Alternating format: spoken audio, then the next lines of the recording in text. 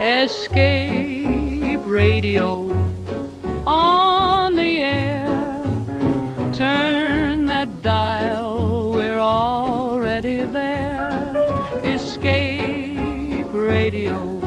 Why did the voice on the radio know things that nobody else could possibly know? A strange message, an impossible prediction, and a situation where logic begins to disappear. When the unknown enters the lives of ordinary people, the search for answers can become more frightening than the mystery itself. Escape the Radio originally aired on November 24th, 1947. Escape Radio stays on the air with more unforgettable stories, classic news report, radio quizzes, music from the orchestra, and Margie's On This Day journey through the events of August 4th. On this day, August 4th, in 1944, Anne Frank and the people hiding with her were discovered in Amsterdam, an event that would later become one of the most remembered stories of World War II through the publication of her diary. In 1958, the Billboard Hot 100 chart was introduced, creating one of the most influential music rankings in popular culture. In 1964, the bodies of civil rights workers James Chaney, Andrew Goodman, and Michael Schwerner were discovered in Mississippi, becoming a defining moment in the American civil rights movement. And now, the next episode... Tonight's tale takes us deep into the heart of the Bellamy Chemical Laboratory, where secrets burn just as fiercely as the chemicals stored within its steel walls. A mysterious fire erupts in the dead of night, leaving behind only ashes, suspicion, and a trail of passion-fueled motives. As Detective Archer prowls the lab's shadowy corridors, the scent of betrayal lingers in the air. Was it accident or arson driven by a burning desire? Shadows flicker between test tubes, and every suspect holds a match. Before to start, let's see what happened the day it was aired. It was February 26, 1952. And that day the world reeled as British Prime Minister Winston Churchill announced Britain had developed its own atomic bomb, while in New Delhi, India mourned the sudden passing of its first president, Dr. Rajendra Prasad, prompting national tributes. Johnny Dollar. Yeah. What? I said, yeah. Oh, what's that supposed to mean, and who are you? Oh, Johnny, this is Pat McCracken at Universal Adjustment Bureau. Well, hi, Pat, but what's with the crazy dialogue? Oh, that word, that yeah, was most of the conversation I got from some crazy character who just called in. I'm afraid I don't dig you. Oh, he called about 5 minutes ago. Said he'd been trying to reach you, but he got no answer. I was out picking up a morning paper. Who was he, Pat? He wouldn't say. He just gave his phone number. Wait a minute. There's only one man in the world talks like that. Yeah. Yeah. Was the call from San Francisco? No. Oh. Los Angeles. Well, then maybe I was, Well, because the man I was thinking of... Now, wait a minute. Yes, I'm waiting, John. Tell me just one thing, Pat. Well? Have any of your insurance companies been having to pay off on any big fires lately? I mean, out in Los Angeles? On any fires? You'd better start checking with those companies out there. No, wait a minute. Do it, Pat. And I'll lay odds that you get a handful of arson reports. Arson? Yes. Johnny, just because some silly guy calls up and all he says is, yeah. Hey, let me have that phone number he gave you. Now, Johnny. Come on, Pat. What is it? Hollywood 8, 3142. Okay, now you go ahead and check with your West Coast insurance company. Johnny. And get ready to pay my expense account to Los Angeles. Are you kidding?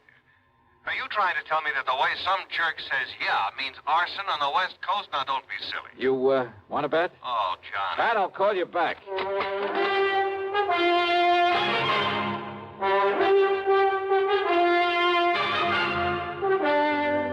CBS Radio brings you Bob Bailey in the exciting adventures of the man with the action-packed expense account, America's fabulous freelance insurance investigator. Yours truly, Johnny Dollar.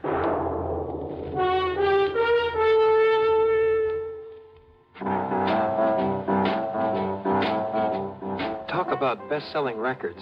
Here's a familiar tune about America's best-selling filter cigarette, Winston.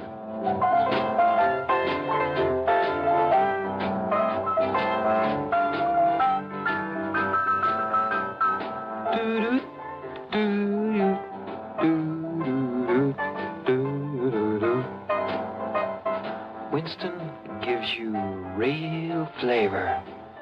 Full, rich tobacco flavor.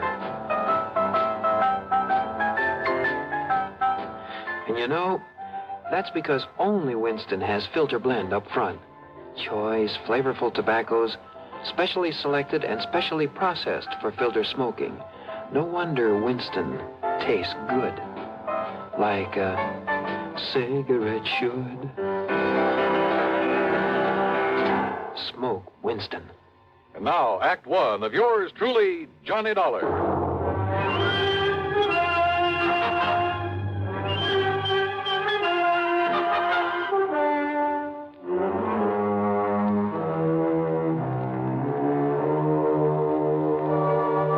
Expense account submitted by Special Investigator Johnny Dollar to the Universal Adjustment Bureau, Home Office, Hartford, Connecticut. Following is an account of expenses incurred during my investigation of the burning desire matter.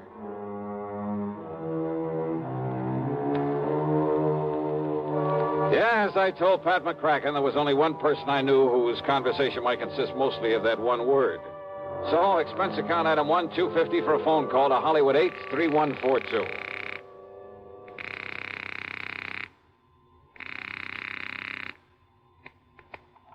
Hello? Hello? Yeah? Yeah, I thought so. Yeah? Smokey Sullivan. Well? Smokey, this is Johnny Dollar. Yeah? Hey, you tried to call me here in Hartford. I was out. You called Universal Adjustment Bureau. I got the message. Here I am. Yeah, Johnny. Only what are you doing in L.A.? Last time I saw you was in San Francisco. Got a job here, Johnny. Legit. Hey, that's the stuff. Pays off, too, doesn't it? Yeah. You're my friend, Johnny. You've done a lot for me. So, when I got a chance to help you... Well, is something doing out there, Smokey, that I ought to know about? A bunch of fires, Johnny. Arson, huh? Yeah. Is there insurance involved? Why else anybody use a torch? Yeah, you got a point there. But do you have any lead on whoever is behind the fires? Yeah. So you better come out here, Johnny. Okay. The first plane I can get. Where'll I find you? 322 South Equity Avenue. South Equity. Okay, Smokey, I'll be there. Yeah. Uh-huh. Now I'll call to Pat McCracken, pack my bag, and... Johnny Dollar. Oh, Johnny, thank goodness. Pat? Yes. I was just about to pack up and call don't you ever get off that phone of yours? I was talking to the guy who Listen to me. Johnny, you were right. Only reason that nobody smelled a rat is because a different insurance company was stuck with each of those fires out there. So until I called them to give me a report. Oh, and listen. I'm listening, Pat. According to the L.A. police, every one of them could have been arson. Okay, I'll grab the first 7 plane. of them in a row, Johnny, that we know about so far. I mean, I haven't got the reports in yet from all the companies, and I'm also waiting for another report from the police. Now, Johnny, your best contact out there. That I've already got. What? Yeah. Oh, you mean that character who called us up? Yeah. Look, will you please tell me, who is he? What does he know about this? Universal Adjustment putting the old expense account on this. Yes, of course. Then I'll give it all to you in the usual report. See you. Oh, now, Johnny, listen. Sorry, Pat, I gotta catch a plane. Expense account item 2, $162.85 plane ticket from Hartford to Los Angeles. Thanks to the time differential, it was only shortly after dark when the big mainliner set down at the L.A. International Airport. Item 3, $750 for a cab to Smokey's address. It was hardly Beverly Hills or Bel Air, believe me. 322 South Equity was in a beat-up part of a downtown industrial section. A weather-beaten 3-story house with a sign out front that said Boarders by the week a month.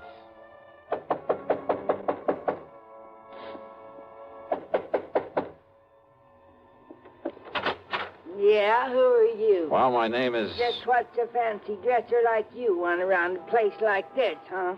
Well? I'm looking for a man by the name of Smokey Sullivan. I understand he lives here. That's right. Are you the man he said he was expecting? That's right. My name is Johnny Dollar. Well, he didn't tell me what the name was, but if you're sure he was expecting... I'm sure. Now, where is his room? I don't know. Where is his room, please? Well, it's up on the 2nd floor. It's just to the right after you get up the stairs. Okay, now, thank you very much. Well, now maybe you'd better... It's all right, I'll find it. Thanks a lot. No, what I mean is, I thought you'd already come. What I mean is...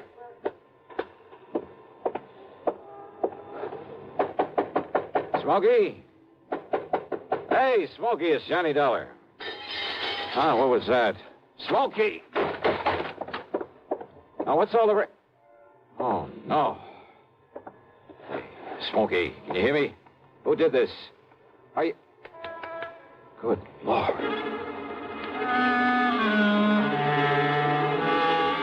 Smokey had really had it. Whoever had beaten him up probably would have killed him if I hadn't come along and scared him away. I looked out of the broken window, but of course it was too late to see who'd done this. Meantime, the landlady appeared, and I had to get me some towels and a basin of cold water. Here you are, Mr. Oh, good. Thanks a lot. Somebody sure laid into him, I'll say that. You ask me, it's a wonder if he stays alive. He'll be all right. He'd better be. Sure lucky you come along to see him is all I got to say. Yeah, you better get me a couple more towels and maybe another basin of water. No, wait. What? You won't need him, mister. I got a much better idea. If I can find it. Hey, Smokey. Give me a minute to find that bottle. Well, here it is. Yes, sir. This here'll fix him up. Smokey, can you hear me? Fix him up quicker than a wink. It's Johnny Dollar. Here now, mister. You just pour a slug of this down his gullet and see if it don't bring him to. Huh? Oh, yeah, good idea. Let me have that. Oh, sure. It's real genuine California cognac, it is. And soak up another towel for me, will you, I please? sure will, mister. All right, here now, Smokey, here. See if you can get down some of this. Easy now, huh? That's it. Attaboy. Really? Yeah. A little more of this. Here. You know, before you come up here, mister, I tried to tell you. Easy now, Smokey. Yeah, I tried to tell you. I thought that other man that come up here to see him was the one he was expecting. Here, now, here's your fresh towel. Thanks. Did you say other man? That's right. Come in just before you did. You know him, who he was? The chimp. What? What, Smokey? The chimp, Johnny.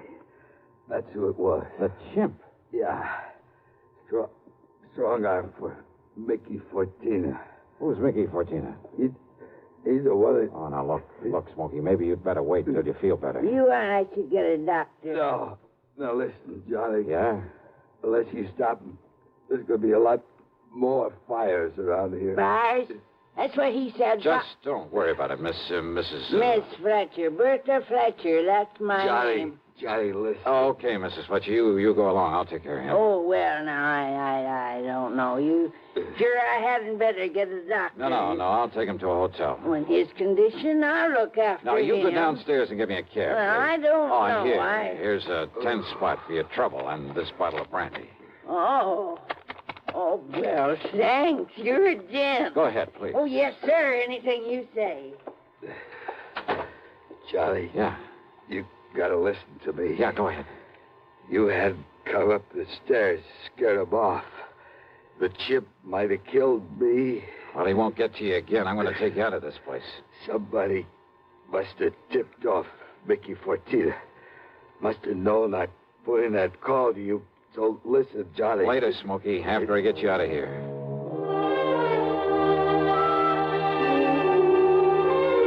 Item 4, the $10 to Miss Fletcher. Item 5, $1.50 for a cab to the Statler Hotel, where I had to show my credentials to the room clerk to get a bed for the somewhat mangled Smokey Sullivan. Item 6, $15 to the doctor who came up to the room, and I must admit got him back in a pretty good shape. Then, when the doctor had left us... Yeah, Johnny, all those fires, big insurance, all of them set. 7 of them in a row. So that means by one firebug, No. this Mickey Fortina you mentioned, huh? No, Johnny, Mickey's too smart for that. What? All set by different guys. I don't know who they are, but I see no remains. And the police ain't sure, but I know there was arson. Who's Mickey Fortina? He's a go-between. I seen this happen before. Yeah? Frisco, Seattle, and Denver, a lot of places. He brings in a lot of boys of his own. Everyone got a different way of setting a blaze. So the cops can't tie it up with any local boy whose methods they know. Yeah. Fortina's a go-between? He makes the deal with whoever wants a fire. And the police aren't onto him? What for? He never set a fire himself. Well, I know, but he's the guy that... By the time the arson squad is in, the guy who done it is far away. So there's no witness can prove Fortina set up the deal. And the police have never been able to put the squeeze on whoever made the deal for a fire? And get sent up for it? For being accessory or whatever you call it? Oh, yeah, I see what you mean. Yeah. Fortina sent for me when he found out I was here in L.A. I used to know him, Johnny. Wanted you to be a torch for him, huh? He just asked if I wanted to work for him. And he knew that I knew what he meant. But if you knew that Fortina was operating here... Smokey. Well, how could I prove it? How can I prove it now? Well, maybe I can. But if he finds out I sent for you, Johnny... It looks to me like he already has. Oh, yeah. All right, then. If somebody who wants a fire can get to Mickey Fortina, there must be some way I can. At his office. His what? At his office every night. 1025 South Spring. He has an office for a racket like this? Why, you'd never know it. You'll see. Yeah, I think I'd better see. Hey, Smokey, you... Who's that? You got a gun, Johnny? Right here and ready. Open up in there. This is the police. Police, huh?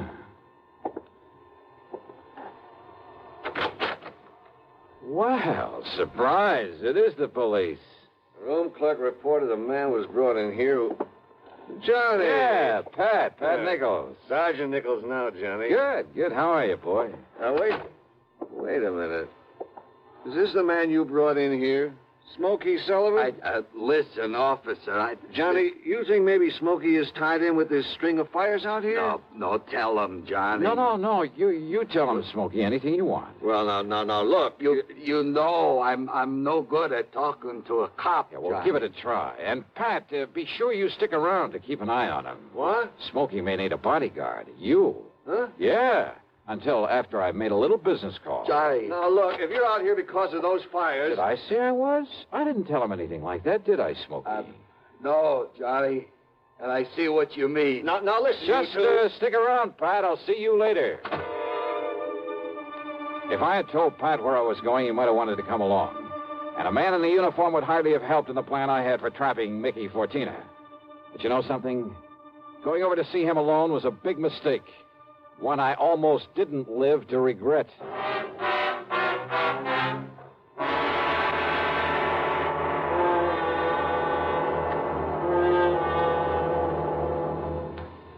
We'll bring you Act Two of yours truly, Johnny Dollar, in exactly 1 minute. Here's Hollywood star Mona Freeman. Who feels like acting with a miserable cold? I relieve cold distress the fast way with 4-way cold tablets. Yes, tests of all the leading cold tablets proved 4-way fastest acting.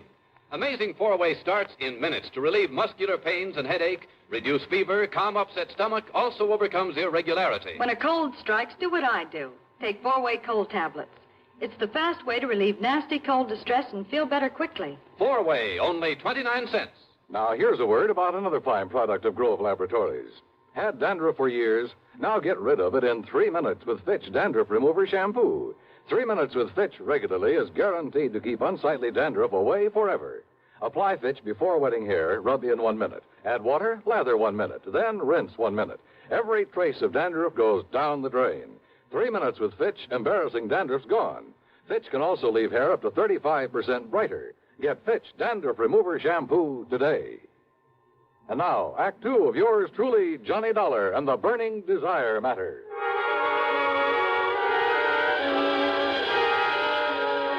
My plan for trapping Mickey Fortina was a very simple one. I'd make like a property owner who was anxious to collect some fire insurance, who was willing to pay in advance to make sure my property went up in flames. Easy, or so I thought. Item 7, 85 cents per cab to the office building at 1025 South Spring. The only lights on were in Suite B on the second floor. According to the directory in the lobby, that was the office of the Fortina Friendly Loan Company. Loan office, huh? Yes, sir. Can I help you? Yeah, I'd like to see Mr. Fortina. You got an appointment? No, but I'd like to make a little deal with him. Well, can I have your name, mister? It's Morris, Theodore Morris. Just a minute, huh? Excuse me. Yeah, sure. Man says his name is Morris. Wants to see you, Mick. Oh? Hey, listen, has the chimp come back yet? No. And he said he was going to send Husky over there. Husky? Why? Well, Chimp said he was afraid if he showed up at that hotel... Careful what you say. Close the door. Sure. The Chimp. And somebody was going over to the hotel. That can mean only for one thing, to get Smokey Sullivan. I carefully edged over closer to the door of Mickey's office, hoping I could hear more. It was too thick. And it suddenly dawned on me. If they knew I was the one who put Smokey in that hotel, they probably also knew why I'd come here. There was only one way to make sure. I'd have to go through, or at least try to go through, with a bluff I'd planned. Oh, sorry to keep you waiting, Mr. Morris, is it? Yeah, that's right, Mr. Fortina. Ted Morris. Oh, Mary, when he gets here, send him in. Sure, Mick. Come in, please. Sit down. Yeah, surely. Thanks a lot. All right, I'll get right to the point, Mr. Fortina. Oh, by all means do, Mr. Morris. Well, I own a big shoe store over on North La Brea. Yes? Well, business has been pretty bad lately. I've been losing a lot of money, too. Too much stock on hand, big inventory, and hardest. Well, if it's good merchandise, I see no reason why we can't arrange a loan for you. Yeah, a loan? Of course. What else? Well, listen, I carry a lot of insurance on not only the stock, but the building, too. Oh? How much, Mr. Morris? Well, it adds up to over $185,000. I see. It's very commendable. But why do you tell me about this insurance? Well, I said I'd get to the point. Now, listen. If that place was to burn up some night, the whole works. If that place was to burn up some night, the whole works. I'd collect a lot of money on it, all the insurance. And, of course, be in a position to repay whatever loan I advance to you. All right, stop beating around the bush, 14. I want that place burned out. Can you fix it? Mr. Morris, if you want a loan, possibly even a sizable... Well, you know what I want. Come on, how about it? As I said, possibly we can advance it to you. Now, look, I didn't come up here to... However, as evidence of your good faith, your, shall we say, good intentions, are you prepared to make a down payment on such a loan, say, $10,000 cash? In advance? What are you talking about? Set the fire, burn the place up so I can collect the insurance, and I'll give you $15,000. Now, just a minute.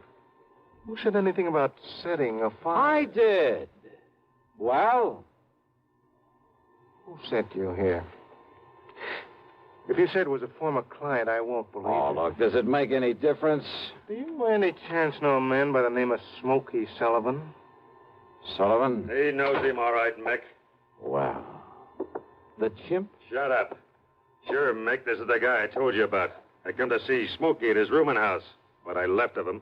Very interesting. After I ducked out, I hung around there. I seen him take Smokey in a cab. I followed him to that hotel. Did you send Husky over to take care of him? Sure. And listen. Yeah? I don't know what name this guy gives you, but when he knocks on Smokey's door, he says it's Johnny Dollar. Dollar? Insurance ticket? Yeah, that's right, Mickey. All right. So maybe I do arrange another fire with you in it, Dollar. Mickey! There's a police car just pulled up in front! Go ahead, Jim. Yeah, I'll kill this dirty... All right, now, Fortina, your turn. Don't move, Dollar. Reach for a gun and I pull this trigger. I see. Yeah. How are your eyes, Mickey? Can you see in the dark? What? Without this lamp in here? Baby! Right, you...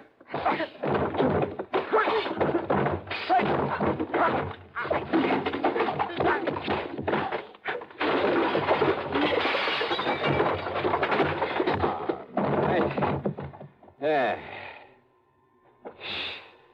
Wow. I guess Smokey was right at that, Johnny. Hi, Pat.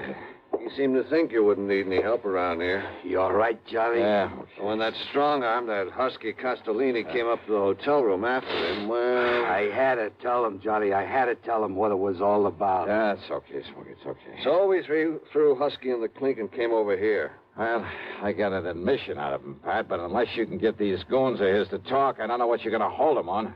After what just happened in here, Johnny, we'll hold him and his goons just as long as we need to. And unless they want to take the whole rap for him, I think they'll talk. Yeah, they talked all right. And as a result, the police in a couple of nearby states should have no trouble at all in picking up some of the other of Fortina's boys. his hired torches. Funny, isn't it? These stupid jerks just never seem to learn. Expense account total, including hotel bill, plane ticket back to Hartford, and a sizable bit of folding money for Smokey Sullivan. $874.20. Yours truly, Johnny Dollar.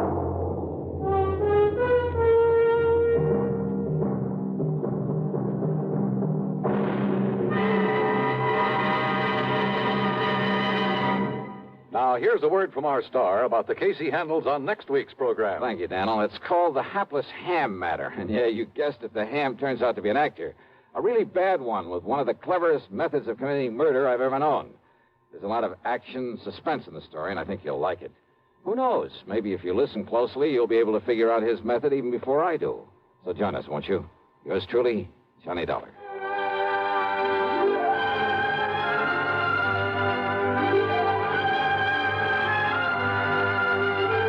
Yours truly, Johnny Dollar, starring Bob Bailey, originates in Hollywood and is written, produced, and directed by Jack Johnstone. Heard in our cast were Virginia Gregg, Gene Tatum, Lawrence Dobkin, Vic Perrin, Paul Duboff, Don Diamond, and Frank Gerstle. Be sure to join us next week, same time and station, for another exciting story of yours truly, Johnny Dollar.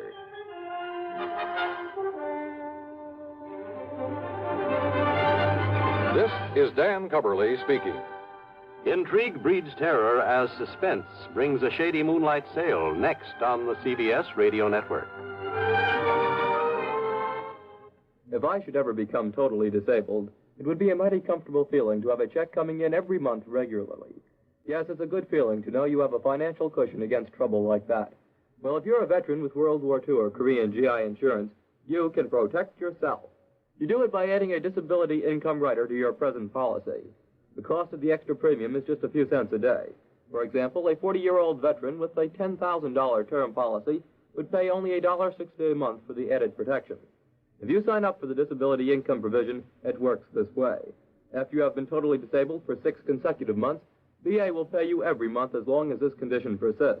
$10 for each $1,000 of your GI insurance policy. That adds up to $100 a month if you hold a $10,000 policy. Full details about total disability income at any VA office. Radio 59 WROW, first on the dial in Albany, Schenectady, and Troy. America's airwaves shine a little brighter thanks to our friends at CBS. And now, ladies and gentlemen, let's see if you're ready for tonight's radio quiz.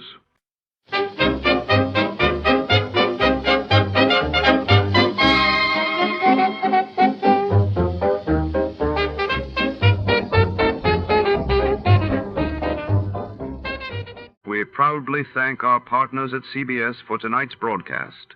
And now, before our next mystery comes alive over the airwaves, here's a touch of music to set the mood.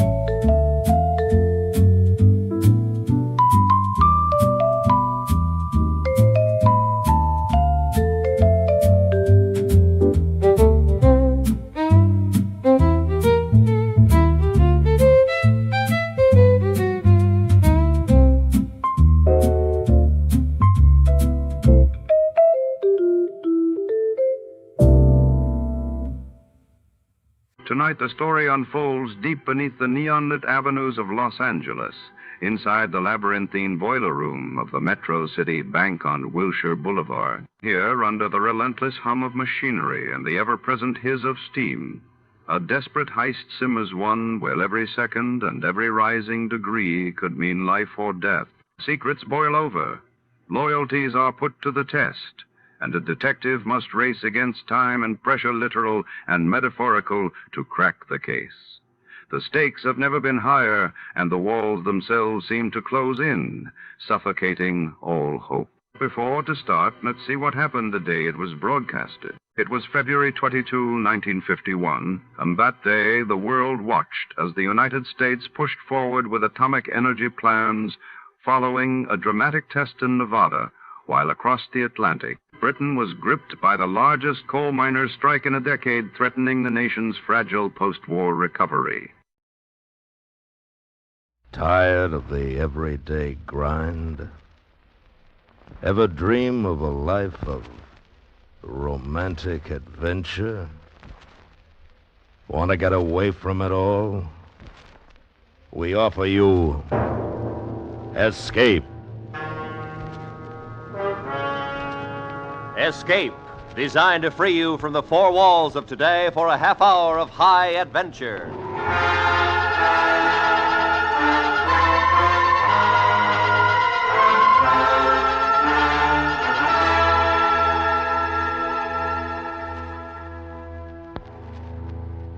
You are 400 feet below the surface of the South Pacific, the heavy taste of chlorine gas souring your mouth, while somewhere up above you, searching through the night for you, is an enemy destroyer bent on sending the submarine and you to a murky death. Listen now as Escape brings you Richard Chand Lee's exciting story, Pressure.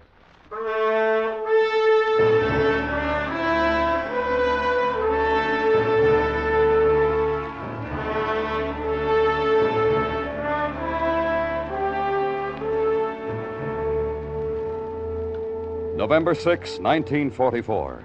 USS Amberfish, SS 593, departed Pearl Harbor for her assigned patrol area, the East China Sea. She carried 82 men and 24 torpedoes. She was commanded by Lieutenant Commander Daniel Hall. Her record was 0. This was her 4th war patrol.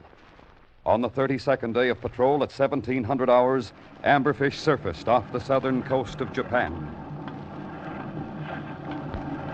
Fog. Wouldn't you know it, Mac? If the sea doesn't run heavy, we get fog. What can you find in this? What's the old man got planned for tonight, Lieutenant? Routine. Night surface routine. You think the last night on patrol we... Hold it. Hiya, boys. Captain? Evening, sir. That's a lousy night. What speed we making, Frank? About 5 knots, sir. 1 and 2 main engines on battery charge, number 4 on propulsion. Position? About halfway through Asumi Strait. Course 045. Radar has the coast of Kyushu ranged at approximately 15 miles on the port beam, picking up the usual fishing boats. Aside from that? Yeah, no. Nothing. 32 days and nothing. 4 patrols and nothing. Sir, may I suggest something? Yeah, sure, Mac. What? Well, last night on patrol, sir, maybe we could go after one of those fishing boats, take some prisoners for intelligence and sink her by gunfire. We got no orders for it. I know that, sir, but... It might do us all some good, Captain. End up the patrol. It's better than nothing. I'm sorry, boys. We got no orders. That's it. Yes, sir. Only we're all... Only what? Nothing, Captain. Nothing at all.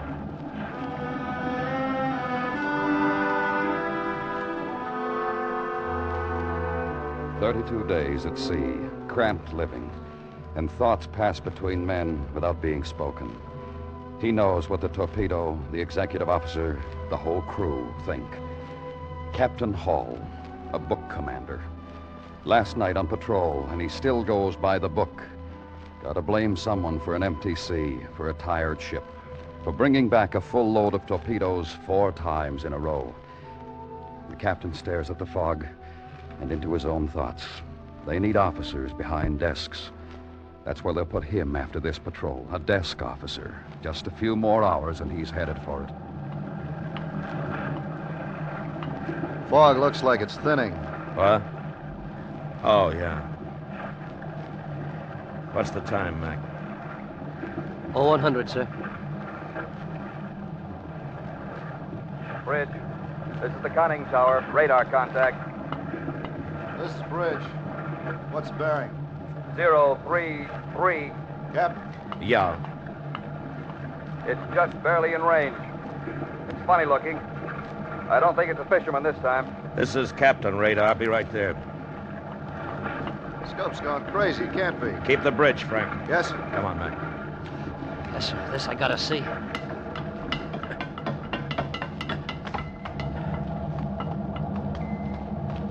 Okay, Johnson, what have you got? Yes, sir, Captain.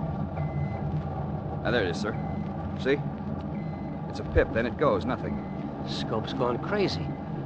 Come left to course 033. 033, sir. All stop. All stop, sir.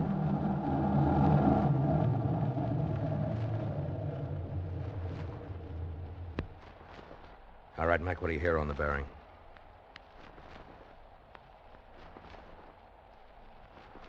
Nothing, sir. Not a thing. Pip's gone. Nothing on the scope either. Must be the radar, Captain. Must be with our luck. Luck can change. Steady on course 033. 033, sir. All ahead full. All ahead full, sir. You never can tell. There have been false alarms before. The procedure is standard, by the book. Maybe one last chance to break the dull, leaden monotony that smothers the boat. In the forward battery, the crew's quarters, another rumor. Hey, we picked up speed. Really moving. Relax, Bergen. I think they got something on the radar again. Cards of the players.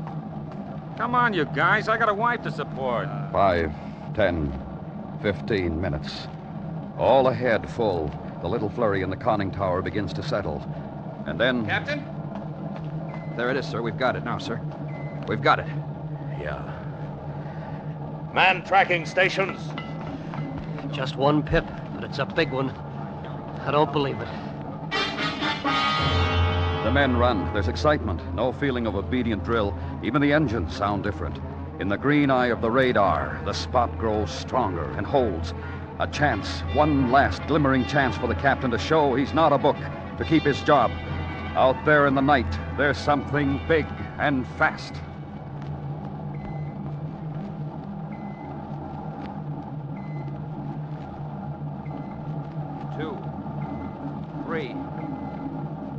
Three smaller pips now, Captain. One big ship and 3 escorts.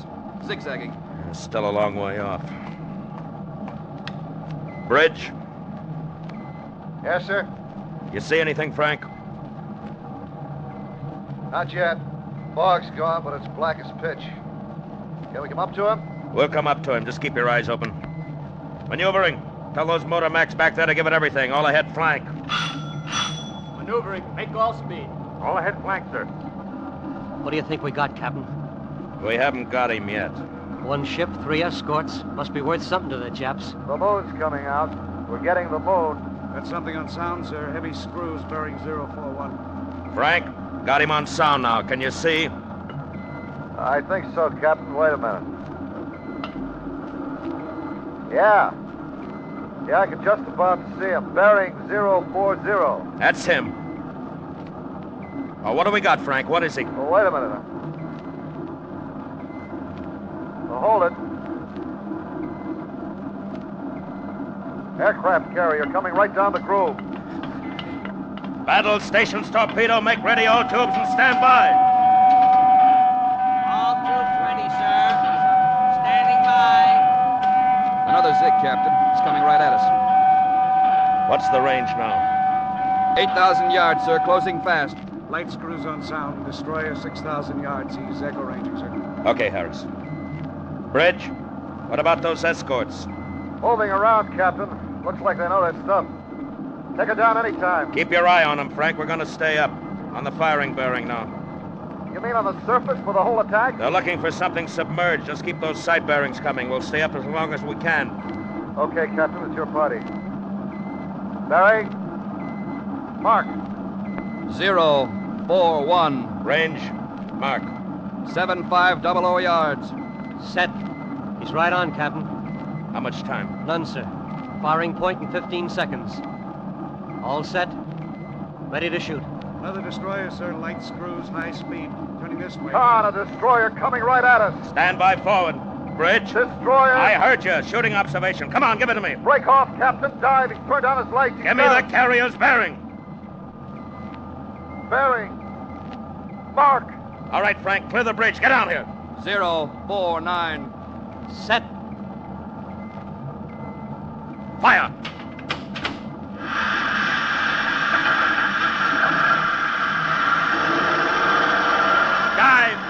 Dive.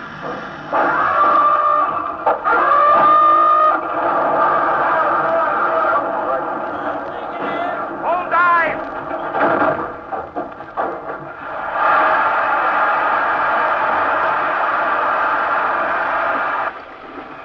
Left full rudder. All ahead emergency. Take her down to 200 feet. Left full rudder. All ahead emergency, sir. Rig for depth charge. Rig for silent running. Destroyer had us cold, Captain. 600 yards. Won't have any trouble finding us now. Destroyer close aboard, 050. Forget the destroyer. Sound got on that carrier. Listen for those torpedoes to hit.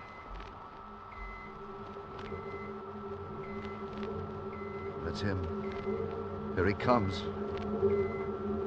Mac, what's the time on the torpedo run? 70 seconds. Hit any second now. Down 40 feet. Come on, get under. 75 seconds. It should be a hit. 80. He's trying to ram. Hang on.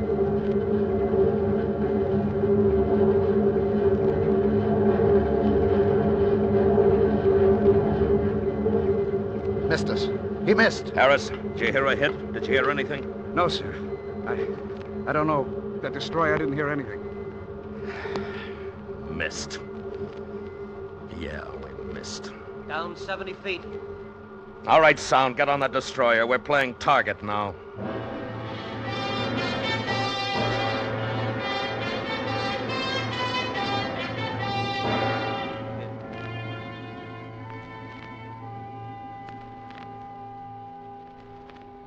$200 feet, Captain. Leveling off. How far to the bottom? Another 100. Not so hot. Echo ranging, sir. He hasn't got us yet.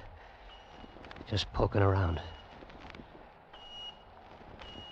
He's slowing down. Turning toward us now. Screws speeding up. Shifting to short scale. He's got a contact. Here he comes. Coming on range.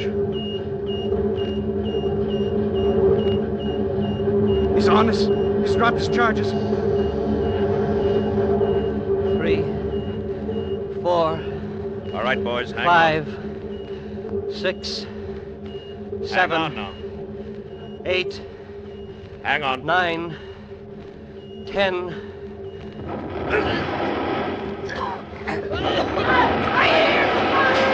Lights are on! All right, emergency lights! Turn on that lantern! Here, somebody help me with Harris. Turn down the volume. Went right through my head. I can't hear. Jensen, get Harris out of here. Get him to his bunk. Find the pharmacist mate. Yes, sir. Keep him quiet, Yes, Jensen. sir. Those charges were right on. Like he looked right down and saw us. Yeah. Well, I guess we ran into an expert. Bergen, check all compartments, report all damage. Yes, sir. Mac, get somebody on sound. I'll do it, sir. We're in for it, huh, Captain? Yeah. Just hope she stays together. A beating. And for nothing. The captain tried. He had his chance. Check through the boat and pray none of the damage is beyond small, quiet repairs. Small and particularly quiet. After bilges flooding, hull dished in but holding. It's the captain's command because they thought he knew his job. They let him go to sea 4 times with $7 million and the lives of 82 men. Number 1 and 2 air banks emptied. Diving planes damaged. Losing depth control. He listens to the damage. Nothing fatal yet. But it isn't over. There's an expert up there, and he's got all the time in the world.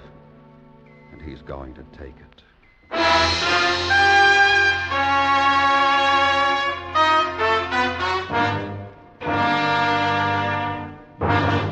We will return to Escape in just a moment, but first, tomorrow night on Lux Radio Theater, Paul Douglas recreates his original screen role in an adaptation of the film play 14 Hours. Terry Moore co-stars. Also tomorrow night, Agnes Moorehead stars in Suspense's thrilling production of Charles Dickens' eerie tale, The Signal Man. Remember, on Lux Radio Theater, Paul Douglas in 14 Hours. On Suspense, Agnes Moorehead in The Signal Man. Both tomorrow night at the Star's address. And now, back to Escape. The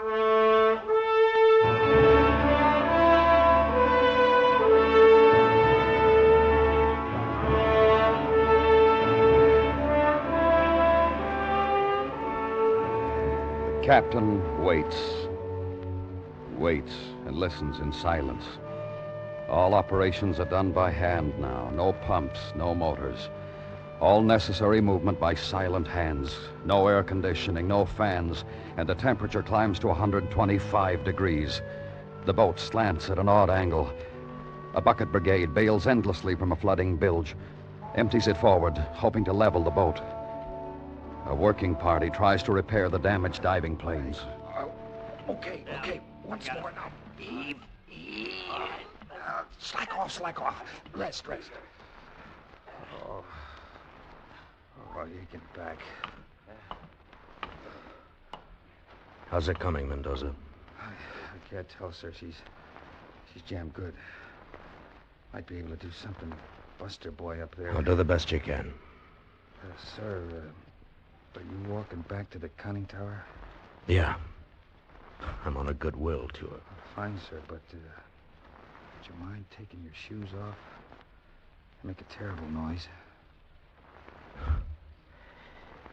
Yeah, sure. I'm sorry. Silence. Silence means life. Captain Hall walks the ship silently. The men smile weakly as he passes, but underneath he knows what they think. How much longer, Captain? How much more do we have to take? Captain is the brains. He knows. He should know.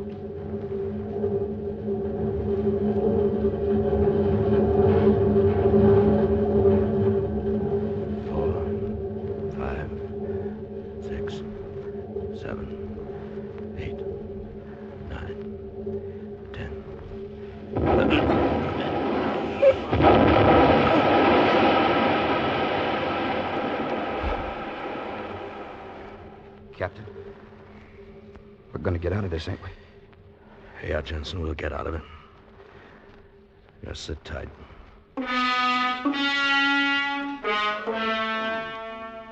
Captain Hull makes the goodwill tour. Then back to the conning tower to wait in the silent heat and sweat. The ship sweats, too. Thick, heavy humidity condensing on every possible surface. Like the steel was porous. Like the sea squeezing in. He's seen the men. He led them into this surface attack on a carrier. Be fast, get in close and make sure. But it didn't work. Now, work hard to breathe the same foul air they breathed 4, 6, 10 hours ago. He led them into this, and for nothing. Turning this way. Here he comes again. Not anymore. Not anymore.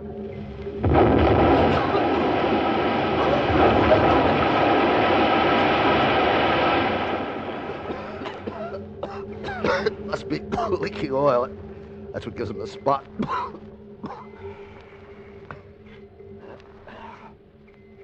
For bottom. 300 feet. Not so bad. Could have been 4. It's the oil. That's what he sees. That's all he needs. We're not leaking oil. He's got us perfect. He must see something. That's enough.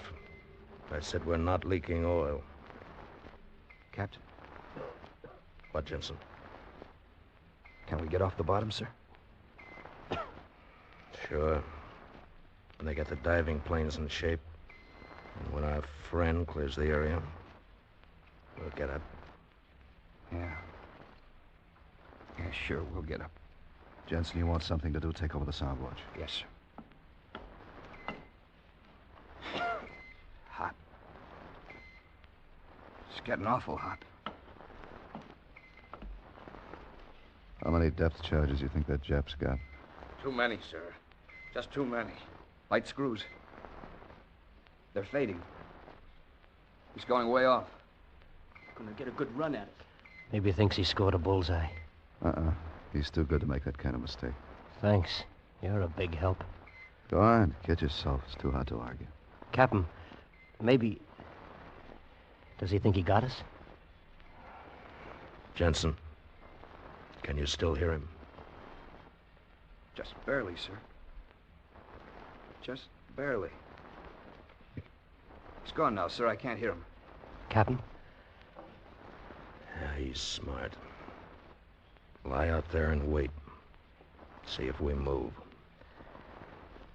That's the way we got to look at it.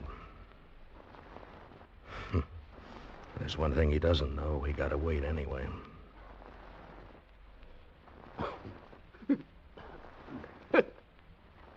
All right, settle down. You're all right. It's sinking, sir. Someone should open a window. It smells terrible in there. Shut him up. Shut him up! It's all right. I'm all right. You better go to your bunk. No, sir. I'm all right. I like it here. I wouldn't know what was going on in my bunk. 14 hours. 14 hours and the destroyer's still up there. Only he can't be heard now. But there's a sense, a feel to it, like an animal in the night that isn't seen. He's sunk subs before and knows how long a sub can hold out. The physical things, battery power, air, life is gauged on those. But the men, the captain tells himself that he can hold out as long as necessary, but the men can take just so much. Which is worse, a depth charge attack or waiting for the next one. Captain. Yeah, Mendoza. Diving plane working party just about completed repair. Oh, what about it? Waiting for an answer, sir. Chief of the party requests permission for one smack with a 10-pound sledge. No. What? Is he crazy? You could hear that through the water for 10 miles. Chief says one good smack would free the plane, sir. Sound. Hear anything? Fish, sir. Just fish out there. Captain, maybe he has gone. If the plane's working, sir, we'd be our own boss again. Frank? You're the captain, sir. What's the difference? Don't let him, Captain. He'll hear it. I know he'll hear it. Sound, make a full sweep. Nothing, sir. Nothing at all. Okay, Mendoza, permission granted. One smack. Thank you, sir. Diving plane party. Permission granted. One smack. Make it good. Acknowledged, sir. Stand by. They can hear that all the way to Tokyo. Echo ranging. I told you! Shut up! He's coming again now! He's gonna get us! Shut him up! Stop him! Sit on him! He's turning. Coming at us.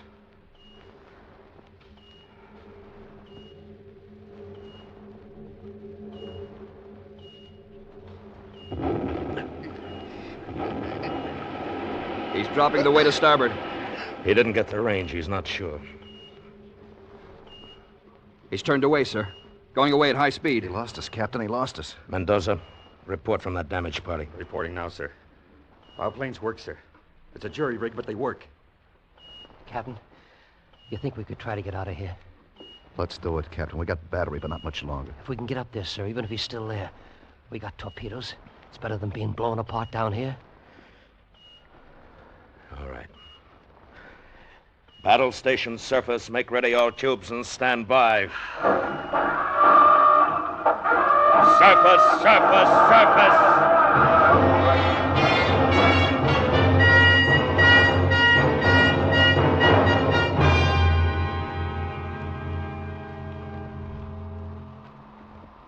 30 feet.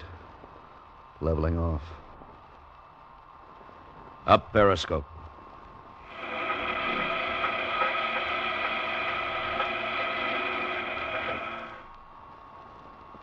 Stand by, looking around.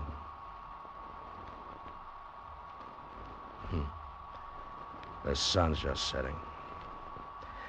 Full sweep.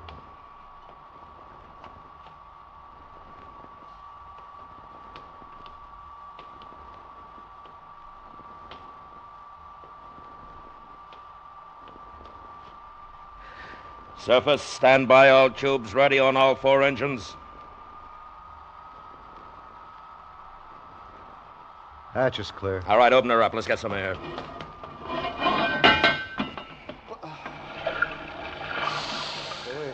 Smell. Smell that. Oh, boy. Open the main induction, start the blowers.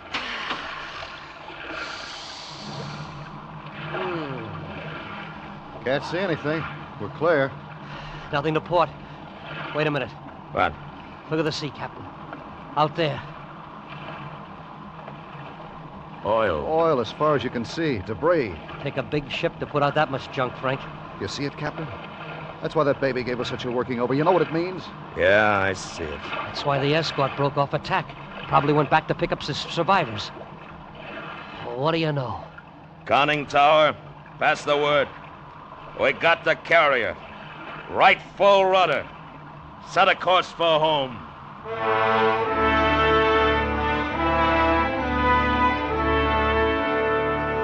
The course is due east. To the captain, the air smells fresh and sweet.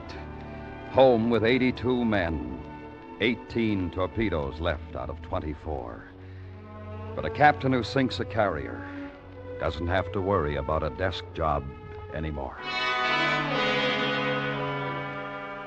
December 16, 1944. USS Amberfish, SS-593, completed her 4th war patrol. After experiencing severe depth charging from enemy forces, she surfaced and confirmed sinking of large aircraft carrier. Then set course for Pearl Harbor.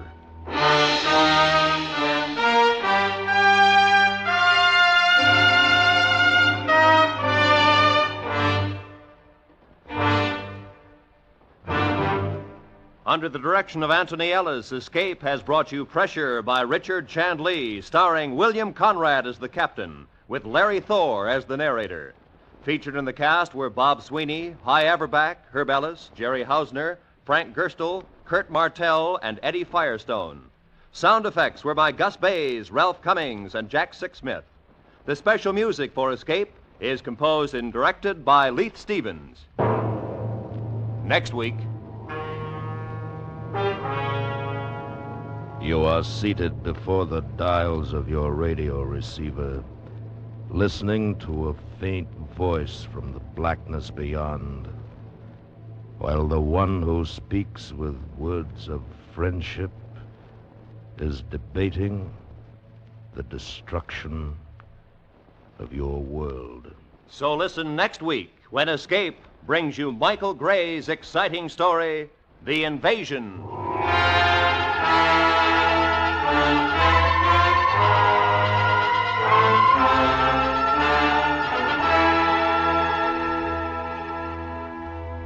You want pleasure in the daytime? Here are 2 things to do about it. For one, join Arthur Godfrey Monday through Friday. For another, you're welcome to CBS Radio's House Party starring Art Linkletter.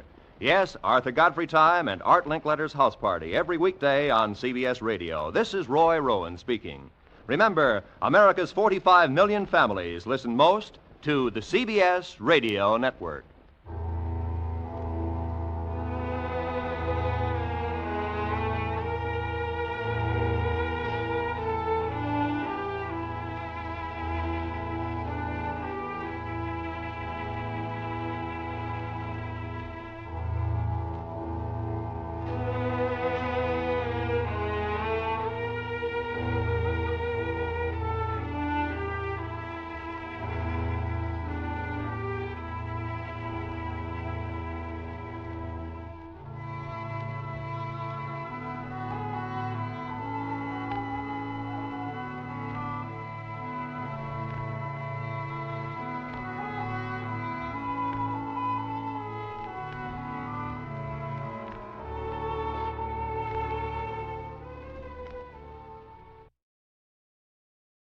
A gracious thank you tonight to CBS for keeping America entertained coast to coast.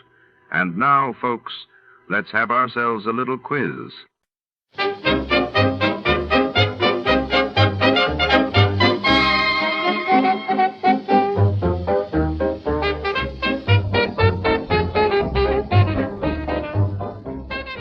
Our warm thanks go out tonight to our sister station, CBS. And before the curtain rises on another thrilling episode, let's enjoy a few delightful melodies for the road.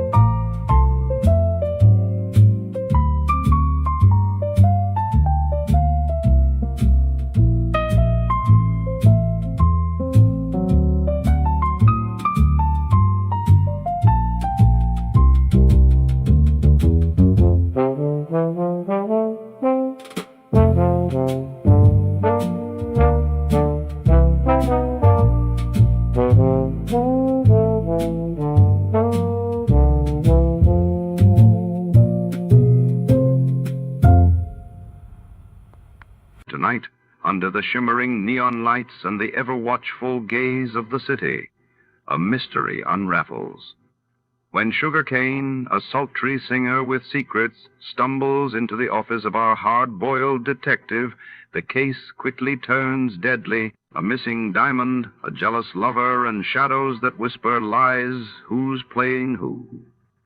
In the Sugar Cane Capper, danger is just a note away.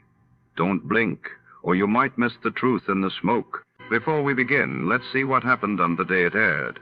It was May 23rd, 1948. On that day, the world watched as the United Nations debated the escalating crisis in Palestine, while in Italy, the first democratic parliamentary elections brought a wave of hope and uncertainty across Europe. The Adventures of Sam Spade, Detective. Brought to you by Wild Root Cream Oil Hair Tonic, the non-alcoholic hair tonic that contains lanolin. Wild Root Cream Oil. Again and again, the choice of men who put good grooming first. Sam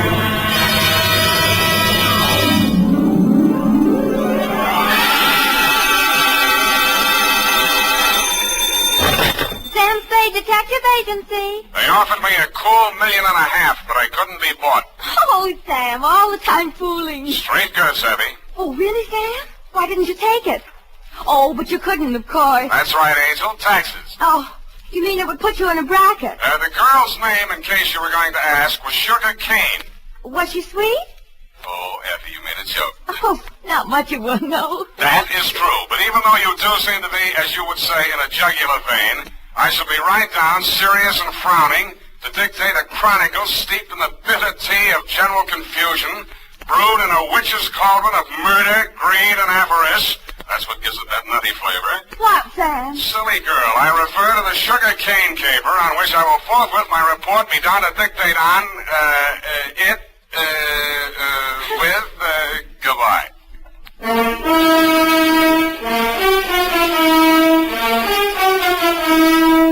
Dashiell Hammett, America's leading detective fiction writer and creator of Sam Spade, the hard-boiled private eye, and William Spear, radio's outstanding producer-director of mystery and crime drama, join their talents to make your hair stand on end with the adventures of Sam Spade. Presented by the makers of Wild Root Cream Oil for the hair. Want to look better on the job? Get Wild Root Cream Oil. Want to look better to that gal of yours? Get Wild Root Cream Oil. Wild Root Cream Oil Hair Tonic improves your entire appearance by grooming your hair neatly and naturally, relieving dryness, removing loose dandruff. If your family hasn't yet enjoyed the benefits of America's leading hair tonic, here's what to do about it. Ask at your drug or toilet goods counter for the new 25-cent get-acquainted bottle of Wild Root Cream Oil Hair Tonic. Again and again, the choice of men and women and children, too. And now, with Howard Duff starring as Spade, Wild Root brings to the air the greatest private detective of them all in the adventures of Sam Spade.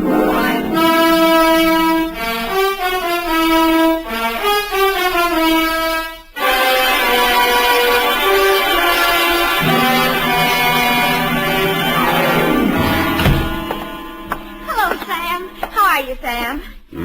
You were so lugubrious over the phone. Sometimes you're so bucolic, but tonight... What am I? When? Lugubrious tonight. Just bubbling over. Do you possibly mean I'm being lush with my verbiage? There, you see? Well, that's because I've been at work in the environs of Snob Hill, where they never use one word if 12 will do. Are you ready for the dictation, I guess it is? I plan to be most amusing tonight. Already I am yet. Look, I haven't even started. Oh. Really, I haven't. All right. Now, pencil. Date. Alan should have such an audience. Date. October 3rd, 1948, to Clifton Cavanaugh, Esquire. Down, Effie. From Samuel Spade, license number 1375596. Subject, the Sugar Cane Caper.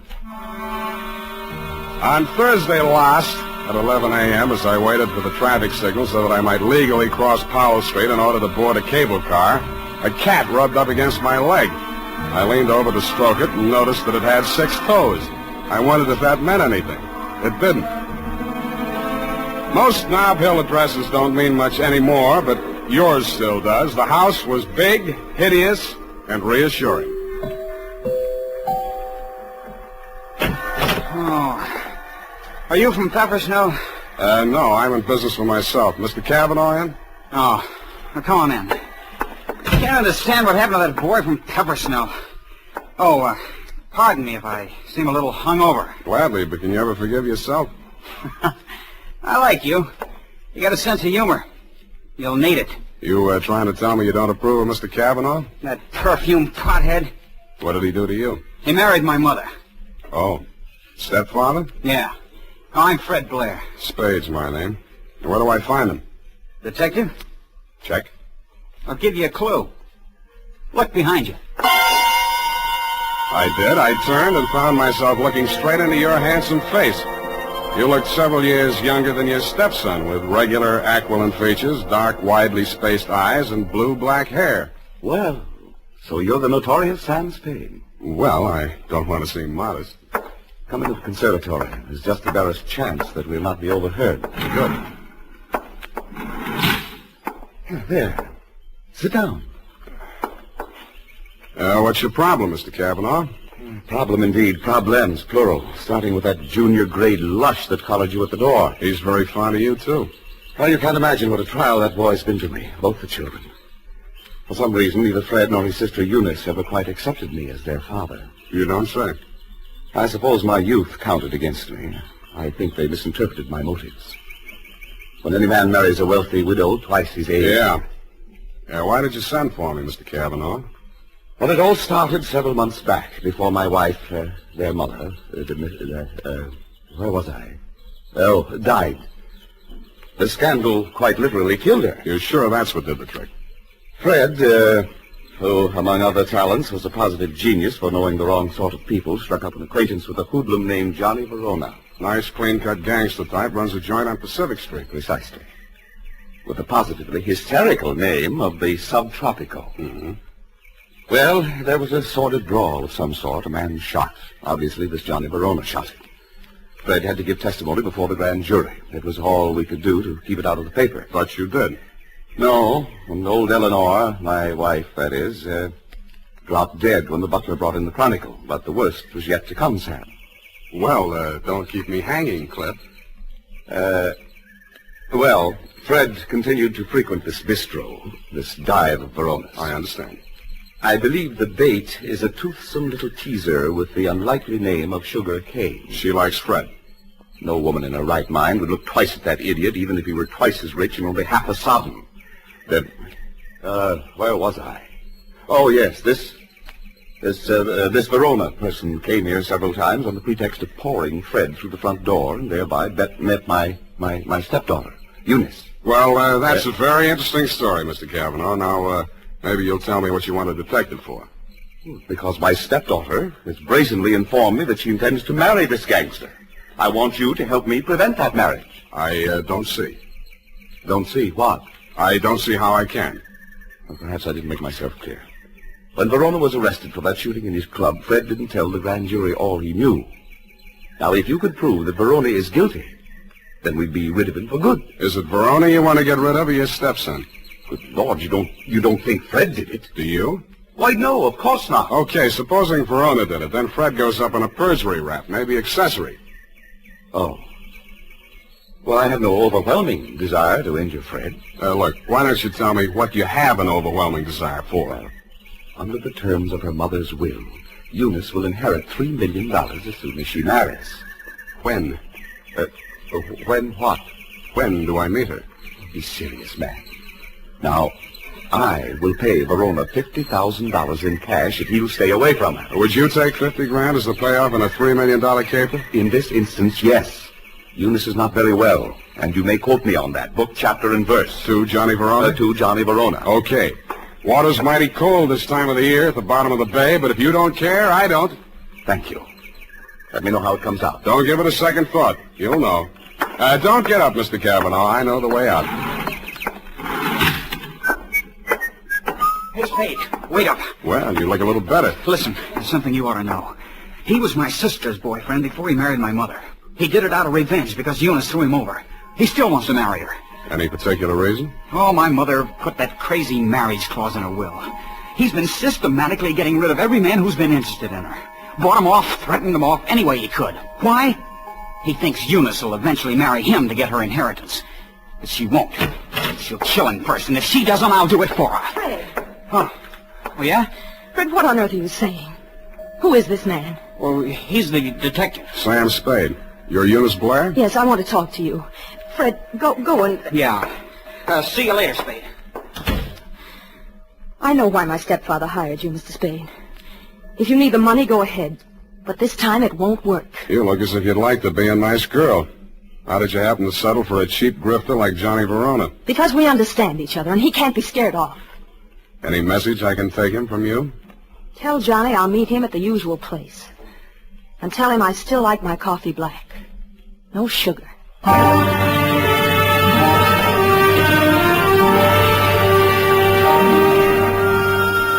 I didn't ask her what kind of sugar she didn't want any of. I thought I knew.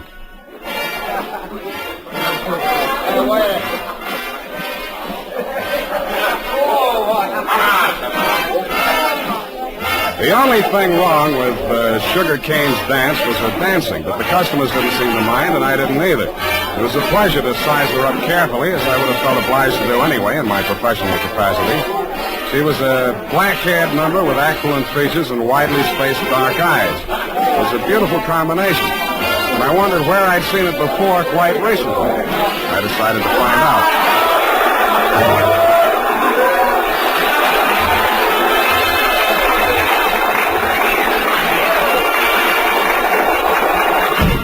Hey, what's the idea of barging in here after you? Can't you see the sign on the door? No customers in the dressing room. Then let's go someplace else. I want to talk to you. Beat it. Take it easy. This is on business. Good. I'll fix it up with the boss. Johnny! Yeah, Sugar?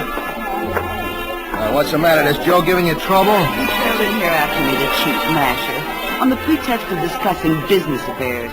Okay, out you go. Wait a minute. Come on, move. And don't come back. Well? Sorry I had to give that bum's rush routine. I don't want to get her excited. She's a nice kid, and she doesn't know why you're here. I take it you do. Yeah. Eunice called me and told me you'd be down. Okay, Johnny, I'll give it to you fast and get out. Clifton Cavanaugh will pay you $50,000 to leave Eunice alone. He also made a few idle or not-so-idle threats about what might happen to her if you don't take his money. For example? He said she hasn't been feeling well, might not live long enough to get married. I don't have to tell you what I think about that kind of talk, and I wouldn't be peddling it if my office rent wasn't due. That's why when you started giving me that bum's rush, I made only, shall we say, a token resistance? Yeah. Now, about me marrying Eunice, you can tell Clifton to stop worrying. Hmm? Yeah, Eunice and I got married 3 weeks ago. You what? Married. You want to see the papers? Why the secrecy? I don't want her to get hurt. You're scared of Clifton? Nah. Sugar. She's got a very low boiling point. She's her partner. Yeah. Yeah, Nick. What is? Go ahead. Yeah, I heard you. No, don't touch anything. Don't let anybody in. I'll be right over. Bad news? Yeah, Eunice. She's dead. How? One of my boys found her in my apartment. She was supposed to wait for me there. How did it happen? He's not sure. He thinks she took poison. I had to give Johnny Verona one thing. He didn't make any pretense about being grief-stricken. But after all, he just inherited $3 million. Sugar Kane took it standing up, too, but she just lost a rival and got her man back $3 million richer. I wasn't with you when you got the news, Mr. Cavanaugh. But the one I really wondered about was Eunice's brother, Fred. What brought that on was something I picked up in Johnny Verona's apartment where we found Eunice's body sprawled out over a tray of coffee things. It was a medicine bottle with a doctor's prescription number on the label. The name of the druggist that had put it up was Pfefferschnell. I remembered what Fred had said to me when he admitted me to your house that afternoon. Quote, "Are you the man from Pfefferschnell's?" I wondered if I'd answered yes, would Eunice still be alive?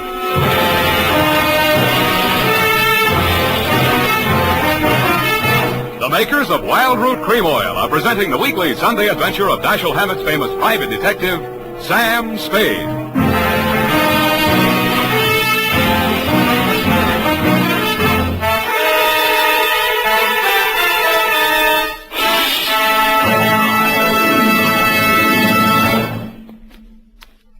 Now, here is important news on good grooming. If you want the well-groomed look that helps you get ahead, socially and on the job, listen.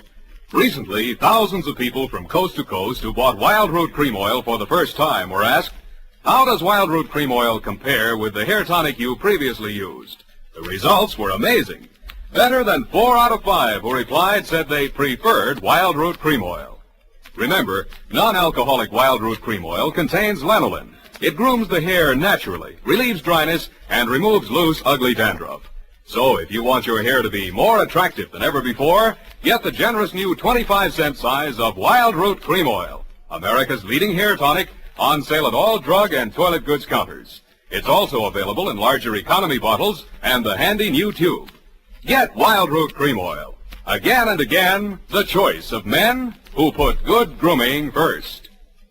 By the way, smart girls use Wild Root Cream Oil too, and mothers say it's grand for training children's hair.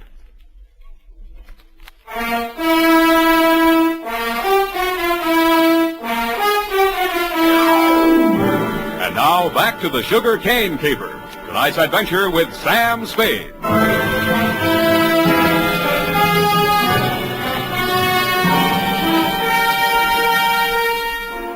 The morning papers didn't carry anything new on Eunice's death.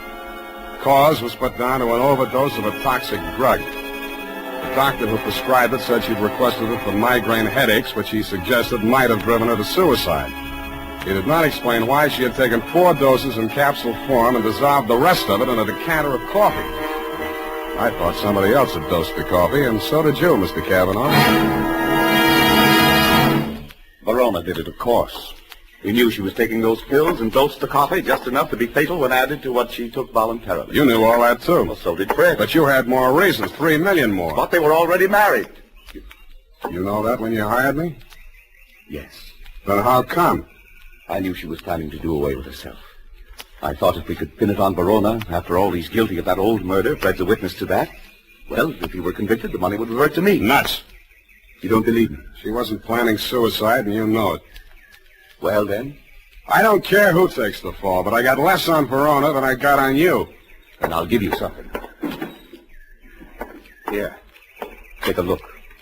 Verona's lawyer sent this around before her body was cold. A claim for $3 million, notarized yesterday while Eunice was still alive. Well, Mr. Spade? Pardon me while I drop dead. You did and waited hopefully, but I managed to stay on my feet. I even managed to make it down the hall to the bar where I found your stepson ambushed behind a row of empty bottles. Fine detective you turn out to be. I warned you. Stand up like a man. That's all right. I'll take on both of you. Come on, sober up. Makes sense. Where's my drink? Who took my glass? Here it is. Give me it. Sure. You spill it. Ooh, ice on my shirt. Listen to me. This is very important. Important? You were expecting a delivery from a drugstore when I arrived there yesterday morning. Who ordered it? She did. Eunice, she told me to watch for it and bring it to her. Did you do that? No, she wasn't here. What did you do with that bottle of medicine? I'm sleepy. I gotta get some rest. Wake up! Don't! I said wake up! Leave me alone! Now listen. You took that bottle with you when you went out. Where did you take it? I tell you when you let me go to sleep. You took that bottle with you, didn't you? You're guessing. I know you're third degree. You went to Verona's apartment, didn't you? 2 gentlemen of Verona. Willie Shakespeare. You doped that coffee, didn't you, with the poison that killed your sister? I didn't mean it for her. I didn't know she was going there. Go on talking. I want a lawyer. I know my rights. Listen, I'm not a cop. I'm not taking a statement. You're too drunk for it to hold anyway, so you can tell me. Okay. Here's how it happened. She took her 4 pills and went to bed. Yeah? I sneaked a bottle out of the medicine chest and I went over to his place. His boy Nick was there making coffee for the boss, he said, when he got home. I hung around talking for a while and I stripped some of the stuff in the percolator while he was getting out the cups. And that's all. Why did you want to kill Johnny Verona? So Eunice wouldn't have to marry him. What do you mean, have to? She was doing it for me, so he'd keep quiet. About that brawl in the club, that old killing they tried to nail Johnny for? Yeah, that's it. The gun that did it. He got rid of it before the cops arrived. That was my gun. Fred, straighten up. Look. Yeah. Johnny dictated the story you told the grand jury. How do I know he didn't? He dictated the story you told the grand jury. How do I know he didn't dictate the one you're telling me now? Who are you covering for? I didn't say anything. I didn't tell you anything. Get out of here! What's the matter with you? Get out the window! The revolver barrel that crashed through the darkened window pane behind the bar spoke twice. I answered it. I looked out into the darkness, making myself a good enough target to draw some fire. I fired back at the flashes. I was depending more on luck than aim, and luck was what I wasn't having much of. I went back to the place where Fred had fallen. The shots that had dropped him were luckier. He'd been dead before he hit the floor. What is it? What's happened here? See for yourself. Who? Shot through the window, couldn't see anything but the gun muzzle. Looked like a .45. Johnny Verona, he packs a .45. Who told you that? It came out of that investigation. One of the reasons they couldn't indict for that old shooting. There were a lot of reasons they couldn't get that indictment. What are you driving at? Neither one of the leading suspects was guilty. I don't follow you. Sugar Kane did that job. Well, that's wild. What if I told you Fred made a statement to that effect before he was shot? You're lying. He confessed. Did I tell you that? Well, he must have. He always talked about it when he was drunk. All right, I was bluffing. Why? Just a crazy hunch. I thought there might be something between you and Sugar. Now I'm sure there isn't. Of course not. Should have spotted it before. You're too much the same type. Even look alike. I can't make you out. Well, don't try. It's not worth it. You better call homicide about Fred here. Tell Lieutenant Dundee if he wants my statement, I'll be at my apartment.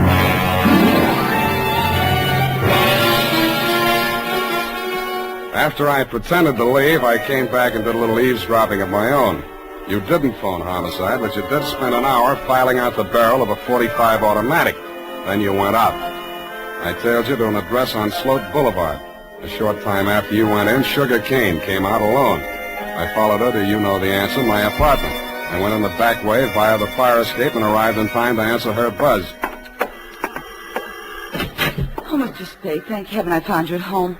So am I. Come in. I know it's terribly late. Forget it. Won't you take off your coat or something? Can't stay very long. It's not safe. I may have been followed here. Oh, surely not. Sam, you don't mind if I call you Sam? No. I'm so frightened. It's about Johnny Verona. I don't know what he may do. He's convinced that Fred killed Eunice, and he's out gunning for him right now. We've got to stop him before he does anything rash. You come to the wrong party, Sugar. I'm working for the enemy. Enemy? Kavanaugh. Oh. It's no skin off his nose if Johnny Verona drops Fred Blair or if you all drop. All he does is sit back and collect. Oh, he can't be as cynical as that. You ought to know. Has he told you anything about me? I'd rather hear it from you. Maybe sit down. Well, there's not much to tell.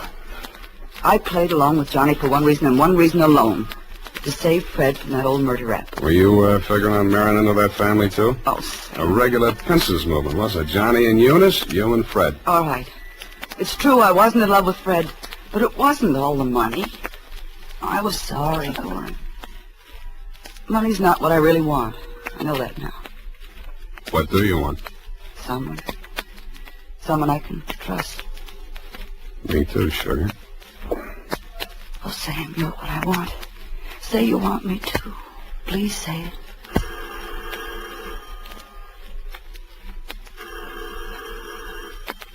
Don't answer it, Sam. Why not? Johnny may have followed me here. He's insanely jealous. Well, I gotta face it out with him sooner or later. Might as well be now. Sam, be careful. Stand out of the way, Sugar. No, Sam. No, please. Don't reach, Johnny. I'm not gunning for you, Spade. In that case, come on in. Well, Sugar, I didn't believe him that you were coming here. I had to, Johnny. He got some crazy confession out of Fred while he was drunk. I had to stall him till you and Clip could talk to him. To save Fred, I mean. Oh, stop horsing around. We all know that we all know Fred is dead, and we all know that we all know who killed him. Well, then Clip was leveling. You are trying to pin that on me. I don't need it, but if you want it, you can have it. There's $3 million in my part of it. I'll split down the middle with you. If you throw in with them, it's a three-way split. There's no split at all if you take the rap for Eunice's killing, and you will if you throw in with me. It's their word against mine. 2 witnesses against 1, and all I've got is a confession by a drunk who is now dead. Sam, I was sure for a moment you... Get away from me. Sam, Go on, go to work on him. I should have given you a little more time. That wasn't fair, was it, Sugar? I hate you. I hate you both. I never want to see you again. Get back in that room, Sugar. What happened to her? Why were you running away? Johnny double-crossed us. Now Sam knows everything. What does he know? The whole caper. Part of it I wasn't quite sure of until I saw you and Sugar standing side by side. That blue-black hair, the same eyes, plus the fact that the bell on Sugar's apartment on Sloat Boulevard reads Kane, parenthesis, Kavanaugh. You took a crazy chance when you knocked off Fred with me right there in the room. The kind of a crazy chance a brother would take to keep his sister clear. I could have told you that. It would have helped a lot, Johnny, but you didn't. When a man lets his sister go on dancing in a joint like yours after he's in the chips and she goes on liking it, you can be sure they're both playing for big stakes and for nobody but themselves. Where do you think you were supposed to wind up, Johnny? I'll tell you. Drinking that poisoned coffee that Eunice got hold of by mistake. That isn't true, Johnny. I never told Fred a thing. He thought you really loved Eunice. I don't know how he found out you were forcing her into that marriage. Did you also neglect to tell him that he was innocent? That you pulled the trigger in that old killing and shoved a gun into his hand when he was too drunk to know what he was doing? I've heard enough. Watch it, Johnny.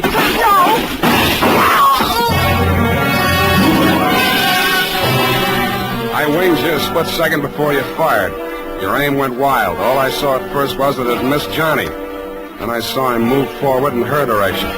She was leaning against the wall, a puzzled expression on her face, her hand plucking nervously at a spot of red that was spreading against the white of her dress. He caught her as she pitched forward and carried her over to a couch. She didn't speak again. You and Johnny knelt beside her until the cops arrived. If you were aware of each other's presence, neither of you showed it. Period. End of report. That was a sad ending, Sam. Yes, it is. I'm sorry it ended so sadly.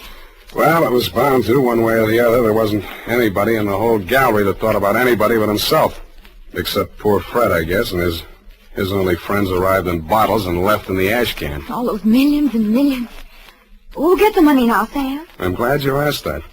It leaves me cold. Go tight that up while I knit myself a sweater. And now, listen to this. It's the smart mother who sees to it that Wild Root Cream Oil is always kept handy around the house. For she knows that Wild Root Cream Oil grooms her family's hair neatly and naturally, relieves dryness, removes loose dandruff. Get acquainted by asking for the new 25-cent bottle. Also, ask your barber for a professional application of Wild Root Cream Oil Hair Tonic. Again and again, the choice of men and women and children, too.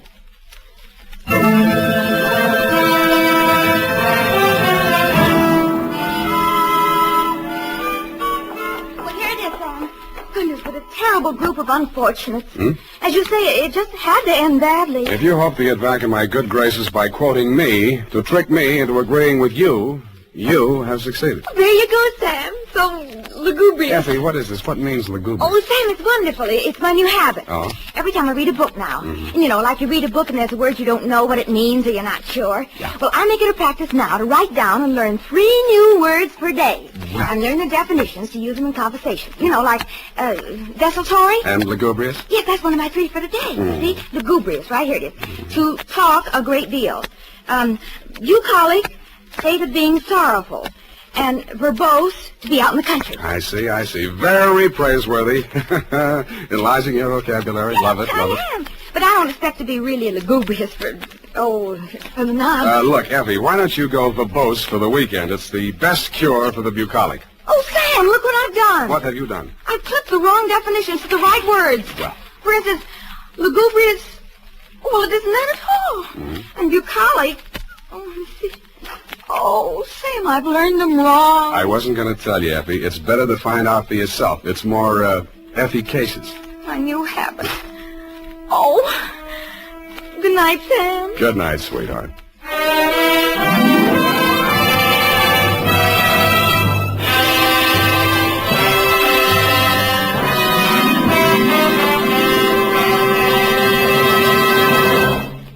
The Adventures of Sam Spade, Dashiell Hammett's famous private detective, are produced and directed by William Spear.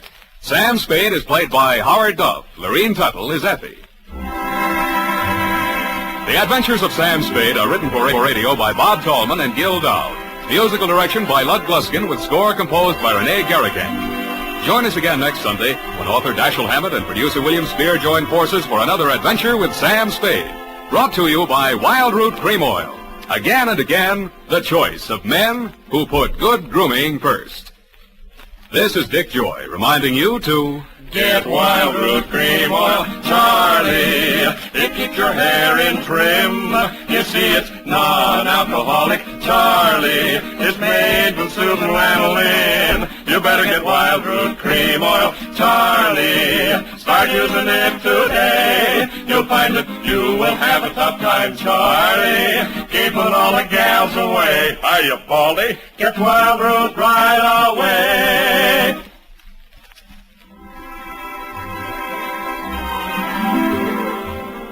This is CBS, the Columbia Broadcasting System. A gracious thank you tonight to CBS for keeping America entertained coast to coast. And now, folks, let's have ourselves a little quiz.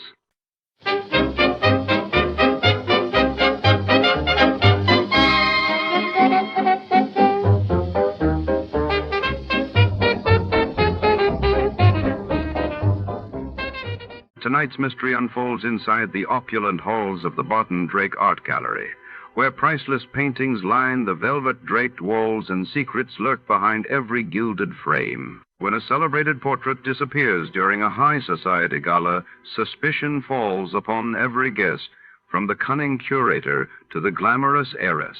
In a world of shadowed corridors and whispered alliances, can Detective Barton Drake unravel the web of intrigue?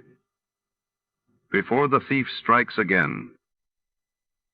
Before to start, let's see what happened the day it was aired. It was February 24th, 1954, and that day the world learned that the first mass vaccination of children against polio began in Pittsburgh, while across the Atlantic, the French government grappled with political turmoil as Prime Minister Laniel narrowly survived a crucial vote of confidence.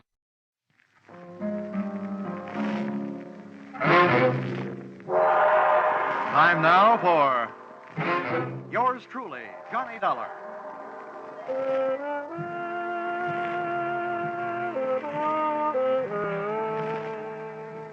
The next half hour has its baggage packed to take a trip with America's fabulous freelance insurance investigator, Johnny Dollar. At Insurance Investigation, he's just an expert. At making out his expense account, he's an absolute genius.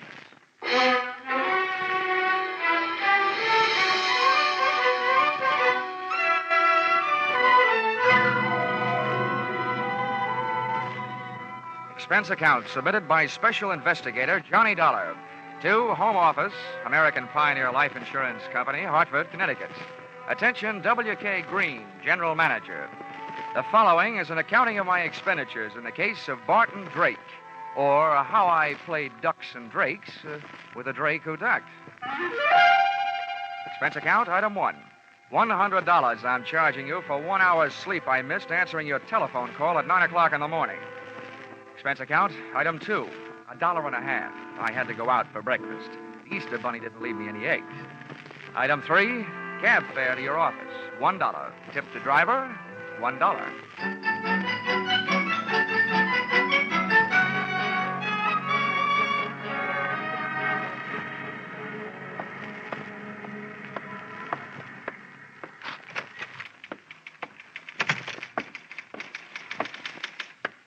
Good morning, Johnny. Why don't we make that good night sometime soon? Shall we, Chickie? Well, I've had to type up some of your expense accounts. I think maybe an evening with you might be fun. But business first. Old Stonewall's waiting for you. Oh, hasn't he gotten out of that military kick yet? No, he still thinks he's a general. But to me, he's still just what he was before he ever went into the Army. His belts never stopped fighting the battle of the businessman's bulge, huh? Well, forward march.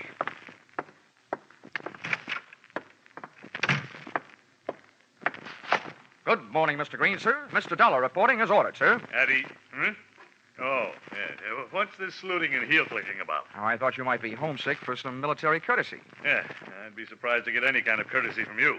But we're not paying you to be polite. Sit down. Here. I got a job for you. Here. I had a copy made of the file in that case. You can take it with you. Thanks. Barton Drake, huh? Oh, yeah, I remember him. Let's see. Life insurance, $30,000. Beneficiary, Mrs. Barton Drake. Well, what is it? Is he dead or just dying? Neither, we hope. Well, if you'll pardon a little before-noon philosophy, just by living, a man is slowly dying of old age. We have a statistical department to worry about that, Dollar. Your job is to find this man, Barton Drake. Okay. What's the story? And as far as the company is concerned, the story started one night just short of 7 years ago. Oh, that would make it 1942. Yes, the same year I was called upon to fight for my country. Yeah. In the insurance division, Pentagon Building, Washington, D.C. Huh? But don't get me wrong. Those who served can be just as proud of what they did as those who fought. As you were saying. I merely used the word fight as a general term. Yes, General. Barton Drake, one night about 7 years ago? Yes. When we issued the life policy on Drake, he listed his occupation as that of hardware store proprietor. Hardware?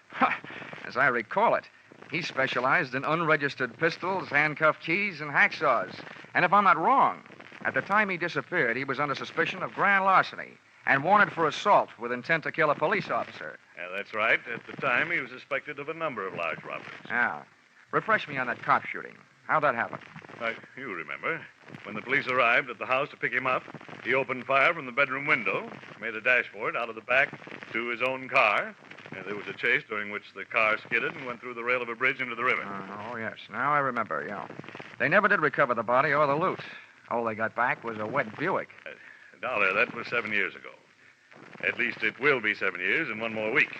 At that time, Barton Drake will be declared legally dead by the probate court. His wife has already instituted proceedings. And when the court says she's a widow, she says, I want my $30,000, and you have to pay it, right? Exactly.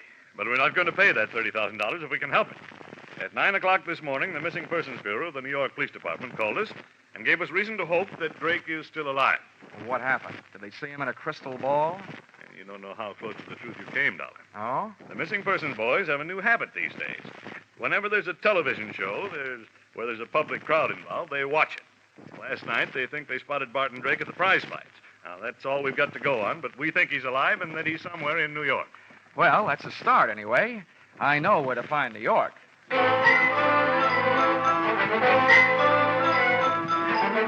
Expense account, item 4, $7. Mileage, Hartford to New York. I stopped in Bridgeport to soak up a dish of coffee and whatever information there might be in the insurance file. Of the two, the coffee was the stronger. All I learned from the file was Drake's physical measurements, the birthplace of his mother, his wife's maiden name, the last known quotation on his blood pressure, and his home address in Manhasset, Long Island, to which I went.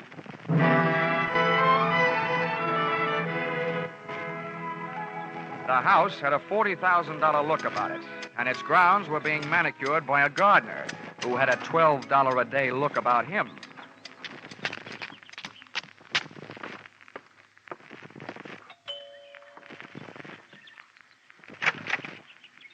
Yes, sir?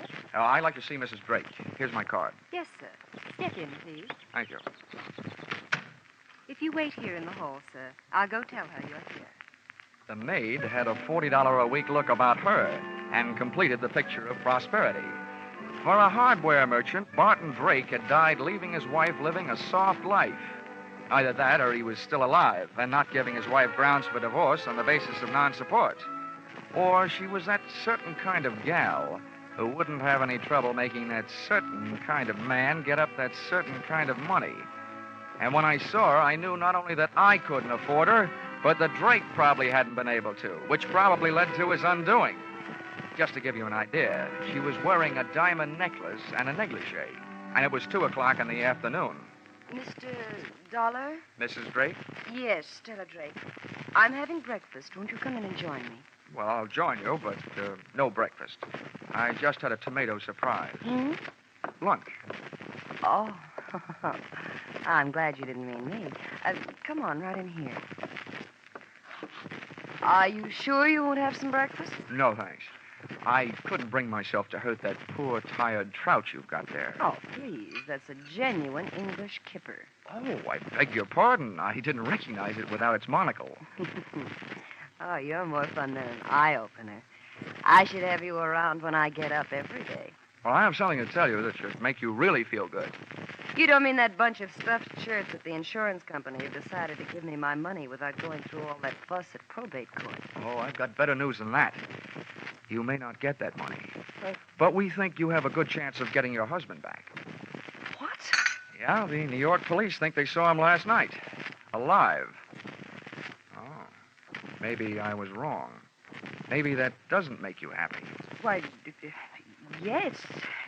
Yes, of course it makes me happy, but to live without a man for 7 years and then have a stranger just sit across the table and calmly tell you he's alive, it's just too much. Tell me, where did they find him? They didn't. They think they spotted him at the fights they were watching on television. I imagine they're looking for him.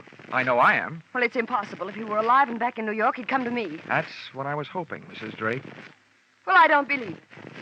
Why would he do a thing like that to me? Why would he make me suffer all these years? I think you'd better go now. I've got to be alone. I've got to think. Oh, Barton, why?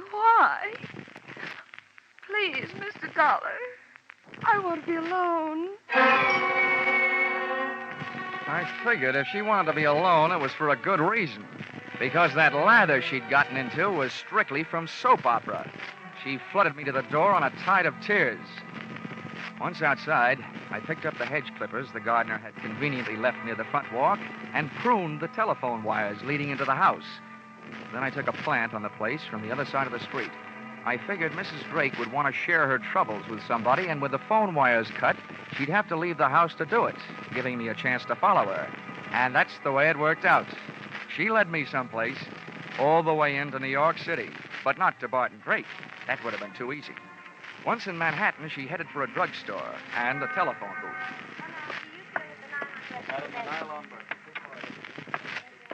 I slipped into the phone booth beside hers. I got the receiver off the hook and my nickel in the slot in time to use an old trick of mine. As she dialed, I tried to duplicate it with my phone. She dialed. And I dialed. I was just one number behind her all the way. When she was through dialing, I held off dialing the last number on my phone until she got an answer. And then I let it go.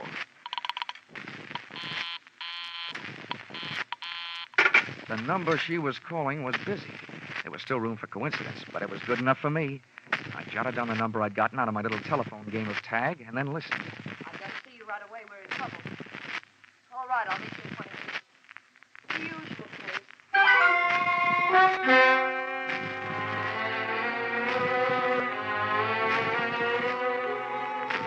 The usual place turned out to be the usual place to meet trains, Grand Central Station. But no train ever pulled into where Mrs. Drake went. As a matter of fact, no man ever did. Unless he was a plumber, maybe. That's right, where the ladies go to powder their noses and things. She came out 30 minutes later alone, but she never hit the street. Instead, she went through the tunnel into the adjoining Commodore Hotel and checked into room 407. The only room I could get was 1313. Expense account item 5, $10. Tip to hotel detective for keeping an eye on the eyeful in 407. Item 6, $35. Purchase of portable phonograph. Item 7, 65 cents. Purchase of phonograph record, Frank Sinatra singing Night and Day. With this for ammunition, I went back to my hotel room and gunning for a bird I'd never seen. I set up the phonograph near the telephone, put on the record, and placed a call to the number Mrs. Drake had called earlier in the day.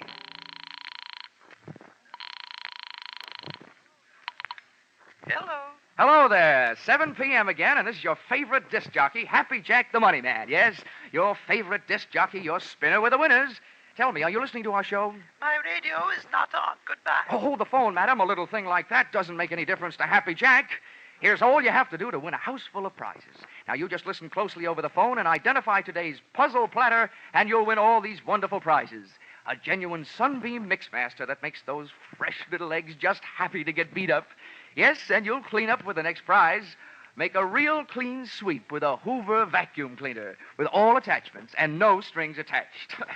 And to send you tripping happily through life, you'll also receive a handsome set of easy-to-lug luggage, a pair of Gladiator bags. Are you interested? Why, of course I am. All right, then. Here's the tune.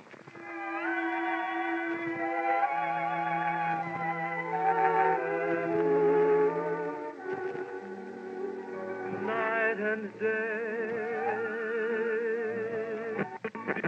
There it is. What's the title of that song? Night and day. Spade. You're right. You win all the sensational prizes. Quickly now, give me your name and address. They'll be delivered tonight. Mrs. Knott, Yes, Mrs. Knott. The street number? 127 East 89th Street, apartment 3C. Thank you, Mrs. Knott. You'll get the whole works immediately.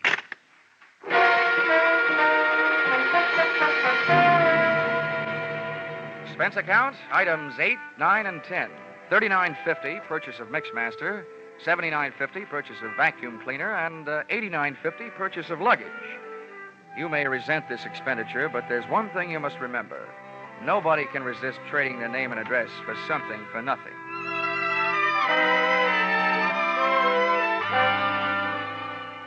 I felt like an out-of-season Santa Claus when I knocked on the door of apartment 3C at 127 East 89th Street. The frame suddenly became a picture frame encasing a live version of Whistler's grandmother, complete with wheelchair and crocheted afghan. Just bring them in and set them down. Yes, ma'am. I'm Happy Jack, and I'm glad to meet you. Right in here and set them down. Ah, yes. There you are, Mrs. Knott. You lucky woman, you. Is that all? Almost. Now, all we need from you is a little information. Just some background on today's winner to pass along to my radio audience. Be off with you, young man. I'll write you a letter. Oh, but come now, Mrs. Knott. Never mind. I have no time now. Just a few questions while I check you out on the Hoover. I don't need any checking out. Now go away. I must say, Mrs. Knott, you're a bad winner. So now I'm afraid I'm going to have to stick around to find out how good a loser you are. What do you mean? Come in. You. Stella, do you know this man? Do I know him? He's that insurance investigator, Johnny Dollar. Granny came flying out of the wheelchair, multiplying in height by 3. When I first saw Granny's hand flying toward me, it looked like there was an old-fashioned wedding ring on each finger. But just too late, I saw it was only a set of brass knuckles. Oh.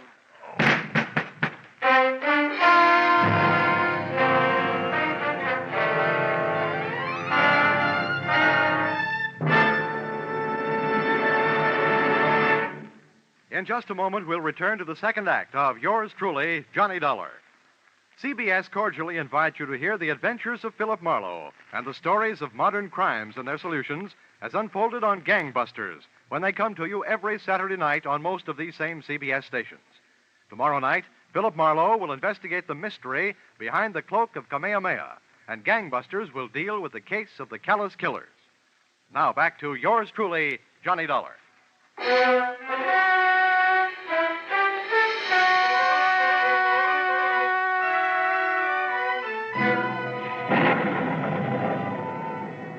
Woke up, the thunder and lightning in my head was getting an answer from the sky.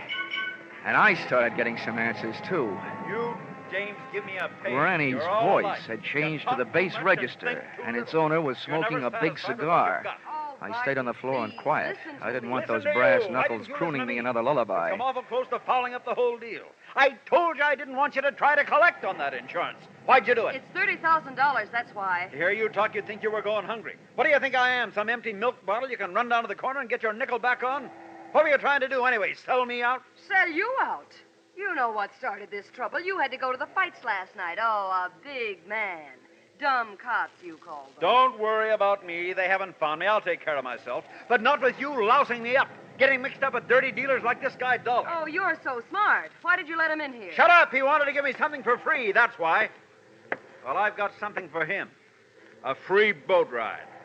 Wheel that chair over here. We'll take him out in that. The wheelchair ride was short, to the street. The auto ride was longer, to the ocean. And from what I could gather on the dock, the boat ride was to be even longer, to my doom. I was still playing Sleeping Beauty and listening to the supposed-to-be dead man, Barton Drake, telling his wife Stella how he was going to make my slumber permanent. Come on, get a move on. I've got his hands tied. Hurry up with his feet. I'm almost through. There. Now what? Now stand back while I heave him up on the deck. Well, aren't you going to tie him to something? For what? If they ever find this boat, they're going to find it empty. One good wave out there, and this guy goes for a swim. There. The wheel's lashed. He's got plenty of gas and plenty of ocean out there. That'll teach Mr. Happy Jack. Now I'm giving him away.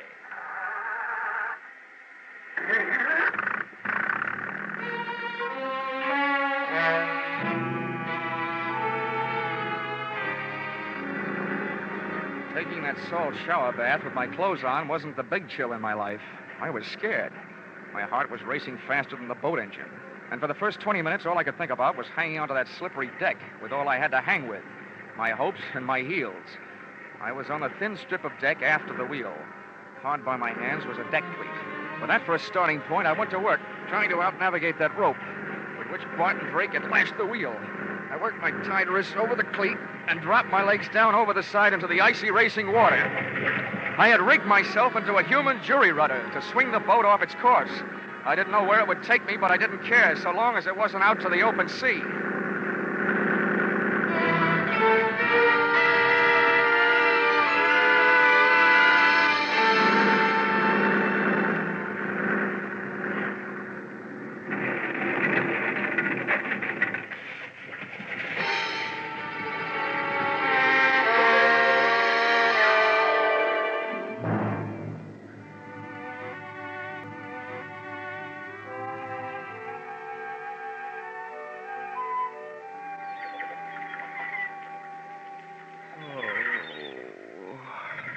Oh, waking up, eh? Might as well tell you. Your boat sunk and you ruined the dock last night doing it. I have to pay for it. Oh. My name's Fred Kindly. I pulled you off the beach. I'm expecting to be paid for that, too. Will it cost me to find out where I am? Well, it ain't worth nothing. Talk ain't. You're on Slate Island. Ain't worth much neither. All slate. Didn't have the sense to grow no chalk to go with it. Dandy. Where are my clothes? Out in the sun. How about my wallet? Fish must have got it. Mind if I feel your back for fins? Now, don't get funny, young feller. Might want to be getting off this island someday. Someday. Some minute is more like it. You got a boat? Of course I got a boat, but ain't got much food.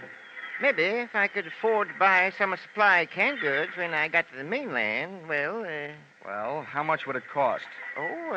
Much as $100, maybe? Okay, it's a deal. Let's go. Hold on now. Only said maybe. Come think of it, might cost $200. Oh, okay. You swindler. $200 then. Oh, swindler, am I? I say a fellow might as well have the game as his name. Makes my price $500 worth of grade A canned goods. And if you don't want to pay it, you can get out in this shack and wait for the mailboat. Maybe I will. When does it get here? Week from Tuesday. Okay. He'll get you $500 worth of canned goods. When can we start? I'll give you your clothes soon as you put it in writing and sign your name. Where's the paper? Right here. Keep it handy. Just fill in the amount here. $500 worth. It's my regular contract for shipwrecks. Okay. Give it here. 500. And where do I sign? Right there at the bottom. There you are. All signed. That's a peculiar name. Ali Khan. I'd had more than my share of wind the night before, so I decided to throw caution to it. I went into the building at 127 East 89th Street and up to apartment 3C. First, I knocked with my knuckles and got no answer, so then I knocked with my feet. Well, what do you know? The lock broke. There was nobody home, and Barton Drake must have been out calling himself Granny at the moment because the wheelchair part of his disguise was also among the missing. The closet was empty, and the brand-new Gladiator bags I had delivered the previous evening were nowhere to be found. Now, nobody could say I hadn't made it easy for Drake to make a getaway with my little giveaway. I'd even supplied the luggage. But all the traffic wasn't going. Some of it was coming. Oh, well, Stella, there's one bad thing about kicking your way into places. You can't lock the door behind you. Well, now that you're in, you better come all the way in. What are you doing here? You should be asking me what I'm doing alive. The only answer I've got for that is I don't murder easily. Where's Barton? Ah, that was the next question I was going to ask you. Now that one's gone, I've got a couple more I'd like to ask you. And don't argue. I don't know anything. Well, then let me tell you something.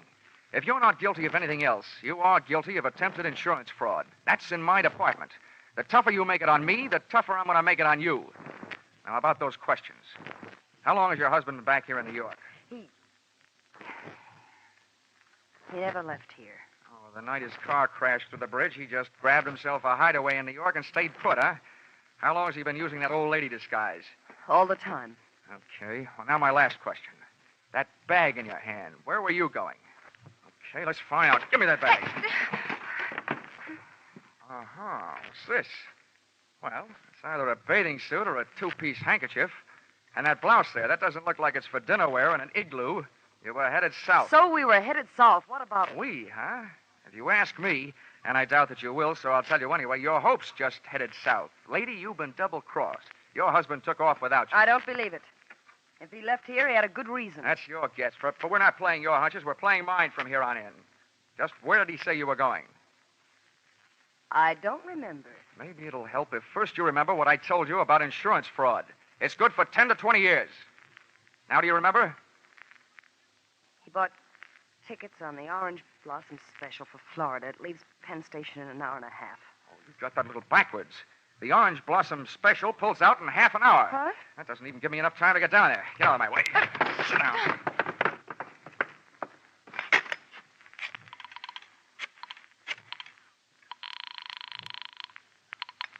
Information. Hello. Information. Look, I want the telephone number of the Penn Station branch of the Travelers' Aid Society. This was once when I didn't want the society to aid the traveler.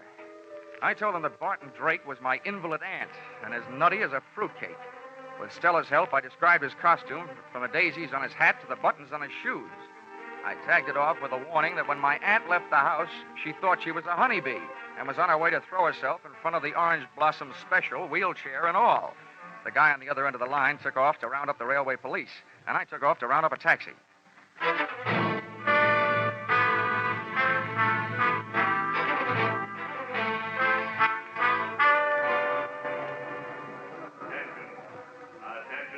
I rode the escalator into the main waiting room, and halfway down, I spotted Barton Drake in his grandmother get-up.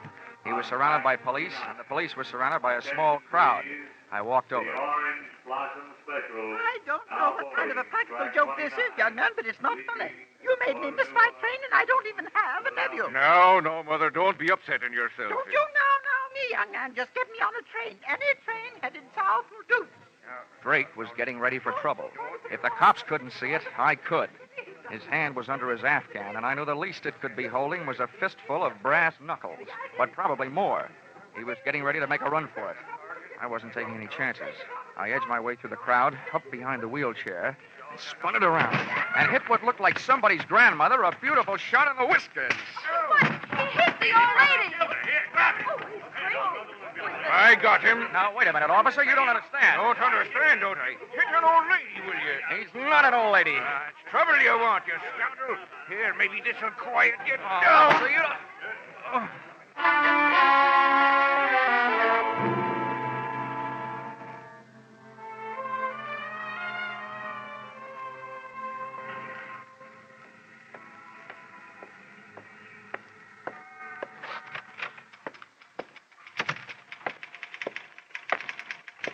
Johnny! Hiya, Chickie. Oh, that bandage. What's the matter with your head? No brains. Where's the general? Oh, when he found out you'd saved American Pioneer $30,000, he decided to take the morning off and celebrate. He's out playing golf. Oh, great. To celebrate my getting hit on the head with police clubs, he goes out and swings golf clubs. Oh, Johnny, I was sort of Now, hoping don't that... worry, Chickie. I've still got enough energy left for nightclubs. You want to help me with this expense account? I'll get it out of the way. Oh, that's all that stands between us. Uh-huh. Expense account submitted by Special Investigator Johnny Dollar to Home Office, American Pioneer Life Insurance Company.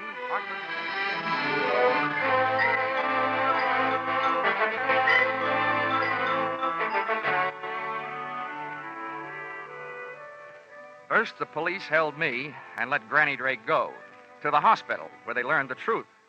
Then they let me go to the hospital and transferred Barton Drake to the pokey, where he was soon joined by his lady-in-waiting, Mrs. Drake. Expense account item 11. Something I almost forgot. $500. Canned goods. For the man who got me off the rocks on Slate Island, Mr. Fred Kindly. Even if he did rob me, I didn't feel like robbing him. The only thing I did do was remove all the labels from the $500 worth of canned goods. I'm sure that this will see to it that Mr. Kindly had some very unbalanced meals, because I happen to know that there's no difference in the sound of canned tomatoes and canned peaches when you shake the can. Expense account total, $1,482.63. Yours, truly, Johnny Dollar.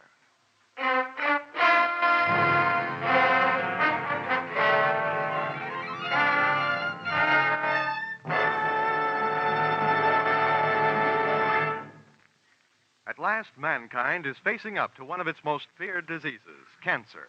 Research scientists are working tirelessly, exploring every avenue that might lead to new treatments, new cures, and new insight into the causes of the disease. At the same time, the American Cancer Society is working to keep the public informed of all the progress that has been made, trying to reach everyone with the message that the sooner a diagnosis is made, the better the chances of cure. Together, this public education and research attack should bring great progress in the control of cancer. But both phases of this program are costly. Realizing you are giving to a fight against a disease that could menace you, give generously to the American Cancer Society's drive for funds this year.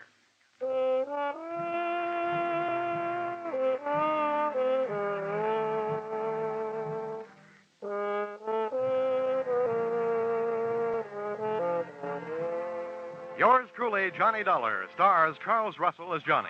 Our music is composed and conducted by Leith Stevens. Yours truly, Johnny Dollar, is written by Paul Dudley and Gil Dowd and is produced and directed by Richard Sandville for CBS, where 99 million people gather every week, the Columbia Broadcasting System. Before tonight's tale continues, we'd like to extend our appreciation to the fine people at CBS. And now, listeners, sharpen those minds for a quick radio quiz.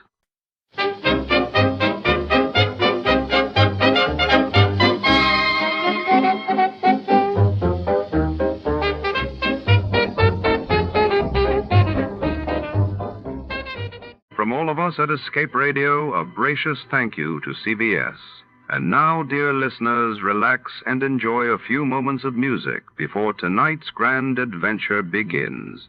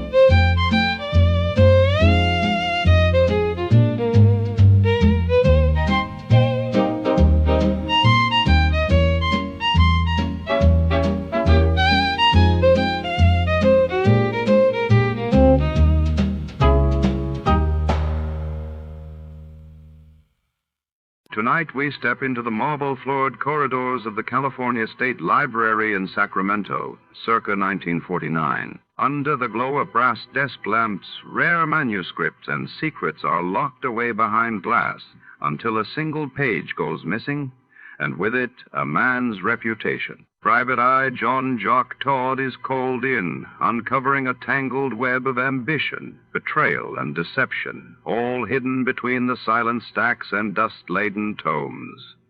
Just what was on that page worth killing for? Before to start, let's see what happened the day it was aired. It was June 21st, 1949. That day, the world watched as the United States Senate passed the Housing Act, aiming to address post-war housing shortages, while in London, the devaluation of the British pound sent shockwaves through international markets.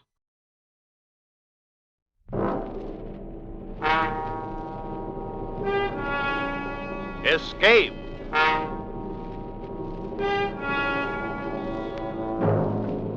You are groping in the dark of the African jungle night, trapped on a wharf above a crocodile-infested river, fighting for your life against a ruthless giant from whom you must escape.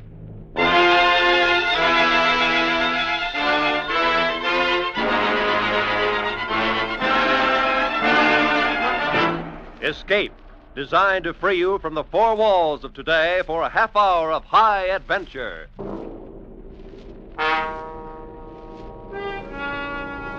Tonight we escape to the dank jungles of the Segwanga Valley in Africa, and to the heart of a courageous man, as Robert Simpson told it in his story, John Jock Todd.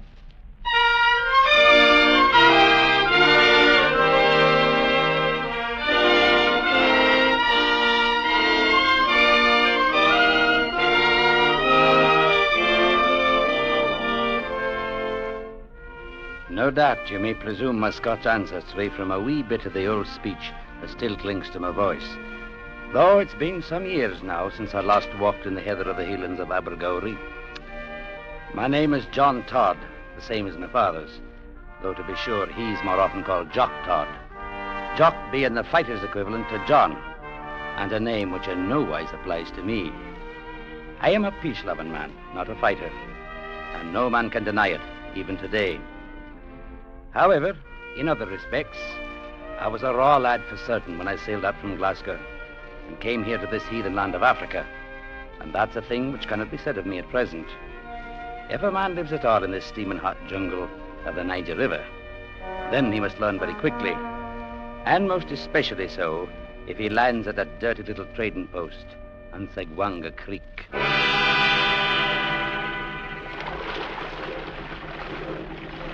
Upside, boy! Landing coming up! Here you are, Mr. Todd. Segwanga Landing, and you can have it as far as I'm concerned. Well, I might say the Parlour Company had somewhat more elaborate offices in Glasgow, Mr. Simpson. No doubt about that. And how long did you sign up for? 4 years. 4 years. Lucky for them they catch you fellas in Glasgow before they ever seen the place. Oh, it can't be so bad. Those are fair-looking buildings there on the bank. Fair-looking buildings? Hey, what's that help? Ease into it. You want to tear out the wharf? I don't suppose you've heard anything about Brock. Well, they told me I should report to the agent in charge here, a man named Captain Brock. Captain Brock. Every agent in this stinking jungle calls himself a captain. That's him there in the wharf. Easy, boy. Get a line ready now. All right. Cut the motors. He's a fair-sized man for certain. He's big enough, all right, in some ways. So is a gorilla. Watch out for him. Can I say I understand you? You will, Mr. Todd, if you live long enough. Up there, topside. Throw us a line, boy. Yes, sir. Me cuts quick. That little fellow with him is named Ganson. You get nothing to fear from him till after Brock's made a move. He's a sneaking little jackal, but he never makes his own kill. I still can't understand what you're talking about, Mr. Simpson. You'll find out soon enough. Wouldn't help you now to go ahead of time. I dock here once a week on the river run, but you're still on your own. You'd better know it right now. Mr. Simpson, you'll have to explain. Okay, up now, Mr. Simpson. All same, plenty fast. All right, boy. Come on, Mr. Todd. You may as well meet your new boss. Oh, blimey, look what the Home Office sent out to us this time. Shut up, Ganson. Well, Simpson, you are half a day late. When I start running my boat on a schedule, I'll send you a copy of it, Brock. If there was another boat on this river I could ship my stuff on, you know what I would do then, don't you? No, you wouldn't, Brock. Not as long as you know I carry a gun. You there. You the new junior assistant. That's right, sir. My name is John Todd, and I assume you're captain. I'll take the time to find out your name later. And I do not give 2 cents for what you assume.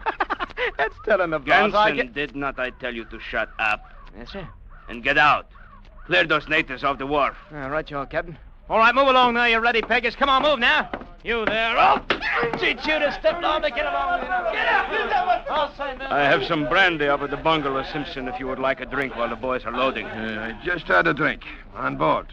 You there, whatever your name is? It's John Todd, sir. So it is John Todd, is it? And I suppose you call yourself Jock, like the rest of your blasted countrymen. No, sir. Jock is the name for a fighting man, such as my father. Can I say it fits me? So you are not a fighting man, eh? It makes things a lot easier, don't it, Brock? As soon as your boat is loaded, you can bring the lading bills up to the office.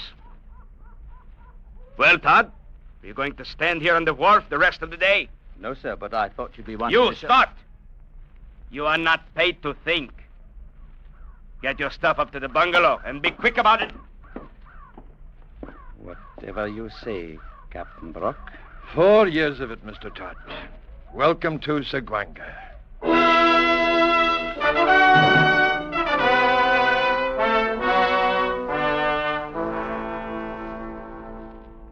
I didn't understand it at all. The reason for Captain Brock having acted in such a strange way.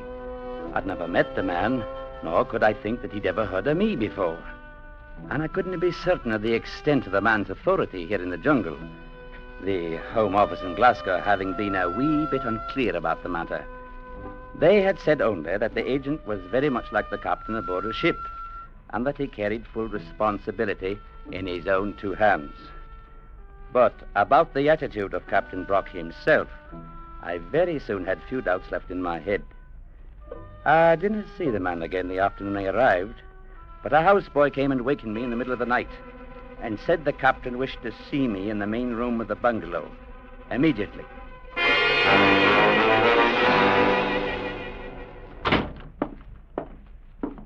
Captain Brock, the boy said you'd sent for me, sir. You do not have to tell me that. It took you long enough to get here, too. Well, it took no more time than to pull on a pair of pants. So it makes you argumentative to wake you up in the middle of the night. I was not intending to be so. I am not interested in your intentions, Mr. Todd. You will learn to keep a civil tongue in your head. Well, I was not meaning... Shut up! That's better. And I suppose you're wondering why I had you waked up like this in the middle of the night. I presume you had a reason. Oh, you presume, do you? Oh, yes. And what do you presume the reason is? I'm afraid I couldn't say. Then I will tell you. I sent for you, Mr. Todd, simply to show you I can have you waked up any time I please to. You had no other reason than that? None at all, Mr. Todd. A fighting man might resent it. But then you are not one, are you? Too bad. If that's all you've got to say to me, then I'll go back to my bed. That is all.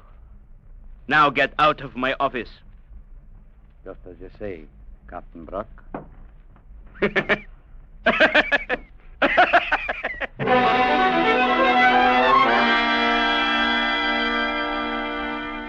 The attitude of the man didn't change none of the next few weeks, and I couldn't find in my head any reason for his hatred. And it was hatred. It was in his eyes every time he spoke to me. I took care of my duties and stayed clear of him otherwise, and for the most part we came to no head-on clash. That with 2 exceptions, however. The first one happened about a week after I'd arrived. I was supervising a group of natives at the time, working on the breakwater at the end of the wharf. Mr. Todd, what the devil are those boys supposed to be doing? They're repairing the breakwater. I can see that without being told. Now, where did you get the authority to buy the timber? Why, you ordered it last week yourself from Chief Ilori. Maybe I told you to accept delivery without having me look at it first. Well, you told me to receive it when it came in, and that's what I did. It's good timber. I checked it myself. How would you know if it is good timber? My father happens to be a forester back in Scotland. The devil take you and your father both. I'd advise you never to say that in my father's hearing. Are you threatening me? No, man, nothing like that. But I'm sort of suggesting it isn't always wise to insult a man you've never seen. I see.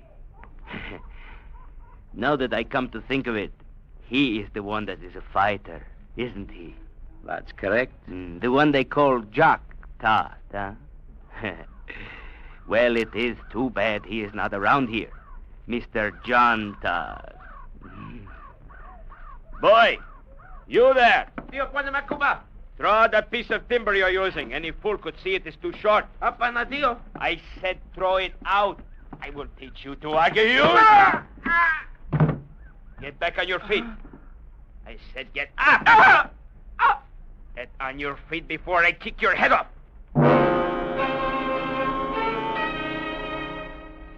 I'd seen him knock Ganson down the same way and then kick him like he did the natives.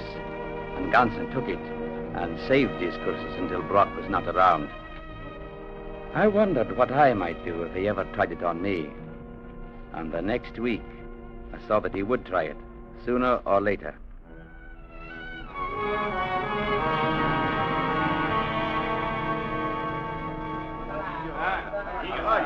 Chief Dewana and his boys had come in from back country with a dozen canoes full of palm nuts.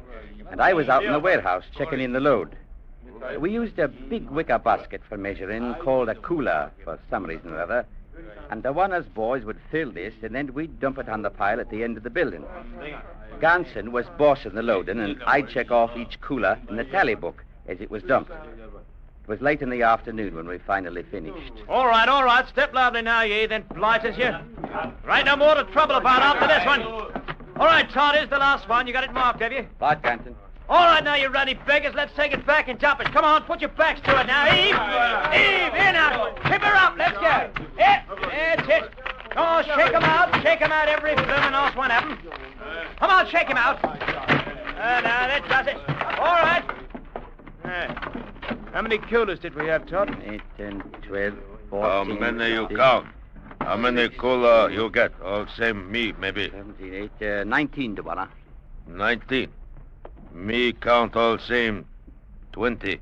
Well, like as not you miss one, Todd. Give miss 20. I didn't miss one, Mr. Ganson. The tally is 19. You pay me 20. Make what trouble? Sorry, Dewana. The count stands at 19. Don't be a crazy fool, Todd. Give it to him. What's one cooler, more or less? Me tell Captain Brock. He fix good. That will not be necessary, Dewana. What is the trouble here, Todd? Haven't you got sense enough to take in a few palm nuts without getting your feet twisted? My feet have nothing to do with it, Captain Brock.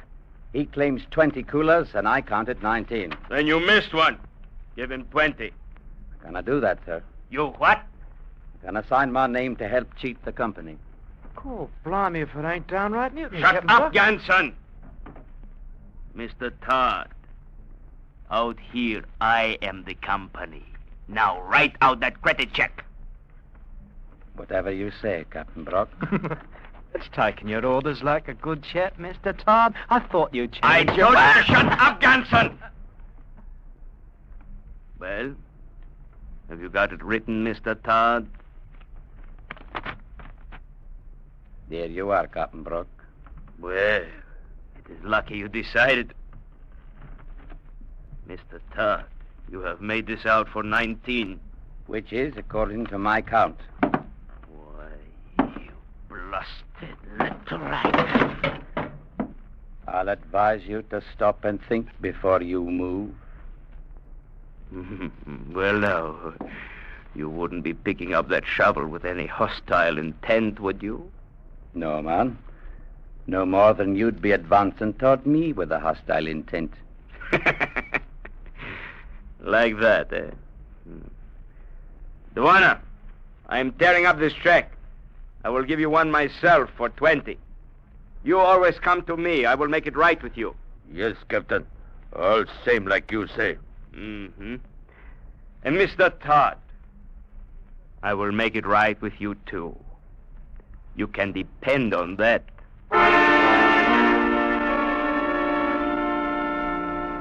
Brock stayed clear of me for a few weeks, and outside of the job of work I was hired to do, I had no words with him.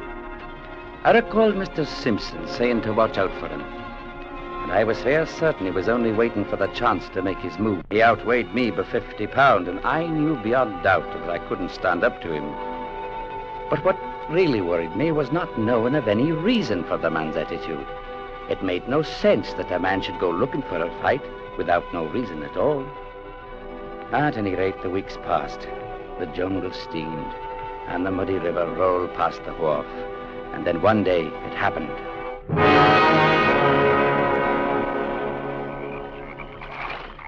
Sunday was my one free day in the week, so I'd hired a canoe and paddled upstream for a visit with a fellow countryman at another trading post, some few miles away. It was just getting dark when I came back to the wharf, and when I got in close, I saw Brock standing there, smoking and leaning on a piling at the far side. The watch boy squatted near the edge, waiting to take the line from my canoe.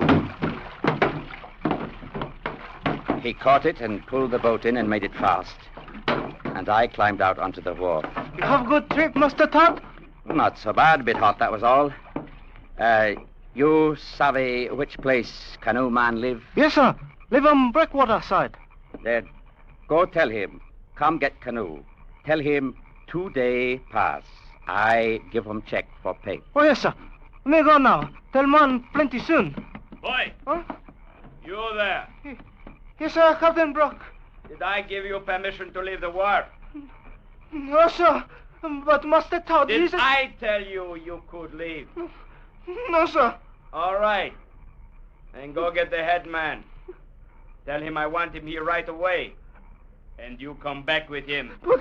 But Captain Brock, sir. Move, boy. Yes, sir. All right, Todd. Get up to your quarters. I think I'll be staying right here, Captain Brock. If you're planning to tie that boy to a post and flog him, as I've no doubt you've decided to do, then you'll be having a word with me first. Cool, blimey. Ganson, is that you? All right, you are, Captain. I heard what he said. If it's a witness you want, sir. I will tell you when I want anything. All right, Captain. No, I'll let you know. Take Mr. Todd up to his room and keep him there. I will attend to him later. If either of you lay a hand on me, it'll be a most unfortunate day in your lives. Oh, you don't say so, Mr. Todd.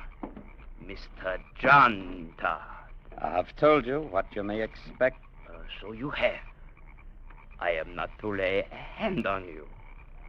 Not even like this. Oh, do him a proper, Captain. Hit him again. Come on, Mr. Todd, get up! I felt his foot smash into my side.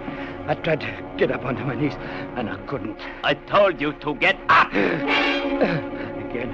I knew it wouldn't take many to finish me off. My head hung over the side of the wharf. I made one effort and rolled off into the water.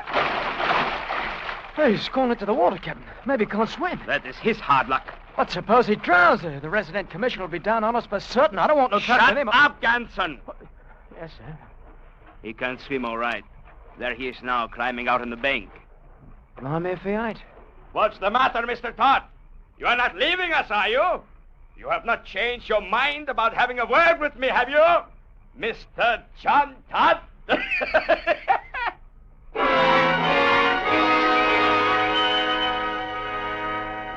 Back in my own quarters, I changed into dry clothes, hurrying as fast as I could. I couldn't have found it in my heart to be angry with the man. He had struck me without warning and kicked me while I was down, and he was planning now to flog a native boy without the lad having committed a fault. It was not a thing to become angry about. Captain Brock had to be punished, that was all. And though it would mean my own life, most likely, it had to be done. It was no more than a matter of simple justice.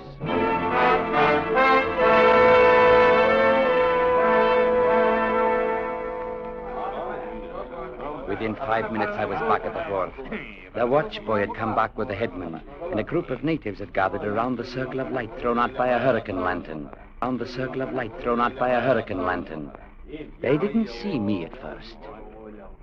All right, Ganson. Pull his hands up over his head and tie them there. Stretch him out. Right you are, Captain. The watchboy stood there trembling with fear while Ganson bound his hands to the heavy post. Hurry up, you clumsy fool, and make it tight.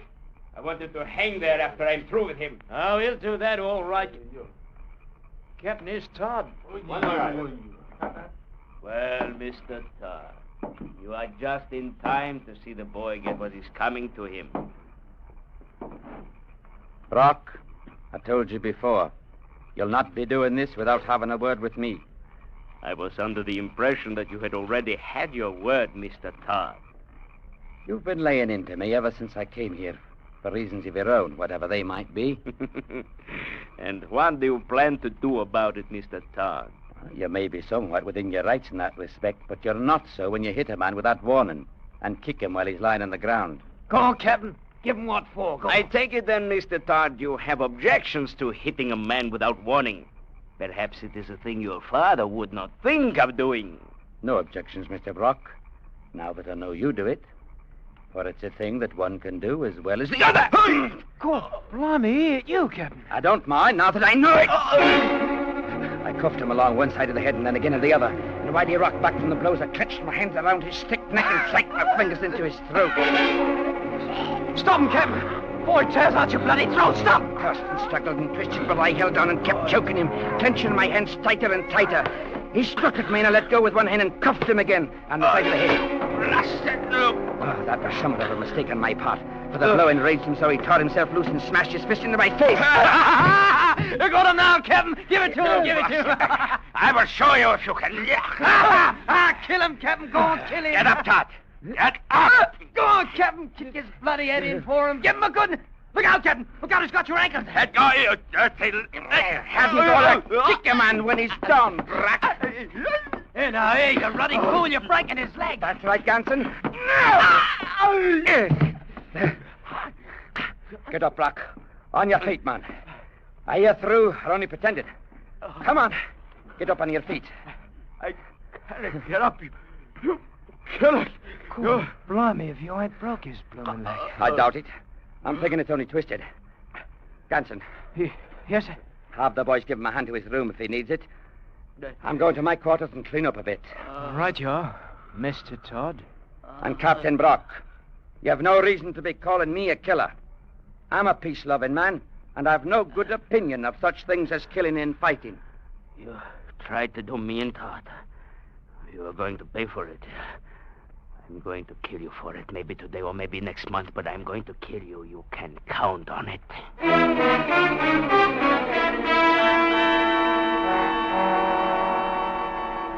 I went to my quarters then, and I didn't know what happened just after that.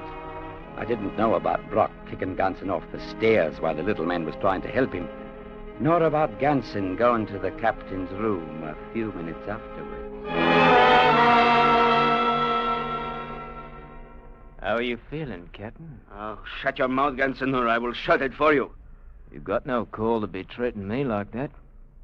I'd have helped you if I could, but there just won't no chance. He'd have done for me the same as you, Captain. Shut up! Cannot even move my leg. There wasn't no call to kick me a while ago, neither. If I could get out of this chair, I'd do the same again. You can't get up, Captain Brock? How could I hope to... Well, what is in your mind, you little beggar? You've been booting me around for nearly 2 years now, haven't you?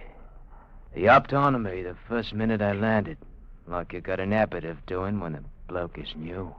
And I will break your dirty little neck as soon as I can walk. You've been treating me like a ruddy dog, Captain. And I've been taking it, too.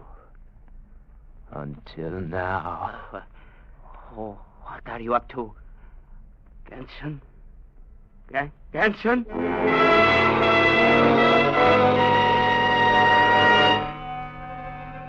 I sat there in my room for a long time, holding the pistol I'd taken from a drawer of the desk. I couldn't see any way out of it. Sooner or later, at the first chance he could find, Brock was going to kill me. And aside from murdering the man in cold blood, I didn't see any way of preventing him. I couldn't leave the trading post, and for certain I couldn't stay on my guard for 24 hours a day. I couldn't say how long it was I sat there, holding the pistol in my hand, and trying to think how I might keep from dying, and not even knowing why the man hated me enough to wish to kill me. Then I heard somebody coming down the hall outside my door. I thought for a moment they might be going past, but then I raised the gun and pointed it at the door. Ganson. Ganson. Man, what have you done to your hands? Lance? Oh, you ought to see him, Mr. Todd. You ought to come take a look at him. Oh, blimey, if I ain't marked him up all right. I marked him good. What are you saying, man? What have you done? Him has always thought he was so much, just because he was bigger than me. Oh, I showed him all right. What have you done? Why don't you come take a look for yourself, Mr. Todd? Come and see what used to be so high and mighty, calling itself Captain Brock.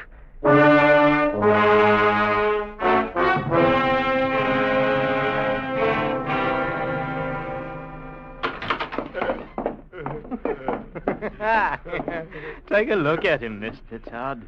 He ain't quite so tough now as he was before. Ma, what have you done to him? Please do not let him hit me. Please don't. Do not let him hit me again. With my own two hands, I done it, Mr. Todd. I beat his face to a pulp, I did. Beating a man while he's helpless. You're as bad as he is, Ganson. Please do not let him hit me again, Mr. Todd. He's not going to hit you, Brock. Get to your room, Ganson. Go on. Oh, all right, Mr. Todd. Anyway, I marked him. I marked his face up good, so it'll show for a long time. Don't let him hit me again. Shut up, you great blubbering baby. Most like you live through it all right. Though you may never look the same again. Well, I heard you've been having a bit of excitement. Oh, Mr. Simpson. I docked at the wharf 10 minutes ago. The boys told me what had happened. Good Lord. You did all that? Oh, not to his face. Ganson has been settling up an old score. I'm afraid the little man has a vicious disposition. I never thought I'd see it. Brock, crying like a baby. Aye, and the sound of it fairly sickens me. Suppose we step outside and let him be? Don't let him hit me, please don't. Mr. Simpson, I've found out why Captain Brock hated me the way he did. Why he threatened to kill me. Eh?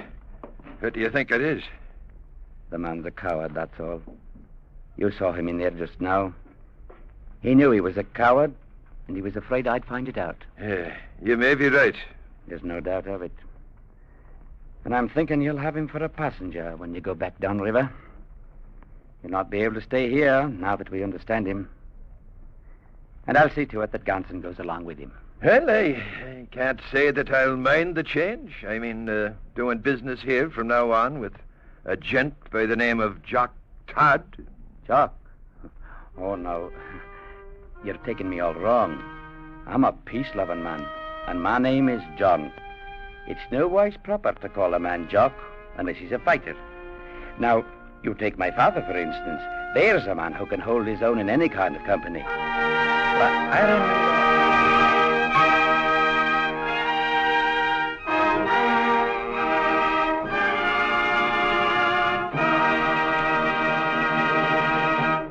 Escape, produced and directed by Norman MacDonald, tonight brought you John Jock Todd by Robert Simpson.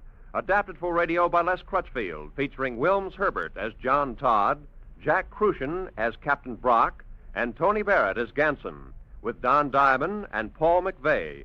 The musical score was conducted by Wilbur Hatch. Next week. You are rushing forward through time, far into the future, trying desperately to flee the clutching fingers of a band of night creatures, a dreamlike horror from whom there seems no escape.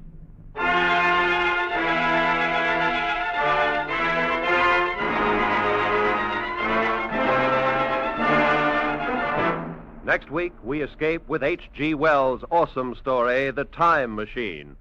Good night, then, until this same time next week, when once again we offer you Escape This is CBS, the Columbia Broadcasting System.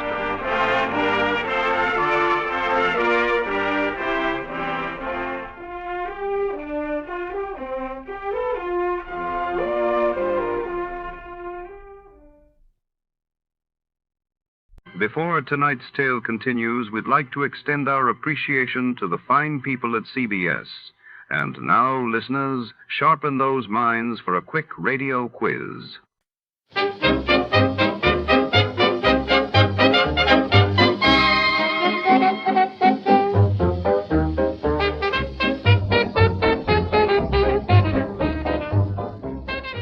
Tonight, under the shadow-raped streets and flickering neon, a mysterious book, Edith Hamilton's mythology, vanishes without a trace.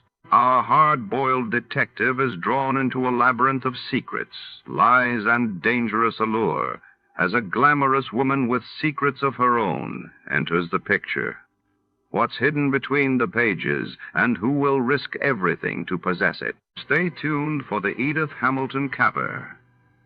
Before we begin, let's see what happened on the day it aired. It was March 18, 1950.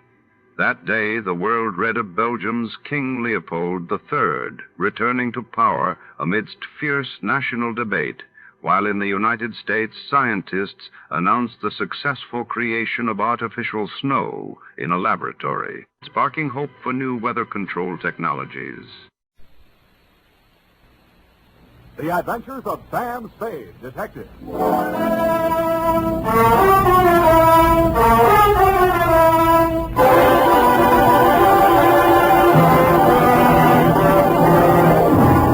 To Dr. Ludwig Zoya, 1241 Leavenworth, San Francisco, from Samuel Spade, license number 1375596. Subject, Edith Hamilton. No paper? No caper. Dear Doctor, if I owe you an apology for not keeping you informed on the progress of the assignment and for letting it drag on as long as it has, then I'll have to go on owing you, which makes us even because you don't owe me anything. The start of it was a month ago. 32 days, 8 hours, 3 minutes, and 45 seconds to be exact. Ah, Mr. Spade. Dr. Zoya? Good to see you. Let me think. How long is it? 3 years since I visited your office. That was when you were my leading suspect in the Denov case. Ah, yes, poor Denov. It was he who pointed out that we psychoanalysts are not unlike you detectives. Uh-huh. We probe, we question, we follow up clues in order to find out what is the dark secret which has nervously disturbed the human mind. But we are limited. We have only our patient's words and our interpretations. Sometimes that is not enough. And that is why I need your help in this particular case. What case is that, Dr. Zoya? Please do not interrupt the free flow of my thoughts. Pardon me. Naturally, my ego feels a certain resentment against my id for asking you for your help. What makes me think I need a detective? Well, my id was just asking my ego the very same question. Oh, you too feel resentment. We must analyze that later. Bring me your grievances. But now to the case. Oh, yes, okay. This woman was referred to me by her physician. She has suffered a complete nervous collapse because she thought she recognized a certain person crossing the street. A person she had not seen for years. Who was that? My patient's son died under mysterious circumstances 3 years ago, and the woman she thought she saw was her daughter-in-law. Mm-hmm. It was widely reported in the newspapers at the time. Perhaps you remember it. Carter Hamilton? Carter Hamilton. Oh, Roanoke, Virginia, 1946. The mother accused her son's wife of murdering him. Daughter-in-law was hauled up before the grand jury, but not indicted. Dropped right out of sight afterwards. Good, you know that case. Well, actually, my patient is suffering from an agonizing sense of guilt. Unconsciously, she thinks that she herself murdered her son. Did she? Well, there may be something tangible at the bottom of so profound a feeling of guilt. You mean you want me to help you convince her that she really is guilty? No. That is for me. But first, we must find out. What we must find out is somebody else, whether they are guilty. What? Go all the way to Virginia, solve a crime that's been off the books for 3 years? No. The daughter-in-law is actually here in San Francisco. Well, if I remember right, she wasn't the only suspect. Well, whether she is innocent or guilty is of no importance. It is only important that we know it. What? Excuse me. Yes, Miss Case. Mrs. Hamilton is here, Dr. Zoya. Oh, good, Miss Case. Send her in. This is my case. I mean, my patient. I want you to meet her. Oh, good afternoon, Mrs. Hamilton. Good afternoon, Doctor. The woman who stood framed in the doorway was a tall, commanding figure, impeccably dressed in black, with an easy $100,000 worth of black pearls wound around her neck and a black veil covering her face. She walked in ahead of you, displaying not a sign of nervousness, and stopped directly in front of me. Very deliberately, she lifted the veil, revealing a youthfully old face, deeply tanned and set off by snow-white hair. Only her enormous violet eyes showed any expression. She stared at me for what seemed like a full minute. Yes, you do. You look like the other one. Well, perhaps you had better explain, Mrs. Hamilton. My daughter-in-law, Edith, was very much in love with another man before she married my son, Carter. He jilted her. Carter was second choice. It was I who talked her into marrying him. That's why I'll never rest until my son's death is avenged. We must analyze this desire for vengeance. Oh, yes. Yes, I had a dream last night. I dreamed that Edith was dead, stabbed with the same bone-handled hunting knife she used to kill my son. Yes. Well, no. You just lie down on the couch and relax, Mrs. Hamilton. I'll be with you in a moment. Come, Mr. Spade. This is the most disturbing new development, her dream. You must get to that girl as soon as possible. Her life may be in danger. You mean the old lady is mixed up enough to take a shot at her? Here is the address. And take this briefcase. Why the briefcase? Well, there are legal papers in it regarding the Hamilton estate. They require her signature. I had Mrs. Hamilton arrange for you to take them to her instead of the attorney. I'm supposed to pose as a lawyer. While I'm there, I'm supposed to shake a confession out of her, and while I'm typing it up, I'm a bodyguard. You're getting a lot for your money, Dr. Sawyer.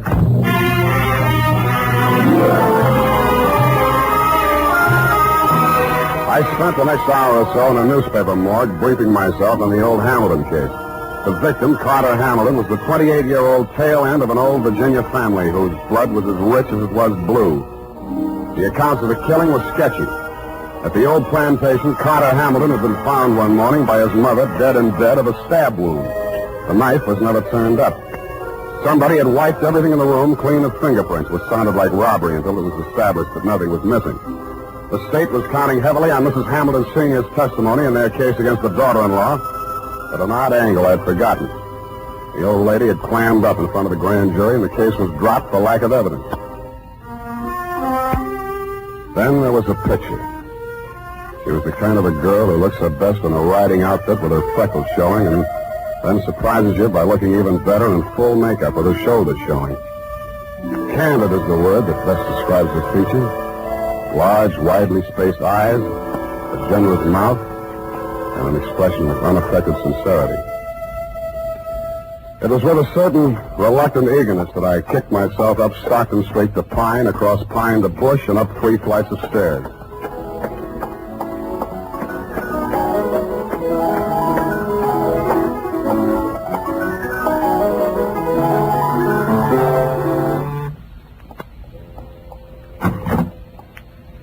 Yes? This is Edith Hamilton? Yes. You must be from the attorney. They wired me you were coming. Come in. Thank you. Not that I'm in hiding, but I'm curious as to how they got my address. Would you like a drink? Oh, not right now. Can I fix you one? In about 20 minutes, maybe. I'm still wondering how they located you? I think the elder Mrs. Hamilton saw you on the streets. Oh, is she here in San Francisco? Yes. Is that so surprising? No, it's a large city. What is surprising is her staying on after learning that I was in town. And she's not very well. In fact, I think she's had some kind of a nervous breakdown. I'm sorry to hear that. I'm very fond of her, you know, in spite of everything. No, I didn't know. Maybe I should explain. I'm a private detective local. I was hired here in San Francisco to bring these papers to you. Oh, you found me. I seem to be a little slow introducing myself. I'm sorry. Sam Spade. Well, if it had to be a detective, I'm glad it's you. But I can't help wondering why they didn't send a lawyer. The lawyers cost $50 an hour. I only cost 10. Oh. In the private eye stories, it's always $25 a day and expenses. I wish those writers would get abreast of the times. I'm sure they'll catch up. But if you're being paid by the hour, perhaps I can keep you here a little longer. I'm glad you said that. You remind me of someone. Pleasantly, I hope. Yes. Oh, yes. And sadly, too. Your husband? If you don't know about that, I hope you'll never find out. I'll leave that up to you. His hair was like yours. He was thinner. And his eyes were blue. Maybe we shouldn't wait till 5 o'clock for that drink. It was a funny kind of a drink. I'd never been hit by one before, black velvet. After 2 of them, I even began to hate myself a little less. And after the third, I decided there was some mystical connection between the drink and the color of her eyes. Black velvet.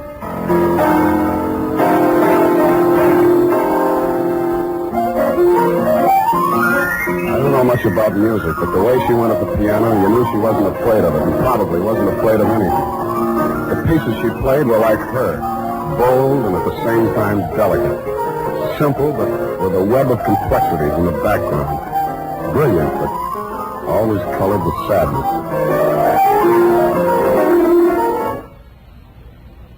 What's the matter? I want you to take me someplace.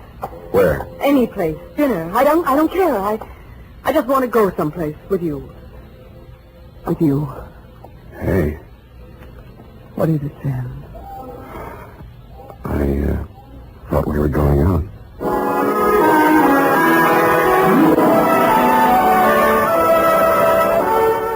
I never paid much attention to San Francisco before I met her. It's quite a place. There's a little park up on Russian Hill where you can stand and look out over the houses of the marina to the Golden Gate. There's an island in San Francisco even worse than Alcatraz. It's in the middle of the lake at Flashacre Zoo, and instead of gorillas, the population is nothing but monkeys. There are only 2 laundries in Chinatown. And out at Golden Gate Park, they have a band concert every Sunday afternoon. Maybe it was just the bright weather, but everything looked clean and shiny, as if somebody had taken a scrubbing brush to all the buildings. We even fed seagulls.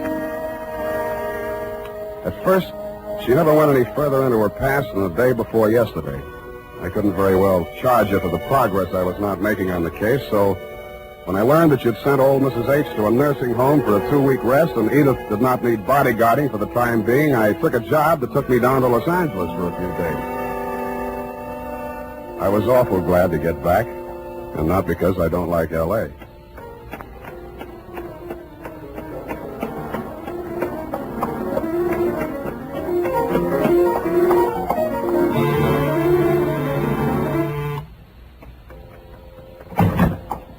Sam. Oh, darling, he was gone so long. Hey, the posies. Oh, give them to me. Well, I like that. This is the last time I make a fool out of myself buying flowers. I'll love them later. Hey, you're trembling. What happened while I was gone? What happened to me happened before you went away. You know that. Sam, while you were gone, I had a lot of time and I did a lot of thinking. And I came to a very important decision. There was something I knew I had to tell you. And I wasn't so sure I could get through it. Now, look, Angel, it sounds serious. I don't think this is the time. Oh, but it is. Yes, it is. Here, take it before I change my mind. What is it? I wrote it all down. Sit here, facing away from the piano. And don't say anything until you've read it through. Oh, okay.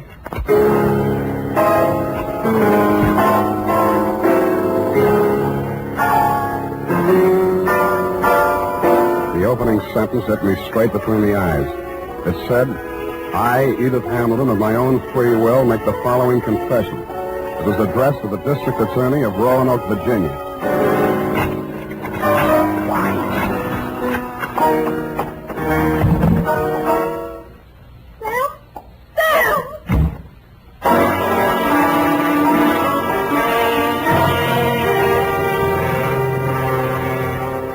That, Dr. Zoya, was when I headed back to your office. Not to have my head examined, it was too late for that, but to tell you that I was resigning this paper. On the way, I placed 2 ads in the classified sections of 3 papers. One under office space for rent and one under situations wanted. Ex-private detective desires position as night watchman, prison guard, asylum attendant, or any more pleasant line of work. And I really meant it. United States Armed Forces Radio Service is presenting the weekly adventure of Dashiell Hammett's famous private detective, Sam Spade.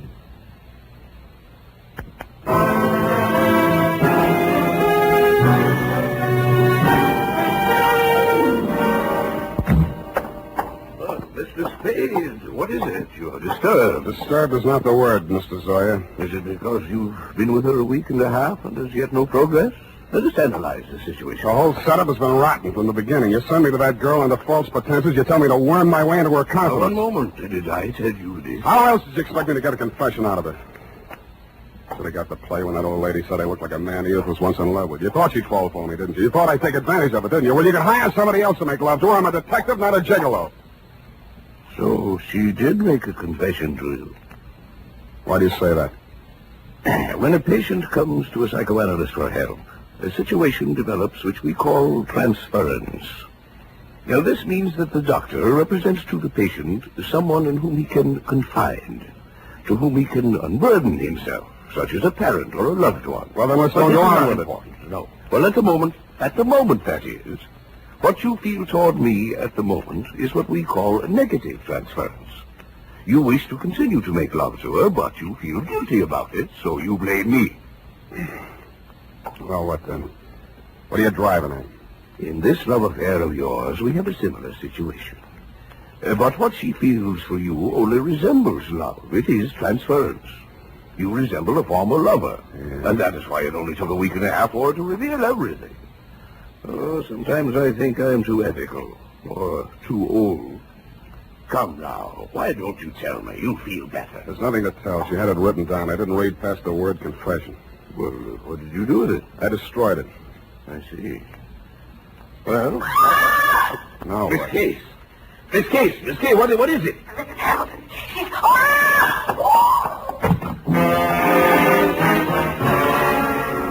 It was Mrs. Hamilton, all right. But she didn't look much like the dignified old lady I had met in your office 10 days before. Her high-piled white hair was hanging in two ratty pigtails. She was wearing a nurse's cape over a flannel hospital nightgown, and in her hand was a .32 caliber gun. Mrs. Hamilton, why did you leave the nursing home? You lied to me, Dr. Zoya. That place is nothing but an asylum. Well, you know that isn't true. Come, give me the gun. You're tired. You must rest. Yes. Now I can rest. I've killed her. What? Miss Case, she's fainted. Get some water. Let me see that gun. I'm going to Edith's place. Get an ambulance over there and don't stop to analyze anything.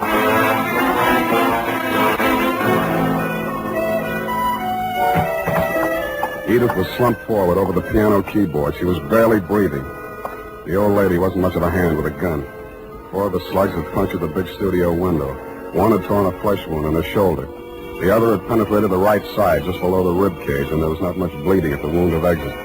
Her face was pale and the skin cold to the touch. I gambled on a hunch she was suffering mainly from shock, moved her over to a couch, threw a blanket over her, and poured hot coffee into her. After a bit, her color started coming back.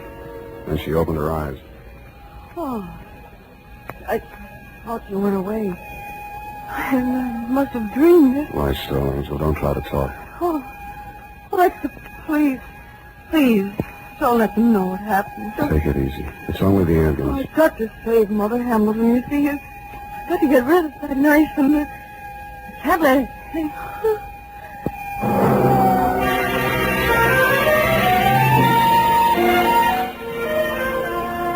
I rode in the ambulance with her. She was still unconscious when they carried her into surgery. They told me she was out of danger. When they threw me out that night, I went back to her apartment. What she'd said about saving old Mrs. Hamilton and getting rid of the knife gave me a new slant on that confession I hadn't read.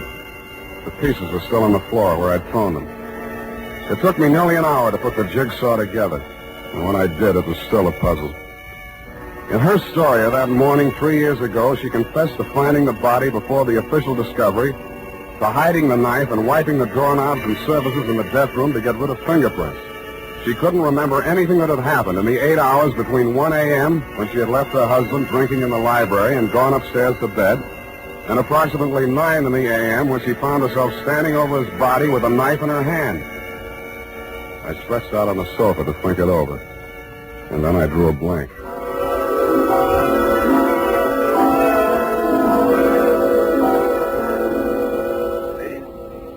Mr. Spade, wake up. What?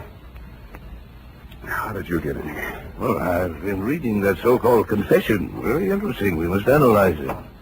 You analyze it. I'm going to call the hospital. I've just come from there. How is she? Physically, nothing serious. Mentally, she's not so good. She keeps asking for you. Yeah? She thinks you can help her. It's definitely there, the delusion that she's in love with you. What makes you so sure it's a delusion? Don't answer that. When can I see her?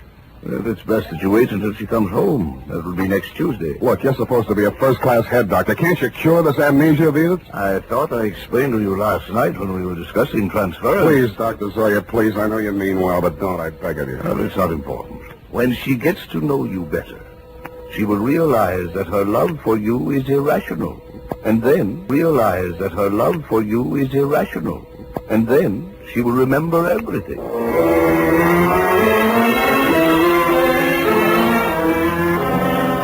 I kept myself busy like crazy until Edith checked out of the hospital. There wasn't much talk between us at first. Even her music was reticent, little rambling improvisations that sounded like children's songs or lullabies with something just a little acid mixed with their simplicity. Then as the days went by and her strength and confidence started to return, her music became serene and graceful. It became like her as she sat there at the piano in front of a big window with its afternoon sun streaming down on the San Francisco hilltops, while at the same time the April fog base started its nightly prowl in through the Golden Gate. And that was like her, too, and like her music. Brilliant, but with a touch of melancholy. And then one day it was all warmth and brilliance and she was smiling.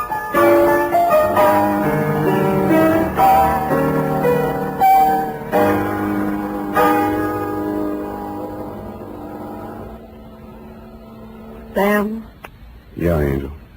I remember now. So that's it. I woke up this morning feeling so happy. And then I knew I was on the verge of it. Because I knew that however bad the truth might be, it was worth not remembering it. Even if I was a murderer, you'd rather know, wouldn't you? No, I wouldn't. Why? I thought I knew you so well. Darling, are you angry? Yeah. But at me? Yes, you. The first time I came here, I tried to give you a fair warning. You should have figured the score when I told you I was a private detective. You'd even read the stories where in the end the detective doesn't have any choice but to turn in the beautiful dame, no matter what his personal feelings are.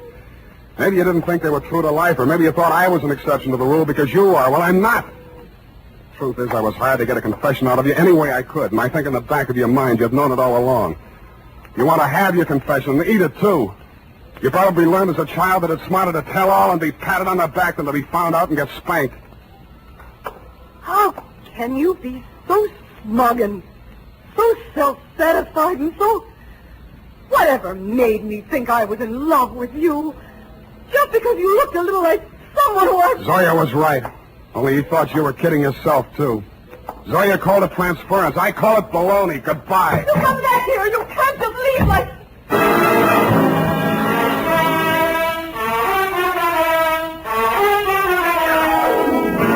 And that, Dr. Zoya, is why I never heard her confession. It turned into a lover's quarrel. But I understand she paid $25 an hour to rattle it off to you. I have before me your telephonic message. I haven't had time to analyze it, but at first glance I take it to mean that Edith was innocent of everything except destroying evidence. Motive, to spare her mother-in-law the anguish of knowing that her son was a suicide.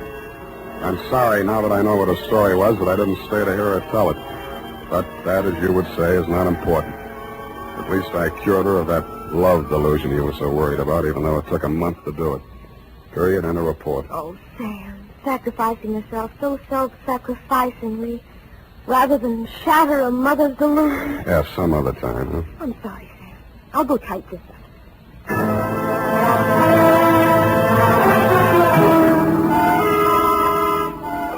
Well, here it is, Sam. Sam, where did you go? Sam Spade Detective Agency. It's Space, sweetheart. Sam, where did you go? I'm downstairs in the bar. Sam, there's so much noise on the line, I can't... I'm drowning my sorrows. Well, you don't need to shout. Oh, hold the line a minute. Yes? May I help you? Oh, no, I'm sorry. I was hoping I might find Mr. Spade in. Hello? Would you like to leave a message? Oh, tell him Edith Hamilton called. Oh. Ooh! F, are you still on the phone? Ooh.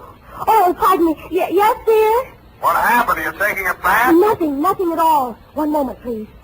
Miss Hamilton, I have him on the line. He's downstairs in the bar. And if you'll hurry, you can just catch him, I'm sure. Oh, downstairs. Well, I will hurry. Thank you. You're welcome. Sam, are you still on the line? What's the matter with you? Nothing. Just go ahead and draw on your fouls. But don't get loaded. Good night, Sam. Well, good night, sweetheart. I'm going to take piano lessons.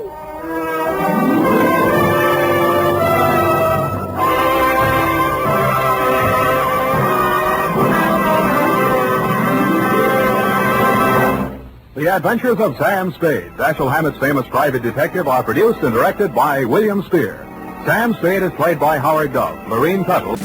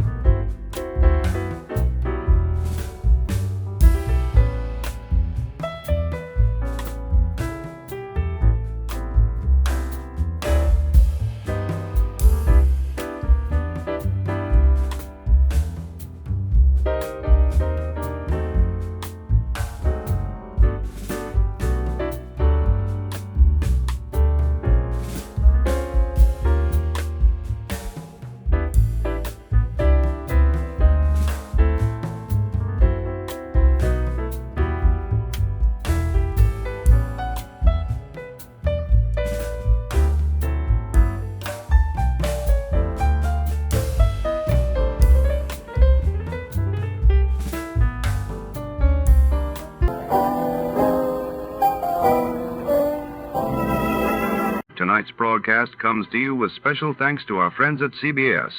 And before our next mystery unfolds, here's a question for the sharpest listeners in America.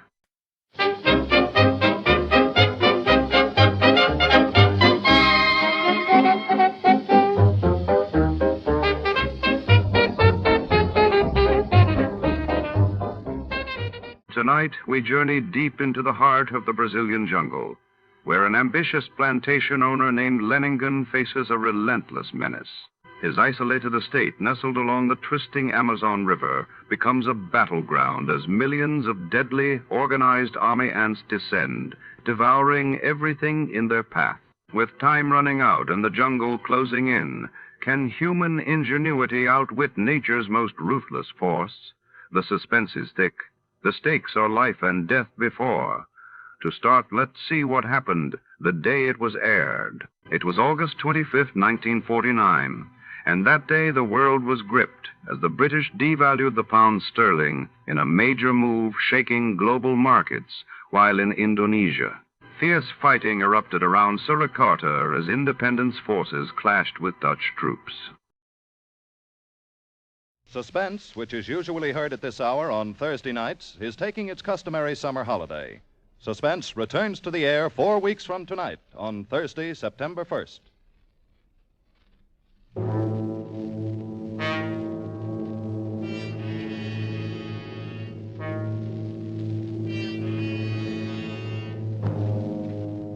You are isolated on a remote plantation in the crawling Amazon jungle, and an immense army of ravenous ants is closing in on you, swarming in to eat you alive.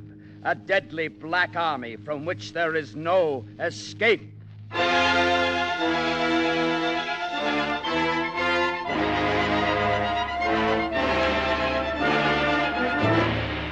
We offer you Escape, designed to free you from the four walls of today for a half hour of high adventure.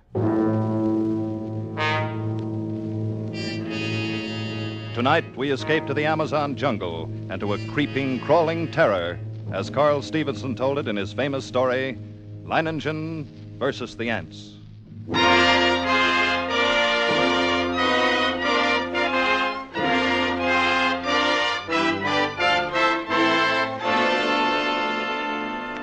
I first met Leiningen while performing my duties as district commissioner. As my boat neared his plantation landing, I saw him upon the riverbank, regarding me with mild interest. A great hulk of a man with bristling gray hair, bulky nose, and pale eyes. His entire appearance somehow suggested an aging and shabby eagle. He escorted me to the terrace and had a drink brought. I came quickly to the point of my visit and issued my warning. Leiningen puffed placidly at a huge cigar as he listened, and then said, Exactly what are you trying to tell me? I'm trying to tell you that unless they alter their course, and there's no reason why they should, they'll reach your plantation in 2 days at the latest. Well, Commissioner, it was decent of you paddling all this way just to give me the tip. But Tip? You're pulling my leg, of course, when you say I've got to get out. Now, look, I assure you, I'm not... Commissioner, even a herd of crocodiles couldn't drive me from this plantation of mine. Oh, you don't understand. These aren't creatures you can fight. They're an elemental force, a gigantic catastrophe. 10 miles long, 2 miles wide. Ants, nothing but ants. And each one as big as your thumb, and each of them a fiend from hell. Unless you clear out at once, there'll be nothing left of you but a skeleton, picked as clean as your own plantation will be. I'm not going to run for it, Commissioner, just because trouble's on the way. But it isn't trouble, it's... And don't think I'm the kind of fathead who tries to beat off lightning with my fists either. I've got a better weapon, Commissioner. Intelligence. With me, the brain isn't just a second appendix. I know what it's there for. Can't I make you understand the hideousness... I think it is you who do not understand. In the 3 years I've been here, I've met and defeated more than one catastrophe. Flood and drought, a plague. Events which caused many of my neighbors to flee for their lives. No, Commissioner, all my life I've lived by one motto. The human brain needs only to become fully aware of its power to conquer even the elements. Leiningen, your obstinacy is endangering not only your own life, but the lives of your 400 workers and their families. You don't know these ants. I tell you, you don't know these ants. But Leiningen merely sat there, puffing at his cigar and regarding me with a sardonic grin. And I knew it was hopeless. As I boarded my launch and cast off, I turned to look once more at this man who calmly intended to defy one of the world's greatest scourges. I felt a sudden resentment toward him, and yet, with it was something else. I had never met a man like that, and I couldn't help wondering what combination of elements made up such a creature.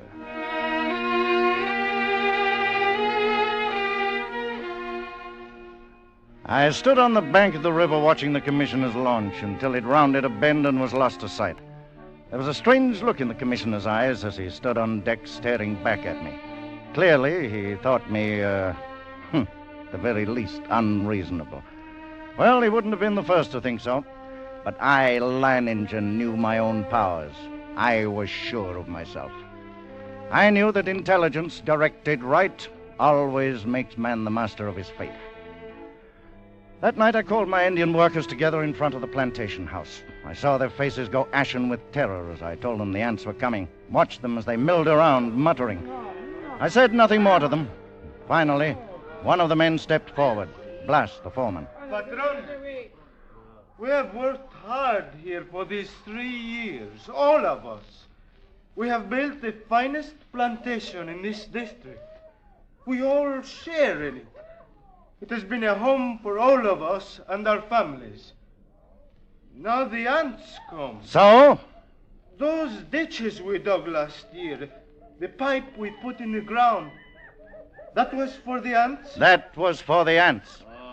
If we moved our families across the river, the ants could not reach them. That's right. And you? The ants are mighty. We know what they can do.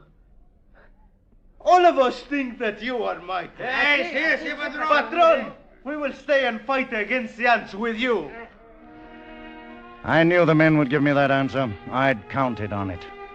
Suddenly I thought of the commissioner and wondered what he'd say at such unquestioning confidence. Would he still think I was, unreasonable?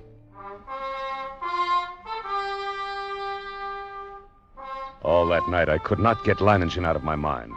One man who calmly evaluated his chances against a deadly menace, coolly decided that he could win, and was willing to stake his life on it, to risk a horrible death for it. It was terrifying, and yet it was fascinating. When dawn came, I sent for my assistant. Together we went to the huge map of the district which hung from a wall of my office. The last reported position of the ants came in last night. They were, here, about 70 miles above this fork in the river. Traveling southeast? Yes, sir. Directly toward Leiningen. Toward whom, sir? Oh, that plantation at the bend in the river. Belongs to a man named Leiningen. Oh. When would you say the ants will reach there? Why, I don't know, sir. I imagine about tomorrow noon. Tomorrow noon, huh? Still time. Still time? What do you mean, sir? Oh, nothing. Never mind.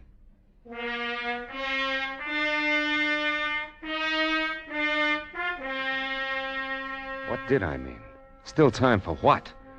For Leiningen to flee, or still time for me to...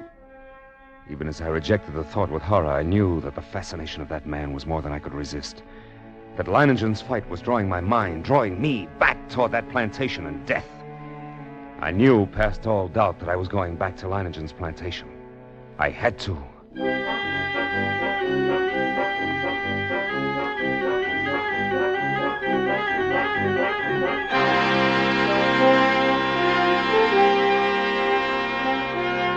It was 10 o'clock in the morning when I rounded the bend and saw Leiningen's plantation before me. I put in at the dock and tied up the launch, and then I saw him standing on the bank above me.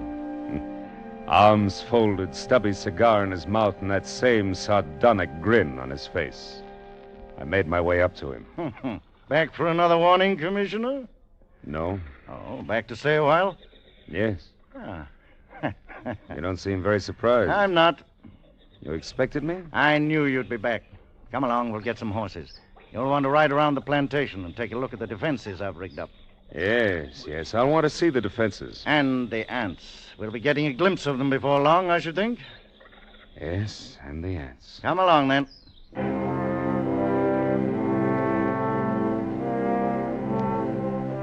The defenses Leiningen had devised were quite impressive. Surrounding three sides of the plantation like a huge horseshoe was a ditch 12 feet wide. The ends of this horseshoe-shaped ditch ran into the river, which formed the fourth side of the plantation. And at the upriver entrance to the ditch, Leiningen had constructed a dam by which river water could be diverted into the ditch. A large handwheel controlled the floodgate of the dam, and apparently Leiningen had ordered it opened immediately after my arrival. For as we now approached the ditch and rode along it, I could see that it was nearly full. Well, how do you like my first line of defense, Commissioner? Well, it's reassuring. Like a moat around a castle. Unless the ants know how to build rafts, they won't reach the plantation. But this is only the outer moat. There's a better one than this. Come along. We'll go up to the high ground where the buildings are. We can get a view from there. Leiningen! Huh? I didn't see any women or children around the plantation, or any animals. That's right. Moved them across the river. Oh, and you think there is danger? Oh, not because of danger, Commissioner. A matter of efficiency. Efficiency? Cuts down the efficiency of the men if they're worried about their families. Critical situations only become crises when oxen or women get excited. I might have known. Huh? Nothing. Here we are. See the ditch? It's much smaller than the other. You've noticed how all the buildings are on this piece of high ground. This inner ditch surrounds them, and it's lined with concrete. But even filled with water, this is no barrier. It's not big enough. Why, if the ants get this far, they'll get no farther. This ditch wasn't built for water, Commissioner. See the pipes leading into it? See those storage tanks on the hill? Petrol. We can throw up a wall of flame. You care to bet they won't like that? Leiningen, look! Over at the edge of the jungle, all those animals. Running like the wind. Everything from jaguars to monkeys. Good heavens. Remember, they don't have any ditches. And there's no escape. They'll be all right as long as they don't get caught between the river and the ants. They can outrun the crawlers. But if they get trapped, it's either the ants or the crocodiles. Look. Look over there on the horizon. There are your ants. Look at them.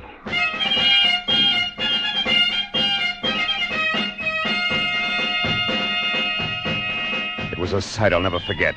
Over the range of hills, as far as I could see, crept a darkening hem, ever longer and broader, until the shadows spread across the entire slope and then downward, uncannily swift. And all the green herbage on the entire slope was being mown as by a giant sickle, leaving only the vast moving shadow extending, deepening, and always moving nearer. Oh, they're a hideous lot. Leiningen, we can't last against that. Look at them.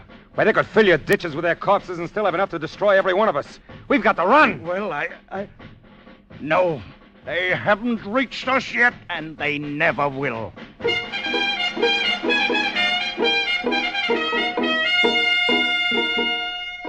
The hostile army was approaching in perfect formation. No human battalions, however well drilled, could ever hope to rival the precision of that advance. Along a front that moved forward as uniformly as a straight line, the ants drew nearer and nearer to the water ditch. As they approached, two outlying wings of the army detached themselves from the main body and started marching along the sides of the ditch, no doubt expecting at some point to find a crossing. And during this hour-long flanking movement, the main army remained still. Across the scant 12 feet of ditch, I stared at them. And they stared back at me. A solid mass, every one as big as my thumb, with a reddish-black body and long legs. Suddenly, a sound so unearthly as to freeze our blood jerked our heads in the direction of the jungle on the far side of the ditch. Coming toward the ditch at a stumbling gallop was a singular being, a writhing, animal-like, blackened statue with a shapeless head and 4 quivering feet. It was a stag, covered over and over with ants. Leiningen threw up his rifle, and the stag fell lifeless to the ground, its agonies at an end. Horrified as I was, my curiosity impelled me to glance at my watch. I had to know how long the ants would take.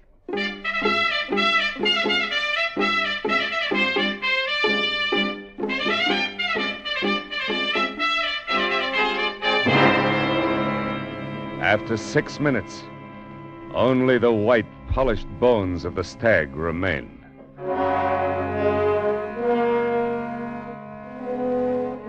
Now I could see a change in Leiningen. Gone was the sporting zest of the novel contest. In its place was a cold, violent purpose to send these vermin back to the hell where they belonged. If he did not, we were both only too sure of the alternative. And now we even knew how long it would take the ants once they got to us.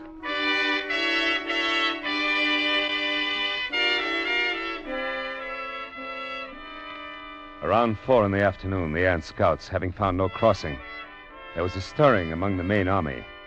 And then an immense flood of ants, about 100 yards in width, commenced pouring in a glimmering black cataract down the far slope into the water-filled ditch.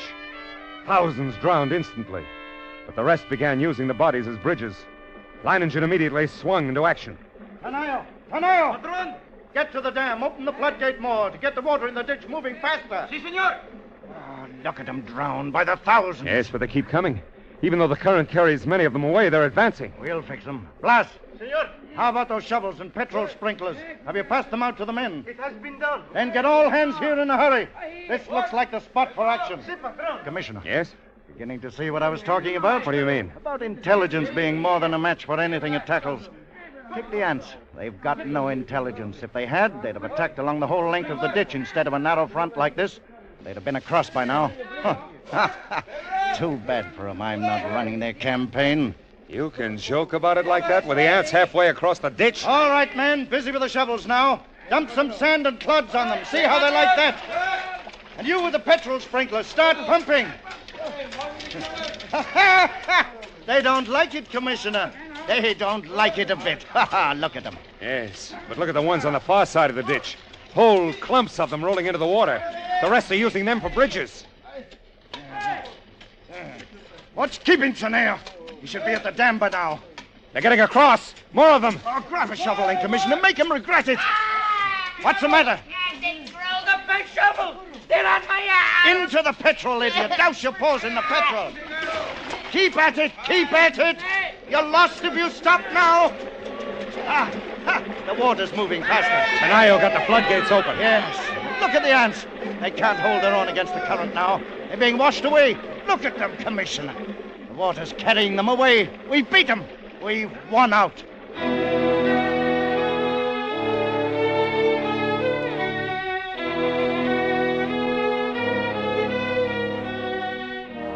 It was true. Leiningen had won the opening round. The floodgates were left open to forestall any night crossing. When dawn came, the dark blanket was still there, motionless across the ditch. Then we noticed the feverish activity on the other side of the plantation. Here, a grove of tamarind trees lined the far end of the ditch. And every tree swarmed with the crawling insects. But instead of eating the leaves, they were merely gnawing through the stems, so that a thick green shower fell steadily to the ground. Blas, have all the petrol pumps brought. Get everyone over here except the lookouts on the other side, then pass out the shovels. Si, senor. Looks like I underestimated them when I said they didn't have intelligence. What do you mean?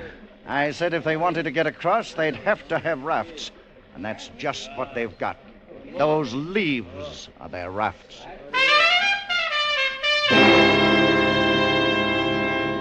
Even as he spoke, the leaves went tumbling down the far bank by the thousands. The current drew them away from the bank, and each leaf was crawling with ants. Don't worry, Commissioner. I've still got a trick up my sleeve for them. The water! The ditch is drying up. Of course it's drying up. That's the plan. Those are the orders I sent to the dam. Are you mad? As soon as it's empty, what's to prevent the ants from... Look, the water's way down. It's almost dry. They'll be able to come across the bottom. They'll not make it if the man at the dam carries out his orders. He should have opened the gates again by now. To flood the ants? Right. Oh, what a chance to take. If anything should happen, don't you... Here it comes. Here comes the water. Now we'll give the crawlers in the ditch a good ride out into the river. There. Look at them go.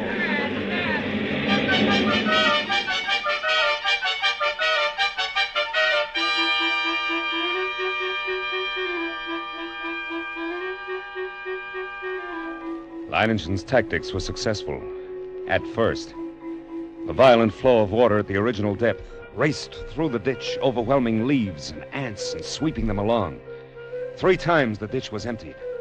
3 times the ants raced across its bottom. And 3 times the rushing water, arriving just in time, carried them away. But the 4th time, as the level dropped nearly to the bottom of the ditch, we waited in vain for the rushing waters, and then... Senor! What's the matter? What's gone wrong at the dam? The ants, senor. Just as the man at the dam lowered the water almost to the bottom, the ants attacked.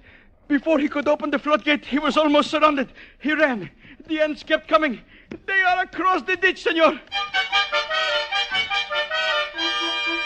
Leiningen stood, motionless, absorbing the news of his defeat without a word. Then, simply, he raised his pistol and fired 3 shots into the air. The prearranged signal for all men to retreat, instantly to the second line of defense. The concrete ditches more than a mile from the point of invasion. Soon after we arrived there, the natives commenced straggling in, silently. Leiningen waited until all of them had gathered. Then he spoke to them. Well, lads, we won the first round and lost the second. But we'll smash the crawlers yet. Anyone who thinks otherwise can draw his pay and push off.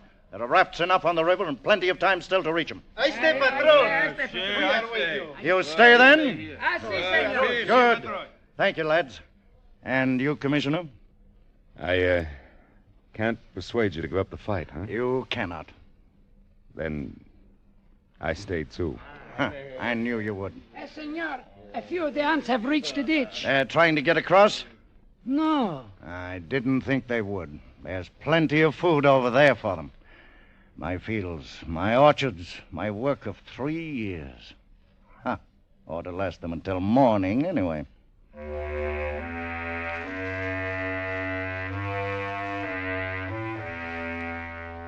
Yes, we were safe for the moment. But the next morning, the black swarm was solid around us. Their shock troops were hard at work. They were dropping shreds of bark and twigs and leaves into the petrol-filled ditches, forming a floating bridge across the surface of the liquid. Leiningen stood silently watching this operation, and I could see a grudging admiration in his face. Then, after several hours, the attack came.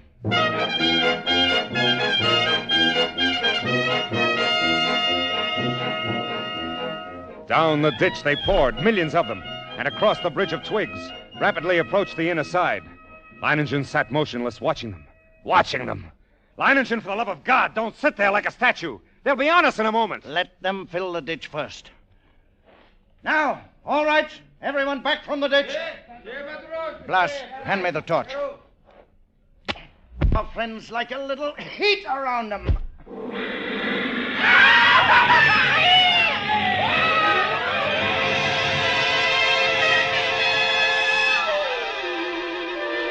Flames from the ditch shot into the air, devouring ants by the millions. It was some time before the petrol burned down to the bed of the ditch. And when it did, the devils came back for more. Again and again, Leiningen fired the ditch to destroy them. But as they returned to the assault time after time, a slow, sickening horror crept into my mind. I looked quickly at Leiningen and then at the petrol tanks. He read my gaze, nodded slowly. That's right, Commissioner. We could hold them off forever if our supply of petrol was unlimited, but it isn't. We've only got enough to fill the ditch once more. Leiningen, isn't there a way? Any way at all? There must be. Yes, there must be a way. Yes. Yes, yes! What is it? We'll flood the whole plantation. Flood? But how? The river's higher than any point except this high ground we're on now.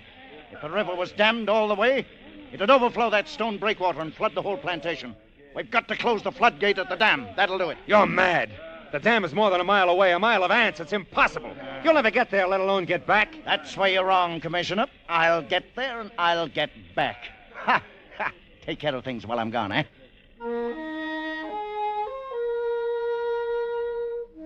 I watched him as he calmly pulled on high leather boots, drew gauntlets over his hands, and stuffed the spaces between breeches and boots, gauntlets and arms, with petrol-soaked rags. He shielded his eyes with close-fitting mosquito goggles and plugged his nostrils and ears with cotton. Then the natives drenched his clothes with petrol. Bloss, who acted as doctor to the men, smeared a salve over him. And finally, Leiningen was ready. And he stood surveying the course he must take to the dam. I sensed a sudden calm.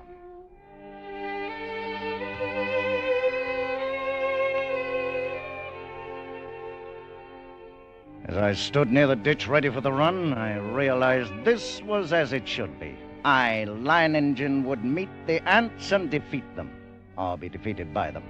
Ha! Leiningen versus the ants. Yes, it was right that it should be like this. But now there was no more time for thought, only action. I took a deep breath, then bounded across the ditch and among the ants. I ran in long, equal strides with one thought, one sensation in my being. I must get through. I dodged all trees and shrubs. Except for the split seconds my soles touched the ground, the ants would have no opportunity to light on me. I ran on. I was halfway to the dam before I felt ants under my clothes and a few on my face. I struck at them mechanically, scarcely conscious of their bites. The dam drew toward me slowly. The distance grew less. Less. Finally, only 100 yards away. 50. Then I was there. I gripped the ant-covered wheel, but hardly had I seized it when a horde of ants flowed over my hands and arms. I strained, but slowly the wheel turned and turned more. Floodgate was swinging slowly shut, and then it was shut. And the water was rising behind the breakwater, closer to the top. Closer. Then it was spilling over. The flooding of the plantation had begun. I let go of the wheel. Started back through the ants. For the first time I realized I was coated from head to foot with the fiends. Tongues of fire stabbed me as they bit into my flesh. I almost lost my head with the pain as I ran, knocking ants from my body, brushing them from my bloody face, and then one bit me just below the rim of my goggles. Managed to tear it away, but the agony of the bite and its venom drilled into the eye nerves. I saw now through circles of fire into a milky mist. I was almost blinded, but I knew that if I tripped and fell, I ran on, my heart pounding as if it would burst, blood roaring in my ears, a giant's fist battering my lungs. Then I could see dimly that wall of flame at the ditch. Oh, but it was too far away. I couldn't last half that distance. I stumbled. I fell. I felt myself being swarmed over, devoured. Tried to rise. A great weight. Then suddenly the vision of the half-devoured stag in my brain. 6 minutes, then nothing but bones. I couldn't let that happen to me. I couldn't die like that.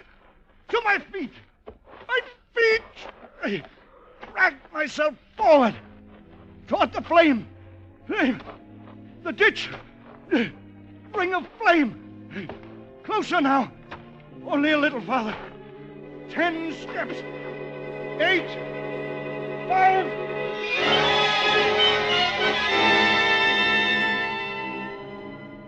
It seemed we had waited for hours, when all at once, through the blazing ring around us, an apparition hurtled and fell full length on the ground. It was Leiningen, alive with ants, unconscious with glazing eyes and lacerated face. We rushed to him, stripped off his clothes, and tore at the ants that covered him. His body seemed almost one open wound. In one place, I could see a white bone.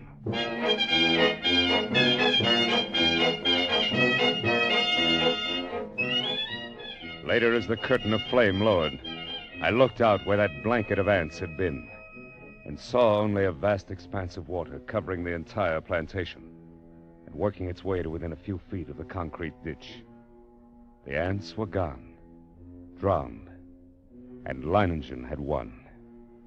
He lay on his bed, his body swathed from head to foot with bandages, but alive and still in command. Everything in order? Everything's in order. I told you I'd come back. Even if I am a bit streamlined. He grinned, shut his eyes. He slept.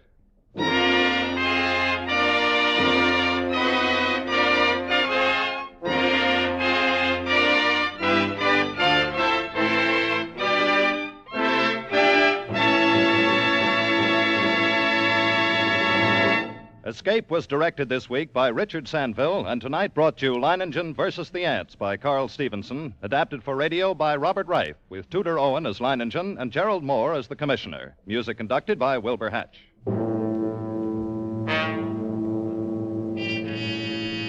Next week... You are standing at the doorway of the cabin on Cashier Creek. Up on the ridge, the bloodhounds have caught your scent. And between you and a fortune, between you and escape, yawn the white jaws of a deadly snake, a cottonmouth moccasin.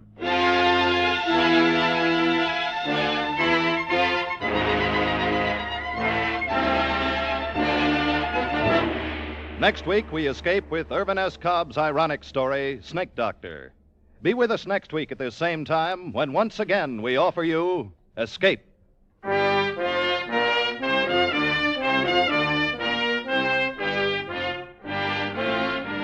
Ethelbert, Ann, and Casey will be along in a few moments with tonight's crime photographer drama entitled Sellout. All year long, Casey, crime photographer, has been one of radio's top rating shows. You're sure to enjoy the proceedings coming up over most of these same CBS stations. Tip Corning speaking. This is CBS, the Columbia Broadcasting System.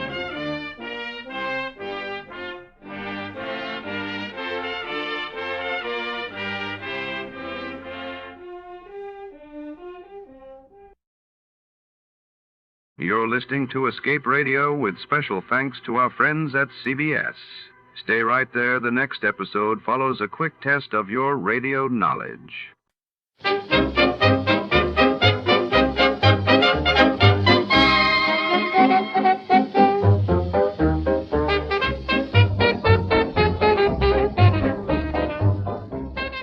Tonight, under the flickering neon of the city's back alleys, a mysterious gold key surfaces, a key that unlocks more than just doors. Our hard-boiled detective is drawn into a twisting web of deceit, shadowed by a stunning femme fatale whose secrets could shatter lives. Who truly holds the power behind the gold key? And what dark fate awaits at the journey's end? Stay tuned for The Gold Key Capper.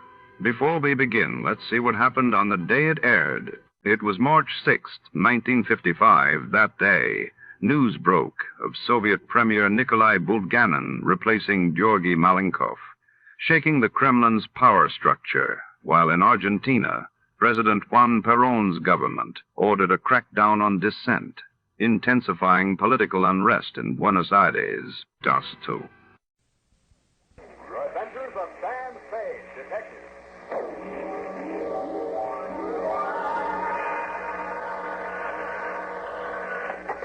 Sam Spade, Detective Agency. Spade, sweetheart. Oh, hello, Sam. What are you doing? Having breakfast, Abby. Breakfast? But it's 7:30 in the p.m. Well, it's a topsy-turvy world, sweetheart. What was the problem, Sam? Oh, a gold key to the door of her apartment. She gets to figure out what it unlocks.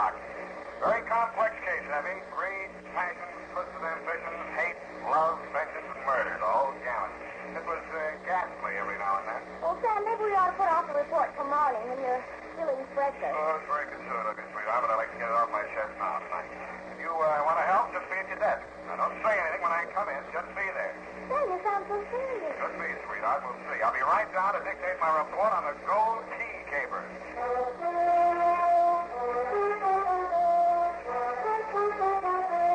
Now, with Howard Duff starring as Spade, Wildroot brings to the air the greatest private detective of them all in The Adventures of Sam Spade.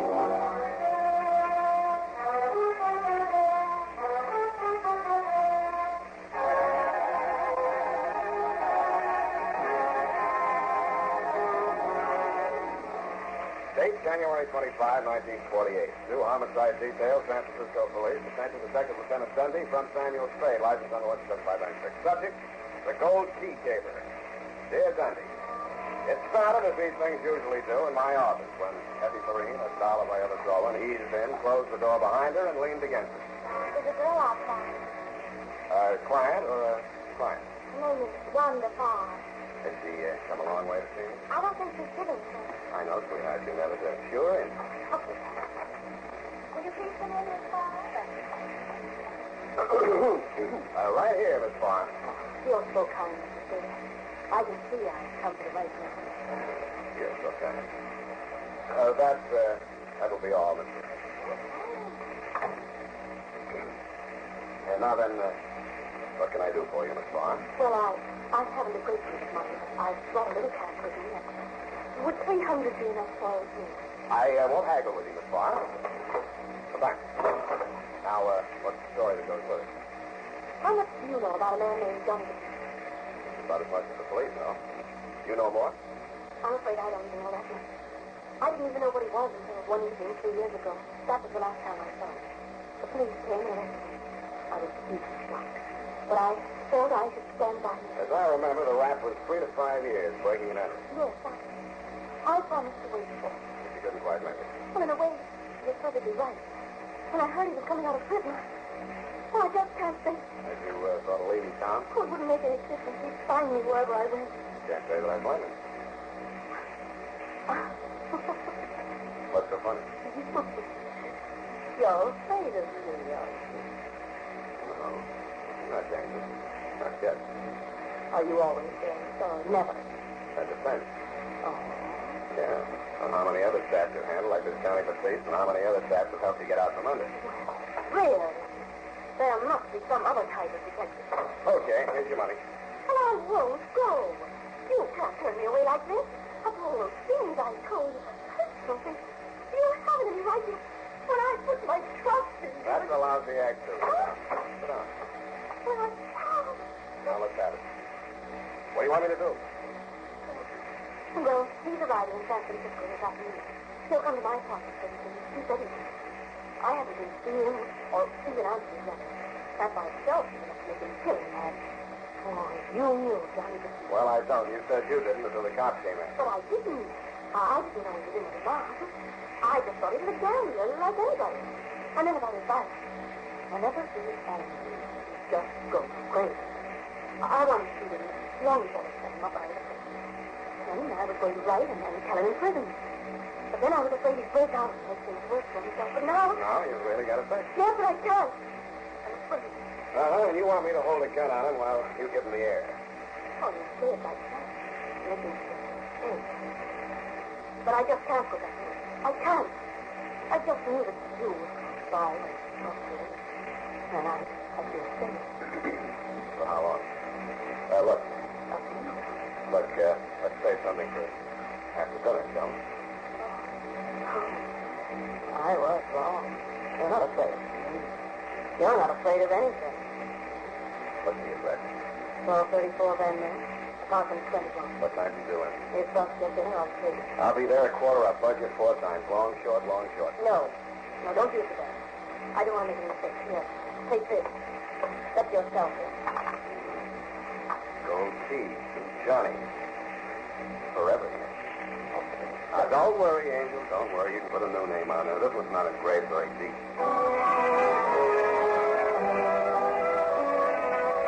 After she'd drawn, a heavy fragrance clung to everything she touched. The chair she sat in, my glass with her lipstick on it for $300, even the gold key. I rubbed it up against my coat sleeve. The name didn't come off. It only shone brighter. I threw it across the room just to see if it would bounce. It did. And when I walked over to pick it up, there were 2 keys, or at least 1 and a half. The gold shank had been hollowed out, and the key that fitted inside it was wrong again, Dundee. Not a glass key, a brass key with a number on it, 322, nothing else. I wondered if Johnny Batiste had been living a double life, or at least 1 and a half. I was still wondering when I slipped the brass key back into its hiding place and used the gold one to unlock the door of Wanda's apartment. The room was full of her perfume, but she wasn't there. Johnny Batiste was. He was cleaning the prison dirt out of his fingernails with a shiny new spring blade knife. Get that key. What for? Your end? Where's Wanda? She changed her mind. She don't want to see you. Who changed it for? I did. I told her she's sitting out to marry into the wrong set. So give me that key and blow. Where is she, in here? I told you to blow. She don't want to see you. You don't mix me yourself. You're stir happy. Listen, Spade. I didn't rot in that Spade hotel 3 years to get pushed around. Why do you think I took that rap? You took it for her. You're crazy. She was through with you before you went up. I just go on talking like that. Go on. I'll cut you. I'll cut you real bad. Copper. Johnny, I don't want to hurt you. Don't try. Good night, Johnny. Copper, go. The first thing you ought to learn about civilian life, Johnny, is don't jump somebody until you know what it's all about. What did she tell you? Oh, forget it. You'll get this cheaper than I did. But she's 3 years older. So am I. Listen, Johnny, here's my card. If there's any way I can help you, let me know, will you? I mean it. You got a heart. They gave me $50 and they pushed me out the gates, but I dropped it in a poker game down at 6th Mission. Right off the bus. Sucker. Johnny Batiste. You need some dough, Johnny? No, nothing that ain't mine. Hey, the key is mine. My name's on it. They couldn't do nothing to me if I hopped that, could they? Not even 10 or 15. That's solid gold. They would give me a place to flop until I get my feet under me again. Yeah, like you say, your name's on it. Here, take it. Hey, you can have your knife, too. You're an all right guy. I'm sorry for the things I said. Hey, wait a minute. Where's Wanda? I don't know. I haven't seen her. And I don't want to see her. So long, sucker.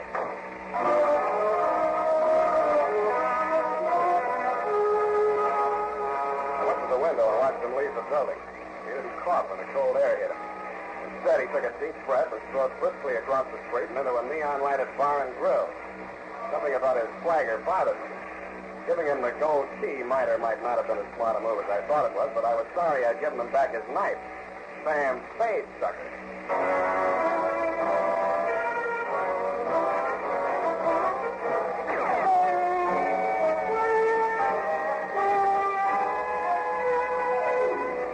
About here, Dundee, I decided to start acting like a detective for a change. I took a chance on Johnny Batiste being thirsty enough after 3 years to keep his elbow crooked at the bar long enough for me to frisk Wanda's apartment. I didn't think I'd find her body there, but I did. I deduced that it was in the clothes closet from the feeble cries and puffings I heard as I walked into the bedroom.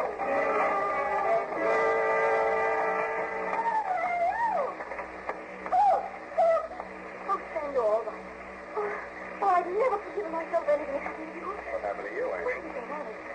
Where were you standing? You pushed in the closet. Yes, when I heard you coming up the steps. Why? Well, you were coming any minute, and I had to say something, so I told you you were going to marry me. Oh, that's fine. Well, here we are. Oh, but that's not all I said. Oh, you'll never forgive me for this. I know I... Oh, how can I tell you? I told him you forced me. Thanks a lot. How did I force you? By threatening to go to parole board so they wouldn't let Johnny out. I must have a lot of influence. Yes, and that way he thought I was protecting him, so he didn't hurt me. Only just scared me when he pushed me to cross. Well, it's nothing really, only a little discovery.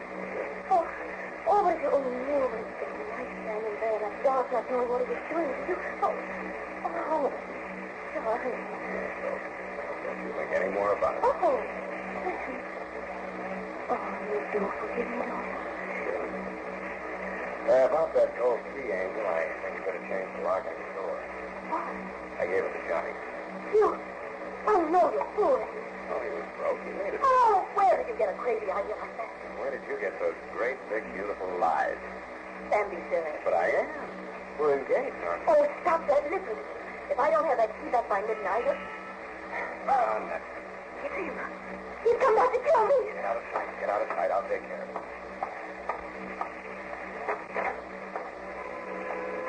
There were two of them. Neither one was Johnny Batiste. They brushed past me and entered the room without a word and stood there with their faces hanging out. While we were giving each other the silent treatment, I sized them up. The larger size I recognized from newspaper pictures. He was a big sand and gravel man, and rumor had it that a stretch of paving outside the town contained the bodies of 18 other sand and gravel men who had bid against him for the contract and stumbled into a rock crusher. Name? Mike Malloy. The musician with him put his viola case down on the sofa and opened it up. No. This isn't the man, Nathan. What's that what he's doing here? Why don't you sit down and finish that comic book I brought for you? Okay, rock crusher. Miss Spade, I told Miss Farr to hire you. Has he told? Not yet. Good. I brought along my bodyguard here just in case. Where is Miss Farr? I sent her to the movies. Why? Because you see Johnny Batiste? Yeah, he dropped in. He didn't make any trouble? No. Was he supposed to? There's no point in our talking in circles, Miss Spade. Johnny Batiste used to work for me. Nathan was here with one of his men. What's his name? Right for him. You see? Things have changed. Johnny isn't the man he used to be. But I've always taken care of those certainly loyally. I thought we weren't talking in circles. Believe me, Mr. Spade, I only want to save Johnny from himself. Is he threatening to jump into one of your rock crushes? What's that, boy? He's got a sense of humor. I'm sorry I failed to see it. I was misinformed about you, Mr. Spade. I was led to believe that you were the man to help my fiancé and myself out of this embarrassing situation. Your fiancé? Wanda? Miss Fox? Yes? Yes, it's fiancé. I'll be absolutely frank with you, Spade. I had hoped by bringing you and Johnny Batiste together under circumstances that you might be forced to kill him in self-defense, of course. My apologies. Go on. It would have been the merciful way out for Johnny, and it would have saved many lives. I know Johnny Batiste. He will try to get back on top. He'll stop at nothing.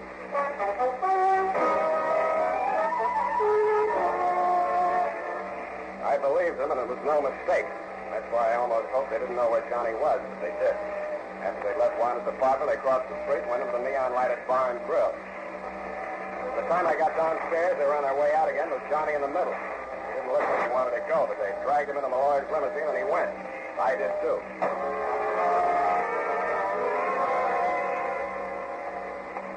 The trail ended on the Embarcadero at the Harbor View Hotel. By the time I got into the lobby, Johnny and his two guards had disappeared up a ratty-looking flight of stairs. I started up after them, but then I stopped cold.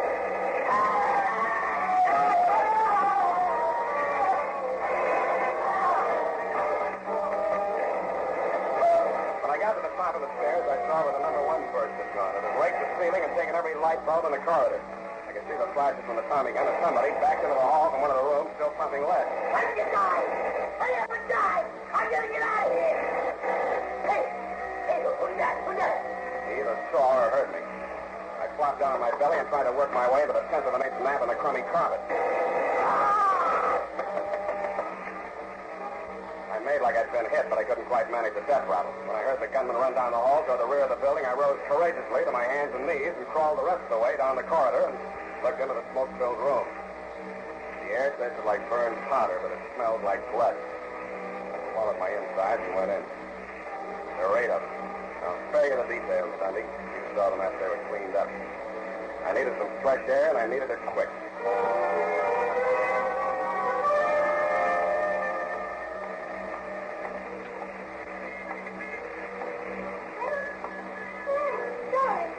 Huh? Over here in the hall. Sam, what's the matter with you? Sick. Oh, poor darling. What was that place, Sam? Why were you there? Why were you? Oh, you poor baby. I came after you. Shut up. I want some answers. I don't want explanations. I don't want excuses. And if I catch you using what you know you do to me to snake your way out of this one, I'll... What have I done to you tonight? First Johnny, then Mike, and now you. You're starting again. It's the last time. Sam, I'm sorry. What do you want to know? Are you in love with Johnny? But I told you no. Mike Malloy? No. You gonna marry Malloy? What was in that room? 8 dead men. What else? A lot of blood and powder smoke. Now I'll see if I'm going to marry Malloy. Okay, that's all I wanted to know. I'll see you later, Angel.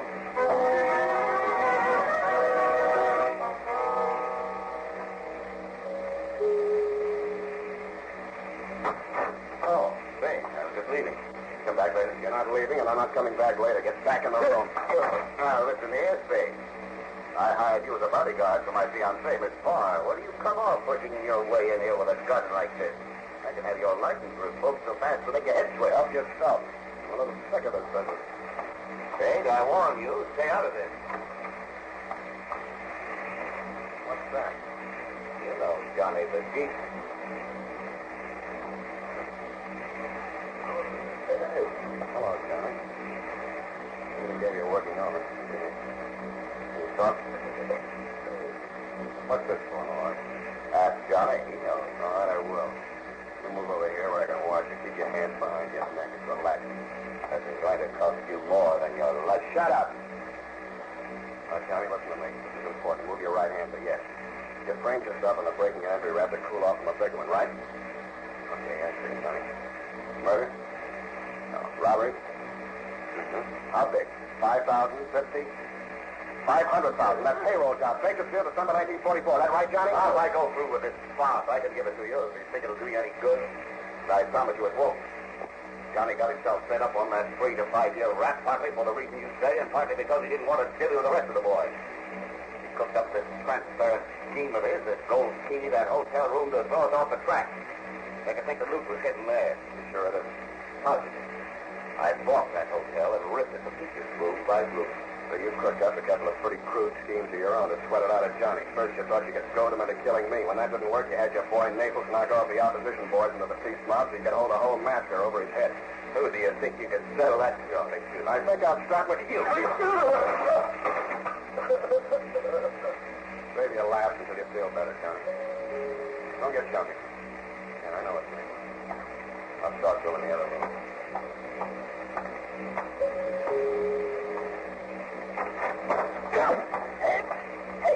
What do you think you're trying to do? Hey. All right, leave it there, Naples. Yeah. What are you doing here? Where's the boy? Out. Yeah. What do you want? I want to talk to you, pigeon. Who's the pigeon? Nobody but you, Naples. If you think somebody else is going up for that slaughter in room 322. Johnny got them guys. That's the boy. I asked the boss. He said you did. You're fucking. Johnny Vargas for a written statement by Malloy alibying Johnny. The cops have got it now. They'll believe it. Malloy's a big citizen, so you're the only pigeon left. That's what you think. Where is he? Wait here. I'll bring him to you.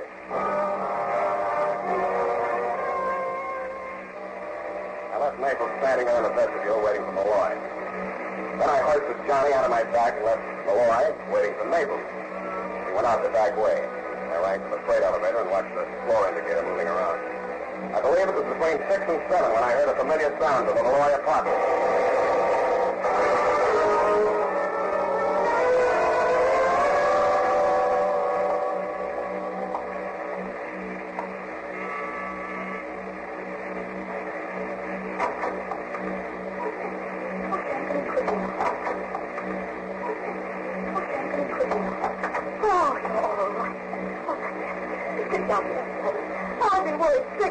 What about? Malloy, Johnny, me, with a half minute. Johnny, did Malloy find it? Malloy's dead. Johnny? Johnny can't talk. You know how to. Can't talk? No, but I can. Sam, you didn't have anything to do with Malloy dying. As much as anybody. But you seem so... Oh, no, I just don't believe it. You're rather with Malloy? I think in the feet. Oh, I just have to believe it. Oh, I waited so long for you, Woody.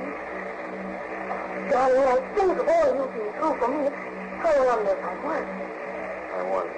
But you and everything, and the moon, too. Oh, I've never dreamed there'd be anything perfect as this. It just seems good to be true. Yeah, you're so right, sweetheart. You're so exactly right.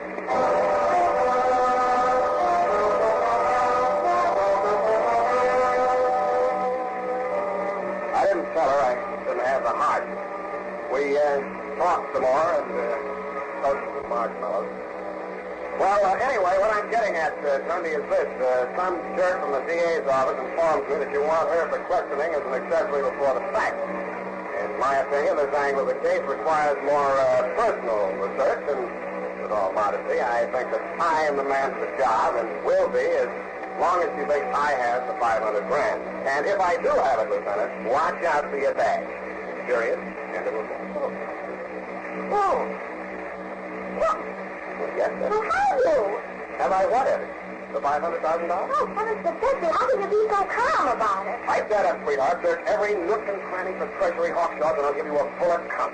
Private, of course.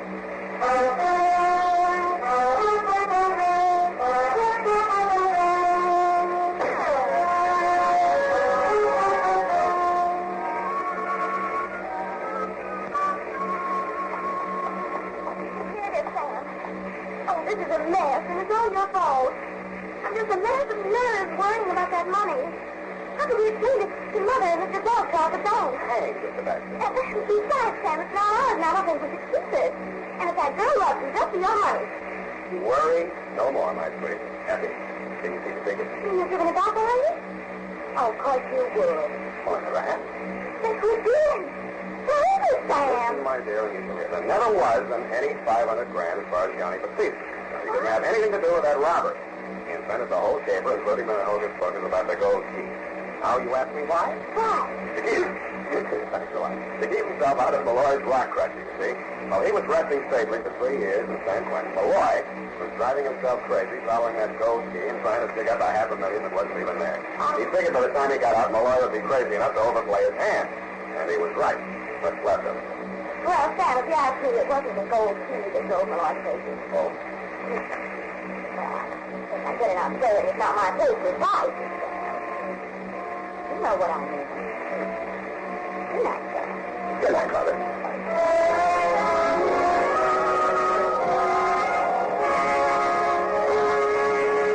A gracious thank you tonight to CBS for keeping America entertained coast to coast. And now, folks, let's have ourselves a little quiz.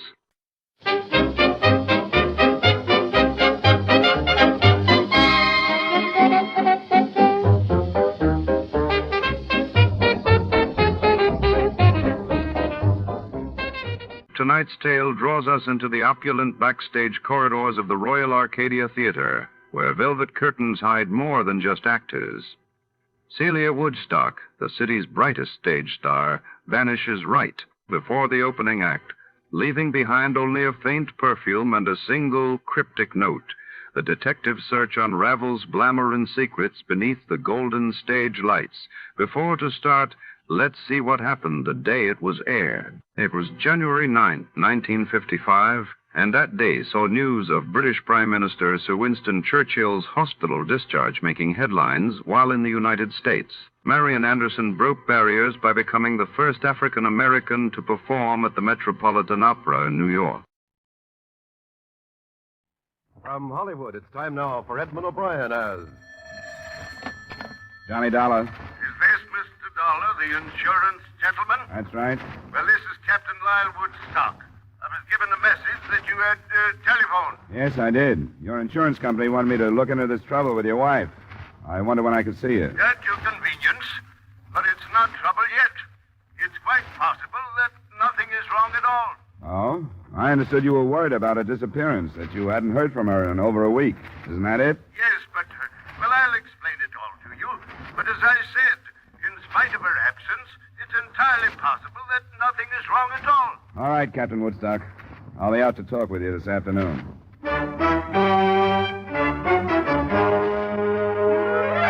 Edmund O'Brien in another adventure of the man with the action-packed expense account, America's fabulous freelance insurance investigator. Yours truly, Johnny Dollar.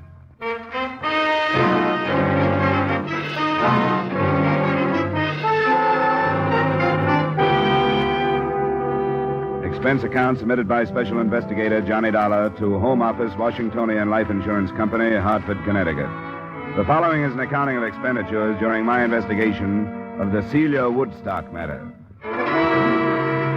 Expense account item 1, $25.50, car rental and mileage to the Woodstock home off the highway just east of Bridgeport. It was a large frame house, shuttered against the cold. Icy landscaping swept down to the shore, where an empty dock stood against the winter wind blowing across Long Island Sound.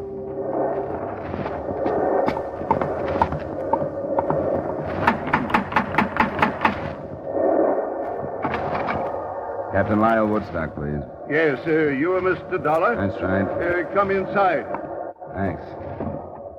I am Captain Woodstock. Nice of you to come out. Nasty wind, isn't it? It wasn't blowing like this in Hartford. Quite often windy here in the Sound. I'm afraid you'll have to leave your coat here. That's fine. I discharged the servants, all of them. Couldn't stomach their attitudes since Celia's departure. Come along. We'll talk in the library. How did you happen to turn to your insurance company, Mr. Woodstock? Yes, it would seem unusual, wouldn't it? It seems unusual that they would bother with it, unless they thought she'd met with bodily harm. But you told me you don't think so. After you, Mr. Dollar. Thanks. I'm afraid I was guilty of a certain amount of deception when I spoke to Mr. At the Washingtonian Company? Miller, Sam Miller. Yes, Mr. Miller. Through a delicate choice of words, I'm afraid I intimated that I was frightened for Celia's very life. Sit down. Why the deception?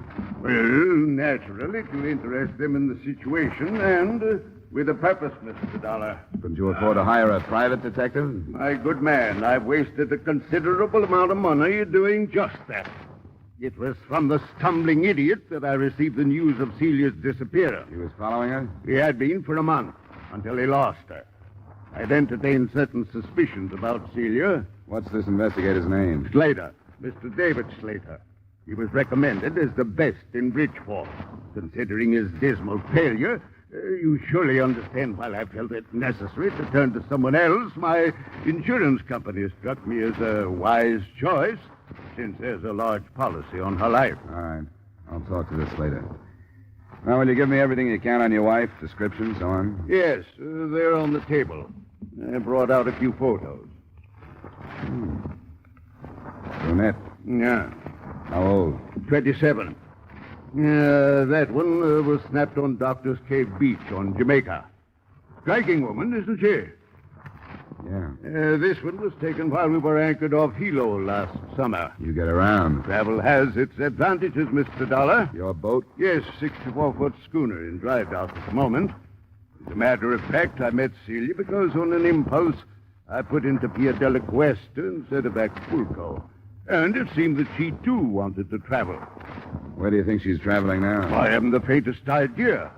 I started to tell you I'd been troubled by a certain suspicion. She was in seeing entirely too much of a young doctor in Bridgeport. His name is Masterson, Dr. Charles Masterson. You think he could have had something to do with her disappearance? Is that what you mean? No, I shouldn't like to say. I believe that she is a quite perfect physical specimen, yet she visited this doctor fellow at least 3 times a week. Mm-hmm. Anything else? As a matter of fact, yes. We were in Acapulco 2 years ago. Acted off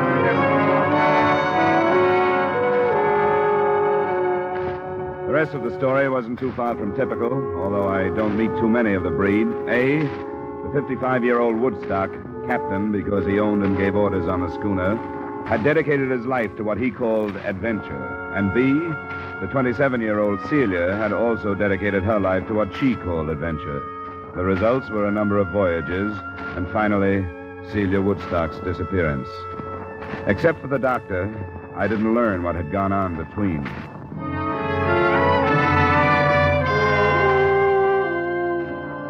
I found the private investigator, David Slater, in a conservatively crummy suite of offices on Front Street in Bridgeport. Well, you've met him, so you know what type he is.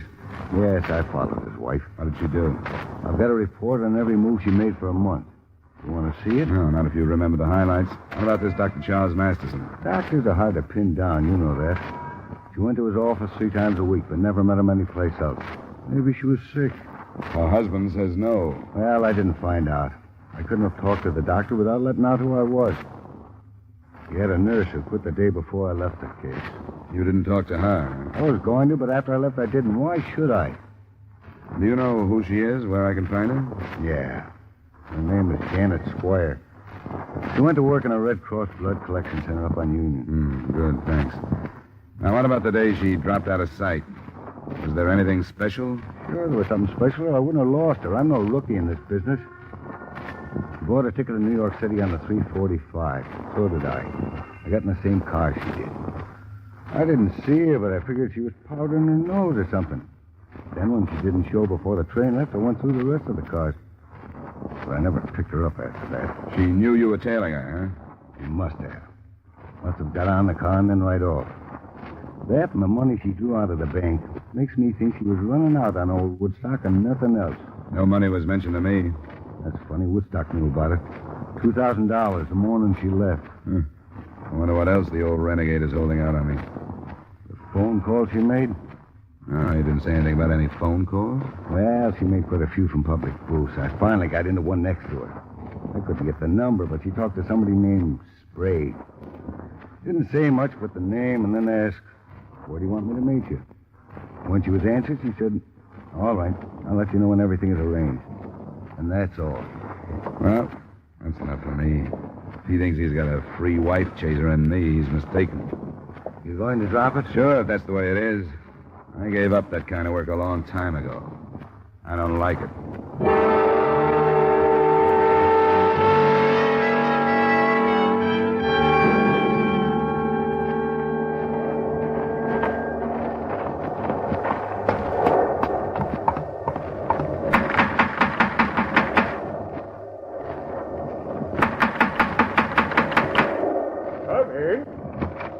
Dollar Close the door.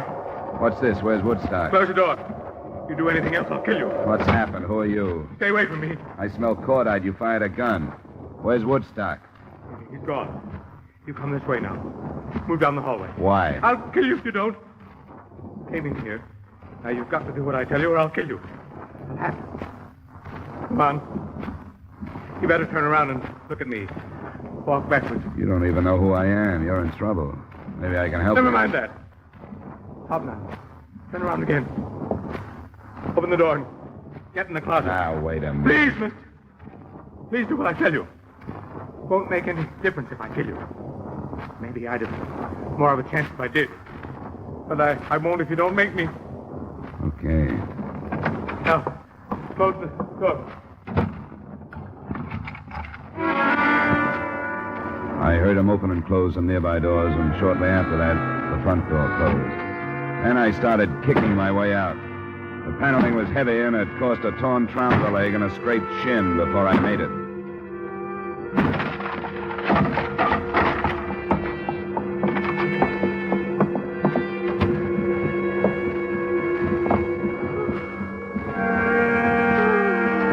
Mrs. Woodstock? Mrs. Woodstock? Hello? Hello, operator.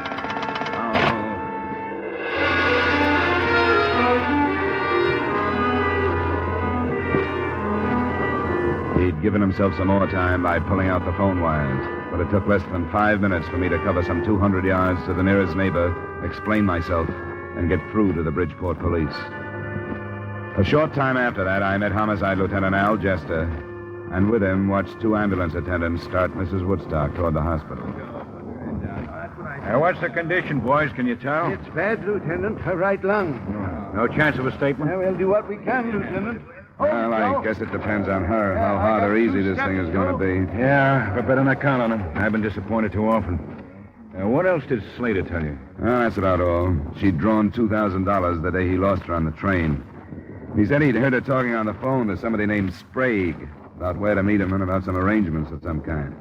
Now, what about Slater? Is he clean? Well, if he isn't, he's careful and he stays out of trouble. I guess the worst thing I can say about him is that he does a lot of divorce snooping. Why? I just wondered. I had no reason not to believe his story. He said as far as he was concerned, the girl was running out on her husband. The more I saw of it, the more it looked that way to me, too. And I came out here to drop the case, and it blew up in my face. The man you described, could he have been this Sprague? Well, he could have. I didn't ask him. He was half crazy. If he was Sprague and I'd thrown the name at him, I'm afraid he'd have killed me. He was that bad. Can you describe the gun? Yeah. Cheap revolver, nickel-plated, short barrel, .32 caliber. You sure of that?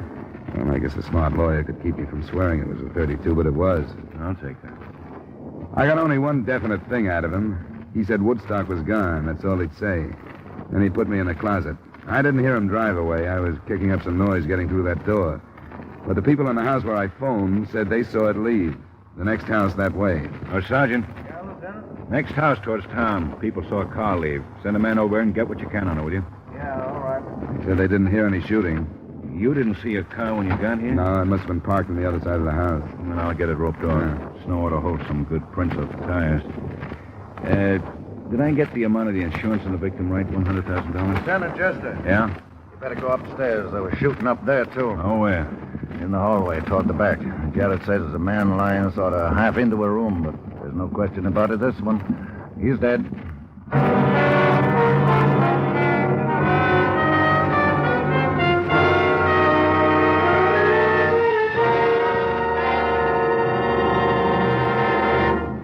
We will return you to the second act of yours truly, Johnny Dollar, in just a moment. Have you heard the new Sing It Again, the new comedy with Jan Murray as your host on the Coast to Coast phone? The new cash prizes for cracking the mystery of Sing It Again Phantom Voice. The new speed and color of the tuneful little riddle songs that make Sing It Again a Saturday night must for radio listening. Be listening for Sing It Again tonight on most of these same CBS stations. Now, with our star Edmund O'Brien, we return you to the second act of yours truly, Johnny Dollar.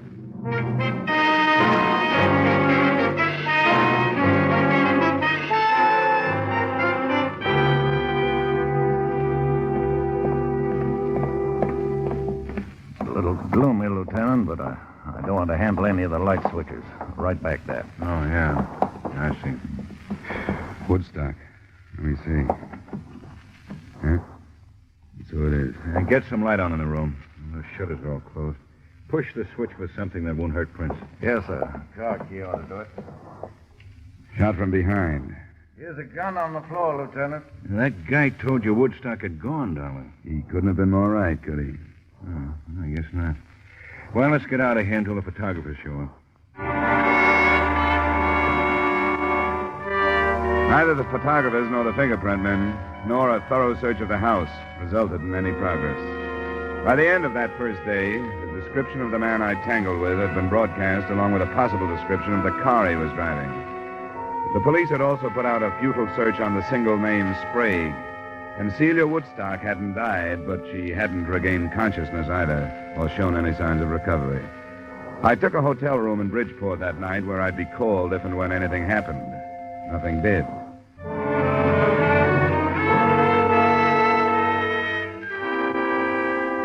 The next morning, I went to the Red Cross Blood Collection Center to talk with a nurse who had recently resigned the office of Celia Woodstock's friend and/or doctor.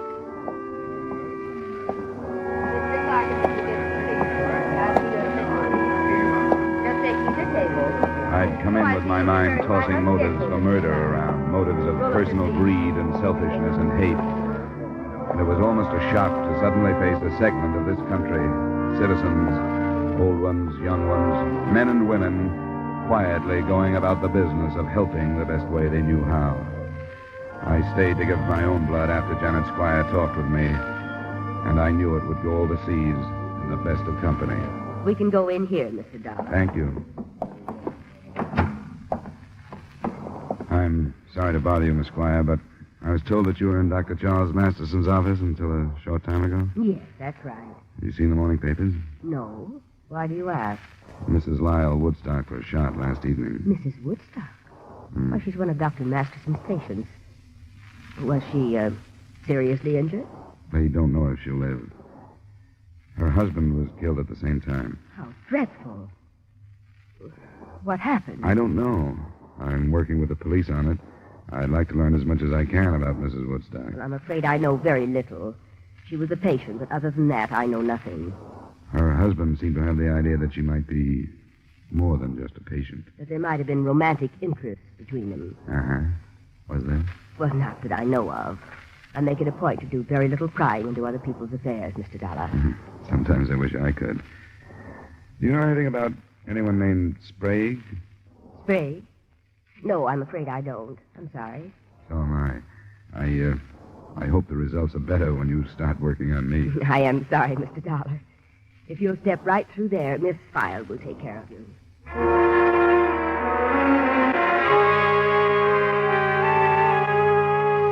A telephone check with Lieutenant Jester about an hour later added nothing. He'd been in communication with Mexican authorities, but they were unable to come up with any leads on Celia Woodstock, or even proof that she'd been in the Acapulco vicinity 2 years ago when Woodstock had told me he'd married her. Homicide men were searching the captain's schooner, and they were still working on the name Sprague. I played my last card and went to see Dr. Masterson. I read about it. Tragic. But, Mr. Dollar, I'm sure you realize why my name mustn't be dragged into it. It won't be if it doesn't belong there, Doctor. Why, there was absolutely no basis for his suspicions. Whatever made him say anything like that? He had a detective following her. He had an idea she came to your office too often. Then why didn't he talk to her? He did. She said something about a sinus condition and heat treatments. That's precisely the truth. I resent your attitude, Mr. Dollar. That puts us on a par. Your attitude doesn't set so well with me.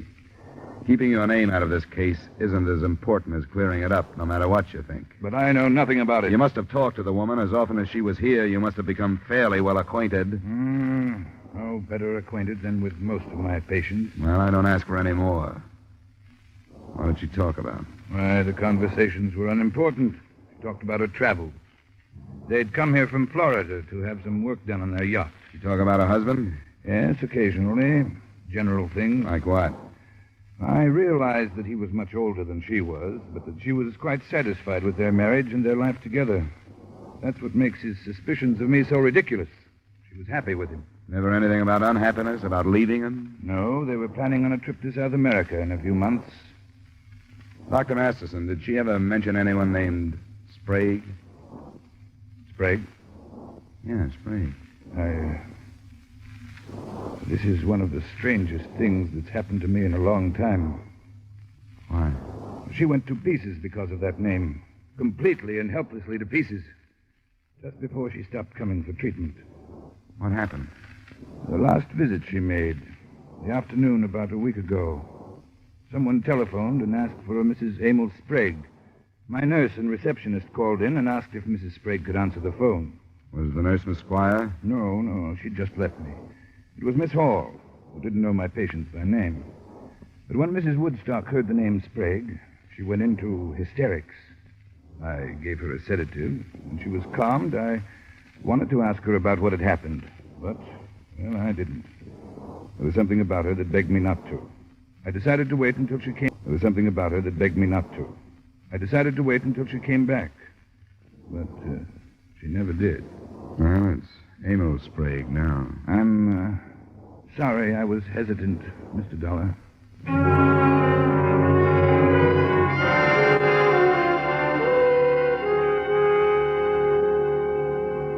Well, it's in the works now. We'll see what we can make out of it. How's Mrs. Woodstock? Still alive. Chest wounds are bad, though. Well, here's how the shooting stacks up so far. She was wounded by 38 caliber slugs. Her husband was killed by 32s. So if you were right on your gun description, the man you ran into killed the husband. What does that leave? Woodstock killing his wife? He was shot from behind while he was going into the upstairs room. Badly chased up there. He had a gun in his hand, and he dropped when he was hit. That was the gun we found on the floor. 38 caliber. Ballistics hasn't run any comparison tests yet? No. I won't buy the theory. Mr. and Mrs. Woodstock seem to have been pretty happy. What about their schooner? Well, I talked to my men on the phone. Nothing yet. Crewmen are all available and with alibis. But what's all that got to do with somebody named Mrs. Emil Sprague? I couldn't answer him. Nobody could. But close to 12 that night, the lieutenant phoned me that Mrs. Woodstock was finally responding to treatment and would likely live. I was at the hospital at 12:30, but it wasn't until almost 3 that Lieutenant Jester and I were told that she was conscious and able to answer some questions.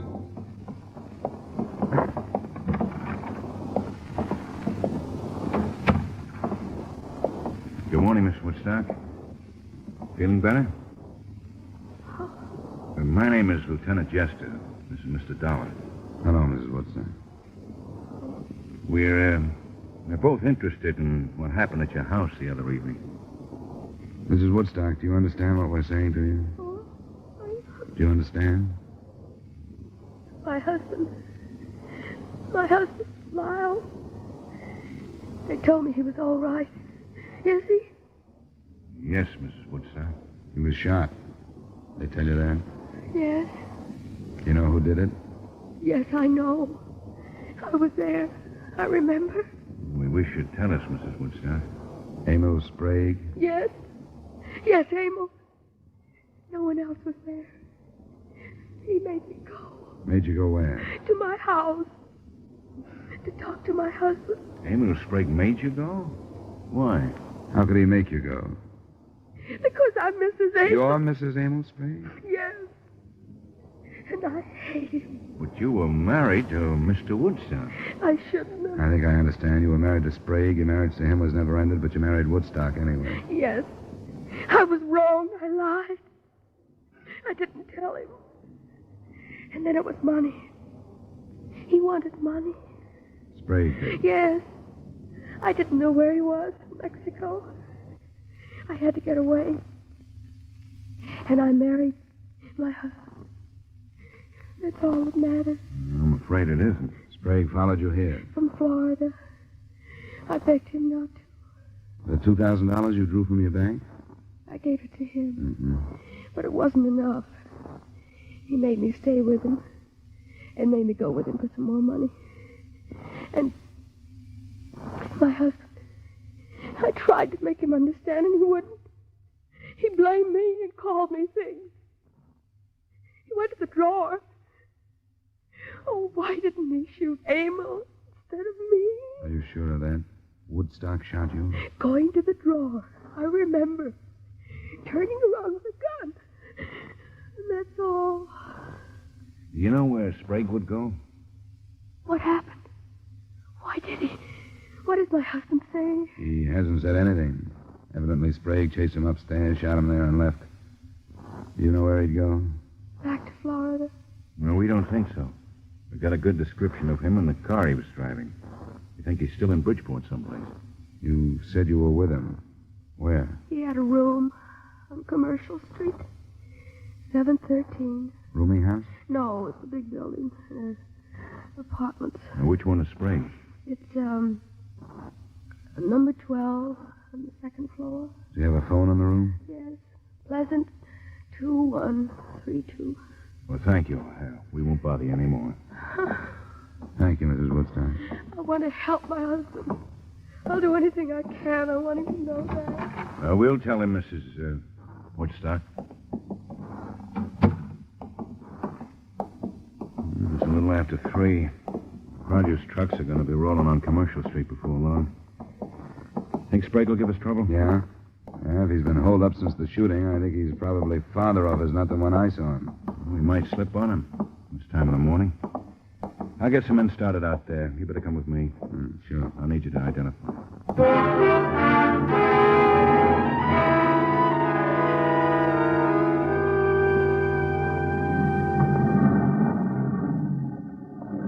Lieutenant. Men should be set in the back of the building. All right, Sergeant. You'll go in with me. Don and I took a look at the floor. It's that corner one up there. There's a door to another room right across from his, so we want to keep him from firing if we can. We didn't warn anybody because we want to keep it quiet. Hope it stays that way. All right, Sergeant. Let's go across. Good luck. Lieutenant, the window. He's onto it. We'd better go on across. He's onto it. He's been watching at the window. I saw him move. The devil. Well, you better see what you can do on the phone then, Dollar. The phone? We thought if you couldn't catch him off guard, we'd try and talk him out. There's a payphone in the hallway.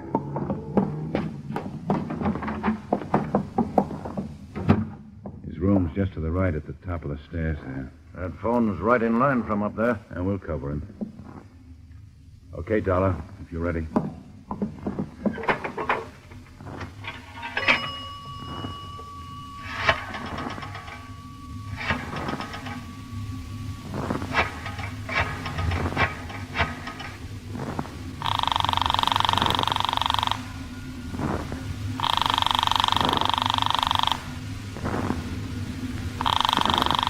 He won't answer. It's ringing. I can hear it upstairs. He'll do something with it. Hello? Hello, Sprague? Yeah? We just got a complete statement from Mrs. Woodstock. You blackmailed the works. She's alive? Yeah, and she's going to make it. I thought she was dead. I saw her fall. I killed him because I thought she was dead. If I'd known, I wouldn't have killed him. I should have found out. You should have done a lot of things. What we want you to do right now is to give yourself up without any trouble. Every door in the building is covered by police. You won't get out if you try. We want you to come out of your room and down the stairs with your hands out where we can see them. You understand that? Are you listening to me? Come on, Sprague. Come on out and make it... Stairs, look out. Get down, Dollar. Stay there, Sergeant.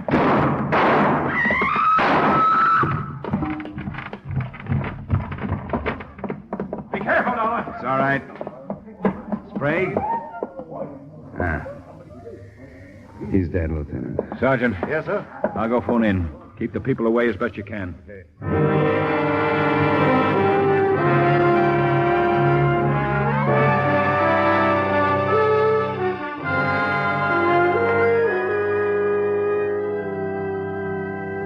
Expense account item 2, $45, miscellaneous, hotel, meals, etc.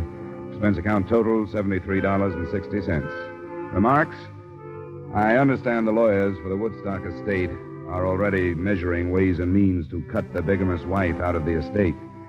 I don't think the Washingtonian Company has a chance of doing the same with the insurance money. Yours truly, Johnny Dollar.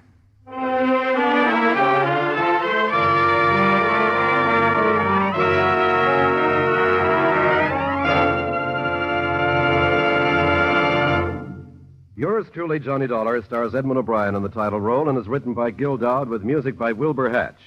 Edmund O'Brien's latest picture is a Paramount Picture production, The Redhead and the Cowboy. Featured in tonight's cast were Francis X. Bushman, Jim Nusser, Ted Osborne, Lorraine Tuttle, Bill Johnstone, Tudor Owen, and Ray Hartman. Yours truly, Johnny Dollar, is produced and directed by Jaime Del Valle.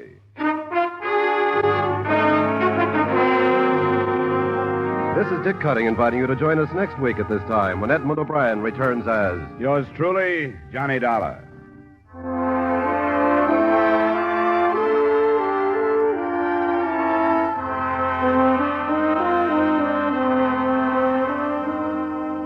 There's a very charming, very amusing young couple to be found at CBS, the Star's address, every Saturday evening. And you're invited to stop by and call on them. They're Liz and George Cooper. And Liz is played by the lovely red-haired Hollywood comedian, Lucille Ball. Liz is nice and easygoing. When trouble's ahead, Liz goes for it easily. It's wonderfully hilarious. It's My Favorite Husband, starring Lucille Ball, every Saturday evening on most of these same CBS stations. Stay tuned now for Von Monroe's Caravan, which follows immediately over most of these same CBS stations.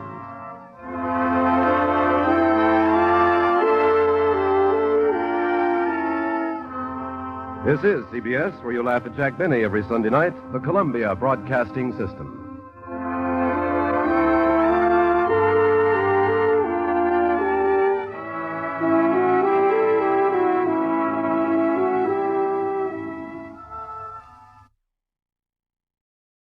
Here at Escape Radio, we proudly thank our partners at CBS. And now, folks, a quick challenge before the next thrilling chapter.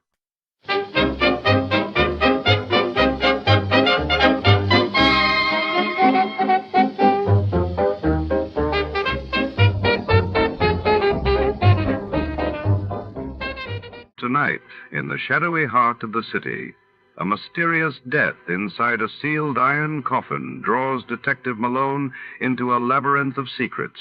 As whispers of betrayal swirl and a stunning femme fatale crosses his path, every clue leads deeper into danger. What secrets does the iron coffin guard, and who will survive to tell the tale? Before we begin, let's see what happened on the day it aired. It was March 3, 1947, that day. The world learned of the British government's announcement to end its role in Greek and Turkish affairs. And in Paris, Christian Dior's revolutionary new look took the fashion world by storm. Get this and get it straight. Crime is a sucker's road, and those who travel it wind up in the gut of the prison of the grave. There's no other end, but they never learn. Wrigley's Spearmint Chewing Gum, the refreshing, delicious treat that gives you chewing enjoyment, presents for your listening enjoyment Raymond Chandler's most famous character in The Adventures of Philip Marlowe.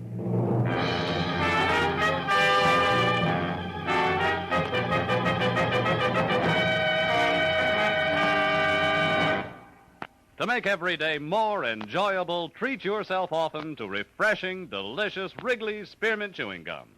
Here's a taste treat you can enjoy indoors, outdoors, at work, or at play. The cool, long-lasting mint flavor refreshes you. The smooth, steady chewing helps keep you fresh and alert. Adds enjoyment to whatever you're doing. Wrigley's Spearmint Chewing Gum. Healthful, refreshing, delicious.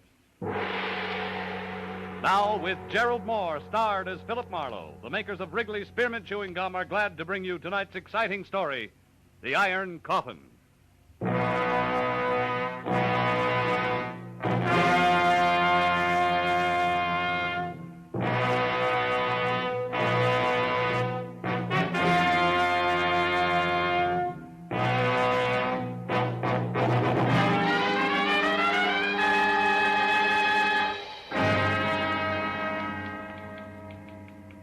Dear Sir, I wouldn't touch your proposition with someone else's 10-foot pole. Period. Furthermore, hello? Would you connect me with Mr. Marlowe, please? Philip Marlowe, the private investigator. This is Philip Marlowe. Oh, I'm so glad I caught you. Mr. Marlowe, you've been very highly recommended to me by a very dear friend, and I want to employ your services for a case. All right, who are you? I'm Catherine Newbold. Uh-huh. It's about my daughter, Irene, or more exactly, about her fiancé. I want you to find him for me. He's 26, dark complexioned, about 5 feet 10, and just a minute, Mrs. Newbold. It's a little early for descriptions. What's the nature of his disappearance? Mr. Marlowe. Yeah? I'm afraid I just can't explain over the phone. I'm at the boys' place now. Would you come over here? It's 4220 Bronx. 4220 and a half, huh? You see, Bennett is lost, and Irene's gone to help him, and she may get lost, too. Well, how do you mean that, Mrs. Newbold? Lost where? Back somewhere in the 16th century.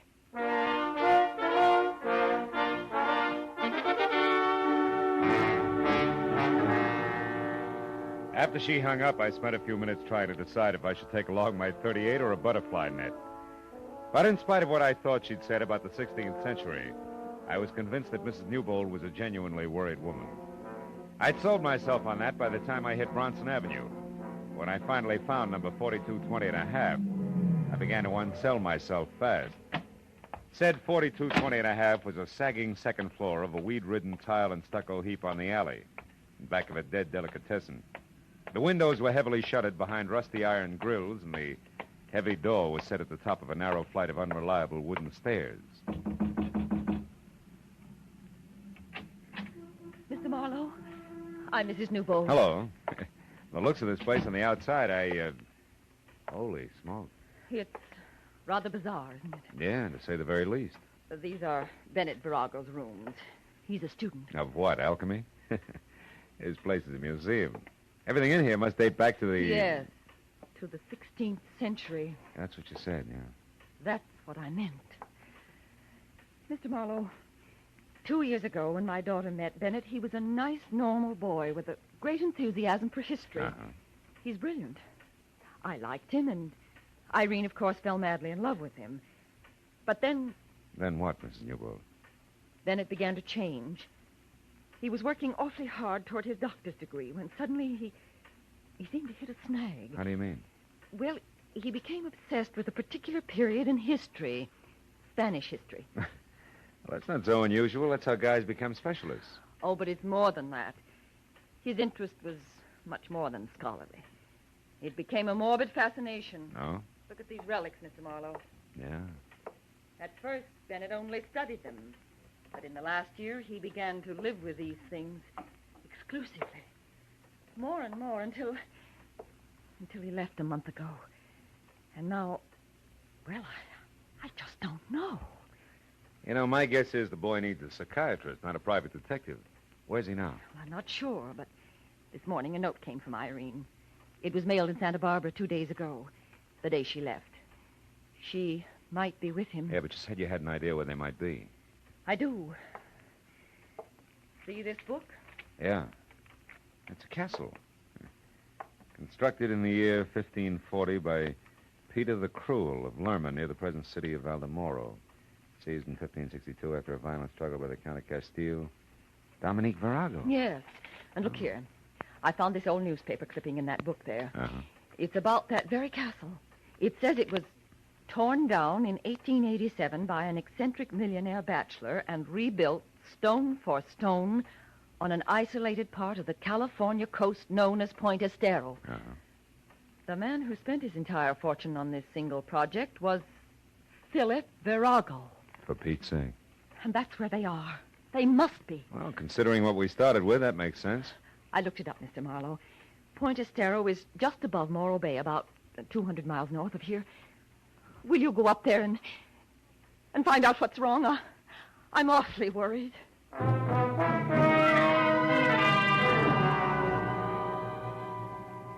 I told her the transplanted castles from Spain were not exactly my cup of tequila. But between the check she handed me and the look in her eyes, I figured a drive along the beach might do me good. Well, I made Santa Barbara by 4, and by 6:30 I was watching the surly Pacific surf hurl itself at the huge granite lump called Morro Rock. Farther north I got, the manner the ocean became. A hulking bank of solid black clouds offshore made a hollow mockery out of daylight savings time. And 20 miles beyond Morro Bay, I had to turn out my lights. By rough calculation, the castle was another 10. But when 11.7 had turned up on the speedometer without so much as a single battlement in view, I decided to turn my lights back on again and stop for some local advice.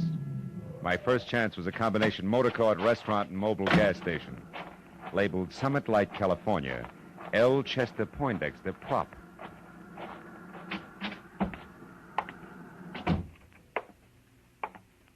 Howdy, friend. Bad night to be out on the road, huh? What'll you have? Yeah, a cup of coffee. Okay. Driving on up north? No, as a matter of fact, I'm looking for that old Spanish castle that's along this coast somewhere. Yeah? Yeah. Got any idea how I can get there? You got business there? Yeah, I might have. Why? Just wondered. Not a good place, mister. Folks in these parts like to forget it's here. Oh? What's wrong with it? Nothing, maybe. Then again, well, it was built 60 years ago by a madman, mister. Brought it over here from Spain, complete, even to the furniture. So I hear you. They say it belonged to his ancestors, and he brought them, too. Every one of their bodies. Their coffins are down there under that castle right now. 13 of them. How do you know? I talked to an old-timer once who helped put that place together. 7 men died on that job. And do you know what he told me? One of them coffins is iron, and it's 8 feet long. You made a great fullback here. Fill it up again, will you? It ain't funny. They say his name was Peter the Cruel. Now, look, Chester, you're not lathering yourself up into a ghost story for tourists, are you? You asked me, and I'm telling you. All I asked you was how to get there. You see that light out there? Across the bay and past the breakwater? Wait till she comes around again.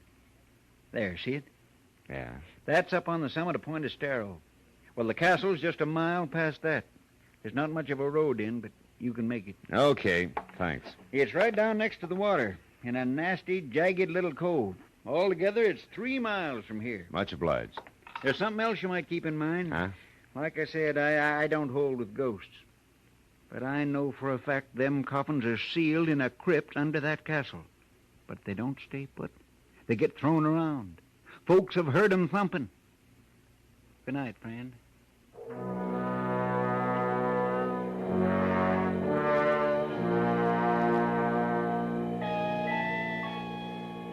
The highway dropped down close to the quiet bay, which was sheltered by the breakwater. And 100 yards out, a white sailboat, its mast pointing straight up at the stars. It made a strange contrast to the pounding surf a mile beyond, where I found the turnoff to the castle.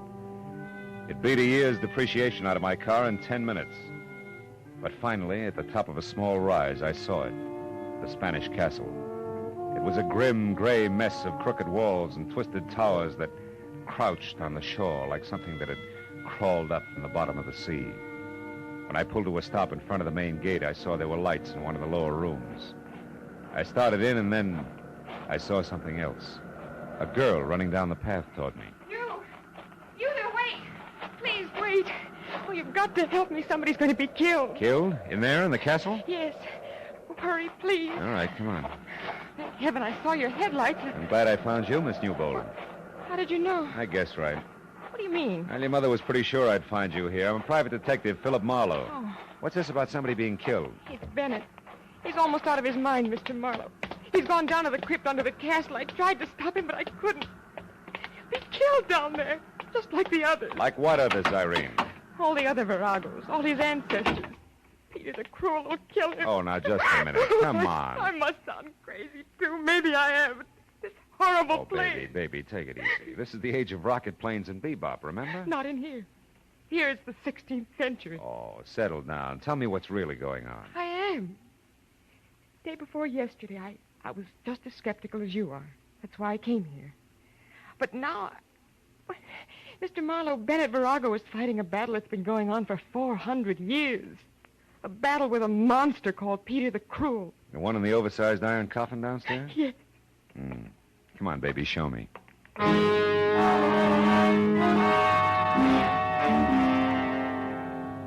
What I could see in the light of the 4 candles in the holder I'd picked up I didn't like. She led me first down a long flight of stairs, then through a maze of ponderous arched pillars that made the catacombs seem cozy by comparison. Finally, we stopped in front of a heavy door with an iron ring in it. I hauled it open and almost fell in. We were at the top of a deep circular room, carved from solid bedrock. Stairs that must have been designed by a reckless mountain goat followed the curving wall down to the bottom. And there, in the light of a torch stuck in a bracket, a man was working frantically over a big trap door set in the center of the floor. It was Bennett Virago. I told Irene to go back upstairs and wait, and then I started down.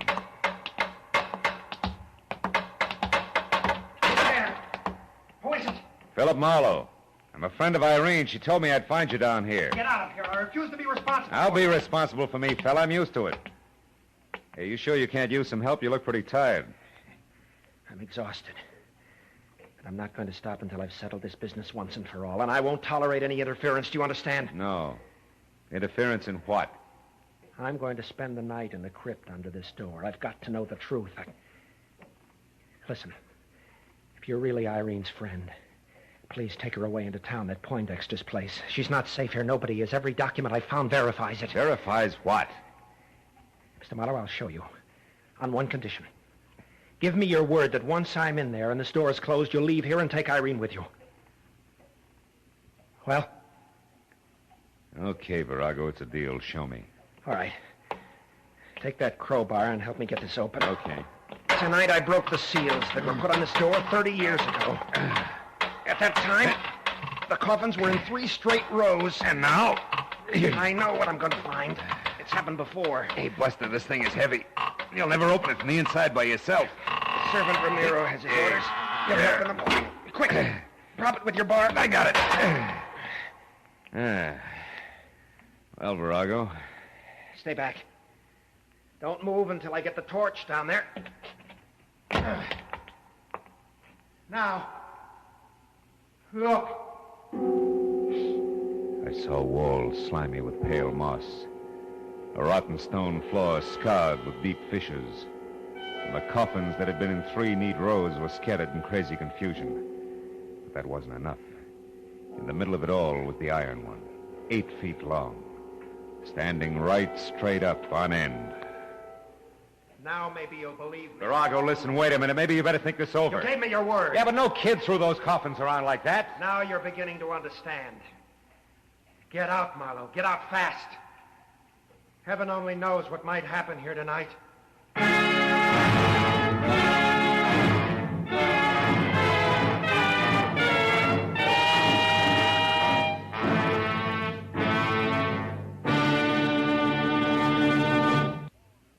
To make every day more enjoyable, treat yourself often to refreshing, delicious spearmint chewing gum.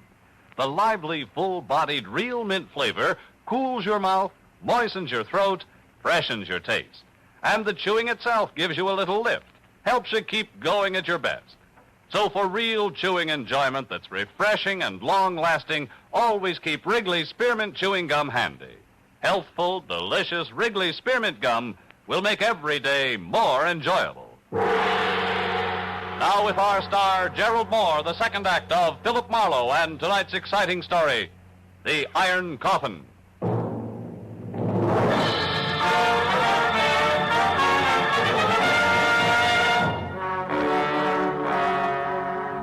I kept telling myself that Virago wasn't in any danger.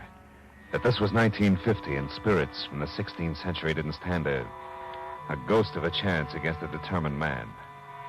But I couldn't quite believe it. And things didn't get any cozier as I watched the man with the obsession descend into the crypt. A candle in his hand, casting a crazy chorus of shadow dancers against the dripping wet walls. After the trapdoor crashed shut, I kept holding on tight to the 20th century and things that made it tick. And that helped until I was back up to the basement level. A moment of your time, please, senor. A tangle of gray, black, shaggy hair fell all around a grisly old face that could have scared a Halloween mask. And the rest of them fit from a build that included almost no shoulders, ape-long, scrawny arms, and an outfit that was medieval. I did not mean to alarm you, senor. Yeah, you couldn't miss.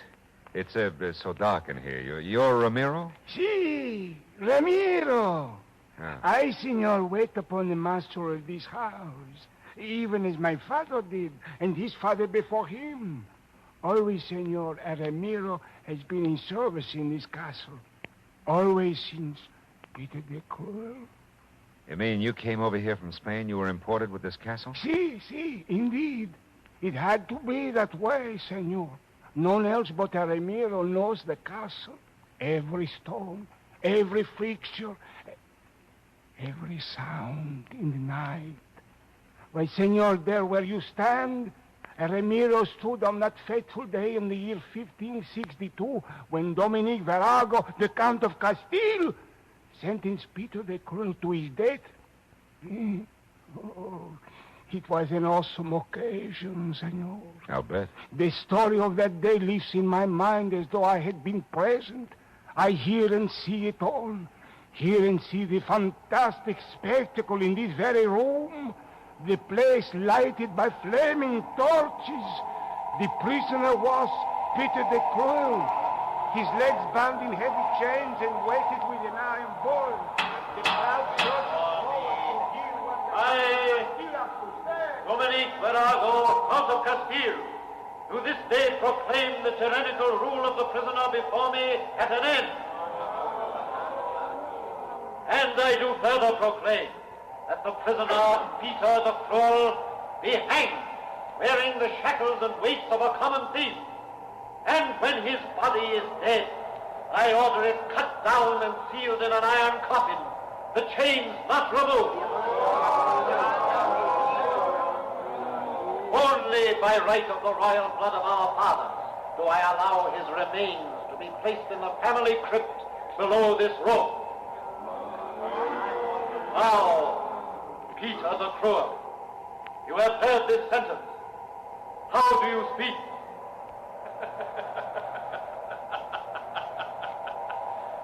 I speak, dear righteous ruler, very plainly. Very plainly. This, the day of my execution, is a black day. A black day for you, Dominic Virago, for Castile, for Spain.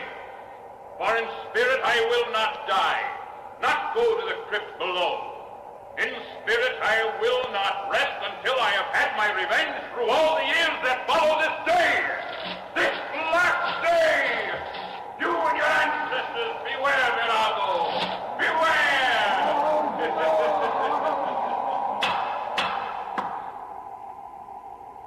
Silence! The Count of Castile would reply. Hang him.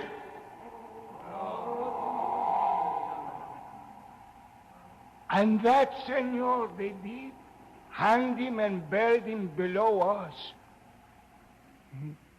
That is why I stopped you here, to warn you. Yes. Well, tell me, Ramiro, your ancestors, whose side were they on? The Count or Peter the Cruel? Well? The Ramirez serve only one man, senor. The master of the house.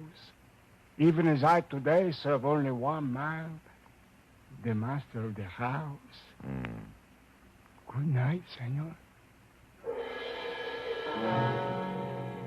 He glared at me for a long moment with sickly yellow eyes. Then he stepped back and was gone. Well, a few minutes later, I found Irene Newbold and told her what had happened at the crypt and of Virago's wish that she spend the night at Poindexter's place. When I saw her make one valiant try to keep from going to pieces, I picked up her coat and bag, held her firmly by the arm, and walked her fast outside into my car. It kept her thinking for a while. When we arrived at Poindexter's, I promised to awaken her at dawn for the return trip to the castle. She thanked me and went to her room, and a few minutes later, I went to mine.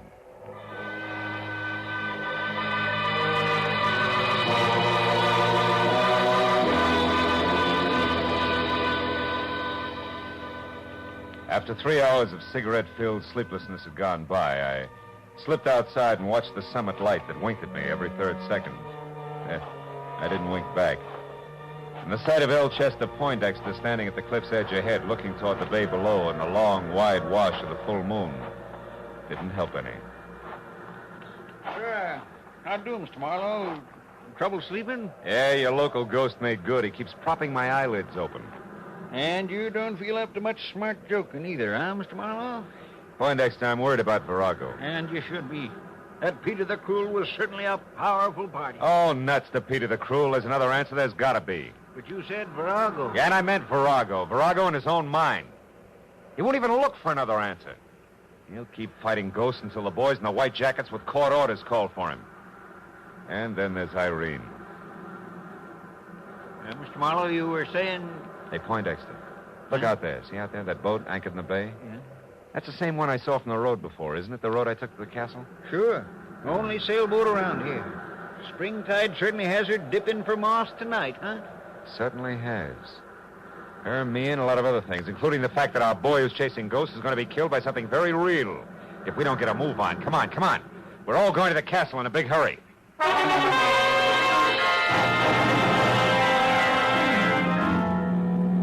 Marlowe, are you sure you're right? I can't believe the answer's that simple. Doesn't matter, Irene. Simple or not, it can still kill. Come on, Poindexter. We're going to run for it. Every second counts now. You catch up to us, Irene. We're going ahead.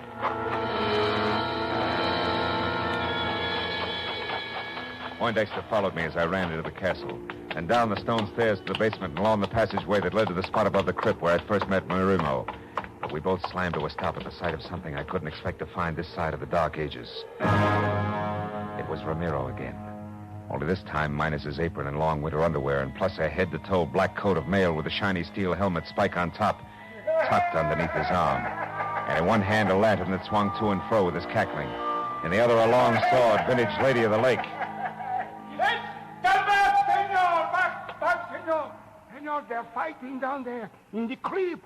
Virago, the last of the Viragos, and Peter the Cruel. Peter who is to have his revenge. Get out, Ramiro. Come on, Poindexter. We got to get this door open. No, stop! Get lost, Are we in time? Is Bennett all right? I don't know yet. Watch that jerk in the fancy dress. If he gets up, yell. Come on, Poindexter. We got to get this door open. Yeah, come on. Let's have it. It's coming. Look, the crypt is filled with water, just like you said. Help me. Oh, Bennett. Bennett, thank heaven you're all right. Virago, here. Take my hand. Reach for it. There we are. Couldn't have lasted another minute. The water came through the cracks in the floor. And the coffins. They floated. That's right. They're bumping against the sides of the crypt as the thumping sound you people have heard. Yes. And when the water subsides again, the coffins will be scattered all over. Oh, Bennett, darling, you see, it's no angry spirit. Yes, but why the water, Mr. Marlowe, and why does Peter the Cruel's coffin always stand on end upright? Where does the water come from? The sea. There's an unusually high tide tonight. Spring tide, they call it. Right, Poindexter? Right. Happens when the sun and the moon are in either direct conjunction or opposition. You see, the castle's so close to the ocean and the crypt so deep that the water seeps in as the tide rises. Oh, I see. And as for Peter the Cruel, he settles upright because the old boy was buried in his coffin with his bondage chain still wrapped around his feet. according to legend. Ask Ramiro there. I'll be glad to tell you all about it. Senor, it is more than legend. It is truth. Truth, sir, that no Oh, can shut up, Ramiro. Had enough of you and your stories. Mr. Marlowe, how did you know? I mean... He means, what got you here in time? How did you think of the spring tide, Mr. Marlowe? Well, it was a sailboat anchored in the bay, Irene. You know, when I first saw it, its mast pointed straight up at the stars. When I saw it again, hours later, it was dipped forward sharply because the anchor chain had been pulled tight by the rising tide. Well, that gave me the hunch I needed. The hunch we needed, Mr. Marlowe. Thanks a lot. I'm glad to be out of the 16th century, and you know something? What? I think I'll stay out.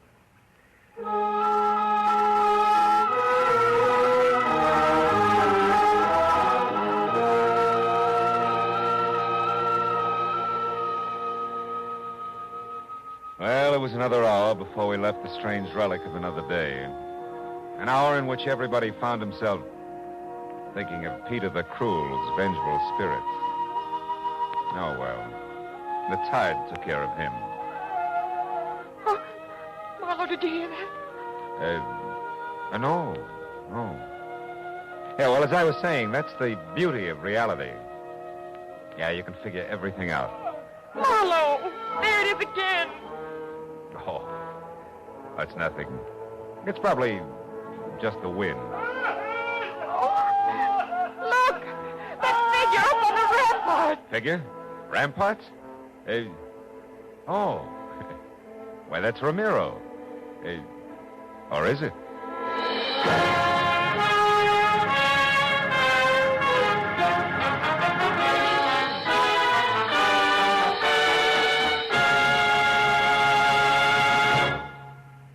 Remember, friends, to make every day more enjoyable, treat yourself often to refreshing, delicious Wrigley's Spearmint Chewing Gum.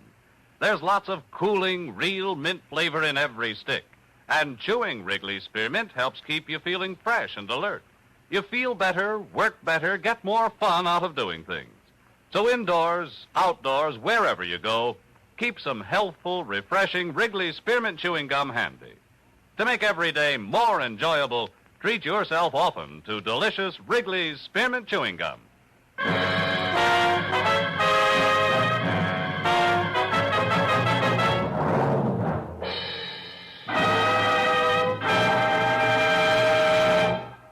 The Adventures of Philip Marlowe, presented by Wrigley's Spearmint Gum, bring you Raymond Chandler's most famous character and star, Gerald Moore. Philip Marlowe is produced and directed by Norman MacDonald and written for radio by Robert Mitchell and Gene Levitt. Featured in the cast were Irene Tedrow, Lillian Byeth, David Ellis, Jay Novello, Parley Bear, Barney Phillips, and Edgar Barrier. The special music is composed and conducted by Richard Arant. The makers of Wrigley's Spearmint Chewing Gum hope you've enjoyed tonight's adventure of Philip Marlowe and that you're enjoying Wrigley's Spearmint Gum every day.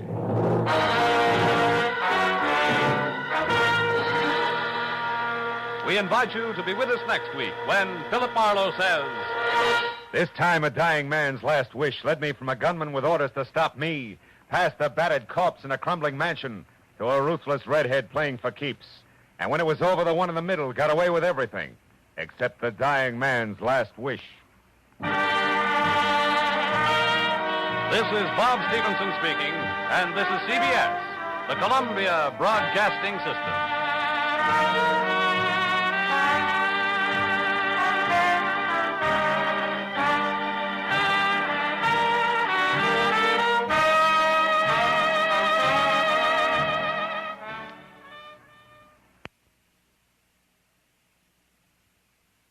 Our thanks this evening to America's own CBS.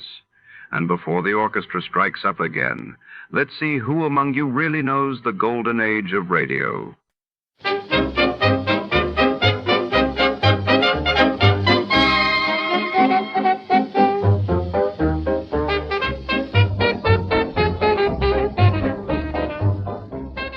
Tonight, shadows linger over Charmona's grand railway station, a place where secrets travel as swiftly as the trains themselves. When a priceless diamond vanishes from a locked luggage compartment, Detective Sam Riker steps into a tangled web of deceit, luxury, and danger. Among the clamor of steam engines and whispered alibis, every passing stranger could be a suspect. Will Riker uncover the truth before the next train leaves the platform? Before to start, let's see what happened the day it was aired. It was March 10, 1952, and that day the world learned of General Fulgencio Batista seizing power in Cuba after a sudden coup, while in London, King George VI's funeral procession drew vast crowds mourning the late monarch. From Hollywood, it's time now for... Johnny Dollar. Johnny, this is Byron Kay at Intercoastal Maritime and Life in Boston. Hello, boy. Remember Hurricane Audrey? Back in the latter part of June, sure. Must have hit your company pretty hard. Yes. But if anybody ever needed help, it was those people down in Louisiana and neighboring states. Yeah. So we've paid up the claims just as fast as they've come in. Except for one. Oh, what's that? One we received only a couple of days ago. Okay, bye. Give me the dope and I'll head for Louisiana on the first plane. Wrong direction, Johnny. Huh? Texas? No. Oklahoma? Arkansas? Buffalo, New York. What? And I think you'd better run over here and let me give you some facts. Yeah, I think I'd better.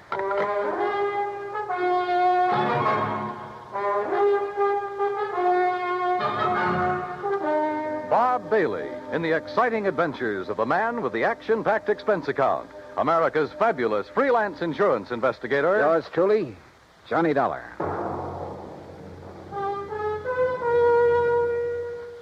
And now, Act One of yours truly, Johnny Dollar.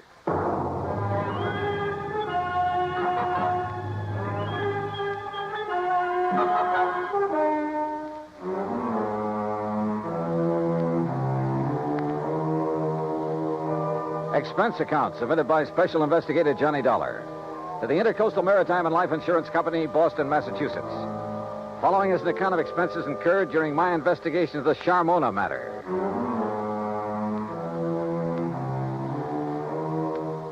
Expense account item 1, 1845. Plane fare and incidentals, Hartford to Boston, and a cab to Byron Kay's office in the Little Building. Glad to see you, Johnny. Hi. I'm glad you can take this on for me. Sit down. Okay, thanks. Ever hear of Charles Francis Keeley? Keeley? A very much reformed man, Johnny, who was apparently making a valiant try to live down some of the things he did earlier in his life. Like what? Well, he was I guess you'd call him a promoter, stock manipulator, that sort of thing. The point is, he made himself a lot of money a few years back until the authorities, the Securities Exchange Commission and so forth, put a stop to his fancy dealing. Sounds like a real nice guy. In any event, he had enough money by the time he quit to live pretty well. Nice home, beautiful wife, 62-foot cruiser, and that, by the way, is our biggest problem. Oh, I wish my biggest problem was a 62-foot cruiser. It is, Johnny. Now. Then tell me all. Yes. Early in June, he took his boat across Lake Erie to Detroit to have some work done on it at the Detroit Yacht Basin. Then, a couple of days before the end of the month, he started back for Buffalo. Oh, yeah, that hurricane was moving north about then, wasn't it? Yes, it was. And his failure to appear in Buffalo within a reasonable time didn't worry his wife a bit. Often before making that same trip, he'd stopped off in Cleveland to visit some of his old cronies. Uh-huh. But by July 20th, she began to get worried. She called the friends in Cleveland. They hadn't seen him. Then she called the Coast Guard. No word. A few days later, a couple of the life preservers from his boat washed up on the south shore of Erie near the little town of Lindsay. That enough for you, Johnny? How much insurance did he carry? On himself, $35,000. On the boat, $106,000. I see. Okay, bye. I'm on my way. Expense account item 2, transportation to Buffalo, where I signed in at the Statler Hotel. Item 3, $5.20 for dinner. Then taxi, that's item 4, to the Keeley home north of Delaware Park on Colvin Avenue.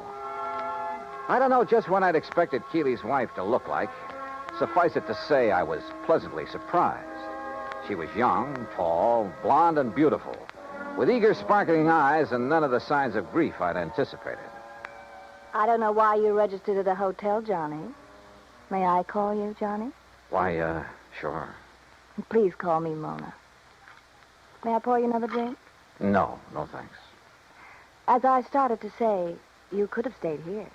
There's plenty of room, as you can see. Yes. This is a very beautiful house, Mona. Yes, but so empty now. I get terribly lonely, Johnny. Well, of course, I don't blame you. But now suppose we talk, if you don't mind, about the Johnny, thing if you have to be around for a few days, why don't you move out of that hotel and...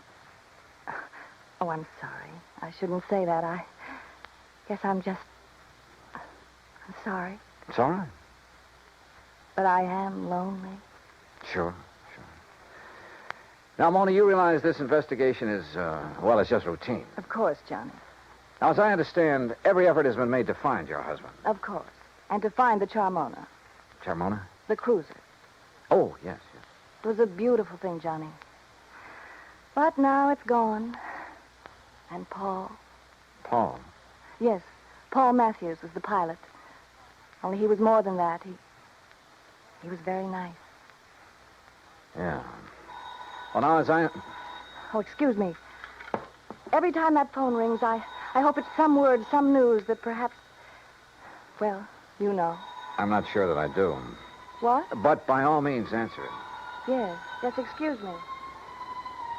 There was something distinctly wrong with this whole setup, that was for The sure. Coast Guard, yes. Yes, this is she. This is Mona Keeley. Perhaps Charles Keeley wasn't the only one in this family to arouse suspicion. What? Say that again. Especially now, with nearly $150,000 involved. Yes, well, how about Paul? I said, how about Paul? Then, when she finally finished with the phone call, came a couple of other surprises. Thank you. Johnny, he's all right. Huh? That was the Coast Guard. They found him. He's all right. Isn't it wonderful? That was the real surprise. Not what she said. Isn't it wonderful? Nor even the way she said it. But something deep back in her eyes that gave her away, that told me beyond the shadow of a doubt that she was lying through her teeth.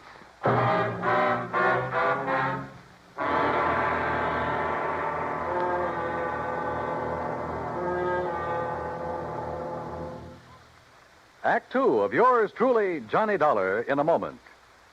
It is a rare event when a young man decides to leave civilization behind and hide himself away in the steaming jungle, just so he can help his fellow humans in a remote corner of the world.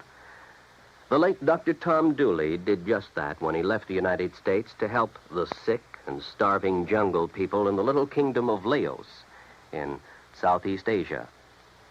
Dr. Dooley's story is well known to nearly everyone. And all over the world, people talk of his little jungle hospital on stilts. That's where he treated the dread diseases of the jungle and trained native medical technicians so that they might help their own people. Dr. Dooley wrote and lectured to many people so that the work of his medical assistance program, Medico, might go on. It was not easy for someone so young and so talented to give up the bright lights of the city and plant himself down in an unknown jungle just for the purpose of helping unfortunate people he didn't even know. But through Medico, Dr. Tom Dooley wanted to help people. He wanted to help people to help themselves. Today, the work of Medico is going forward in a number of countries besides Laos. Young men are being sent to the United States to be schooled in medicine with the idea of returning to their own countries to help their own people. Hundreds of thousands of dollars worth of medical supplies have been donated by American businessmen and pharmaceutical companies. Today, Dr. Tom Dooley's work is being continued for him. It is helping to create better understanding.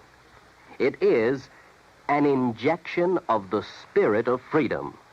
The right of all men everywhere. And now, Act two of yours truly, Johnny Dollar, and the Charmona Matter.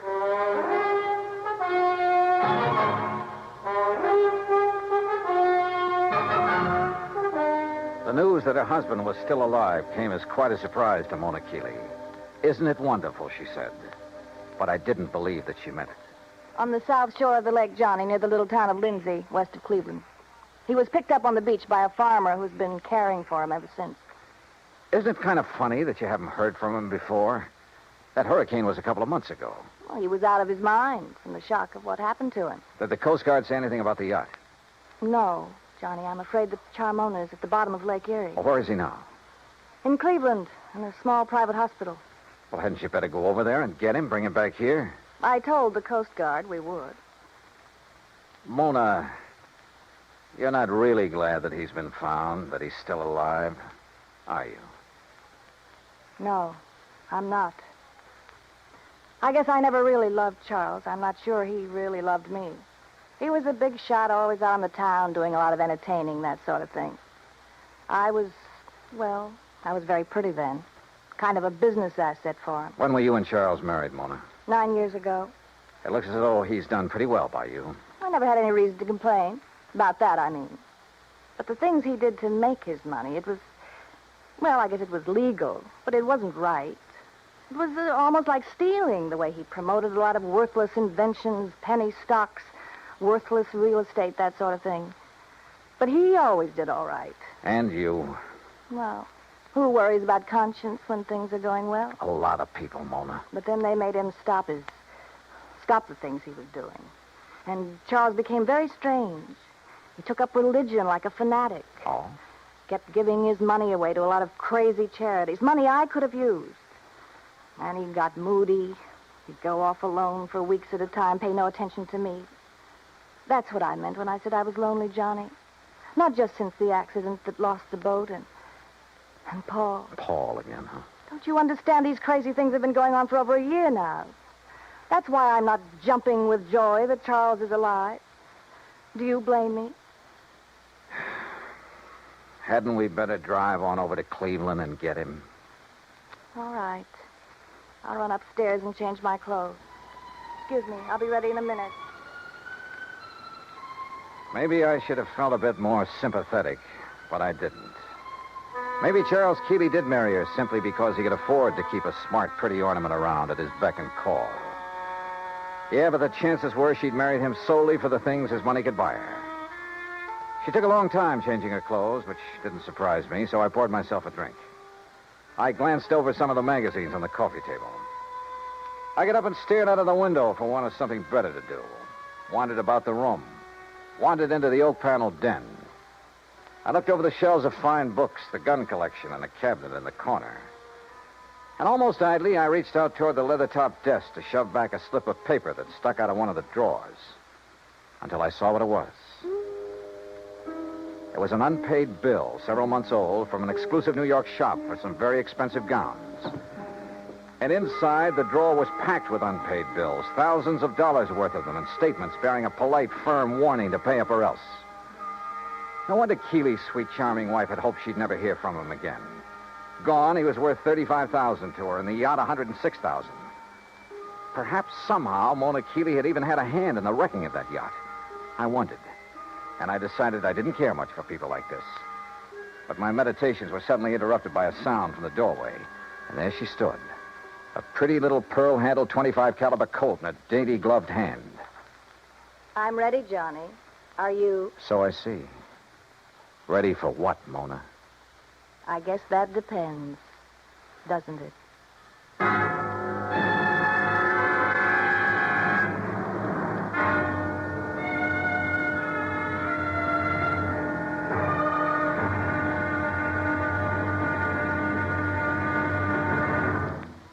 Act 3 of yours truly, Johnny Dollar, in a moment.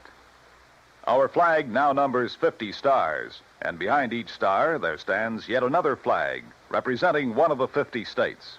Wisconsin's state flag bears the state motto, Forward, and a likeness of the state mascot, the badger.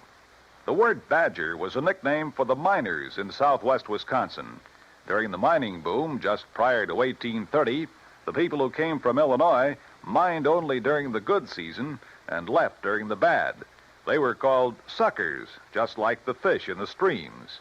But the busy Wisconsinites, with either too little time to leave or to build a house, moved into abandoned mine shafts to live as badgers. The Wisconsin banner pays tribute to these industrious natives. Wisconsin's state flag, the flag of the 30th state to enter the Union, was adopted on April 26, 1913. And now, Act 3 of yours truly, Johnny Dollar and the Charmona Matter. Mona Keeley stood there in the door of the den, a .25 caliber Colt in her hand. For she'd caught me going through the drawer of a desk, through papers that showed only too clearly why the loss in a storm of a $100,000 yacht might well have been carefully planned. why she wished that her husband had gone down with her. You shouldn't have done it, Johnny. You shouldn't have looked in that desk. Pretty good proof, isn't it, Mona, that the wreck of the Charmona was no accident. I don't know how your husband worked it and still managed to get back to shore alive. You don't know what you're talking about. But he almost didn't make it, if what you've told me is the truth. Maybe that's because he didn't anticipate that the storms from Hurricane Audrey would hit Lake Erie. Maybe it's because... Well, we'll soon find out.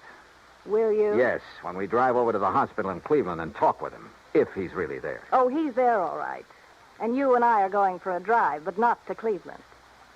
All right, now. Oh, put that thing down, Mona. Sorry, sweetheart. That little thing in your hand is about as accurate as a slingshot. Now, why don't you... No, don't move. I still don't get it, though. Oh? What? And I'm sure you must have been in with your husband on his deliberate sinking of the yacht. If you think Charles sank it deliberately, Johnny, you're all wrong. Then I certainly don't get it. Because if... Oh, now, wait a minute. You've made a couple of cracks about... What was his name? Paul? Do you want to know the truth? Paul was the pilot for Charles, and there's been no word about him. So he must have gone down with the Charmona. That's why I'm lonely and feel the way I do. Mona, this whole thing smells worse to me every minute. He was young, and he was kind, and he loved me. I was glad when they found the Charmona had gone down, because the money for it would be mine. And I could get free of Charles, and Paul and I could... That's why I hoped Charles was gone. Yeah, another $35,000 for you. You're about the crummiest lot I've ever run into. Look at this, Mona, here on the desk. What? This solid gold table lamp. What about it? And there beside you, that expensive mirror. What are you talking about? Well, look. Why did you do that? To get this gun away from you. No, you... Oh, you... A lot of good this would have done you with the safety on. I'll kill you for this, Johnny. No, I don't think so. And I don't think the police would like it if you tried. Oh, no. Do you think they'd blame me for trying to stop you from going through the papers in my desk? For shooting you? No. Wait. I didn't mean that. I couldn't have shot you, Johnny. Johnny? Before we go, is there anything you'd like to tell me? Go? Where? Is there anything you'd like to tell me about why Charles really sank the Charmona? No. And I don't think you'll ever know how and why the Charmona went down. Want to bet? No, stay right there. Now I've got the gun, remember? Hello? What? Charlie? No. This is a friend of the family. Oh, well, this is Harry Nelson. You gave me a real start. I thought Charlie'd come back from his watery grave. He has, Mr. Nelson. What? Yes, he's in a Cleveland hospital. He's okay. Oh. Well, then I'll talk to him when he gets back. You see, I'm the man who was going to give him $98,000 for the Charmona when he got her back from Detroit. Oh? Oh, yeah, sure. But since the Coast Guard tells me she was a complete loss, well, naturally, I think I ought to have my deposit back. I'm sure you'll get it, Mr. Nelson. Yeah, okay, Mr. What did you say your name is? Bye. Who was that? Someone who threw some very interesting light on this whole matter. Come on. Where? Our little drive, remember? To Cleveland. During the 5-hour drive to Grace Hospital on the outskirts of Cleveland, I questioned her, using every trick I could, but she refused to talk. The theory that Charles Keeley had deliberately sunk his yacht had gone up in smoke. If he had a buyer for it, he wouldn't need to try to collect the insurance on it. But I still knew the whole case was anything but lily white, and hoped that Keeley could explain a few things. When we arrived at the hospital, there was a police lieutenant in Keeley's room and a stenographer. When she saw them, Mona gasped slightly and sank into a chair, to which the lieutenant promptly handcuffed her. As Charles Keeley talked, the whole case became crystal clear, and at the same time about as sordid as anything I'd ever heard. I should have realized what was up when Paul Matthews suddenly refused to make the trip back to Buffalo with me. He was my pilot, Lieutenant. I phoned the Coast Guard about him as soon as... Yes, sir. It was on the Coast Guard's tip that we ordered Paul Matthews picked up. Picked up. Then he's all right. Shut her up, Lieutenant, or get her out of here. As I started to say, they not only picked him up, but found where he bought the various parts for the little device he used. Good. Device? What are you talking about, Lieutenant? Let me tell him. Sure, go ahead, Mr. Keeley. Then the stenographer will have it all down on the record. I should have known what was up when Paul suddenly decided not to go back with me just before sailing time. You see, I've suspected for some months that he and my wife behind my back... Charles. Shut up, you rotten little... Go on, Mrs. Keeley. I should have known then, but I had to get the cruiser back to Buffalo to a friend who'd offered me cash for it. Harry Nelson. Yes. Enough to get me back on my feet again. And I didn't know why Paul had left me to make the trip alone until the explosion about 5 hours out. What? Yes, Mr. Dollar, up forward, where there couldn't possibly have been anything explosive. A bomb of some sort? What else, Dollar? It was luck, sheer luck, that I was sailing in close, that I'd put on a life preserver because of the storm. That was the tail end of the hurricane down south, you understand? Yes, and it was luck that she went down right off Palace Rock. Yeah, that's exactly where the Coast Guard divers found her early this morning. A hole as big as a house blown out of her front end. Yes, that storm, that hurricane may have taken a lot of lives, but it saved mine.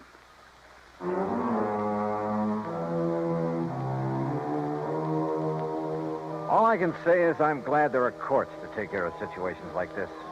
I myself would hate to have to dirty my hands any further. Yeah, it probably does take all kinds to make a world. But believe me, the world would be a lot better off without some of those kinds. The claim on the yacht, sure, it'll have to be paid. And to a man I honestly think is trying to live a decent life for a change. Expense account total, including incidentals and the trip back to Hartford, $103.80. Yours truly, Johnny Dollar.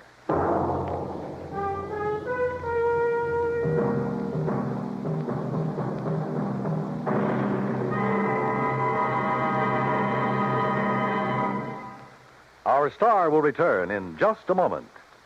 An old English proverb states that a friend in need is a friend indeed. We've all heard it before, but how many of us have realized the full import of its meaning? When Jose Lara Valverde, an 8-year-old Spanish boy, was in need, he found out what real friendship could be. Stricken by a rare glandular disease, little Jose began to lose his fight for survival when his vital supply of drugs ran out. In a desperate call for help, an amateur radio operator named Conte broadcast a weak signal over the European airwaves. The plea was picked up by a ham operator, Hans Ketterle, in Germany, who relayed the urgent message to a nearby United States Air Force unit. The American airmen quickly dug up the only available drugs of the kind needed. They flew the Mercy package by jet to Madrid. From there, an ambulance screamed its urgent way 190 miles to Andujar, Jose's hometown. The medicine saved his life, but only temporarily. Another source had to be found, and it was, again, in Germany. The two rare drugs were again rushed by American jet fighter pilots, by helicopter, and by Air Force staff car through high winds and thunderstorms to the bedside of the stricken boy. The medicine was given to Jose, and again he responded. This same life-and-death drama was repeated elsewhere in Spain when men of the United States Air Force came to the rescue of another young Spanish boy in need of another rare drug. People-to-people giving is more than a program. It is an act of friendship. It is a fight for freedom, the right of all men, everywhere.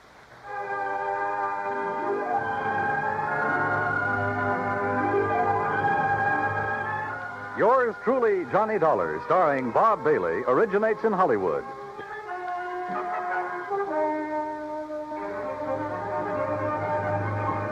This is Dan Kimberley speaking.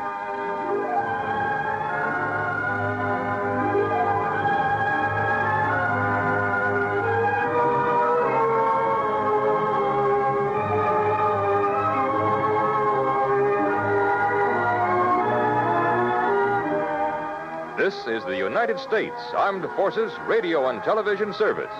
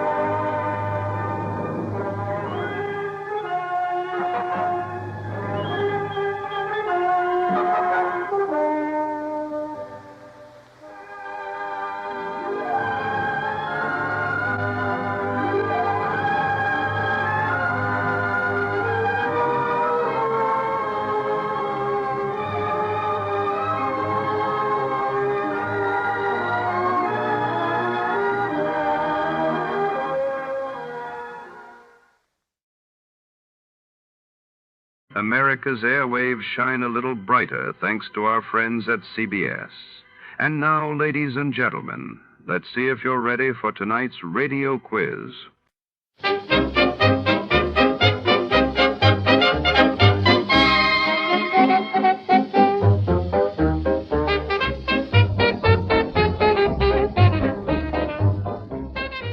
Tonight, we take you to the opulent marble halls of the Pacific Trust Bank, nestled on Spring Street, downtown Los Angeles, 1948. Here, beneath glittering chandeliers and the watchful eyes of silent guards, a daring heist unfolds, one that will expose greed, betrayal, and a tangled web of secrets. The seeds of greed take root in the shadows of the vault, where fortunes and lives can change in a heartbeat.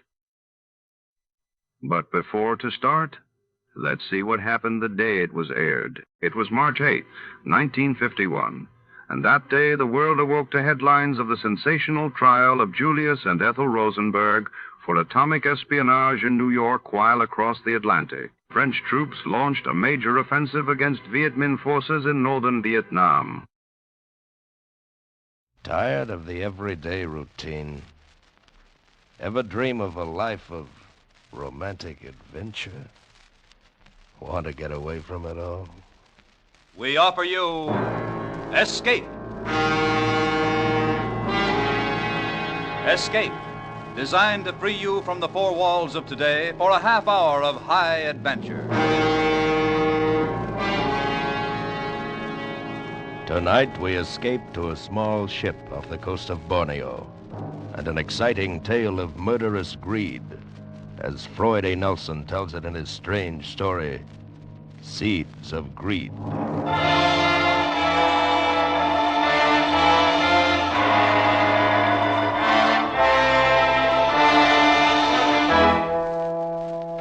This is it, the romantic South Pacific, the languid lure of the tropics. A ship at my command to take me any place I might choose.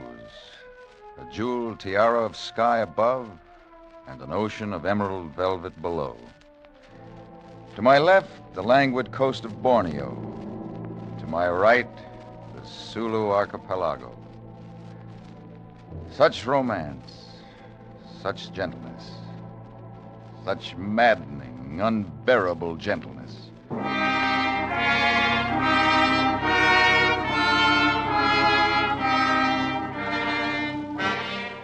Not long ago, I was a carefree little monument to failure, reaping the rewards of my college education in the atmosphere a hitch in the Navy had taught me to love and live. The waterfront. Maybe it's the atmosphere, maybe it's the people you meet, or maybe it's the margin you can make on the exchange of drinks with guys in port fat with sea pay. Take this guy Lee, for instance. An Oriental little guy whose correct English told you it was adopted.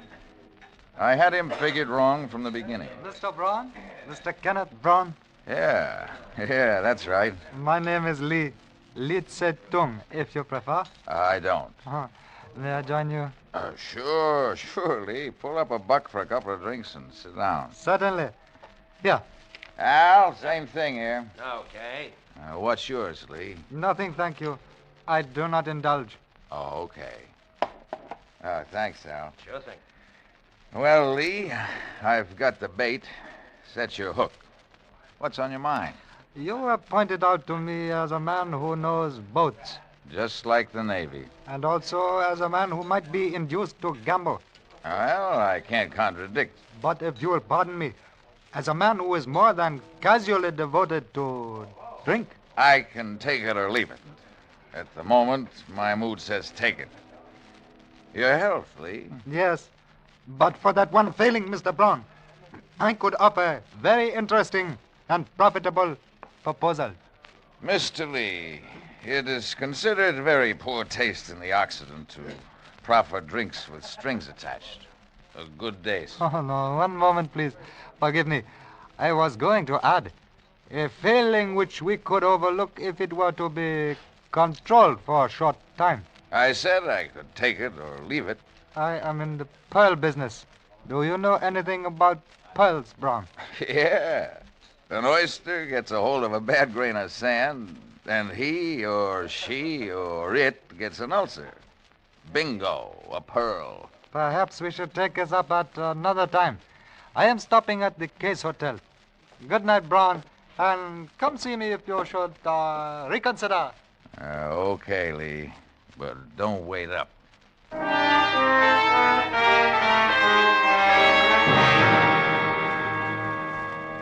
I hate the warm feeling of elegance that takes me over after the fifth drink. I hate myself. I hate morning. Worst of all, I hate waking up without a little hair of the dog and not a nickel in the poke to supply it. Out of the fog of remorse came a stolid little oriental face. Yeah, there's a generous soul. Pearls, he said. Well, that should be a nice, substantial little proposition. Yeah. Maybe I am ready to talk business. Brown, I did not expect to see you. Come in. Oh, this is a pleasant surprise. Yeah. You mentioned something about a business proposal. Yes, I did. Hotel rooms depress me, Lee. Could we go down to the bar and talk it over? Oh, certainly, Brown, if you prefer. I prefer.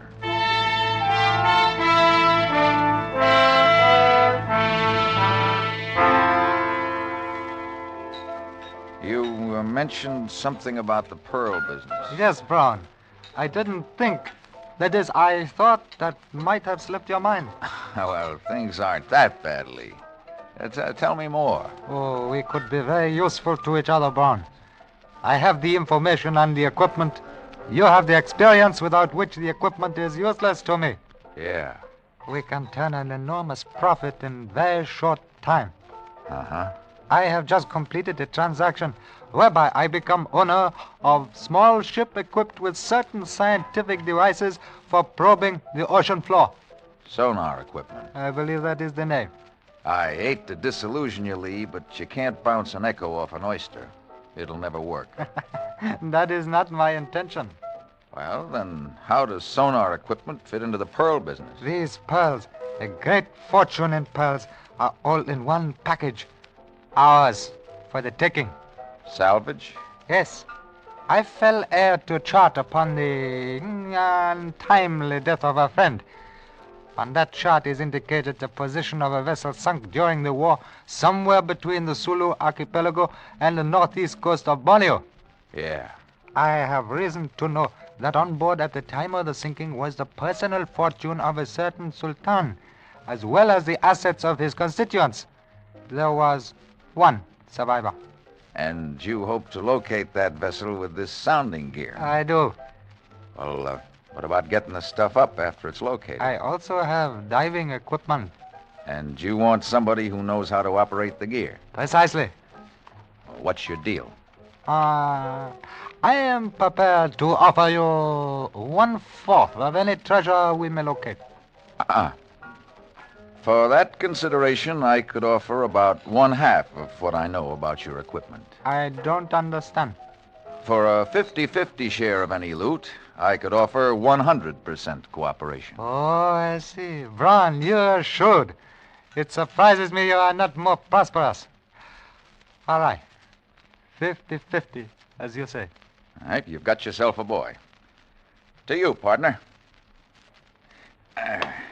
Now, one for the road, and we'll go look at your ship. Okay, partner? Okay, partner.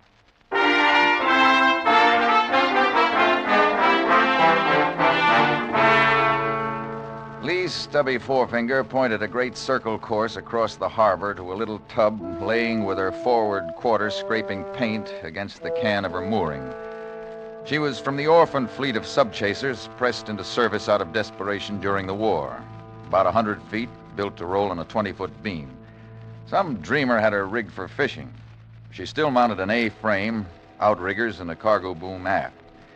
Lee didn't speak of her with the pride of an owner. There it is. The one with the blunt end toward us. When can we go aboard? I have the papers. We can take possession immediately. What kind of shape is the power plant in? I am really not qualified to say. I know nothing of ships, but I am sure she will need work before we...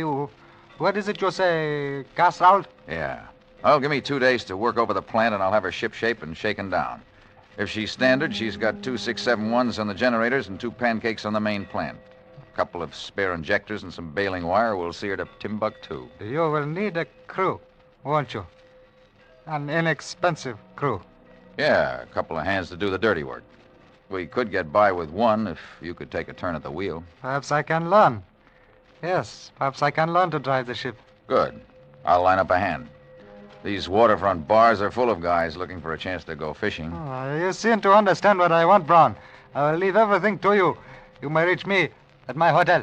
Okay. The next time you see her, she'll be overhauled, provisioned, and manned. So long, Lee. See you in 48 hours.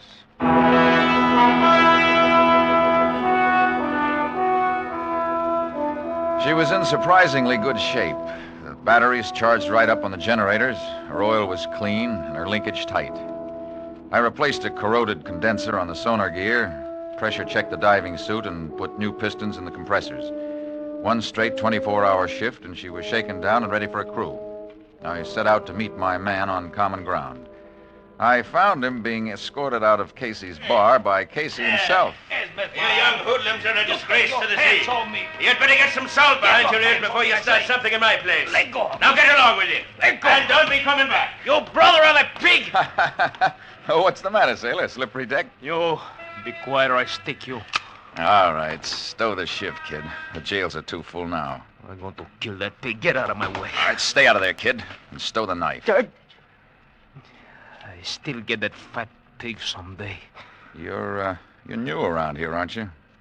How'd you know that? Well, you wouldn't tangle with Casey if you weren't. Where are you from? Ensenada.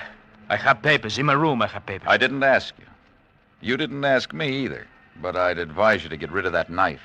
With a temper like yours, you can cut yourself off a life sentence. So far, this knife knows only the blood of fish. I have never been kicked by a fish. I can use a man who can handle a knife. You working? No. Come on, I'll buy you a drink. All right. Now, what's your name? Costa. Antonio Guillermo de la Costa. Okay, Tony.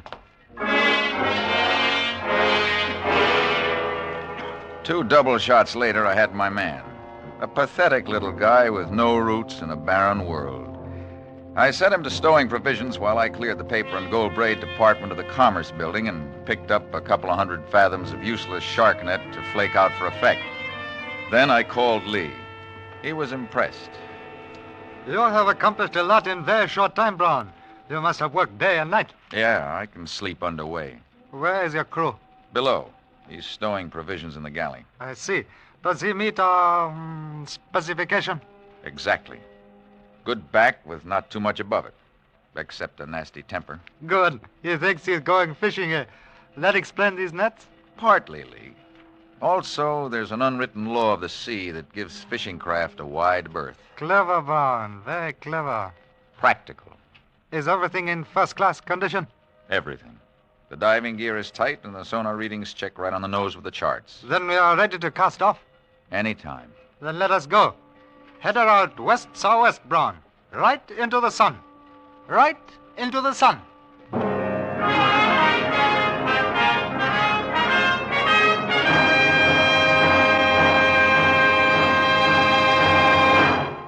In just a moment, we will continue with Escape. But first, Groucho Marx, Bing Crosby, Dr. Christian, and George Burns and Gracie Allen will be back with you tomorrow night on most of these same CBS stations.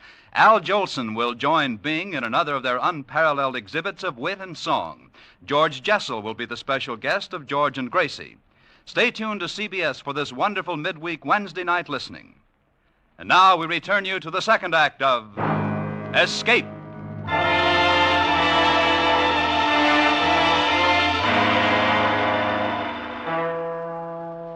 3 weeks at sea taught me a lot about my friend Lee.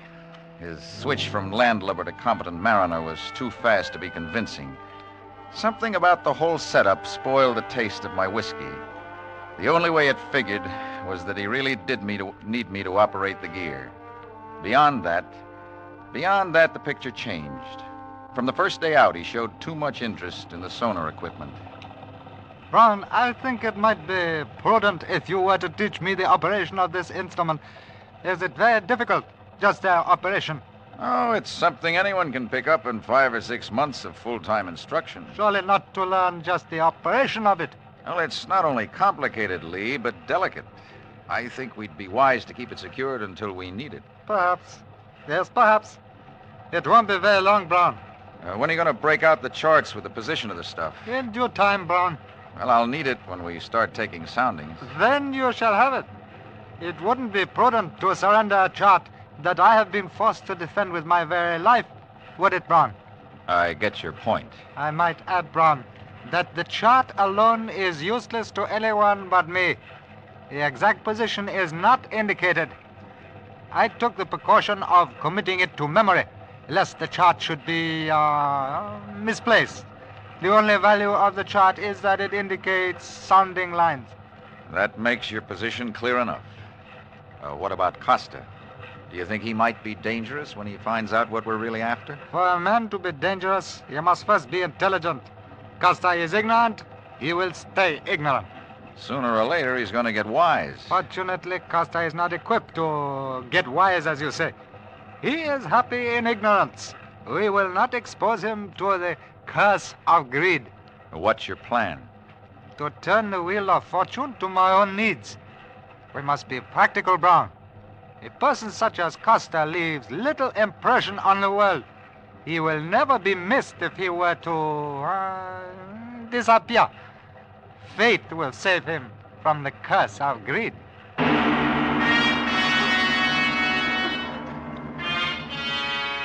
The late afternoon of the 22nd day, I saw Lee's methods put into practice. Cold, efficient, ruthless practice. It happened so fast, I was helpless to do anything about it. Costa was splayed out on the nets near the stern, sound asleep, when Lee appeared from nowhere. Without warning, Lee let fly a vicious kick. Costa's blade flashed. Lee stood motionless until Costa closed. Then Lee grabbed Costa's knife hand and whirled, twisting Costa's arm into a lever and using the momentum of his rush, tossed him effortlessly over the rail to disappear in the swirling wake.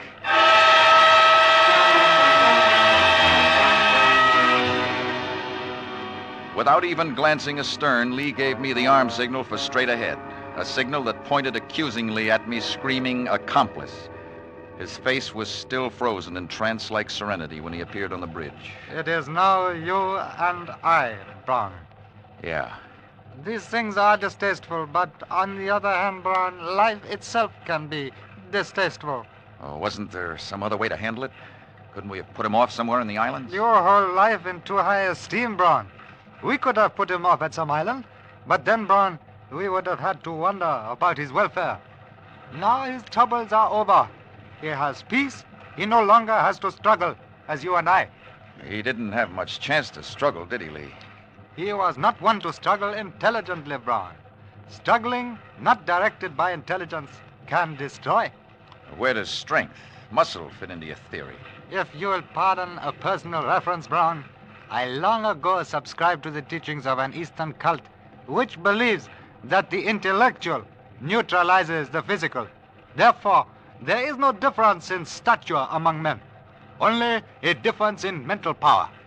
We do not destroy. We merely expedite the adversary's self-destruction by his own weakness. Costa's temper, huh? Exactly. One does not think in temper. He merely acts, and so destroys himself. Do I make myself clear? Well, not especially, but I'll think it over.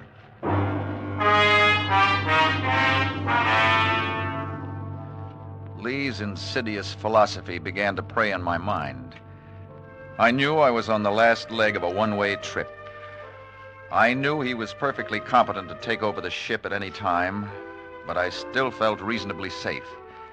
It would take 2 men to handle the instruments to locate the pearls, and beyond that, 2 men to get the stuff up. After that, I would worry about my failings and which one Lee would pick to destroy me. I eliminated the big one by tossing my last 2 bottles of whiskey overboard. We were cruising somewhere between the lower Sulu archipelago and the northeast corner of Borneo, when Lee broke out a dog-eared chart of Dutch origin. Cut it back, Brown. Now, somewhere within the radius of this circle, our fortune waits to be taken. Now, let's see. The charts indicate a sandy bottom, and that's good. The currents go southwest. She falls off to deeper water to the south. I understand the charts, Brown. Start the soundings, man. Okay, I'll start here, at the 60-fathom line and work toward shallower water. You stand at the line and work toward shallower water. You stand at the bow with a smoke flare. If I pick up anything, heave a flare over to mark it, okay? I prefer to stay on the bridge with you, Brown. Yeah, that way we can watch the instruments and each other. Okay, partner. I worked each depth line half a mile from the point Lee established as center, staying parallel to the soundings indicated on the chart. 3 times over the area showed nothing but a uniform bottom. Then I took a new tack. I set the wheel in a tight circle and secured it with a lanyard. I figured the current and the torque of the shaft would take us far enough off-center on each spiral that we wouldn't miss anything big enough to register. I was beginning to think in circles when the scope showed a fast drop and then wavered erratically. Lee must have read it in my face. It showed something, didn't it? We have found something, haven't we, Brown? Maybe. What are you going to do? Back it down and check it. Oh, no. No. Drop the anchor. We won't move. We'll take no chances of losing it. Drop the anchor. I settled her bow into the current, dropped the hook and backed her down on the scope of the anchor chain until we were over the spot. Lee expertly rigged the line from the cargo boom to the cathead and hoisted the heavy diving gear out of the after hold. His expression left no question as to the division of labor. Of course, you will make the dive, Brown. Yeah. We cannot risk losing a life when 2 men are necessary to complete this mission, can we? Not your life, Lee. Yeah, I'll go down there. But just in case you have any ideas about letting my weaknesses destroy me... Oh, come now, Brown. You're not falling prey to the curse of greed, are you? No. And I don't intend to fall prey to anything if I can help it. You don't have faith in me. That's right. But you must have faith in me. We must work together. Until we locate the stuff and get it up. After that, Lee, only one man is necessary. That's what worries me. Are you afraid, Brown? Does fear number among your weaknesses? Yeah, Lee, it does. I don't know how to reassure you, Brown. Do you have solution? Yeah, Lee, I do. My life is in your hands while I'm down there. Unfortunately for you, my life is the only link you have between the pearls and this ship. Only a fool would break that link, Brown.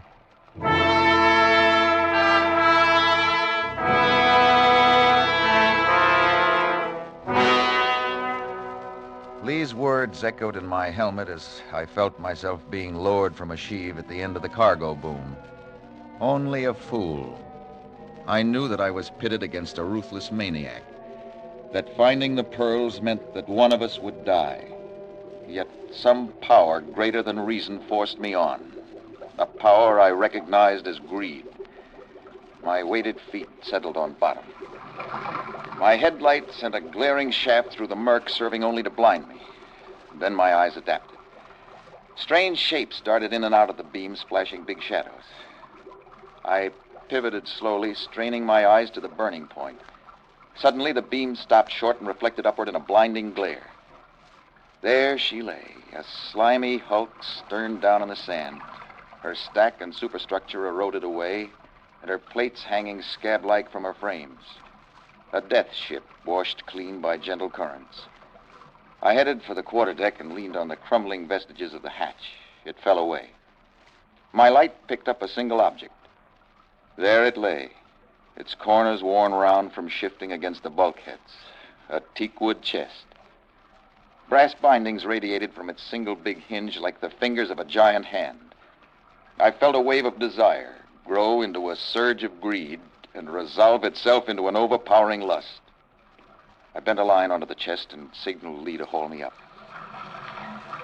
I felt as though I was threading my life away as I paid out the line that would link the treasure with the surface, knowing that only Lee's ignorance of what the other end held ensured my shedding the heavy diving suit safe on deck. That would put us on even footing. I lost the fear of Lee's methods and thought of my own. Methods based on greed that knows no compromise. Methods of killing to keep. And then my fears passed. He couldn't kill me until the chest was on deck. Lee was like a man waiting for sentence when I climbed out of the diving suit. Well? It's there. Describe it. Describe the chest. Solid wood bound in brass. Is that all? Brass hinges, like a hand. That is it, Brown. The hand of Muhammad. My reward at last. The hand of Muhammad. You mean our reward? Of course. Our reward. For a brief second, we were two animals standing at bay, eye to eye, appraising, each waiting for the other to move. Then, as one, we saw through the cloud of greed.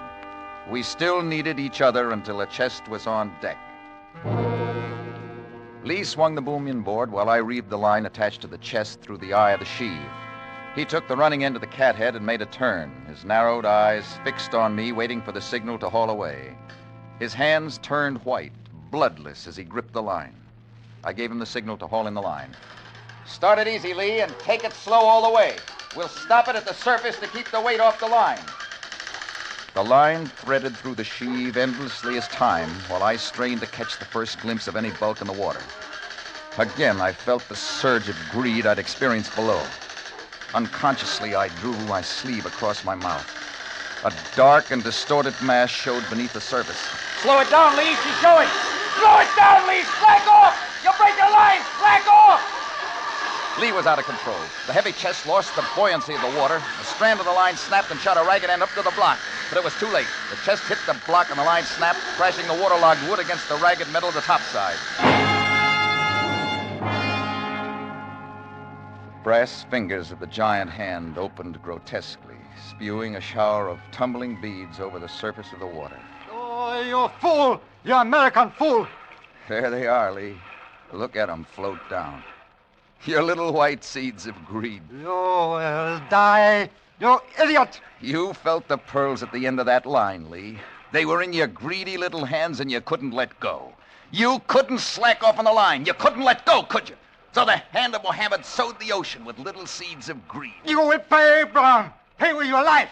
All right, intelligent one. There are no odds. Pick a weakness and destroy me. Take your choice. Come on. You will die, dog.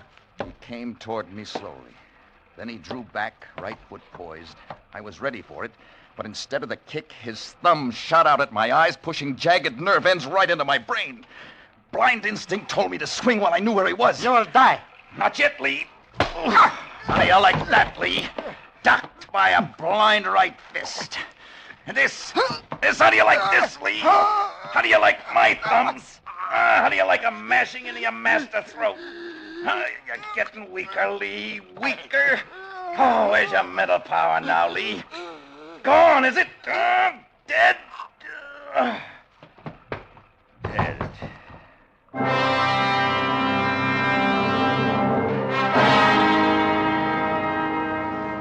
Yeah, the tropical Pacific. Gentle Pacific rocking me to death in a cradle of rusty steel. Maybe it's spring or summer or day or night. The breeze is gentle, sent to soothe, and my eyes no longer pain. Yeah, it's gentle. Such gentleness. Such maddening, unbearable gentleness.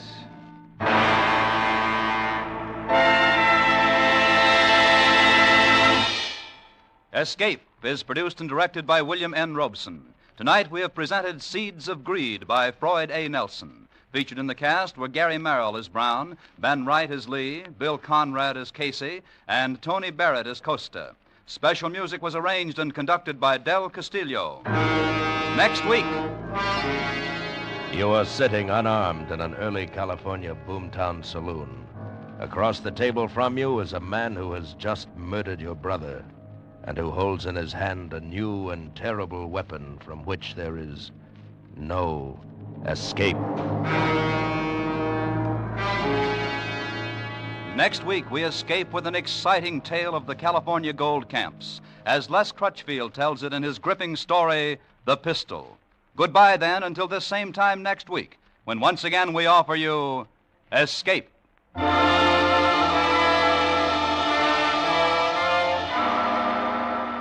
Groucho Marx, and who will quarrel when you label him a very funny fellow, will be back on most of these same CBS stations tomorrow night with his deliriously wonderful quiz show, You Bet Your Life.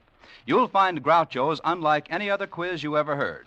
So join us on CBS tomorrow night for You Bet Your Life, starring Groucho Marx. Now stay tuned for Hit the Jackpot, which follows immediately over most of these same CBS stations. This is CBS, the Columbia Broadcasting System.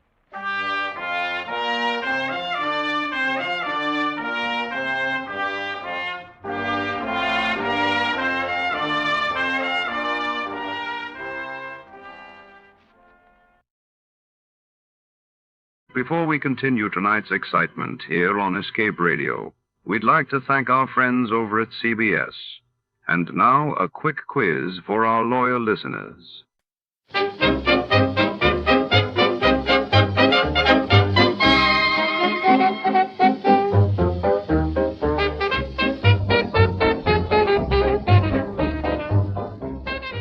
Tonight, under the flicker of neon in a rain-soaked alley, a priceless relic, vanishes the legendary Kimberley cross.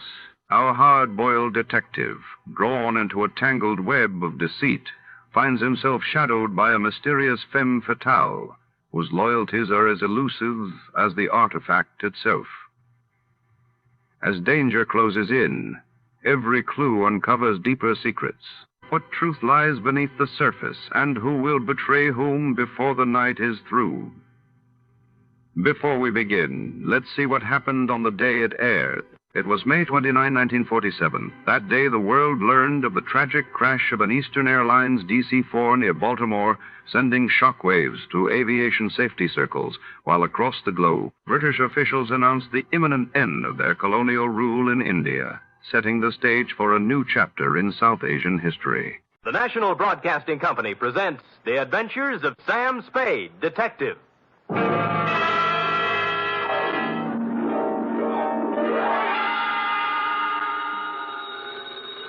Sam Spade Detective Agency. This is Miss Bergamot. Oh, Miss Bergamot, I'm so sorry, but Mr. Spade isn't in. He ought to be back any moment, however. That is, if you wish to employ him. This is his secretary, Miss Perrine. Well, as a matter of fact, Miss Perrine... Oh, he'll be available, I know. The matter he's attending to is purely routine. What he calls a humdrum number. Humdrum? Well, it's a private detective version of babysitting. You see, all Mr. Spade had to do was sit on a chair for 24 hours. And that's why I say he'll be back any minute. His last words to me were, take anything. So if you desire services... I do not desire Mr. Spade's services. As a matter of fact, he's using mine. What? I'm his nurse at the Harbor Emergency Hospital. Nurse, another shot. Please, this time, bourbon. You must lie quietly, Mr. Spade. He's coming along quite nicely. The bullet didn't enter the cranium at all. Bullet? Cranium? Close. Mr. Spade wants to... But I refuse, nurse. I refuse. But, Miss Nightingale, I am. F. Wonder Girl. Sam. Oh, Sam. Dry those big brown eyes, Cherub. Fluff up the sofa and spread out some lap for me to lay my poor bullet-ridden head on. In practically no time at all, I'll be staggering in to gasp out a humdrum report on the Kimberley Cross caper.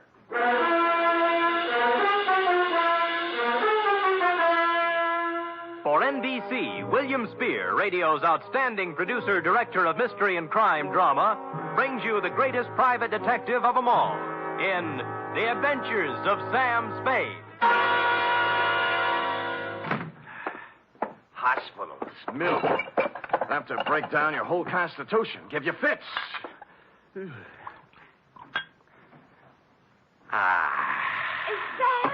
Who else? Oh, Sam. You look like the drummer man in the Spirit of 76. Nothing. As you know, Angel, no profession is without its hazards, least of all this tawdry one of ours. Now, sit down now. Oh, yes, Sam. Now, may I put my poor wounded head in your lap? Oh. Comfy? Mm-hmm. Oh, poor Sam. They're stupid, too, honey. Let's see now. Hey, new feeling. High twos, huh? Date, fill it in to G.J. Runcible, claims manager, Sunset Indemnity Company, from Samuel Spade, license number 137596. Subject, the Kimberley Cross Caper. Dear Mr. Runcible. It's just as well for private investigators that we have no way of knowing, by the way a job starts, how it's going to end. I remember once I went beating the bushes for a mad dog killer and ended up playing Monopoly with him in a hotel room for 6 hours. And I remember, too, the time I agreed to take a box of homemade candy to an old lady, wound up with a double murder and a case of arson. Yours, Mr. Runcible, belong to this species. Spade. G.J. Runcible, Sunset Indemnity. You available? Maybe. What'd you have? Are you or are you not available, Mr. Spade? Answer yes or no? Yes. Yes. How much? $50 a day. Expenses, right. Got a job for you next 24 hours. All you got to do is sit on a chair and keep your eyes on something beautiful. Sounds keen. Might call it a babysitting job. Oh, who is she? Kimberley Cross. Pretty? Like $250,000. Oh, rich, too, huh? She's on exhibit at the Bergendorf Galleries on Sutter Street. She's on exhibit? Get over there right away. Well, I'd better. Check with Mr. Bergendorf personally and then see Johnny Stroud, our company man. He'll give you instructions. Fine. Now, why don't you tell me what we're... Hello? Hello? Always happens on page 6.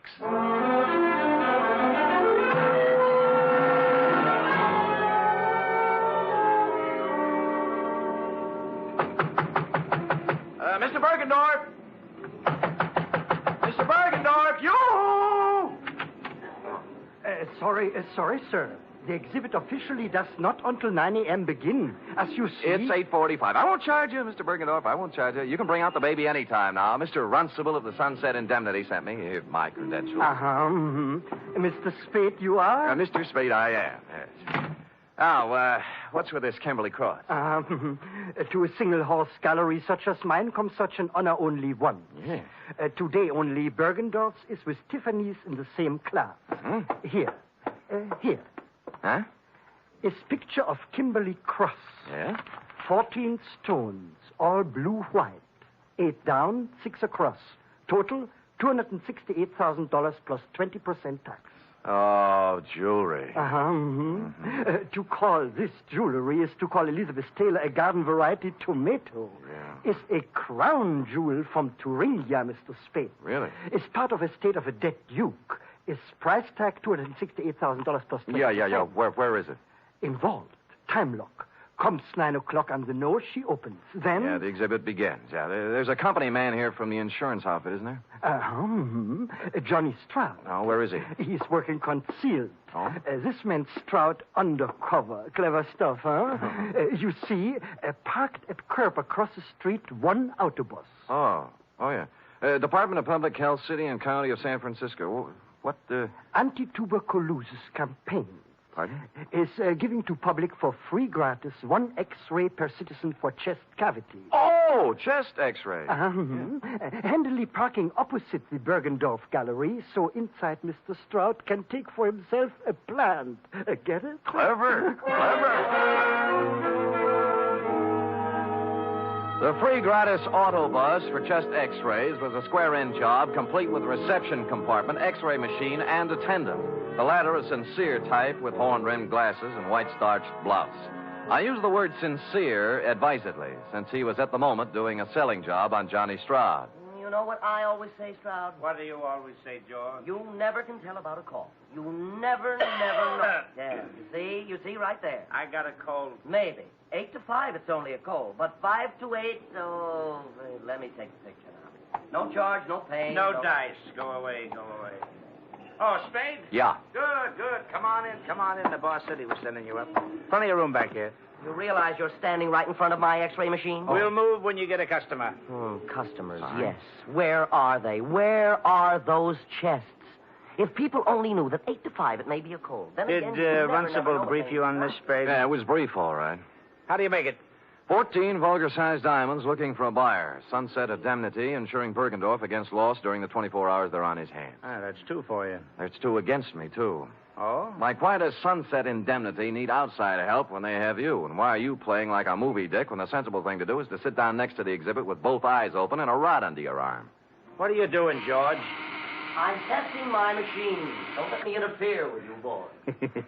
George doesn't like me. I see that. Well, I guess the boss left out one item, Sam. A tip? Yeah. Last night, some schmo called him around midnight and got him out of bed. Oh? Principal's a pessimist, you know. When Sunset Indemnity's on the line for $250,000, he tends to get jumpy. Who had the tip? Anonymous. They all are. Right from the oat bin, the guy says. Somebody's going to take a running jump at the Kimberley Cross while it's at Bergendorf's. Mm-hmm. Needless to say, for the balance of the night, Principal does not sleep. So today we got reinforcements. Georgie? Yes? I'm going to leave you now, George, to take my post across the street while Mr. Spade... Hey, wait a minute, Johnny. Look, in front of Bergendorf's. The dame? The dame. To paraphrase Bergendorf, calling her a dame was like calling the Kimberley Cross a hunk of jewelry. But that's not what interested me, at least not right then.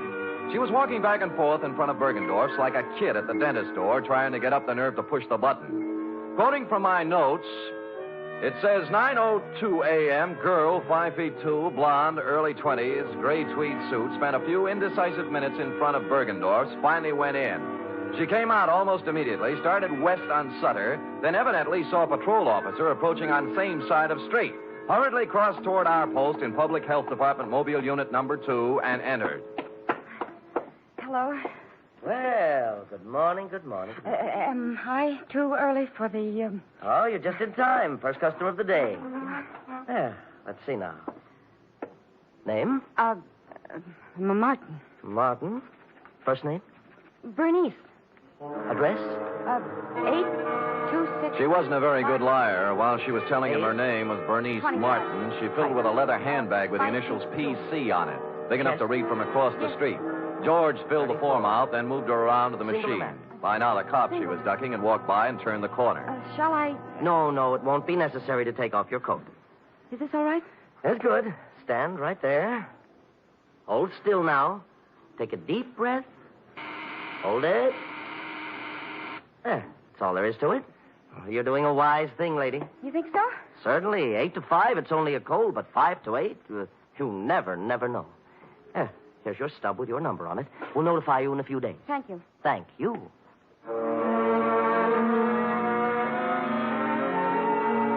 Whereupon Miss PC hustled down to the corner and into a drugstore. 5 minutes later, she still hadn't come out. Stroud was beginning to champ at the bit. So what, Sam? So she's worried. She's ducking cops. She's using a phony name. Or her girlfriend's handbag. Look, I'm going. Hey, wait a minute. I'm sure I've seen her somewhere before. Where? I don't know, but I think it was around headquarters. Now who's playing movie, Dick? Look, it's 10 after 9. I'll go over and settle down next to the vulgar diamonds, and you make yourself comfy with Georgie. If I get busy, out you go, Keep pal. your eyes on the customers going in and out. There's a good loud burglar alarm over the door there, and you can hear it the block away. You see what I mean? It's good and loud. Holy cow. Stroud took the gallery, and I set sail for the corner drugstore, pulling up in 20 seconds flat. She was gone, of course. The druggist was at the fountain, mixing a Coke, which he spilled when I reached across and grabbed him by the lapels. Blonde, you say? Yeah, young, gray suit. I told you, Jack, she just came in here. I know. What do you want to know about her? What'd she do, telephone? No, she was just like you. Asked me about a guy. What guy? Larry Galliano, his name is. Wanted to know if I'd seen him come by this morning. Who's he? I don't know. Did she describe him? Didn't have to. His picture's on page 1 of the morning paper. Here, take a look.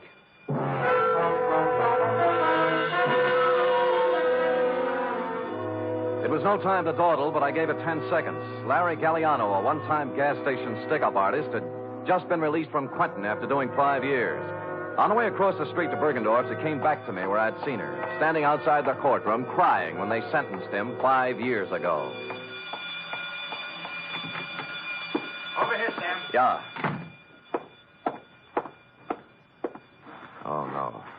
Bergendorf, huh? Yeah, shot from behind. The stones, needless to say. Sure. Maybe you were right about that day. No, she didn't have time. Someone was hiding in here waiting for Bergendorf's to open up this morning. How'd you get out? Well, there must be a back door in this joint. I'll check it. The phone's on the desk. Wake up Lieutenant Dendy, huh? Right. How he'll love it, too. 2 of us holding hands across the street while... Stroud! Johnny Stroud! Look, it's me, Bergendorf, Sam Spade. Stroud? He's checking the back door. Who did it? Oh, double-cross me. Wanted it all. Who? Who you talking about?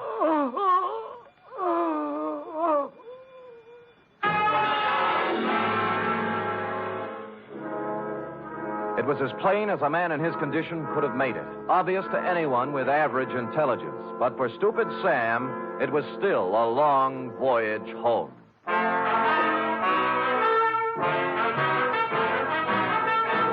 You are listening to the weekly adventure of radio's most famous detective, Sam Spade.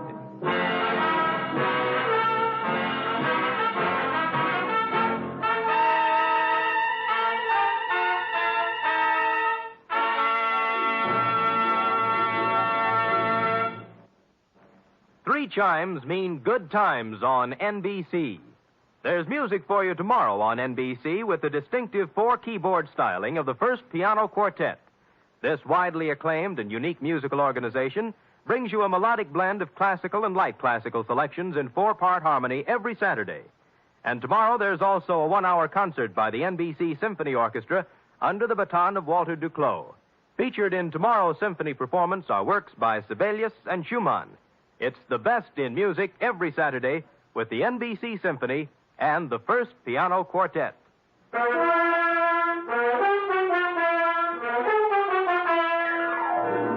And now back to the Kimberley Cross Caper, tonight's adventure with Sam Spade.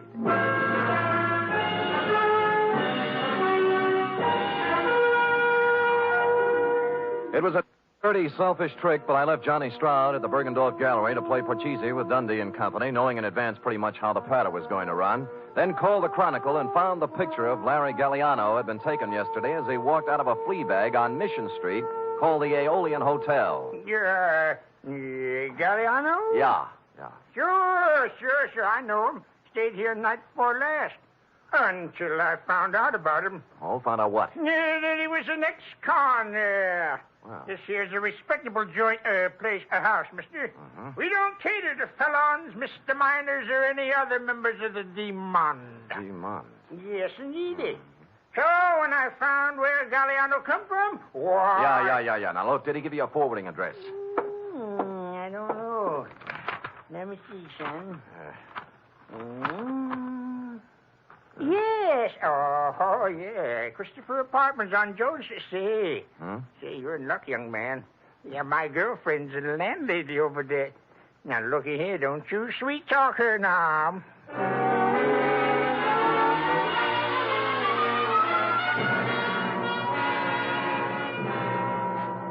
Out of the way, boy. Out of the way. Look, all I want, madam, is one moment of your time. I already told you, boy, I don't know no Galliano. Yeah. Never heard of him. Pull up, so I don't want to hear from him. Yeah, well, wait a minute now. Will you just take a look at... One side, boy, one side. I got four more flights of stairs. Sweet. I had no time for Well, anything. Mrs. Landlady, I'm afraid you've lost out. What?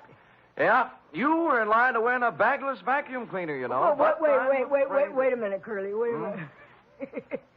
What you want to know, bud? Yes. Well, this Galliano just might be using another name. Now, this is his picture right here. Oh. Yes. Now, I will rephrase my question. Has he been around? Nope. I see, landlady. Well, do I win? Oh, I am sorry, but stand by for the giant jackpot. Is it electric?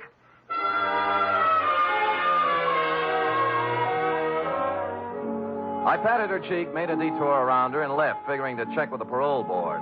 But as I was climbing into the cab in front of the building, a stray thought hit me, and I went back to the doorway and cased the nameplates again. This time for someone with the initials I'd remembered seeing on the blonde's handbag, PC. I did better. Patricia Conroy was living in apartment 402. I buzzed 4 times, then tried the door. It was open.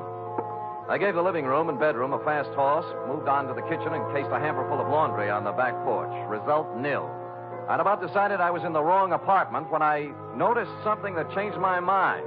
A crumpled-up envelope in a wastepaper basket in the living room with today's date on it, marked Western Airlines, Flight 6 to Los Angeles, passenger L.P. Galliano. I had the phone in one hand and a finger on the dial when... Put it down. Huh? Oh. Are you going to put the phone down or do I have to shoot? You mean there's no third choice? Put it down. Sure. Now what? Sit down. You'll be here for a while. Oh? His plane lands at Burbank in a half hour. If you have any dates between now and 4:30, forget them. Mm-hmm. Mind if I smoke? Go ahead. You know, this is pretty heavy-handed stuff for an you know. I've grown up a lot in the last 2 days. Not enough, honey, or you wouldn't be stooging for Galliano. He can't run away from this kind of a rep, you know. 48 hours. Hmm? That's how long Larry's been out of the pen. Well, he didn't waste any time getting back in stride. Look, what's your name? Spade. Spade, what if I told you Larry Galliano had nothing to do with it? I might give you quite an argument. And I don't feel like arguing, so I'll just tell you. Good. Someone offered him the job at Bergendorf's the day he got out. Larry thought it was legitimate until he heard a couple of things by accident. Like what? Like getting hired to play fall guy in a phony robbery. You mean Bergendorf was in? Sure, till this morning. Uh-huh. They figured Larry'd be a handy guy to have hanging around with his big, fat prison record when the diamonds disappeared. That's what he told me, and I believe him. I love him. Whether or not you believe or love me or him, I do not care. I also do not care what kind of a rap you pin on me when this is all over. All I want is time. All I want is time. Enough to do a couple of errands. Now, hoist it out of that chair and put it down in the closet there. You hear what I said? Yes, ma'am.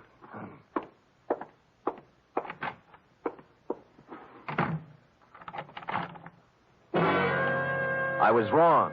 She was no ingenue. Happily, the closet had a light in it, so I settled down on a hat box and read some old copies of Mademoiselle until 5:30 when I heard the door close. What with soundproof outside walls, no window, a double slab door with a lock she thoughtfully filled with gum, it was almost 7 when I got back to my office. The next move, of course, was to call Lieutenant Dundee and wise up the Los Angeles police on Galliano. I picked up the phone and put it down 4 times. There was no use kidding myself. The yarn she told was pretty wild, but there was something about the way she told it. And I believed her. Spade. In here. Mr. Spade.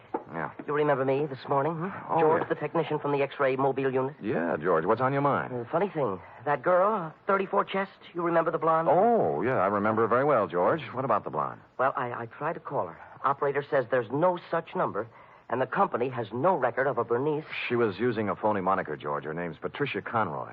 Oh, now why would she do that? Well, a girl's got to be careful, you know. She does, for sure. How come? How come? I kind of took an interest in her case, you know. I rushed the pictures through as soon as we closed up tonight. She's an incipient case. Oh? Yes. I wanted to wise her up right away. You see, here. Oh. This is... No, this one's Johnny Stroud. I took it when he wasn't looking. Told him I was testing. He was right at that. Nothing wrong with him. But I always say you never... Yeah. How about the girl? How about the girl? Cold. Oh, yes. Here, now, look. You see this shadowy part here? Yeah? Hey, wait a minute. I wasn't looking at the shadow part. I was looking at something at the left side of the picture, right where the inside coat pocket would be. The clear black outline of the Kimberley cross. You mean she had the thing? Yeah. Give me the phone. Well, I thought it was one of those clip gimmicks the girls wear on the phone. Oh. Spade? Johnny Stroud. Look, I got news for you. I got news for you, too. I spotted that blonde again. Where? In a bar on Kearney Street. Talking to guess who? You mean Galliano? Who's he? Never mind. Who was she drinking with? Papadopoulos, the biggest jewelry fence on the coast. Where are you now? Outside her apartment. Jones near Post. I think the number's... I'll be up in 5 minutes. Look,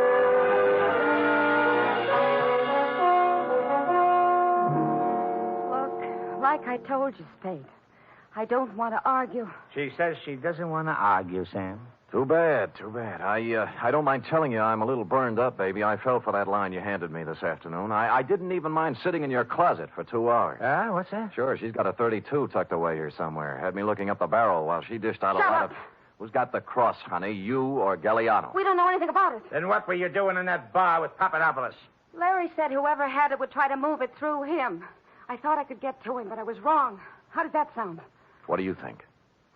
Look, I walked into Bergendorf's this morning. Why'd you run out? The vault was open. Furniture was overturned, and Bergendorf didn't answer when I called. I figured it was a setup for Larry to check in, and he was on his way, so... It does sound phony. It sure does, honey. I had a lie, I guess. I could make up a better story than that. Oh, you're doing great. Why'd Larry blow Tom?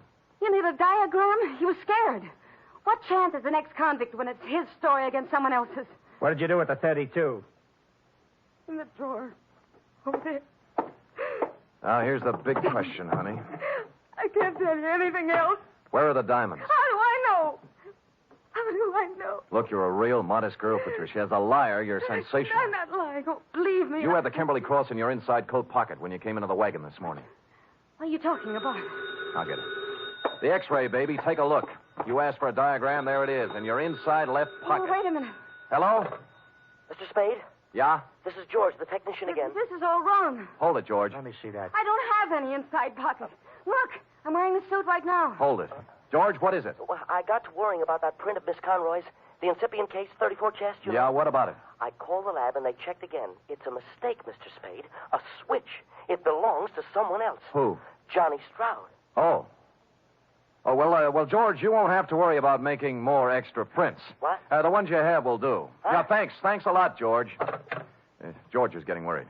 Extra prints? Yeah, I had him run off a batch. Evidence, trial, DA's office, you know. Now, let's take her in, huh? Just a minute. This is crazy. I have no inside pocket. How You wouldn't argue with a picture, would you, honey? Give me the gun, Johnny. We'll take her in together. No, wait. I want to settle something else. Johnny, you're pointing that thing at me. It might go off. Yeah, it might have that. What's eating you, Johnny? I know what's eating him. He's... Shut up. You aren't a very good liar either, are you, Sam? There aren't any extra prints. Well, there's always George. In a couple of hours, there won't be any. George! Now you don't.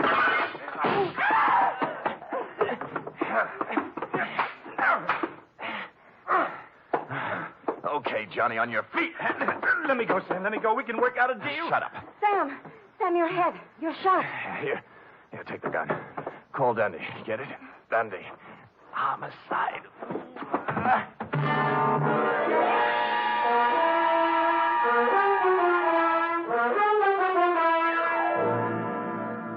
And the next voice I heard belonged to cool, brisk Miss Bergamot of the Harbor Emergency Hospital. Period. End of babysitting session. How intrepid, Sam. What's your wound? Nothing, sweetheart, nothing. As Hopalong Cassidy always says in Reel 6, don't worry, honey, it was only a scratch. Now... Wait.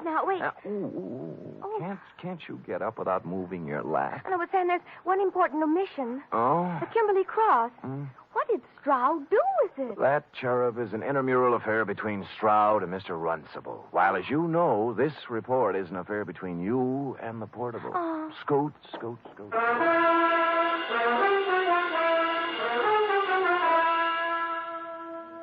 3 chimes mean good times on NBC. There's music and mystery for you tomorrow evening.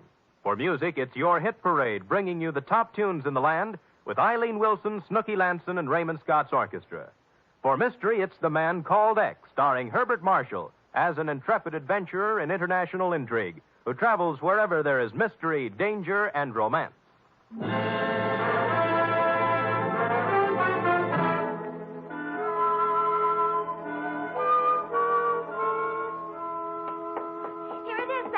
Oh, brisk, efficient Miss Perrine. You may lay it on my desk and restore your lap to its original position. Oh, yes, sir. Ooh. Comfortable, Sam? Loving every minute. Sam, Yeah? a girl can't help wondering sometimes. About what? Well, the way you described the blonde in your report. Glamorous, like the Kimberley cross and all. You like that? Oh, I just wish sometimes someone else could be her secretary, and I'd be the one you'd meet in a room with velvet draperies and a long cigarette holder and slanting glasses and a black lace negligee. Hold it, girl, hold it. You've gone quite far enough. I know, but it's only natural for a girl to want to be glamorous, Sam. Pardon me. You show up with any of those props, and I'll turn you over my knee. You like me the way I am, Sam? Yep. Why is it always this way? Just when I think I'm getting somewhere, I find myself saying, good night, Sam. My sweetheart.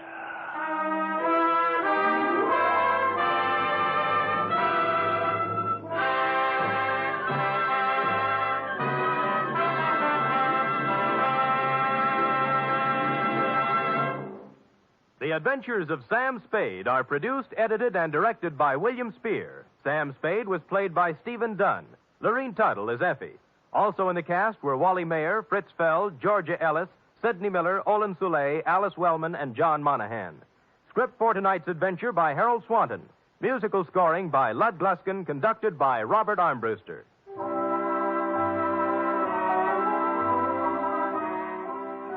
Join us again next week, same time, for another adventure with Sam Spade.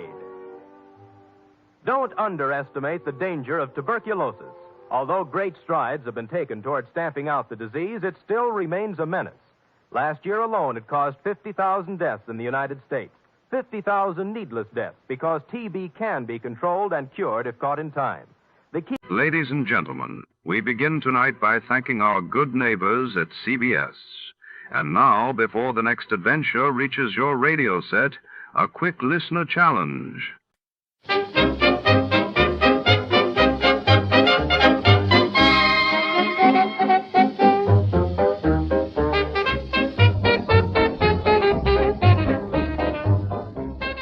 Tonight, our story unravels in the shadowy vault beneath the opulent Vargas estate on the outskirts of Los Angeles, 1947. Here, greed and desperation collide as a fabled fortune draws a cast of schemers, detectives, and betrayers into a deadly game of cat and mouse.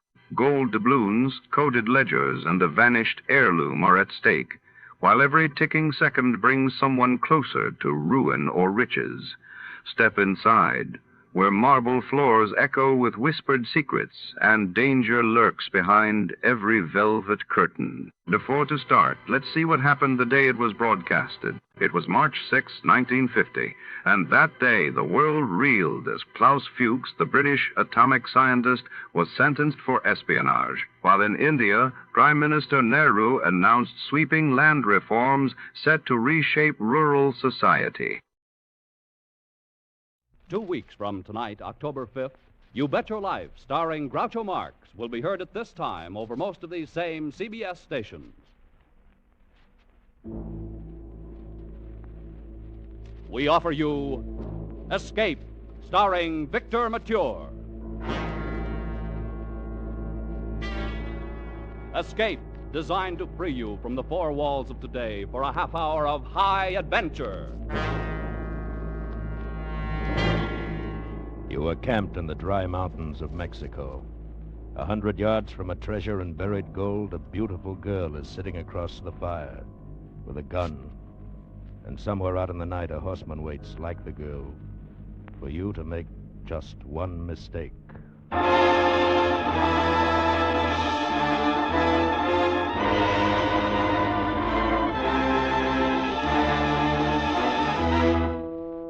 Tonight, with Victor Mature as Toby Manning, we escape to Mexico with a story of conflict between love and the lust for gold, as Jeffrey Household told it in The Fortune of Vargas from his exciting novel, The Third Hour.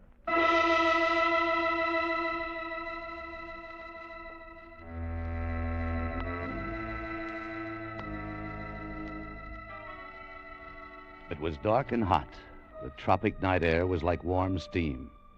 Night sounds drifted over from the docks, and from the native quarter of Panama City, I stood outside the hotel entrance and looked up at the lighted window on the third floor where Bately was waiting. After tonight, I hoped I'd never see his ugly face again. Somewhere, somehow, I had to make the break. Okay, you can have your 3 weeks off. But you'll never do it. You haven't got the guts to break away. Bately, it doesn't take guts to break away from a lousy job peddling mining machinery in Latin America. Now, look, Toby. You could be South American manager in 10 years if you'd settle down and work at it and stop beating your head against the wall. Yeah. Maybe in 25 years I could retire and drop dead. Look, all I need is one right break, and I'll take it from there. Any kind of a break. You need more than a break, Toby. If one fell right in your lap, you'd play it just so far, and then you'd start doubting yourself. Or somebody else. And that's what would beat you. Maybe so. But I've got the next 3 weeks. Now, look. Every time I come to Panama, you say you're going to quit. Every time you tell me a big chance for real money is just around the corner. Why don't you get wise to yourself? All right. Lay off of me, will you, Bakley? Report to me in New York on the 29th. I'll lay out your new schedule for you. Don't count on it. You'll be there, all right. I'll give you odds on it. I'll bet you don't do a thing except sit in the sun for the next 3 weeks.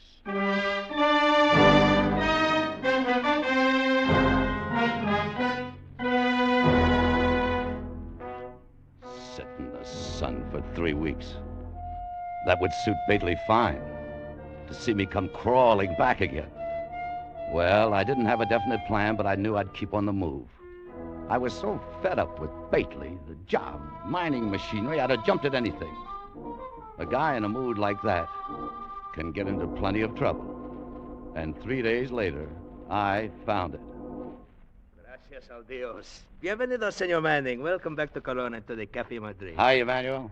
What's new? New? Pues nada, amigo. The world grows older, but that is not new. Here. Siéntese, amigo. Sit down. Thanks. How's business? Say, your place is empty. Pues sí, sometimes good, sometimes bad, but never it is interesting, senor. In fact, I have said to myself, with a life of this kind, I am, how do you call it? Head up? Sí, senor. Yeah, so am I. Look, why don't we team up and start a revolution somewhere? Ay, caramba. I was in one once in Mexico. I was a capitan with General Lara. No, we were defeated. Lara was ambushed somewhere around Torreon, wasn't he? Sí, amigo. We were outnumbered and he was killed. But I was more lucky. I walked 300 kilometers to the seacoast, escape on a Dutch freight ship. Ay, caramba. I hope I will never do that again. Yeah, I hope so, too. You know, there's not much profit in revolution. All right, let me have a rum, Manuel. See. Here you are, senor. Thanks. You were wrong about the revolution, Senor Manning. In Mexico with General Lara, I made a fortune like a man never dreams about. Enough to open this cafe? Look, I don't call that a fortune. Senor Manning, in Mexico is $500,000 in gold, which belonged to me. $500,000? Yeah, sure. It is true, amigo, I swear it. You would take a little chance for that much, perhaps, huh? Perhaps. Bueno. Then we are going to have talk tonight. I have already decided that before you come here this time. I don't get it. What do you mean? Why you think I ask questions from you always when you come here, huh? You tell me.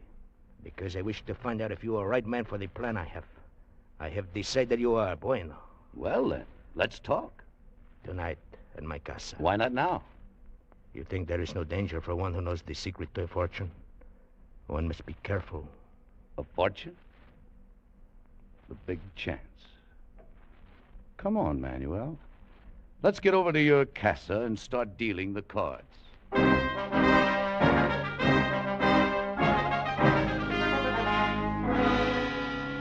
So as I tell you, Senor Manning, everything works according to the plan which General Lara has made. The dynamite explodes and the train is wrecked. Our men break open the freight cars and load the pack horses and ride for the rendezvous at Torreon. Everybody except you and General Lara. Was that it? Si, senor. Yeah. We are the only ones who know of the shipment of gold which is secretly on board. We find it, of course, load our horses and head north to the hills with the Federales close behind us. At nightfall, we bury the gold and ride for Torreon. 4 days later, General Lara is killed, and I escape, as I tell you. And the gold is still there, $500,000 worth? Si, senor. And I am the only man who knows where to find it. But if I enter Mexico, I will be executed within 24 hours. That is why I need a partner. You've got one. Only one thing, amigo. Do not think that there will be no danger. In Mexico are thousands of bandidos who will cut your throat for 1/10 as much money. And on the other hand, half a share in a fortune. $250,000. I'd shoot the works for a whole lot less than that. Bueno. Then I will explain to you how to find the fortune. What is it? Cuidado. I hear somebody move outside the window. Vamos a ver. Careful, Manuel. Manuel, away from that door. Here, let me get the lights off. There. Did you see who it was? No. I think the shot come from the bushes across from the door. Well, maybe we better take a look. Let's get to the door fast and step to the side. You got your gun? Si, senor. Okay, let's go.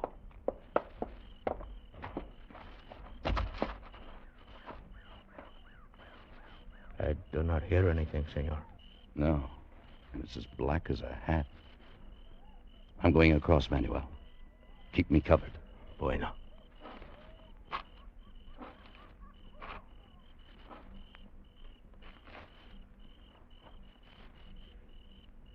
There is nobody there, amigo. No. Whoever it was must have run down the alley there as soon as they fired.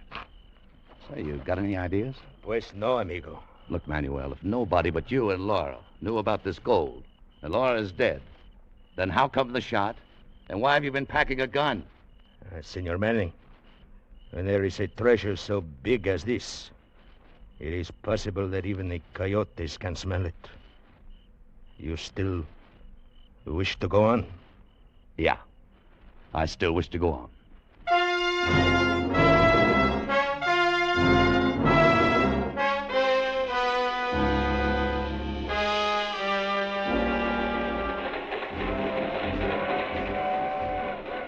3 days later, on the train between Mexico City and Durango, I got a few of the answers, or thought I did. The coach had been empty most of the way except for a couple of soldiers up ahead and a few Indians near the back. I was busy watching for some of the landmarks Varga had given me, so I didn't pay much attention to the Mexican girl who came in and sat down in the seat opposite. That is, not until she spoke. Senor, you're wasting your time. It's 3 kilometers farther yet. What? The place where the train was wrecked. I said we're not there yet. Honey, I don't think I know what you're talking about. Oh, you're lying. You know well enough. And do not call me honey, senor. My name is Consuela. Consuela? That's a pretty name, honey. Do not play the fool with me. Manuel Vargas tell you where he hide the gold, so do not lie to me. Oh, so it was you out there in the bushes with the gun that night. You know, you're a bum shot. I do not try to hit somebody. I only shoot to have the chance to get away. You are a fool if you think because I am a woman I am weak. I know all the tricks of men. They are perros, dogs, all of them. And I would not trust one that far. Okay, honey, take it easy. Take it easy. I spend a long time to find Manuel in Colon. I watch him. But I learn nothing until you come. And now I am here for my 1/2 share of the gold. What do you mean? Your half? General Lara was my father. So that's your angle. Well, you'll have to work that out with Varga. I don't know anything about it. I am telling you now. You still think I'm a silly girl who can do nothing, huh? Look, senor. All right, look. It's a nice gun. Now, you better put it back now. You see, honey, if you shoot me, you'd have no one to lead you to the gold. I know where it is. You don't. Si, senor.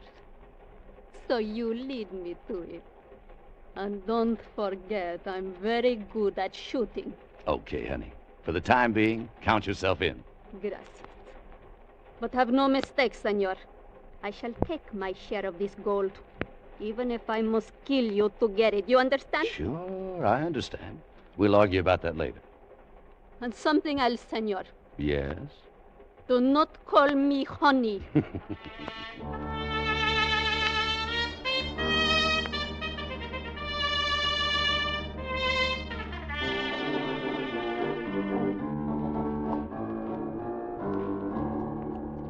Bueno, señor. Todo está listo. Yeah, I guess we're ready to pull out. How about it, Consuelo? Si, senor, whenever you wish. Well, thanks a lot for your trouble, Senor Pascualis. Say, you know, it looks like you've rented us 5 of the best horses in Durango. Es nada. It's very bad country where you are gone, senor. Perhaps you would like to hire a guide. Huh? No, thanks. I know that country pretty well. But of course, seguro. And you're going to call at the mine, you and the senorita, and sell machinery, verdad? Yeah, that's right. I think you need a guide, senor. Some of the mines are very hard to find, especially the gold mines. Gold mines?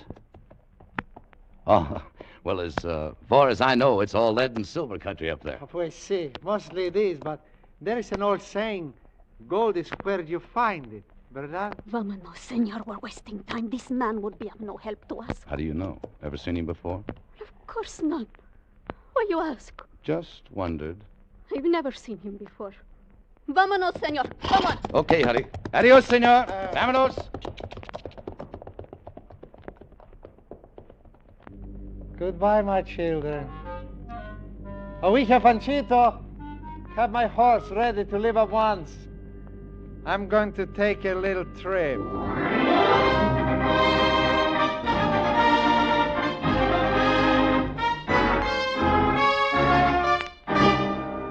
You are listening to Escape, starring Victor Mature.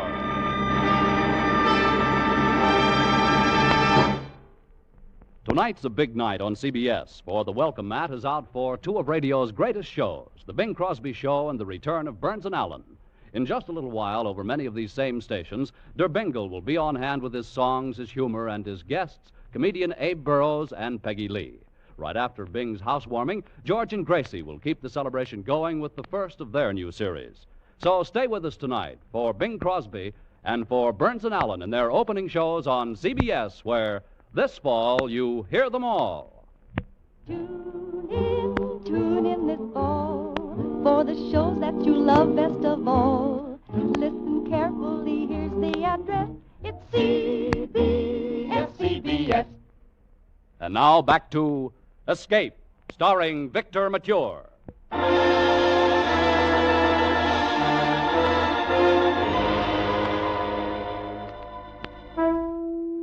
We camped at dusk about a quarter of a mile from the spot where the train had been dynamited. Vargas had given me directions, starting from there. After we ate, I lit a cigarette and rolled up in my blanket and watched Consuela across the fire. She was worth watching. I kept wondering about several things, but mostly who the horseman was who has been following us all day. I'd seen the dust cloud hanging back a mile or so behind us ever since we left Durango. I didn't say anything about it to Consuela. I still hadn't decided what I was going to do about her. I figured I was fairly safe from her or from anybody else until the minute I tipped off the location of the gold. And right then's when the picture would change, and change plenty.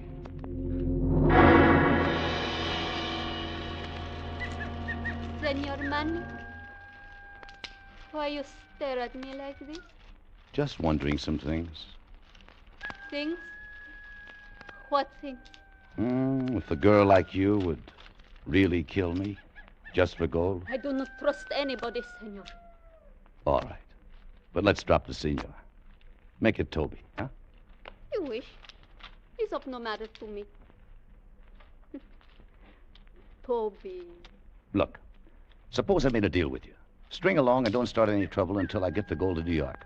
Then if you're really Laura's daughter, I'll try to get Vargas to agree on a three-way split.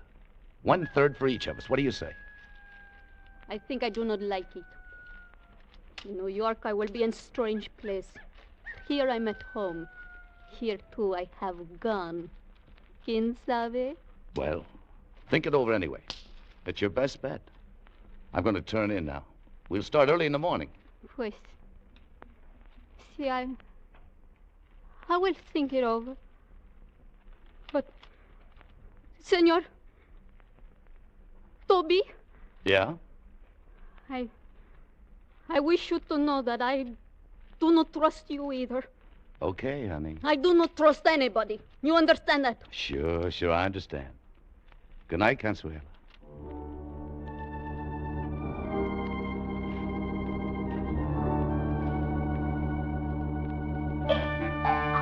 The second day out, the traveling was 10 times as rough. And all day long, that same dust cloud stayed with us, following a mile or so behind. I knew there'd have to be a showdown sooner or later, but not yet. When we finally made camp at nightfall, I was dripping with sweat and dog-tired, and Consuela was slumped in her saddle. All of Manuel's landmarks had checked out during the day. And although she didn't know it, the gold was supposed to be buried within 100 yards of our camp. This was the night to trim the cat's claws.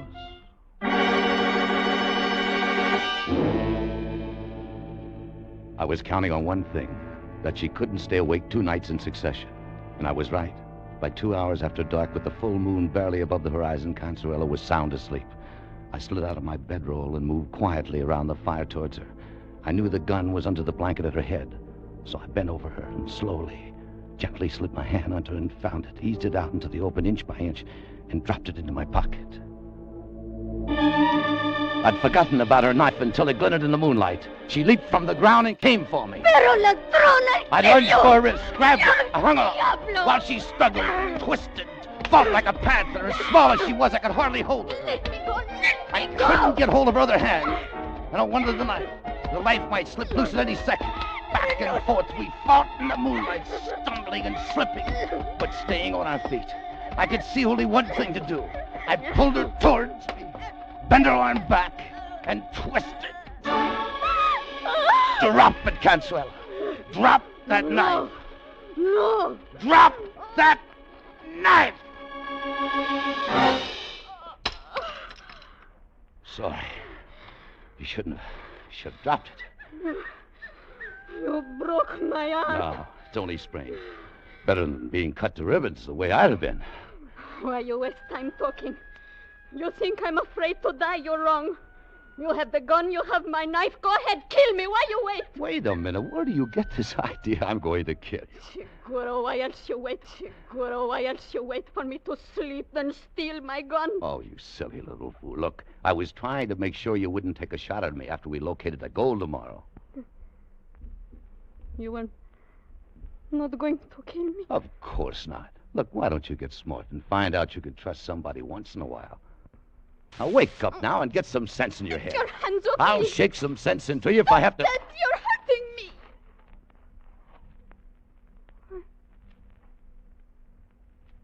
Why you look like that? You little devil. No comprendo. Are you going to... No!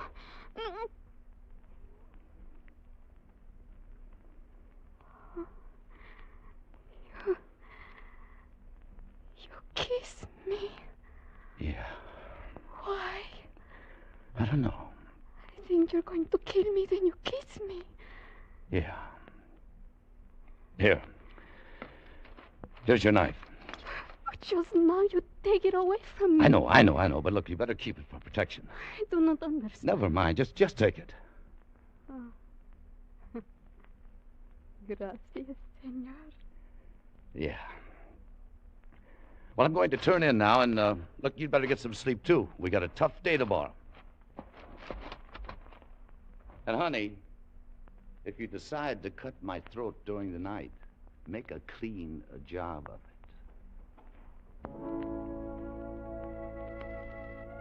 Toby, are you awake? Toby. Yeah. Buenas noches, Toby.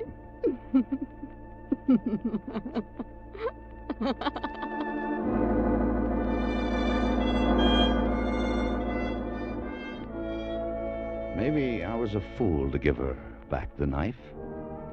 Still, if she wanted to kill me, it wouldn't make any difference. She could knock my head in with a rock while I was asleep just as easy. I'd never known a woman like her. At 10 o'clock the next morning, we found the gold.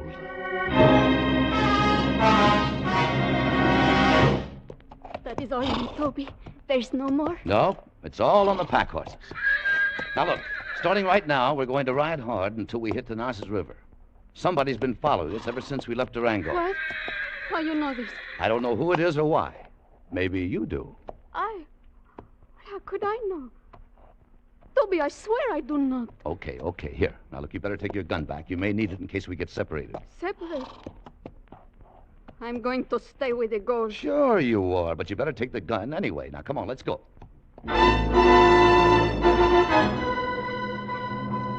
Mile after mile, we pushed our horses on the trail to the north, riding most of the day over broken basalt rock to hide our trail. There was no dust cloud to show whether anyone followed, but I was sure somebody did. I was hoping to reach the Narcissus River before the showdown came. I knew there was only a rope bridge over the narrow gorge, and once across, I would cut the ropes and close off any further chance of being followed. So we pushed the horses and rode, hour after hour.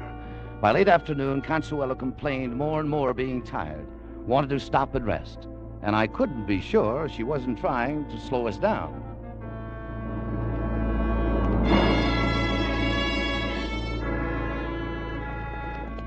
Two hours after dark, we reached the river. Toby, the bridge there ahead of us.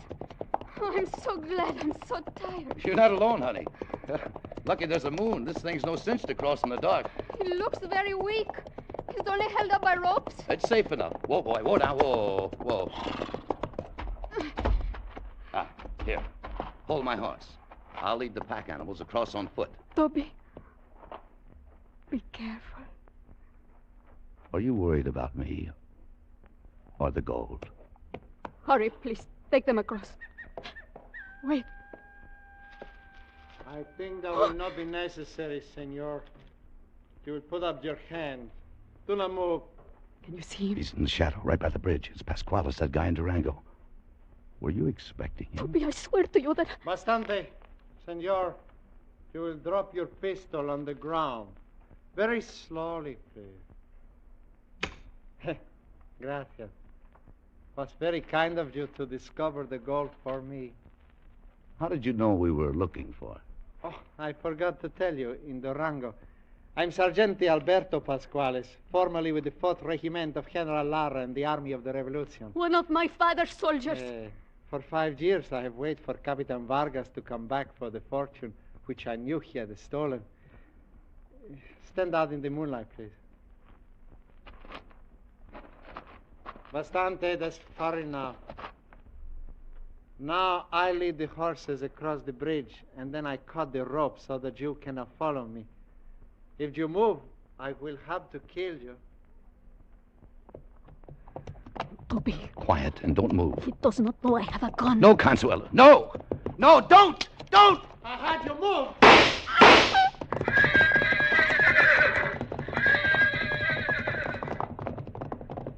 Horses reared at the shots. I lunged to stop them, stumbled into Consuela, grabbed her, and held on her to keep her from falling. The half-mad animals carried Pasquales out onto the bridge and drove him along in front of their pounding hooves. I heard the rope supports creak and groan, and then snap with a loud crack, and like slow motion, the whole end of the bridge gave way.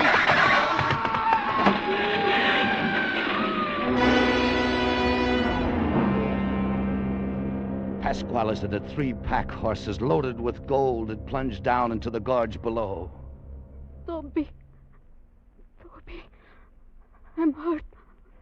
Very bad. Hurt? What do you mean? When he shot, I feel the bullet here. No, easy now. Look, you're going to be all right. Now, don't worry. No, I'm not afraid to die. Toby? Yeah. I like it very much when you call me honey. Sure, honey. I'll be calling you that thousands of times. Well, I'll be... Consuelo! Consuelo!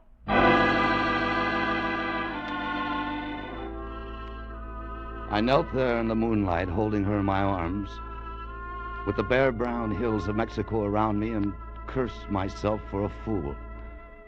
The gold was gone, lost in the torrent at the bottom of the gorge. But it didn't seem to matter very much. I'd found a greater treasure. And because I had too little faith, that treasure lay dead in my arms. I lowered her gently and sat there for a long time. Then I picked up the gun she died trying to use. The empty gun I'd taken the cartridges out of because I didn't trust her, and threw it into the gorge. Then I dropped down on the ground and wept.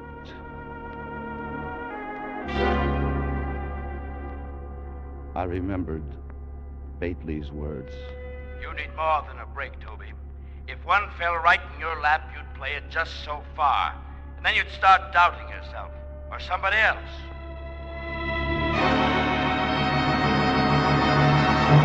I told you you'd show up, Toby. You even got here a day early. Yeah, I know, Bailey. Well, let's settle up my schedule. You must have had yourself quite a vacation. You didn't find the big chance, did you? No, I didn't find it. Well, what'd you do? Just sit around in the sun for 3 weeks? Come on, tell me about it. Didn't anything happen? That's right, Bailey. You hit it square on the head. Nothing happened. Not a thing.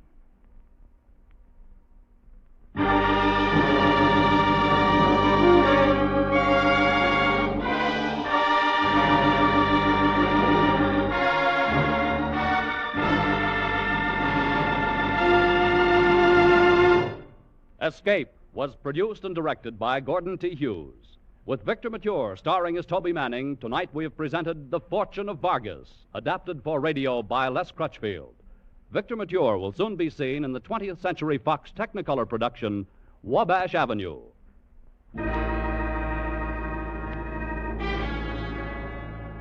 Next week, we escape with Van Heflin, starring in Joseph Hergesheimer's terrifying story, Wild Oranges.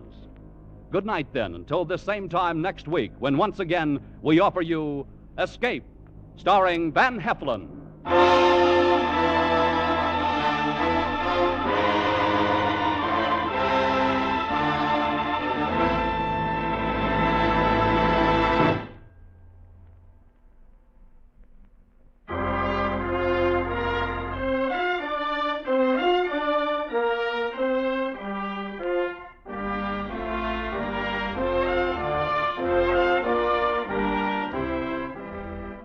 This is CBS, where Bing Crosby can be heard every Wednesday night. The Columbia Broadcasting System.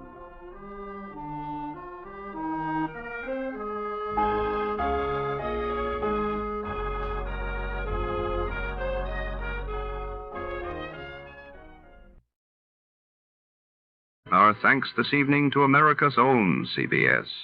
And before the orchestra strikes up again, let's see who among you really knows the golden age of radio.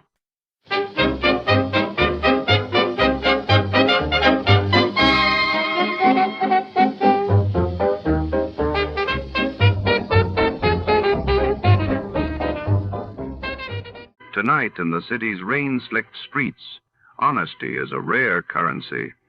When a notorious thief claims he's ready to come clean, Detective Archer smells trouble especially when the stolen loot vanishes before its return. Who's telling the truth and who's hiding in the shadows? The line between law and lawless blurs as a mysterious woman enters the case. Her motives as enigmatic as her past. Danger whispers in every alley stay tuned for the honest thief capper. Before we begin, let's see what happened on the day it aired. It was March 18th, 1947, that day. The world watched as British Prime Minister Clement Attlee announced the acceleration of India's independence plans. While in the United States, deadly tornadoes swept through Texas and Oklahoma, leaving devastation in their wake, too. This how? Sam Spade, Detective Agency? Me. Sam, it's you. I'm the filter and in the flesh. Any messages, phone calls, letters, telegrams? Just the usual. A bill to the landlord and a notice from the telephone company. Well, dispose of them as usual. You sound awfully chipper. Have you been on a case, Don? Did you make some money? Yes, I've been on a case. No, I did not make any money. Oh, your client got murdered before he could pay you? Wrong again. My client was a woman. She did not get murdered, and she could pay me. Huh? And she did. But you just said she didn't. True, Effie, true. Things are not what they seem. I'm a little confused. You just said that... And I meant every word of it. Stop registering bewilderment.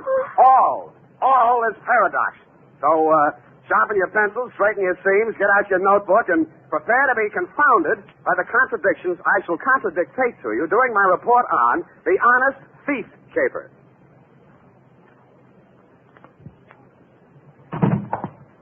I'm not looking over for the pleasure. Look alert, girl. We've many things to do. Up. Yes. You say the strangest things on the phone. Don't I? I don't believe I quite understood what it was all about. An actual misunderstanding. I didn't understand it myself. Date, too. Sergeant Frank Milgus, robbery detail, San Francisco Police. You're fast today. Subject, Ben Comiskey. Who? Ben Comiskey. Comiski. Sam. I went to Albert High School with a boy named Ben Comiskey. Is he the same one? Very likely, yes. Oh, Sam, tell me, did he turn out bad? Is he good? Did he get married? Down, Effie. Sam, I knew this boy. I want to know. This is one mystery you're not going to solve by reading the last chapter first. Dear Frank, it was one of those days. The sky was black and it looked like rain, but when I put on my trench coat, the sun came out. At breakfast, it looked like I'd ordered fried eggs, and I wound up with pancakes. Also, I discovered I was wearing one blue sock and one black one. After that, I gave a cab driver a 5 instead of a 1 and let him ride off with the change. And there was one other thing. Sam, bank just called. You're overdrawn. Nuts, Ev. I made a deposit 2 days ago. I checked, Sam. You didn't. You're nuts, too. I made out the slip myself and Oh. Give me, Sam. I'll take it right down. Yeah, better do that, Angel. Yes. Excuse me. Oh. Can I help you, miss? Is this Mr. Spade? Come right in, miss. Sit down. Miss Perrine, you may go and do that. Instruct them that if such a mistake occurs again, I shall take my account elsewhere. Yes. Now, please sit down, Miss... My name's Louise Miller, Mr. Spade. I want to hire you. How much will it cost? Well, now, Miss Miller, let's talk about it a little I first. haven't much time, Mr. Spade. I have to be at the office in a half an hour, and I have to cross town.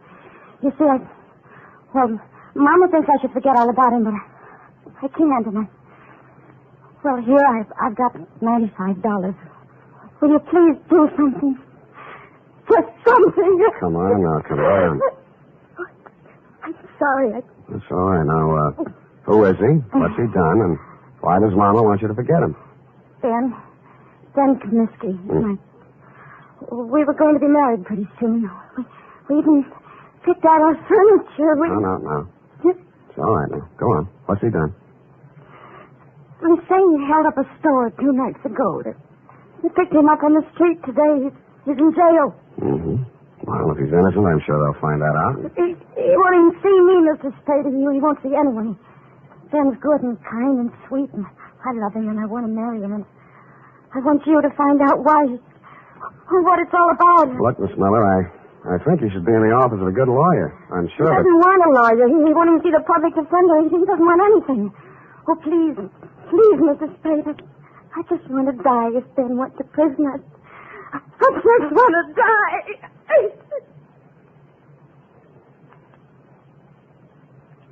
I'm no sentimentalist, but faith is the thing we're a little short on these days, so we came to terms. It was agreed she could pay me after the job was done if there was any job to do. She left for work, and I phoned you, Sergeant Milgus, and found out Ben Comiskey had already been arraigned and was being held in the city jail. When I dropped in 20 minutes later, you walked me back to his cell. What's it all about, Ben? Don't know, just looking into it. He won't tell you anything. No? Kept his trap shut all the time he's been here. As far as we've been able to find out, no previous record, no background. Well, maybe it isn't so bad for him at that, huh? First degree, Sam. Liquor store proprietor, a man named Potter over on Army Street. Identified him in the morning lineup. Just like that. Picked him out of a dozen guys we hauled in. Then what? Yeah, we send a couple of the boys out to Comiskey's room and find all the dough in the dresser drawer, 900 clams. There you are. Now what? Take it easy, Comiskey. This is Sam Spade. He wants to talk to you. Ben Comiskey was tall, dark-complexioned, about 29 or 30 years old. His hair was black, straight, and closely cropped. His features were regular, not good, not bad. I've seen plenty of hold-up men and gun-toters in my day, and he wouldn't have been cast in the part in my movie. I didn't know what I expected to say to him or what I expected him to say to me, but I didn't expect what I got. What are you trying to do? Get out of here. He just got here, Ben. Well, you can just leave. Hasn't a citizen got any rights, even in jail? Well, they start to lose them, and they use a gun to make a living. I don't want any lectures. I haven't got any to hand out. I'm a private detective. A friend of yours hired me. She thinks you're a pretty nice guy. Louise, huh? Why won't you see her? She's nuts. She ought to have her head felt. What's she worrying about, anyway? I'd say she was worrying mostly about you. And I'd say it's the sick kind of worry that gets into a girl when she loves somebody. She shouldn't. She's nuts. You said that. Did you rob that store? The guy who runs it says I did. I suppose I did. Why? For laughs. The complaint says you make $65 a week in an architect's office. You can eat on that. Look, Spade, go back and tell her this. I didn't want furniture at $10 a month for the next 80 months. I didn't want a car the same way. I didn't want her working and me working and getting nothing but wrinkles. Tell her I got caught and to go and find a guy who can pay the way. Was that all? That's enough.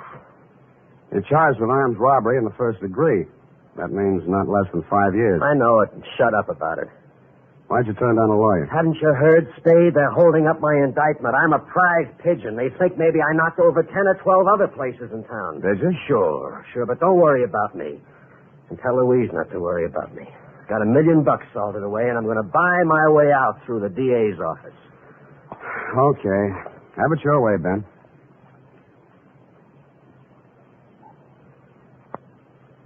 But an hour later, I found myself strolling around Ben Comiskey's old neighborhood. A man named Gabrini, who owned a grocery store, remembered him and liked him. A woman in a bakery shop told me how he'd gone into the Army as a private and been discharged a first lieutenant. A phone call to a Mr. Henderson, Allied Architects, revealed that Ben Comiskey was in line for a raise and promotion. All in all, I was getting a composite picture that didn't look quite right. I decided to try his mother's place. It was on Lombard Avenue, a street that starts on the waterfront. According to the penciled note above the doorbell, it was out of order. The slot in the mailbox read, Mrs. Anastasia Comiskey. Yes. What is it, please? You're Mrs. Comiskey? I'm busy now. I fixed lunch for my son. He come back from Cincinnati. Please. Oh, Mrs. Comiskey, I'm here to talk to you about Ben. He's your son, too, isn't he? Yes. Ben is my son. Well, I'm trying to help him, Mrs. Comiskey. Why? He has no money. I have no money. A friend of his, Louise Miller, hired me. Oh, Louise, she's a foolish girl. Very foolish. Her heart should not be with Ben. I think he's a very lucky man to be loved by somebody like that. If not for her, Ben would not be in jail, in trouble. Oh, you don't want to help my son. She don't want to help him. She'll leave him alone if she wants to help. Ben is bad. Not good like my son James. James is always good. Times he's away, he sends me money. From what I hear, Ben's always been pretty good, too. Always one good son, one bad son. What's going on, Mom? Oh. Who's this? He come to ask questions about Ben. Huh? I'm Jim Comiskey, Ben's brother. Oh, my... You run on in, Mom. I'll talk to this gentleman. All right. Get out of here. Look, I'm just trying... If you've got any questions to ask about Ben, go to the police. They can give you all the answers. And stop bothering my mother. She's been through enough in the last 2 days. If I catch you around her again, I'll break you in half. The man who slammed the door in my face had the same angry look and the same angry glare of Ben Comiskey. The angry Comiskey brothers definitely wanted nothing that looked remotely like help, it seemed to this casual observer. I went back to my office to wait for 6 o'clock. That's when I intended to call my client, report my opinions, and drop the case. But at 5:30, she called me. Mr. Spade. Yeah? This is Louise Miller. Oh, yes. I was just going to call you. I'm afraid I haven't been able to do much. It looks like... I know, Mr. Spade. I just telephoned downtown. Ben pleaded guilty at the indictment this afternoon. He's going to be sentenced tomorrow. And that, to all appearances, Sergeant Milgis, is the crop. But 2 hours later, and for the second time in one day, I found myself doing what I didn't think I'd be doing. Walking around a dull, gray, 2-story apartment house on Adams Place. My ex-client's address, to be exact. I was wondering what a lonely, distraught girl would be thinking the night before her boyfriend was shipped away to prison. I found out. I got a whiff of it as I walked down the hall. It was coming out from under her door. I had to use my shoulder. The room was acrid and stinging with gas fumes. And Louise Miller was stretched out on the floor in a 6-foot kitchen. When I picked her up and carried her out, I wasn't sure whether she was dead or not.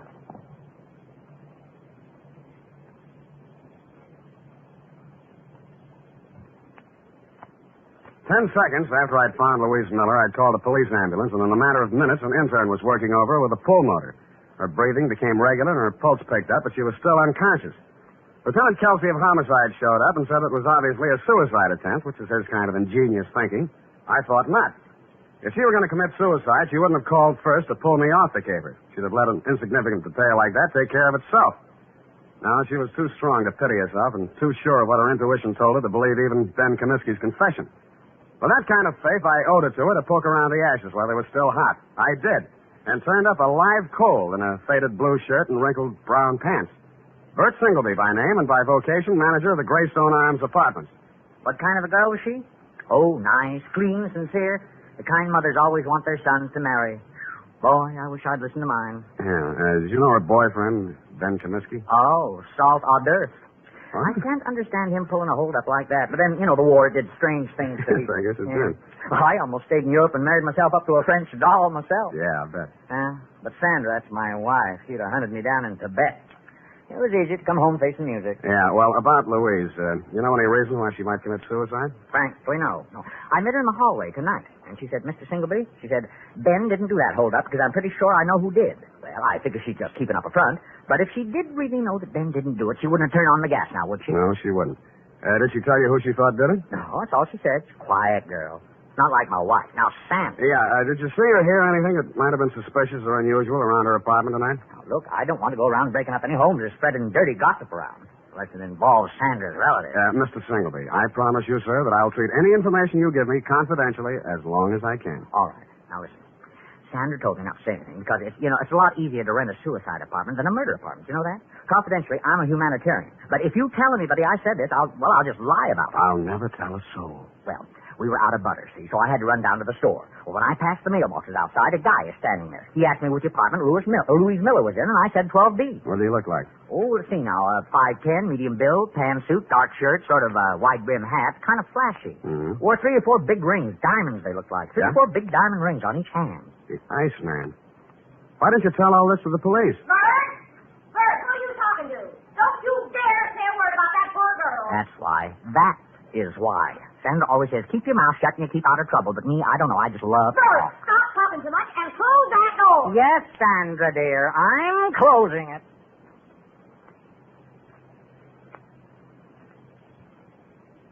The Iceman. I'd heard about him for years, a Chicago import, but I'd never bumped into him before.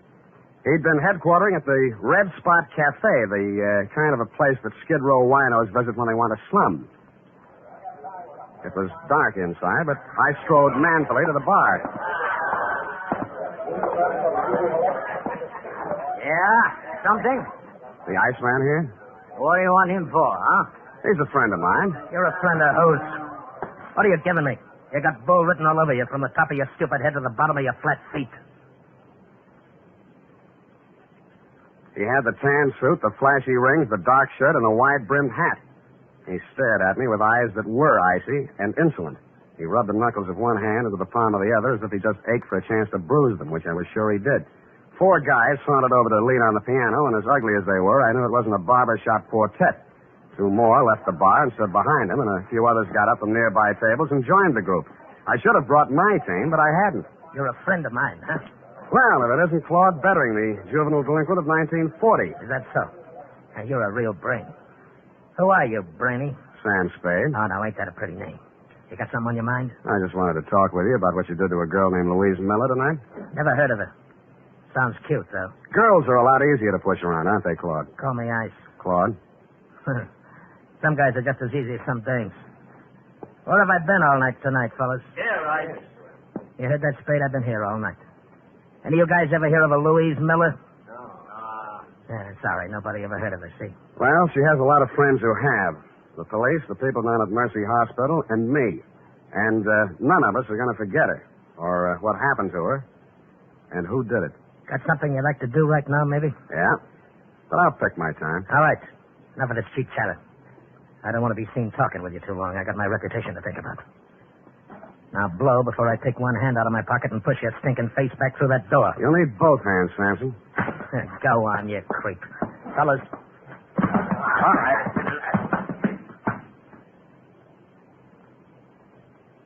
As I went rapidly through the door, Claude Bettering was standing, oily smile and all, polishing a couple of his oversized rings on his lapel. It was a picture I said I wouldn't forget, and I didn't. I went and rented myself a car, parked it down the block from the Red Spot Cafe, and waited almost all night. I knew that Louise Miller was not the kind of a girl who would have anything to do with a guy like Bettering. And if he came to her apartment, this must have been for some unloving purpose. Probably to keep her from telling who actually did the hold-up Ben Comiskey had confessed to, if she found out the truth. Finally, a bunch of palookas came out, Bettering included, climbed into a car and drove off, me after them. One by one, Bettering dropped his men off at their hotels and apartments until he was finally alone. He stopped at a brownstone on Hobart, and I caught him just as he opened the door of his apartment. Well, a tough guy. You're going to find out. Don't think I'm easy.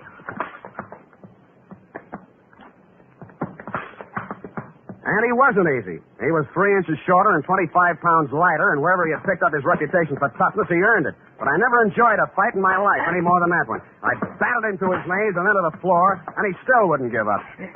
You stinking creep. Why did you beat up Louise Miller? I didn't. Why? I didn't. Why? I didn't. Why? The apartment house manager identified you. He's a liar. Who did you do it for? Nobody. Who? Nobody. Who? You stinking creep. I'll push your face. Who? Who? Push your face.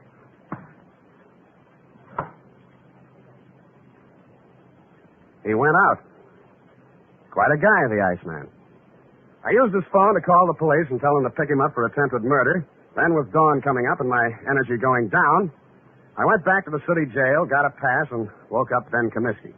Why don't you stop messing around in my business, Spade? Did you ever really love that girl of yours? Get out, you sadistic jerk. Well, she's in Mercy Hospital now. You can send her a card. Write something nasty on it. So long. Spade. Yeah?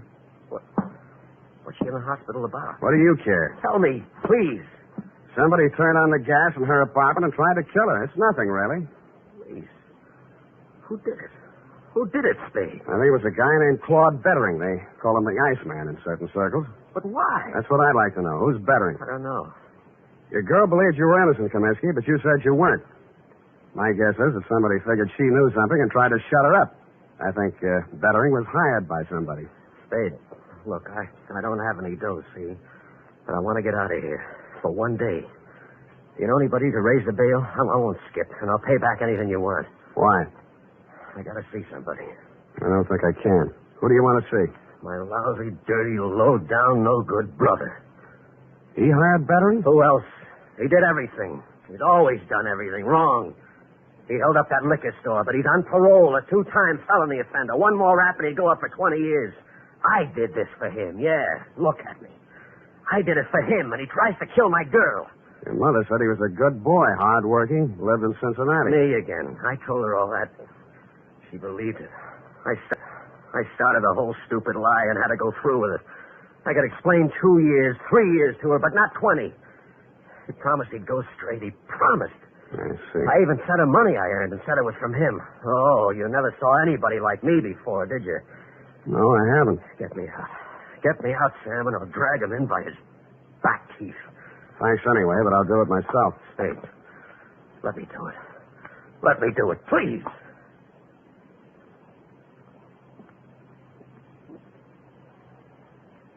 I drove over to Mrs. Comiskey's house and knocked on her door. She came out in a housecoat, hair mussed, and sleep still in her eyes. Yes? I'm sorry to bother you at this hour, Mrs. Comiskey, but is your son home, Jimmy? Jim, no, he went out last night. He didn't come back yet. I see. When do you expect him? Well, he didn't say. He didn't have to, because I saw a closet door move, and I was in and across the room. In a second, I pulled the door back, and Jim Comiskey came out, gun and all. Jim, you've gone crazy. She hurried across the room, threw herself between Jimmy and me, and started wrestling the gun away from her. He put one hand flat on her face and knocked her halfway across the room. I went at him. He shot, but it went into the ceiling. I didn't give him a chance to do it again. Don't. You held up the liquor store, didn't you? Yeah. And hired Bettering to kill Louise Miller? Yeah. And you're going to take your own rap from now on? Yeah. Yes, I will.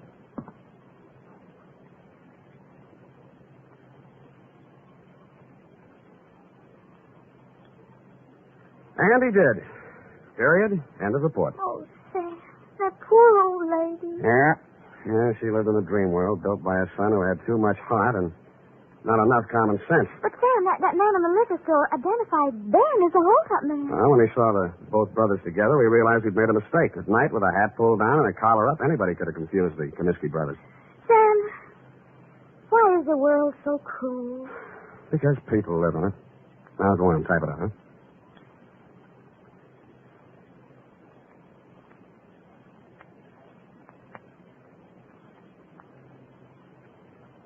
Well, here it is, Sam. And if you don't mind my saying so, it's a lesson to everybody. If you say so, Ed. Honest, Sam, I'm just infuriated. Now, don't go too far. Misplaced love, devotion, it just isn't right. Now, hand me the glass. This kind of thing could be going on all over the world. The glass, If it weren't for people like you who step in and take things in hand. The glass! Oh! Are you right, Sam? Thank you, Miss Brain. Honestly, Sam, look, just honestly, that's all. Are you finished? Well, I have some sociological feelings, too. I'm just not an automat or secretary you turn on and off. Come here. Come here. With each new case, I have feelings. Effie, I just kissed you. I know what... I just kissed you. Oh, Sam. Delayed reaction. Our thanks this evening to America's own CBS. And before the orchestra strikes up again, let's see who among you really knows the golden age of radio.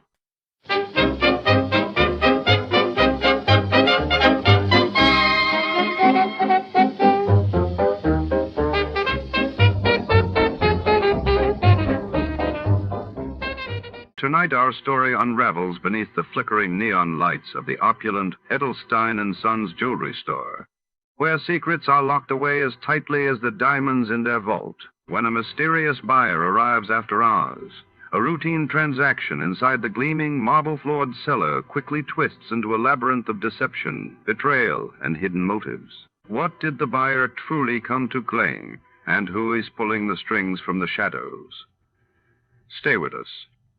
Before to start, let's see what happened the day it was aired. It was February 13, 1953. That day, the world watched as the Soviet Union confirmed the arrest of Lavrenti Beria's rivals in a dramatic political shake-up while across the Atlantic, devastating floods swept through the Netherlands, forcing thousands to evacuate and drawing international aid. Johnny Dollar. Johnny, this is Don Riegel at Worldwide Mutual. Oh, sure, Don. Out in Chicago. No, guess again. You've been moved? Yeah. Where? I hope it's been a promotion. Well, Johnny, I'm sitting here looking out the window of my office at the vast blue expanse of the mighty Pacific. Or at least I would be if the fog weren't so dark this afternoon. San Francisco. Right. One of my favorite towns. Go on. I'll bet you say that to every city in the United States. No, I mean it. I have some real fond memories. Oh, yeah? Who is she, Johnny? I mean memories of nice, big, fat fees. Uh-huh. You know, Don, every case I've handled in that fair city of yours over the years has paid me very nicely. How about this one, Don? Let's wait and see, huh? What's the problem? Man missing. Anybody I might know? Well, I doubt it. His name is Harvey Lehman. And, Johnny, I find we have the gentleman insured to the tune of exactly $250,000. Wow. Yeah. Okay, Don. I'm on my way.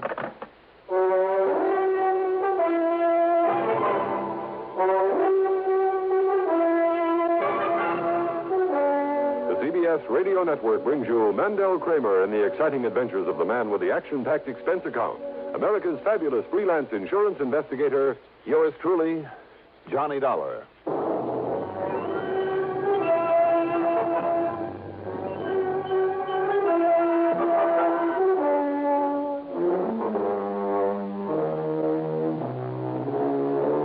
Expense account submitted by Special Investigator Johnny Dollar to the Worldwide Mutual Insurance Company San Francisco office. Following is an account of expenses incurred during my investigation of the buyer and the cellar matter. Item 1, after a quick early dinner, is $6 for a cab out to Bradley Field, and item 2, $175.70 plane fare.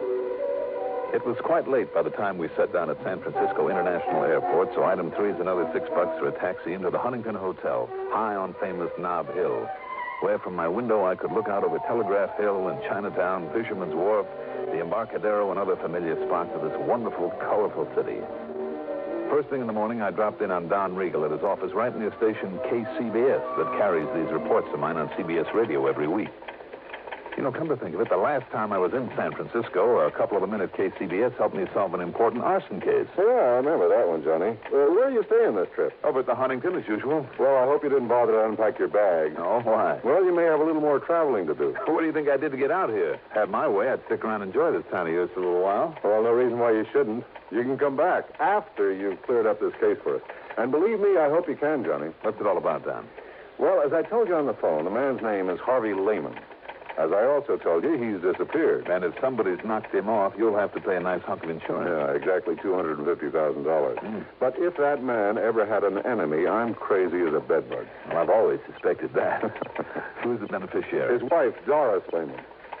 They've been getting along all right? No, to be honest with you. Oh, here we go again. Oh, now, wait a minute, Johnny. Don't start jumping to any fancy conclusions. Why not? That's a lot of money. Yeah, sure it is. But Harvey Lehman is only 48, 49. All right, so why wait around for him to grow old and die before collecting on him? No, Johnny.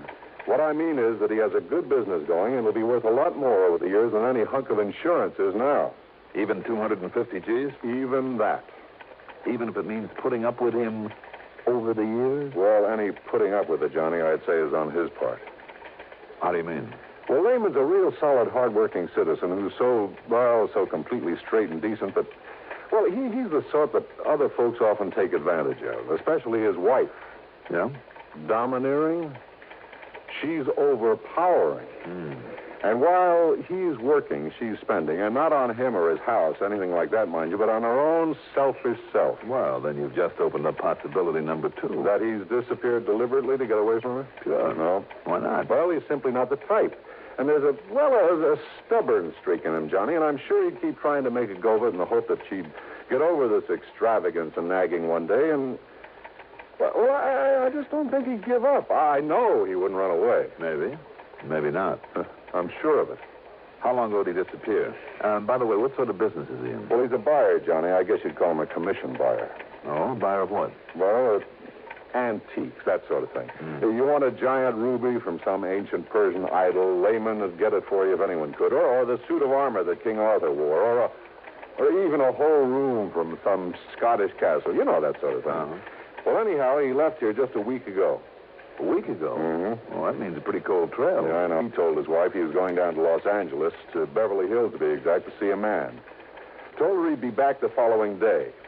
But he wasn't. Any reason why he couldn't have just stayed over for a while? Well, look, Johnny, if Lehman said he'd show up at 9:16 on Tuesday morning, he'd be there at 9:16 on Tuesday morning on the nose. Not a minute sooner, not a minute later. That kind. Yeah, that kind. Anyhow, Johnny, I've checked every hotel and apartment down there, so have the police. There's been no sign of him. What about this man that he went to see? Well, his name is John Arthur Whittington Maynard. I've been on the phone with him. The police have been on the phone with him half a dozen times. Lehman never showed up. Maynard. John Arthur Whittington. Yeah, you remember him, Johnny. Big produce-nick of a lot of big movies some 30 years ago.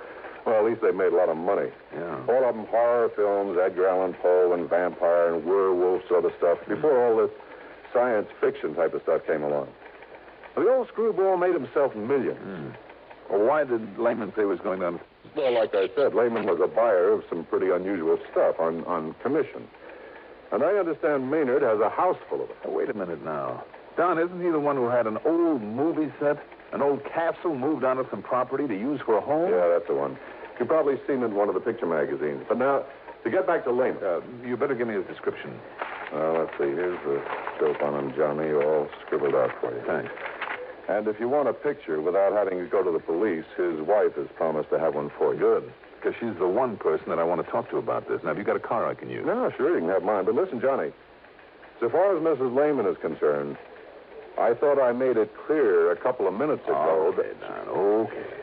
Let's just wait and see. The Lehman house was up in Marin County over the Golden Gate Bridge, and it was quite a mansion. From the minute I stepped inside, it was plain who dominated this household. The rugs, every piece of furniture, every bit of decoration, everything was in the unmistakable taste of a woman. Even Lehman's so-called study would have done much better as a sewing room.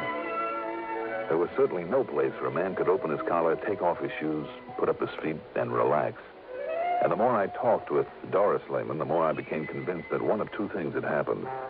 Either he, in spite of what Don had told me, either he'd skipped out simply to get away from her, or she had done him in for that insurance.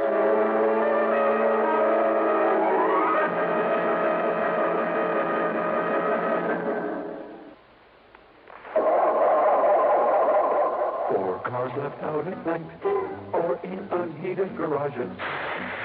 Don't ask for trouble. Ask for DuPont, Xerox, antifreeze. Wintertime is trouble time for many of us who leave our cars out at night or in unheated garages. So don't ask for trouble. Ask for DuPont Xerox Antifreeze. Xerox outlasts winter. It protects your car against sudden drops in temperature all winter long. It won't boil away, even during a warm spell. And Xerox has an exclusive rust inhibitor, MR8, that protects all engine metals, including aluminum, against rust and corrosion.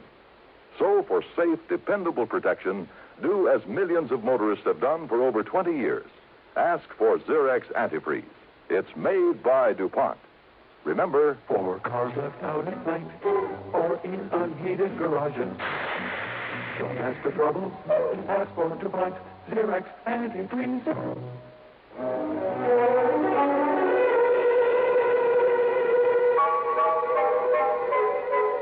Now, just a minute, young man.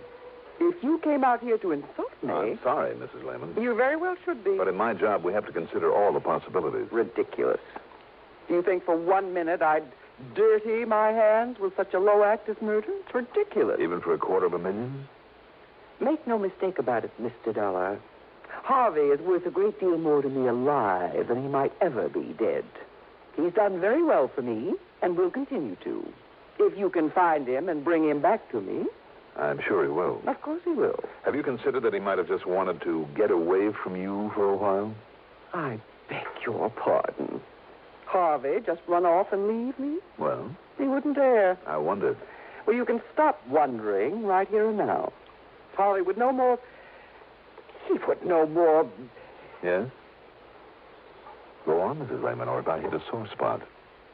Mr. Dollar, if I thought for 1 minute, if it were possible that you were right... No, I refuse to believe it. And if you have no better theory, I suggest you get out of here and forget the whole thing. If he's to be found, the police can do it. Have they accomplished anything as yet? No. Big, talking, do-nothing men. They haven't accomplished a thing. And those bumbling, movie-struck police down there in Beverly Hills are just as bad. Now, just a minute. It just happens that Beverly Hills is a mighty fine police department. I know. I've worked with them. Then why haven't they found him? That's where Harvey went. Well, how do you know? How do you know that he ever got there? Because he telephoned me from Mr. Maynard's home. If you can call that atrocity a home. He said that's where he was calling from? The night of the morning he left here. Harvey always calls me when he gets to a destination, wherever it is. I insist on it. And naturally, Harvey obeys. I'm sure he does. Did you tell that to the police? Of course I... Yes? No, I guess... I was so confused. These stupid police annoy me so with their endless questions and insinuations. They're even worse than you are. Thank you very much. What? Don't you realize they're only trying to do a job for you? Then why don't they?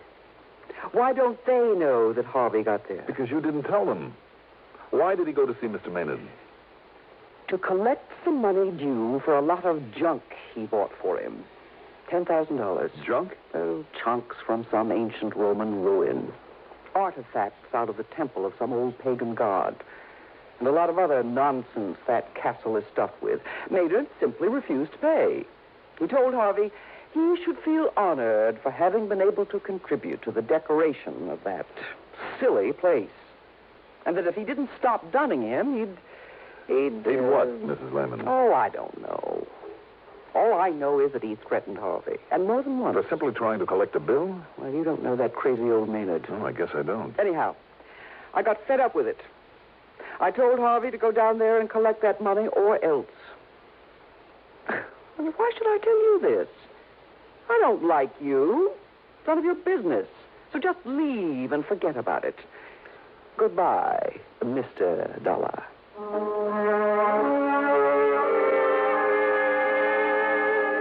I was afraid if I lingered any longer, she'd literally throw me out. So I got the next bit of information, her telephone number, from the phone book in my room at the Huntington.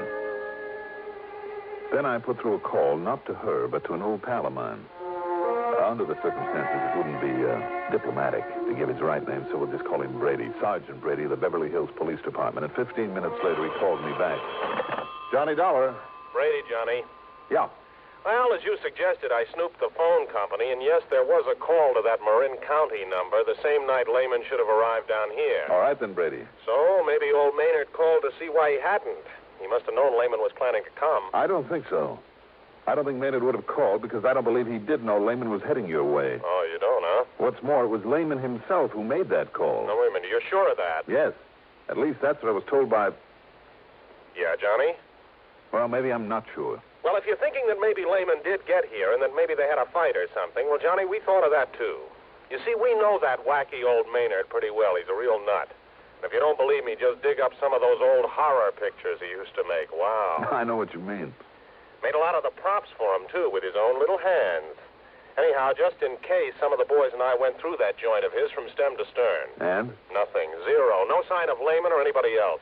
We even tapped on walls and took measurements, looking for hidden rooms or secret panels, that sort of thing. Nothing. But you did suspect him. Did? Yeah. But only because that crazy old man, just to be dramatic, might try most anything just for kicks. Even murder? Murder. So what's a murder to him? I mean, after all those he put on film? But you know something? No? If that ham ever did kill somebody, why, Johnny, he'd be the first one to ask us over. He'd probably lead us right to where he'd hidden the stiff after fixing it so we wouldn't see it. Just to show off? Yeah, sure. That's why we went over the place so carefully. Even poked around in all the old suits of armor that he kept pointing out to us. Brady, how long are you going to be on duty? Well, I'm off in half an hour. But now listen, Johnny, if you think you have some Well, ideas... I'm not sure, but maybe I'll run on down there. If so, I'll holler. Yeah, you do that.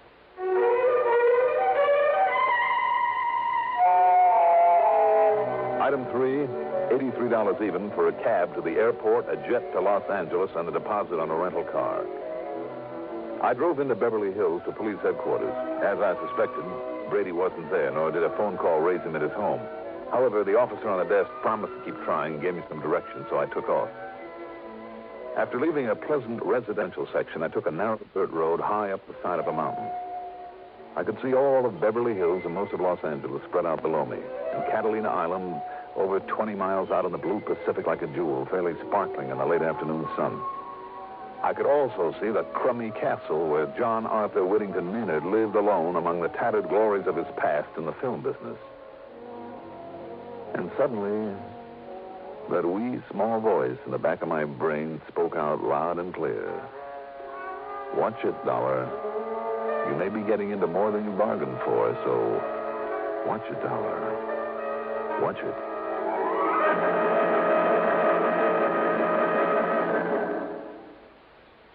In thousands of communities throughout the nation, this is the time of year when we strive to help our less fortunate neighbors. Not that we don't try to help all year round. It's just that now many health, recreation, and welfare agencies band together in a common fundraising campaign. When you give just once to your United Fund or community chest, you help many people in your city, the sick, the needy, the aged, the serviceman, and veteran. So give the United Way, and please give generously.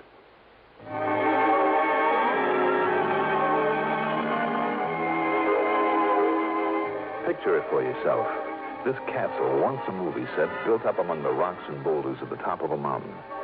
Complete with gray stone walls, battlements, a gallery between the towers, and believe it or not, even a moat with a heavy wooden drawbridge. I almost expected to see the bridge thumped down and a half a dozen fully armored knights come galloping out to challenge me with lances at the ready. Instead, as I drew up in front of it, the bridge was lowered slowly. There was something almost ominous about the creaking and clanking of its iron tuning. And then standing there, the man. Or rather, the caricature of a man. He was short, heavy-set, and in a way almost grotesque. The ugly face, the eyes of a pig, the long, black, straggly hair and 3 or 4 day growth of beard, the heavy, beefy shoulders hunched forward. I thought of Quasimodo, the horrible hunchback of Notre Dame. Welcome, sir. Welcome to my castle. Oh, how do you do, Mr. Maynard, is it? That's right. Surely you heard of me. As a matter of fact. Come in. It's not often I have visitors. Someone to show my place to. And so few people even know of my beautiful castle. My name is Dollar, Mr. Maynard. I'm an insurance investigator. Insurance? Not a salesman. I'll have none of it. Get out. Leave my place. No, I said I was an investigator, Mr. Maynard. I'm trying to find out what happened to a Mr. Harvey Leiningen. Harvey? Oh, yes, of course. A very old and very dear friend of mine. Come, let me show you some of the wonderful things he has brought me over the years. Well, I would like to ask... Magnificent suits of armor, regal pennants and banners, beautiful tapestries.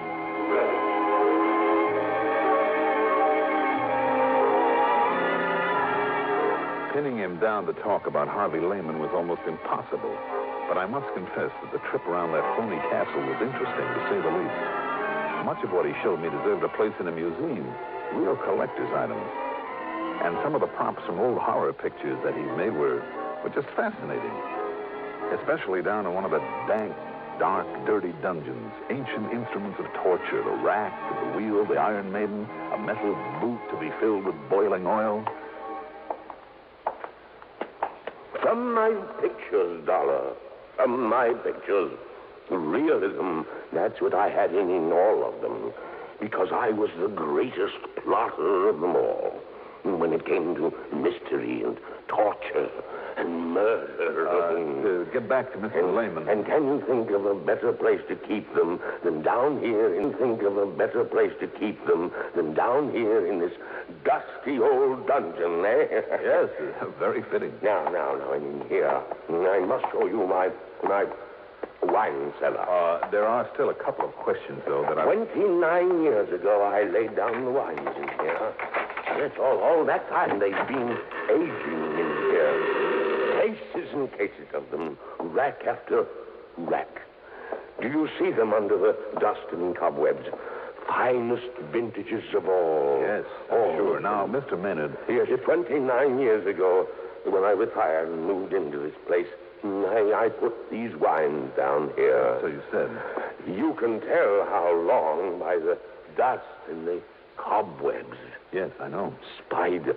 Here undisturbed for 29 years.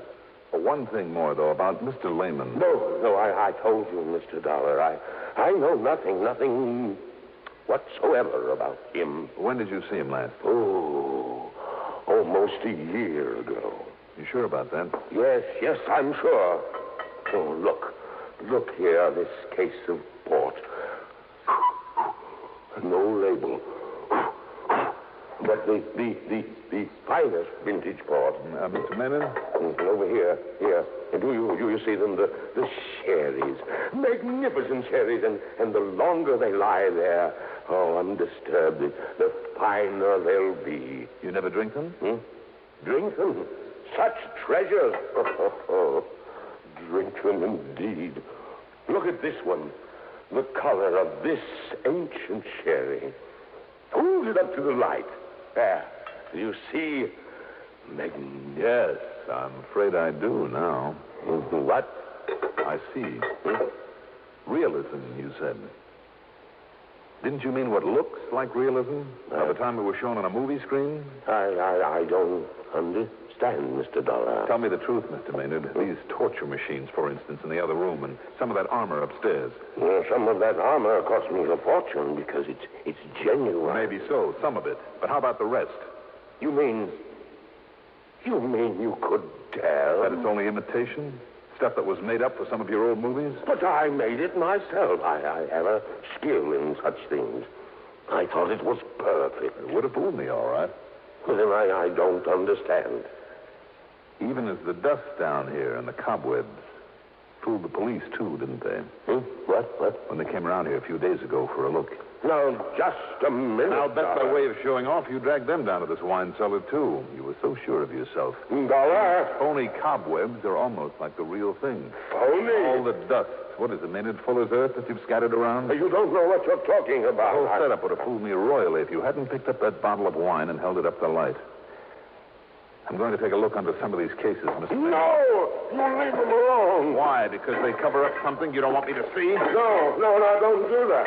What was the name of that gruesome old picture in which you had a man buried under a cellar floor? I said stop it. If you don't, I'll pull this trigger.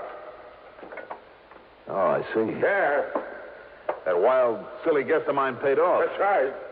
Harvey Leiningen is buried under your feet, and you will join him there. Now, put down that gun, Mr. Maynard. Stand back, Dollar. You heard him, Maynard. What? Put it down. The police. I'll kill you. Watch him, Brady.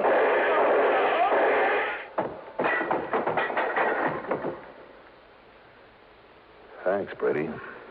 Well, it was a pleasure, Johnny. I'm sure glad you left word for me at headquarters. Oh, believe me, so am I.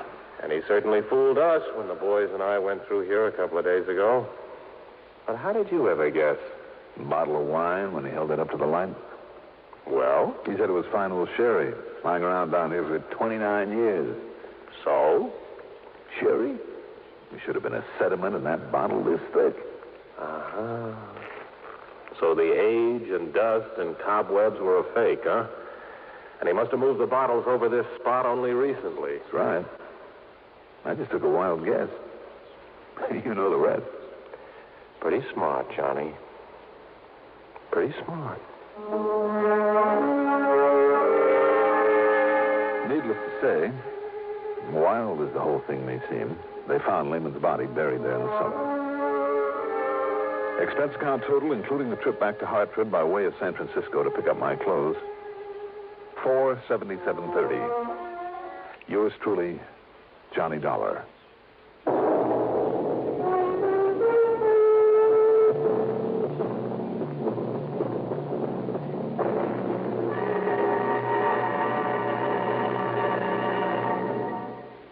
Now, here is our star to tell you about next week's story. Next week, Savannah, Georgia, after one of the cleverest crooks I've ever had to tangle with. Join us, won't you? Yours truly, Johnny Dollar.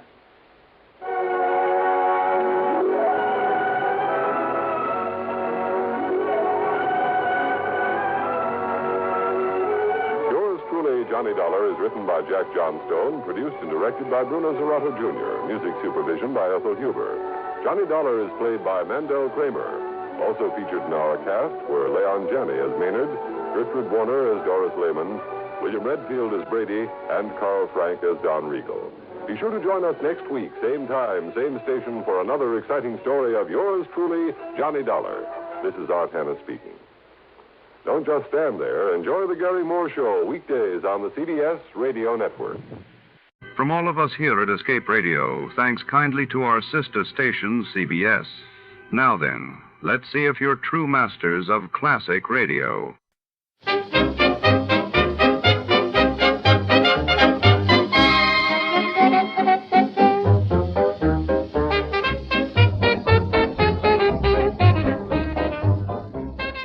Tonight, our story drifts far from the neon veins of Los Angeles to the silent halls of the California Maritime Museum, nestled on the San Pedro waterfront. It's 1951, and a priceless artifact, the lost Spanish astrolabe of Cabrillo has, vanished just days before its centennial exhibition. Under the gaze of ancient ship models and the tang of salt air, shadows move among glass cases, and secrets wait to be unmasked. The hunt for the island's truth begins. But not all treasures want to be found. Before to start, let's see what happened the day it was aired. It was March 28th, 1951. That day, the world reeled as Julius and Ethel Rosenberg were convicted of espionage in New York, while across the globe, United Nations forces advanced on the 38th parallel in the escalating Korean War. Tired of the everyday grind?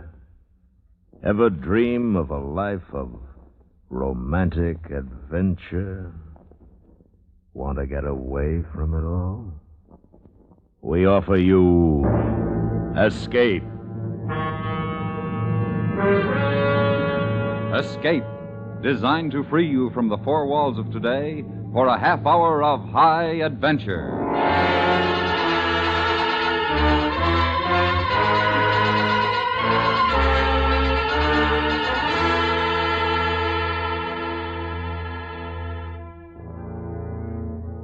running from an unseen enemy, frightened and alone, living from day to day, while your pursuer, unrelenting and murderous, is gaining on you, ready to trap you in a place from which there is no escape.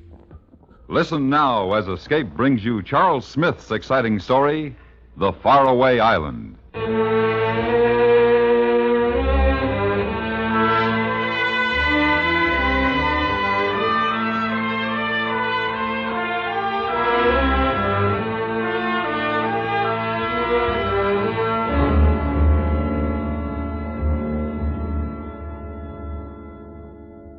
Time is the important thing. If you don't know it now, you will when you've reached the 50 mark. That's why the money was so important. It would give me time. With it, I could return to a life I had lived 6 years before, during the war, on the island of Amoka.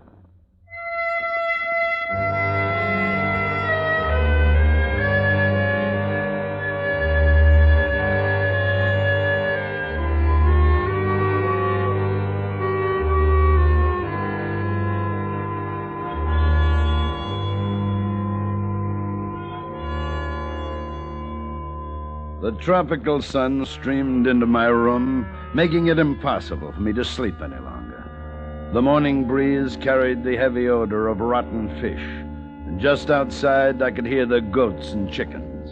This was Papiti. I'd been there 5 weeks, waiting, making sure I'd lost the man who had followed me from Boston. And now I was sure I had lost him, and in 2 days I would sail for Amoka.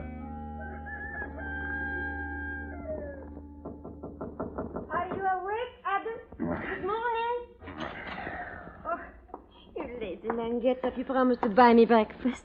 Don't let Mama Tita find you here. Oh, she knows I'm here. She told me where you were, and she said I might wake you. Give me a cigarette. How do you feel? Terrible.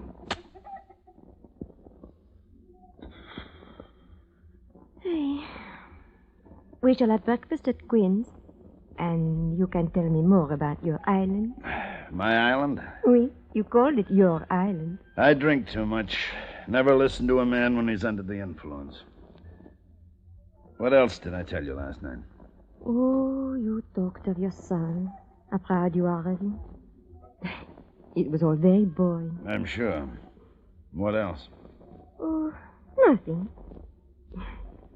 It is going to be a lovely day. What else, Anise? You are in love, Adam. Sure I am. With you? No. What makes you so sure? You mentioned her name last night. It was enough. Just hearing the way you say her name. Look, you'd know about these things. Is it possible for a man to love a woman he hasn't seen in 6 years? If he has not seen her, he has had no reason to stop loving her. Now, you get dressed. I'm hungry.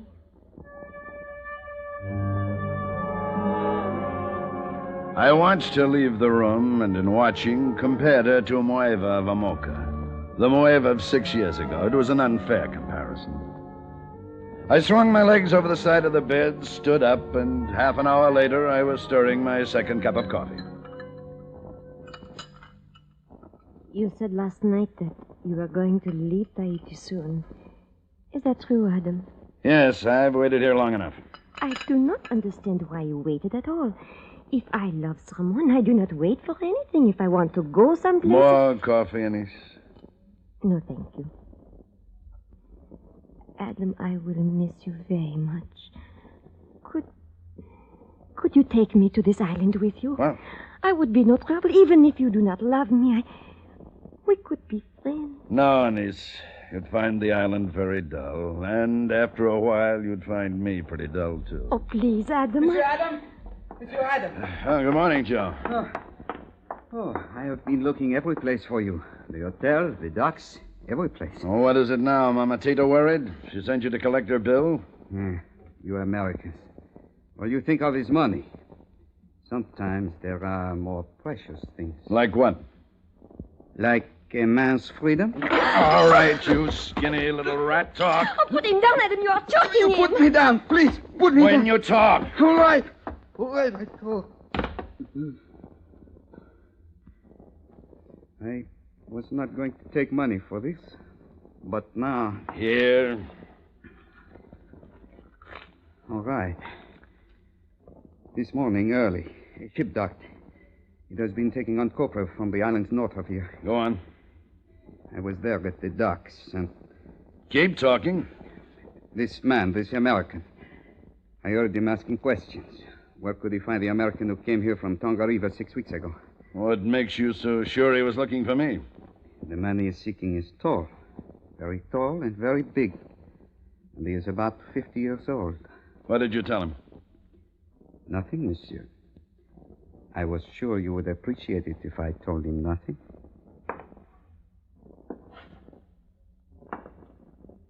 Anise, you still want to go out to that island?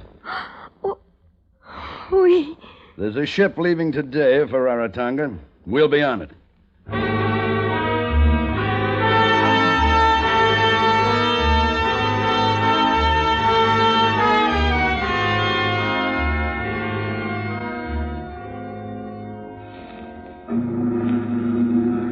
The Gildan sat low in the water, its belly full of canned goods for the island.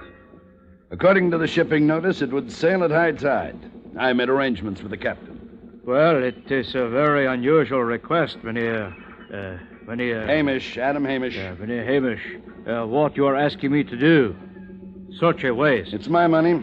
Well, I was not referring to the money. But, very well. I will do it. Good. What time do we pass Moorea, Captain? It will be close to midnight. You understand the girl is not to know? Yeah, I understand. I do not approve, but I understand.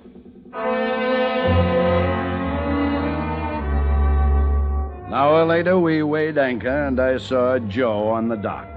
He grinned at me and then scurried away, anxious to report back to the man who had hired him and get a few francs for the information that I had sailed with Anise for Rarotonga. Then the night came bright and clear, and it wasn't long before the great shadow that is Moorea Island appeared off our port bow. Stop all engines!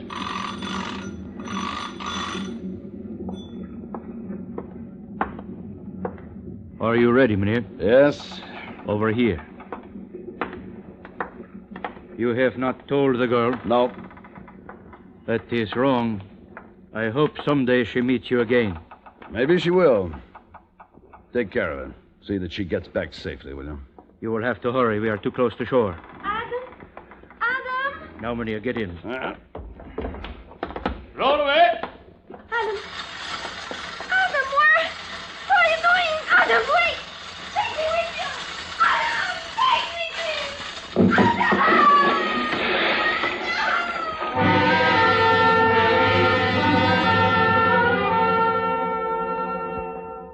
2 weeks later, I boarded the only schooner that services Amoka. 5 days out, we put in at another island to pick up a passenger. Then we put out to sea again. I was sitting on deck watching the porpoises race alongside. Good morning, sir. Good morning. Mind if I join you? No. I owe you an apology, you know. Huh? I've been staring at you. I hope you didn't notice. No. Tell me, is your name Hamish? Adam Hamish? Yes? I thought so. Allow me to introduce myself. I'm Crawford, J.C.W. Crawford, Copra, Government Control. I was sure you were Hamish. This chap in Papeete last week described you so perfectly. Last week in Papeete? Yes, I flew down to catch the schooner. This fellow, what did he look like? Oh, American chap. Decent sort. Somehow I got the impression he'd just flown in from Rarotonga. I remember he said he'd been off on a wild goose chase looking for you.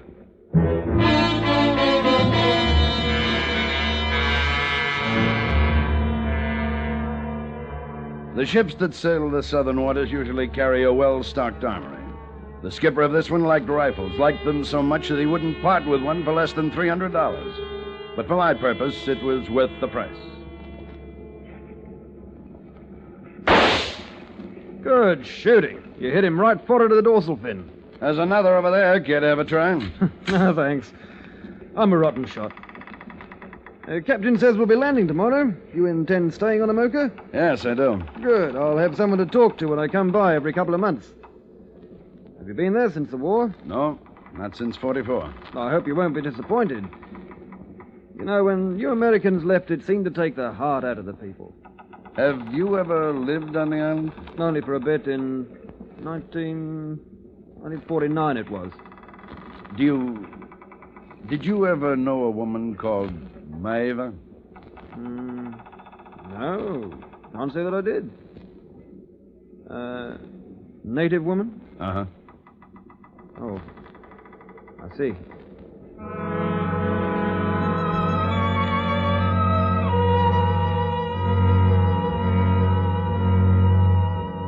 Let me tell you about Amoka. The maps say it's an atoll, 12 miles long, surrounded by coral reef, with a passage through the reef to the deep harbor inside. But it's more than that. It's a state of mind. It's peace and contentment. That is what I remembered. You have come back, Captain Hamish. Yes. This house will be as your own until my people have made your house ready. Thank you, Amano. You will find many changes, Tane. We are older. All of us are older. Amano, where will I find Moeva?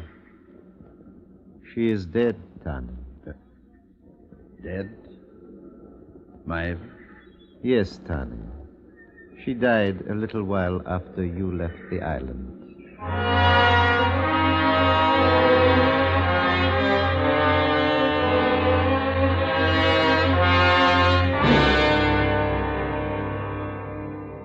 They had buried her on a hill overlooking the bay. I stood for a long time looking at the ground in which she was lying, and in that place the memory of her was sharp and clear, but it was only a memory. Those first days I walked around the island, it wasn't the same. With Maeve, I'd never noticed the flies, the heat, and the quick torrents of rain. But the people hadn't changed. They still walked with an unmatched dignity, and I was glad to be home. 8 weeks later, a schooner sailed through the passage in the reef. Through my binoculars, I could see Crawford on the deck, and standing beside him was a taller man. Captain Hamish. Yes, I see it. You will go to the dock, Tane? No, I will wait in my house.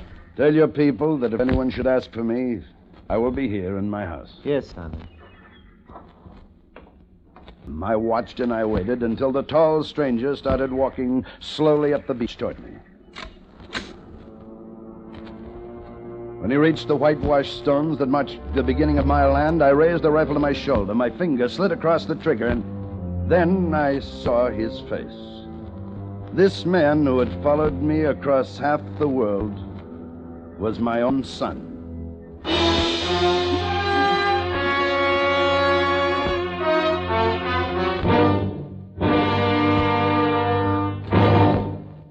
We will return to Escape in just a moment, but first, all Americans, men and women from teenage up, are urged to enroll for Ground Observer Corps service in every locality. You are needed immediately, and the job to be filled is an important one. Write or telephone your nearest Civil Defense Center, or write to Ground Observer Corps, Air Force, Washington 25, D.C. That's your own Civil Defense Center, or Ground Observer Corps, Air Force, Washington 25, D.C. And now, back to Escape.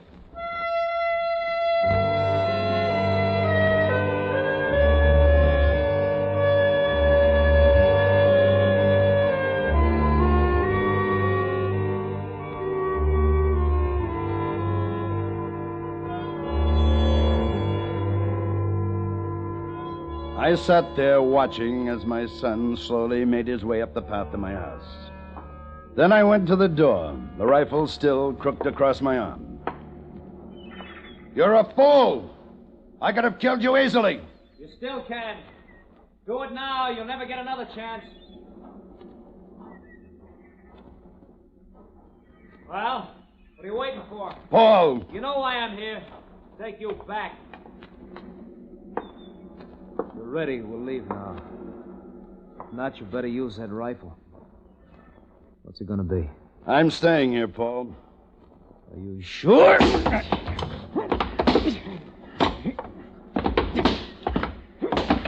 We fought silently as men do who are convinced their cause is right. He was taller than I remembered and heavier, but he lived too much in the city. It didn't last long. I took some rope and bound his arms and legs, and then I threw a cup of water in his face. Come on, snap out of it. You're not hurt. Well. Oh.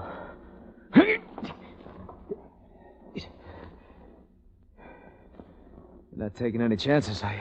No. Think the schooner will leave without me? Yes.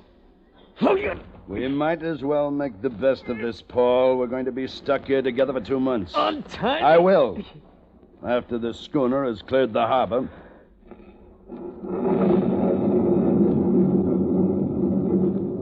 It started to rain. For a long time, he didn't say anything. He just sat there staring at me, filled with hate. Then... How much of the money do you still have? About $2,200. That's beautiful. It's my funeral. Sure, your funeral.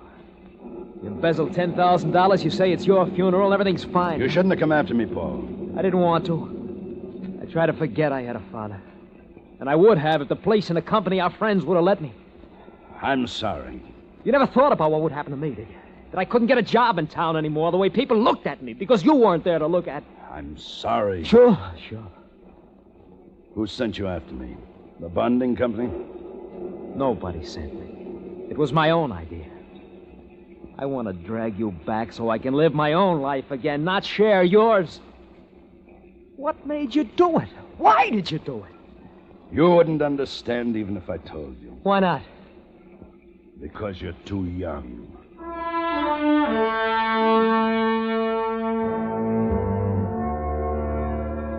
I cut him loose that night, and the next morning I showed him around the island.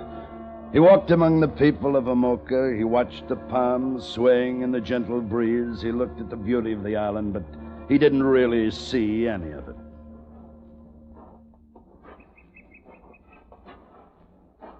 Here. This spot here. They should do it. Should do what? What are you talking about? A spot of ground. It's not too far from the village. It's clear of brush. I can build my house here. Your house? You didn't think I'd stay with you. I guess not. In a few more minutes, we'd reached the copra grove and were standing before the kiln that's used to bake the meat from the shell of the coconuts. Well? You'll work here in the grove. You'll work here in the grove. You can have your choice of jobs. Planting the young trees, packing the copra for shipping, or keeping the grove clean. Take your pick. Suppose I'd rather not work. Then you won't eat. Amano! Yes, Tommy? This is my son, Amano. He used to work in the grove. Yes, Tommy. He'll start tomorrow, but today I want him to enjoy himself. I'd like it if one of your sons would take him fishing. Yes, Tommy. But if he does not wish to go? Well? I've heard stories about the fishing down here. I'll go. Good. How do I call you, young captain? Paul. My name is Paul.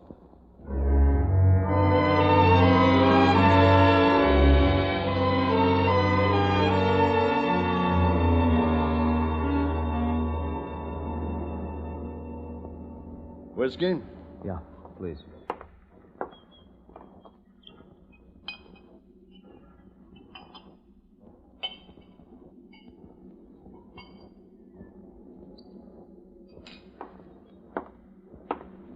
Here. Thanks. Amano tells me you hooked into some tuna. It's starting to run. You said you're quite a fisherman. I didn't know that. There's a lot you don't know about me. We never had much of a chance to get acquainted, did we? Between the war and Then when I came home, not much of a chance. No, not much. Have you decided about your work in the Grove? What you want to do? Manu said that apprentices start by keeping the grove clear of weeds. I'll do that.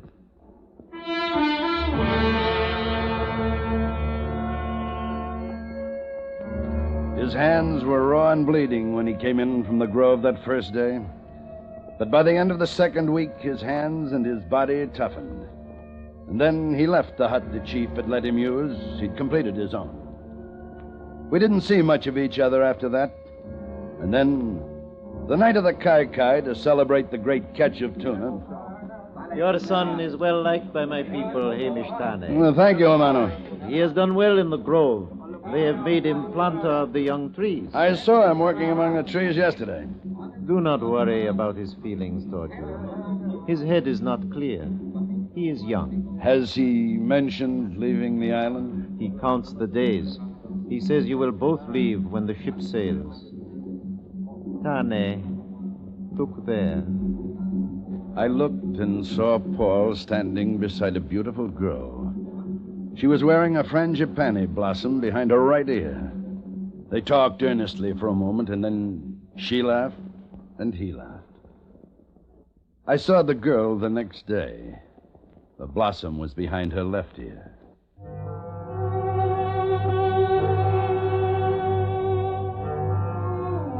The days and weeks passed. And then there was only a week left before the schooner would return. Hamish! Hamish Tane! Wake up, Hamish Tane! Huh? What is it? The copra, the grove, insects, Tane. Many, many insects that will destroy the grove. Come on!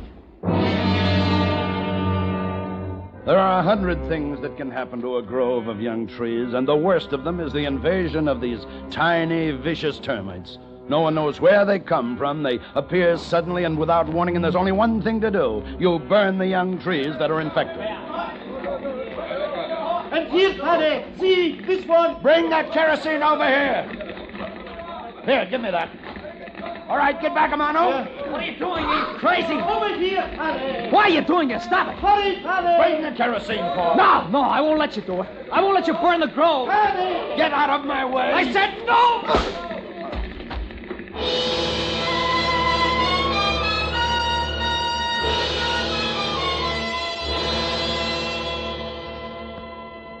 I opened my eyes to see Paul and Amano standing over me.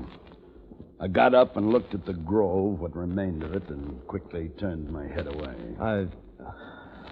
I'm sorry. I didn't understand. I thought you wanted to destroy it. It's all right. Forget it. What do we do about the grove? People have worked so hard, they'll have to start over now. Yes.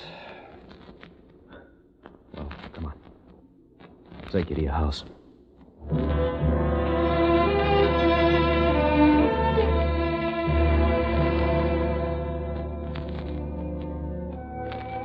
I stayed close to the house for the rest of the week. I was tired, and I'd made up my mind what I wanted to do. Then the schooner sailed through the reef. I packed my things and went down to the dock. I knew Paul would be waiting to take me back.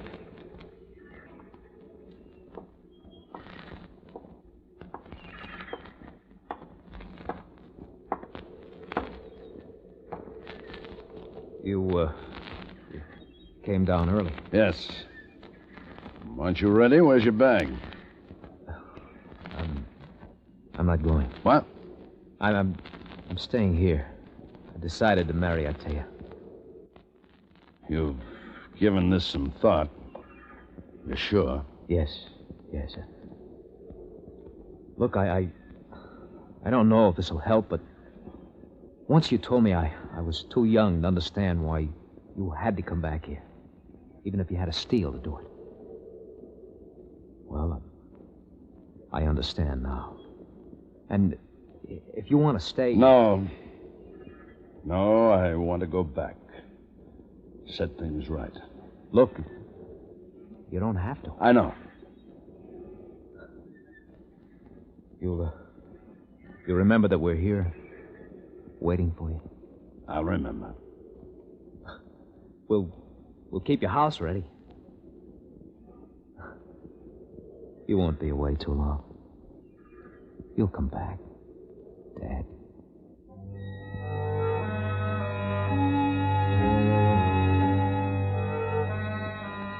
I went aboard the schooner and watched as he walked back toward the village.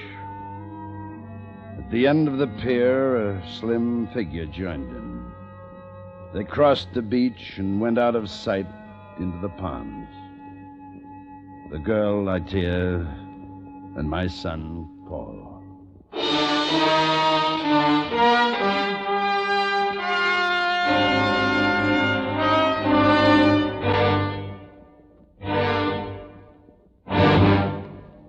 Under the direction of Anthony Ellis, Escape has brought you The Faraway Island by Charles Smith, starring Ted DeCorsia as Adam.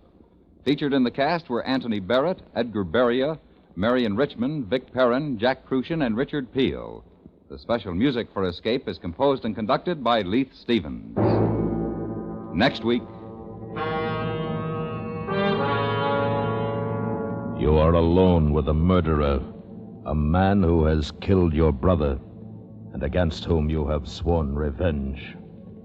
While unknown to you, your enemy is plotting his own move, which, if it succeeds, will mean defeat for you, and an end from which there is no escape.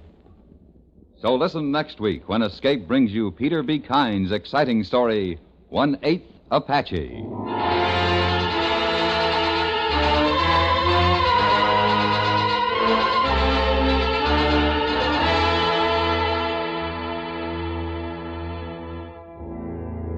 Lovely Dorothy McGuire, star of Broadway and Hollywood, will be heard on CBS Radio tomorrow evening in a dramatic story entitled The Fall of Maggie Phillips.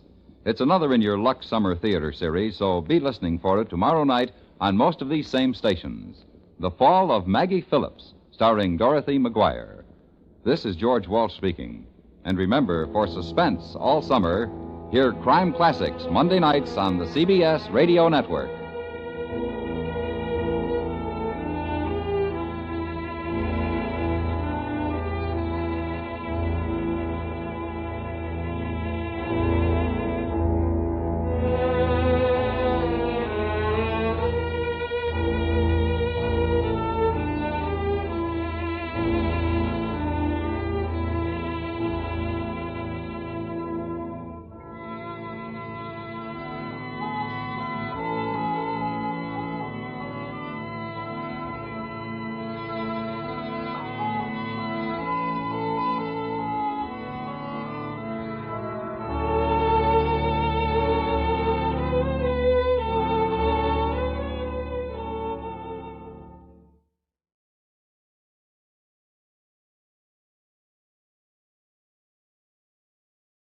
Here at Escape Radio, we proudly thank our partners at CBS. And now, folks, a quick challenge before the next thrilling chapter.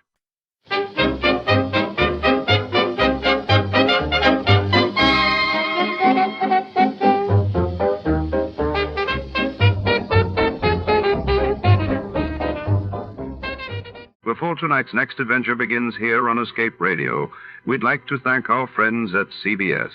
And now, folks, sit back and enjoy a little music from the studio orchestra.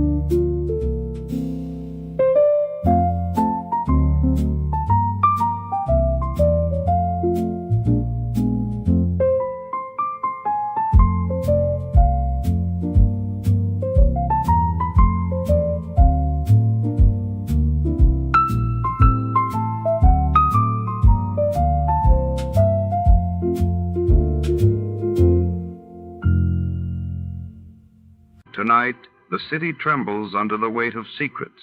A lone figure stands atop a rain-slicked rooftop, drawing the attention of every cop in town. Detective Stone is called in. His instincts tell him there's more to this desperate standoff than meets the eye. As the crowd gathers below and tension coils in the darkness, what drove the man to the roof? And what would it cost to bring him down?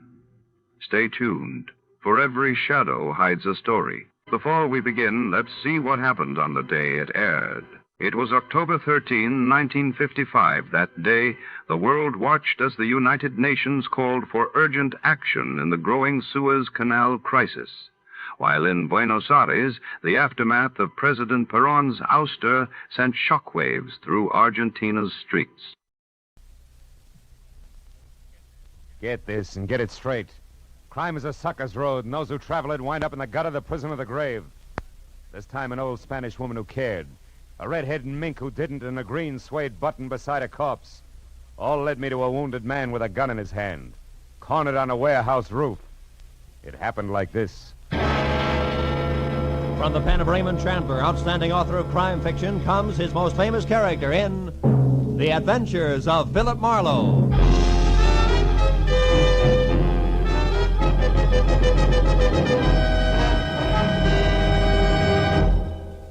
Now, with Gerald Moore, starred as Philip Marlowe, we bring you tonight's transcribed story, The Man on the Roof.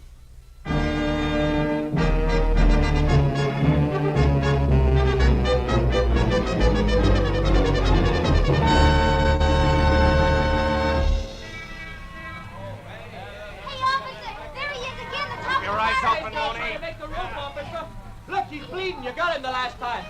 Yeah, there he goes. There he goes, Mooney, up there. The iron ladder leading to the roof. Let him have it. See him? They missed. He's on the roof now. He made it, Lieutenant. He's on the roof. Should I go up the fire escape after him? No, he's got a gun, Mooney, and he's hit. Put in a call for tear gas launchers. We'll use them from the roof across the street. It'll take a half hour. He isn't going anyplace. Go ahead, Mooney. Okay, Lieutenant. Hey, here comes Marlowe. About time I want to talk to him. Mooney! On the roof. He's over the edge there. Fire, Mooney! Matthews, hold it. Mooney, don't shoot again. What are you talking about, Marlowe? He's a killer. He's armed and dangerous. Listen to me. What do you want us to do? Scold him and send him home without a supper? Matthews, I'm going up after him. No, you're not, Marlowe. Come here. Let go of me, Matthews. Listen, Marlowe, nobody goes up there. We're going to gas him out. Come on, Mooney. Call for lunchers. Matthews, please, listen to me, will you? Oh, why not? Tell me the whole story. We got nothing but time till they get here with those lunchers. Please, Matthews, quit kidding. Nobody is kidding, Marlowe. That boy up there is a killer. Keep watching that roof, Becker. You make it curious. Well, Marlowe, this story you got. About 10 minutes ago, At Matthews. the beginning, Marlowe. Go on, Phil. I'm trying to. We'll start at the front. I'm a sucker for detail. You got a half hour before the tear gas arrives. Okay, Matthews, I'll start at the front and skip nothing. Right. I'll start where it started 4 hours ago at 5 o'clock this evening, some 15 miles from here on the outskirts of a little town of San Fernando. A telephone call from a woman whose voice had said that she was old and Spanish and very worried had brought me out to the place. A woman named Senora Andrade who told me that her only boy was heading for a lot of trouble and that I had to stop it. The Andrade home stood out like a thoroughbred alongside the milkman's horse in comparison to the other houses squatting on the sun-baked soil. And the Senora herself, at maybe 60 and in a cheap black cotton dress, a lace shawl and homemade slippers, was the tidiest person I'd ever seen. When she bowed from the waist in graceful greeting, I saw a single small ivory comb was the only thing holding a mass of long gray hair in one neat bundle. Senor Marlowe, you will excuse me if I do not extend you the hospitality of my house, but Pedro, Pete, he likes to be named, is already gone. There is no wasting time. Of course. Pete, your son, Senora, huh? Si. And a good boy, Senor Marlowe. Here is a photograph of him. It is taken only a week ago on his 25th birthday. Really? He was so proud of that green jacket I made for him. It was suede and flashing, he said. Flashing like something the rich Mr. Alex Brucho would wear. He has it on every day since then, even today. Alex Brucho, who's that, Mrs. Andrade? The senor who owns the warehouse for furs in Los Angeles. Oh? Number 12 Commercial Street. It's where my Pete worked until 2 days ago, when the trouble started. Well, what happened, Senora? It was during his lunchtime. He was eating from a meal I made for him like he always does and talking to a stranger, how you say, senor, a man with no job all the time. A bum, a hobo, a loafer? Si, loafer, si. He was just telling me how he was telling him to find the railroad yards. That, senor, is where the trouble began. Oh, please, Senor Marlowe, you will have a chair there. Oh, yes, thanks. Now, tell me, Senora, this trouble. Surely giving instructions to a loafer, as you say, didn't start it. Oh, but it did. After the lunch hour, the foreman, Senor Connor, questioned Pedro about this loafer. And when my boy said that the man was only asking for the railroad yards, this Senor Connor said he was a liar, that Pedro was giving out information about the shipments of furs, that he was fired, discharged. Just like that? See, senor, after 2 years of good, hard work. You see, Senor Marlowe, Pedro tells me that Senor Alex Brucher has been having his shipments of furs stolen on the road. Hijack? Hijack. And it is this reason why Pedro is fired. You want me to prove to Mr. Alex Brucher that Pete had nothing to do with this hijacking, huh? Get his job back, is that it? No, senor. It is too late. Why too late? Pedro already went down there this morning to do that. Oh. He went and told Senor Connor, the foreman, that he had nothing to do with the hijack. And more.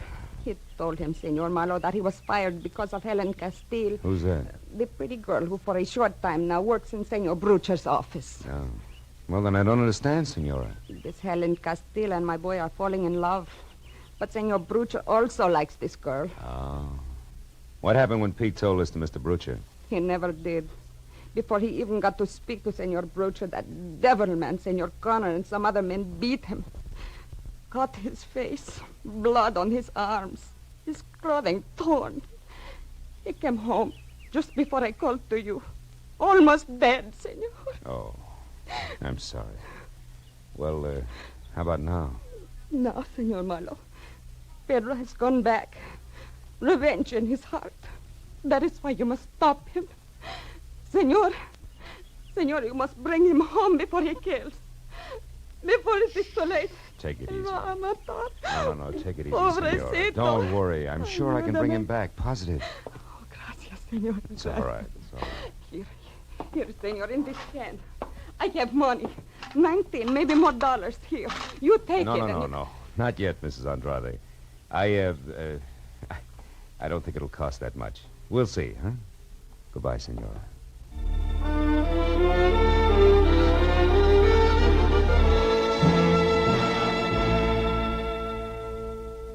It was an hour's drive to the Brucher Fug Company warehouse on Commercial Street in downtown L.A.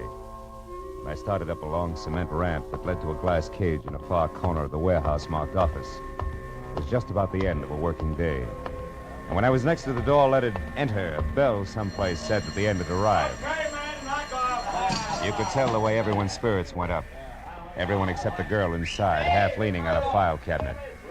I figured she was Helen Castile until I got closer.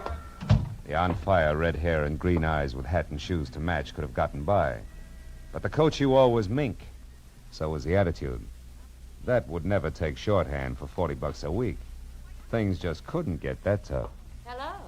You look like you lost something. Oh, is Helen still here? Helen Castile? Gone to powder her nose. Maybe back before she leaves for the day. May not. I don't know. Oh. You a friend of hers? No, Pete Andrade's. Never heard of him. Got a light? Oh. Please. Sure. Now, tell me, Miss... Haynes, Corey Haynes. You? Marlowe, Philip Marlowe. Miss Haynes, is Alex Brucher around? Home packing is going out of town. It does every other week. Important business? No, I just wanted to chat with him a while. Oh, Connor, is Alex's car gassed and ready for me? Yeah, it's ready. It's ready, Miss Haynes. Here are the keys. Thank you. And, Connor, please, stop wishing I were dead, will you? I can feel it, and it gives me the creeps. Oh, I'm so sorry, Miss Haynes, but, well, maybe we won't be seeing so much of one another so soon. If you mean Helen Castile, Connor, she's a great secretary, period. Yeah, sure. Now you, Mr. Marlowe. Mr. Marlowe. I'm a friend of Pete Andrade's. You just said enough, mister. Almost too much. Oh, wait a minute, Connor. What for? A lot of hot air? Listen, Marlowe, we've been running into all kinds of trouble around here. Hijacking, short shipments, misdirected cargoes, the works. So? So it all adds up to somebody on the inside helping somebody on the outside, and that ain't good. Now, take my advice, brother. Get your long nose out of this place and keep it out if you don't want it bent. It's the phone, Connor. If you lift it up, it'll stop that noise. Very funny. Hello. Oh, hello, Mr. Brucher. Yeah. Yeah, okay, I got it. Charming fella, isn't he? You'll be down here in a couple hours, and I'm to wait. Check. Check, Mr. Brucci. Goodbye. His master's voice. Very funny again. You'd better let me have the keys back, Miss Haynes. The boss isn't going out of town after all. He'll probably want his car. And I'll probably give it to him myself after I've run a few errands I have in mind. Goodbye, Mr. Marlowe. I hope we meet again in more pleasant surroundings. You two go to rival schools, Connor? Get out of here, Marlowe. Get out before you get the same treatment your friend Pete Andrade got. Oh, you've got to be kidding. You wouldn't do that to me, Connor. I'm not in love with Helen Castile. That goes for you, too, in spades.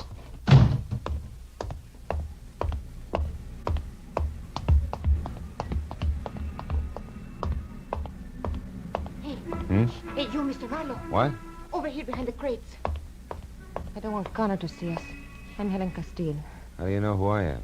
There's an intercom phone in the office you just left. Yeah, I see what you mean. I knew Pete was in some trouble. I hadn't heard from him in 2 days. Oh, Mr. Marlowe, what they've done to him is terrible. But how do you know about it? Did Pete come to you? No, his mother hired me. I'm a private detective, which, Helen brings up a sharp point. Are you sure you're not playing both sides, baby? Well, you... All right, save it. That's all I wanted to know. Well, you want... You mean you just said that to see how I'd act? Well, I had to be sure. After all, you're still working for Alex Brucher. Not anymore. I only stayed on before this because I didn't want Pete to be fired. Shh. Hold it. I think we've got company. It could be rats. There's some around. Yeah, with and without brass knucks. Now, listen, honey, for everybody's good, I don't want Pete mixing with Alex Brucher. Now, before you get out of here, tell me fast, where does the boss live? 41 West Adams Boulevard. 41 West. Okay, now go. I'll cover you till you clear the place. Go on. All right, my car's across the street. If you need any help later, Mr. Get Marlowe... going. That rat may have friends. Okay. Goodbye, Mr. Marlowe.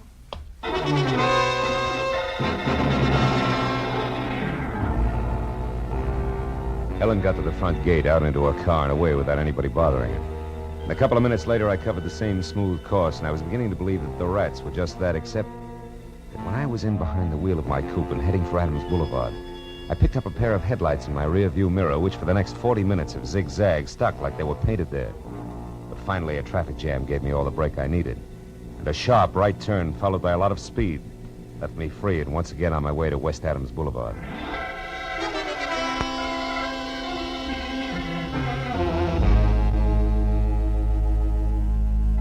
The place was turn-of-the-century stone-block mansion, but the rest of the neighborhood had gone slumming a long time ago. I was about to try the knocker when I noticed a thin slice of pale light that said the front door wasn't closed all the way. I started in, edging toward the sick light that came from a single lamp in what used to be called the library. And then suddenly I saw him.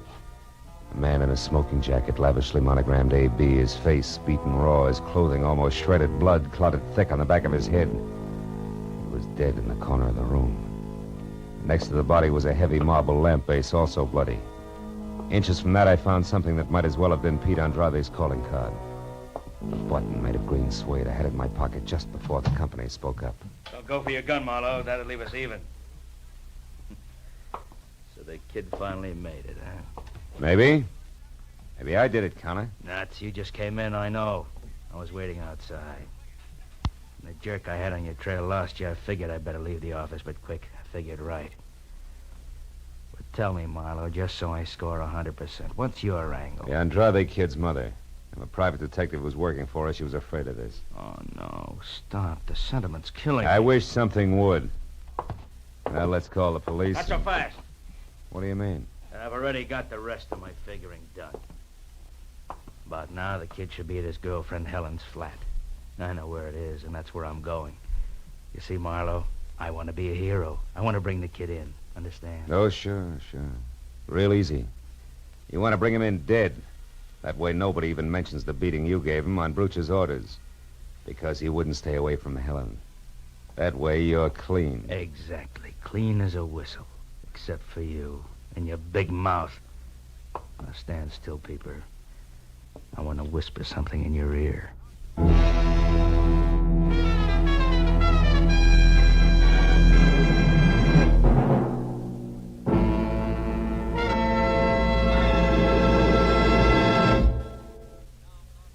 In just a moment, the second act of Philip Marlowe. But first, you're going to think the laughter of April Fool's Day came late when you listened to CBS this Wednesday night for it's going to be one of the craziest, merriest, maddest nights of entertainment you've ever heard.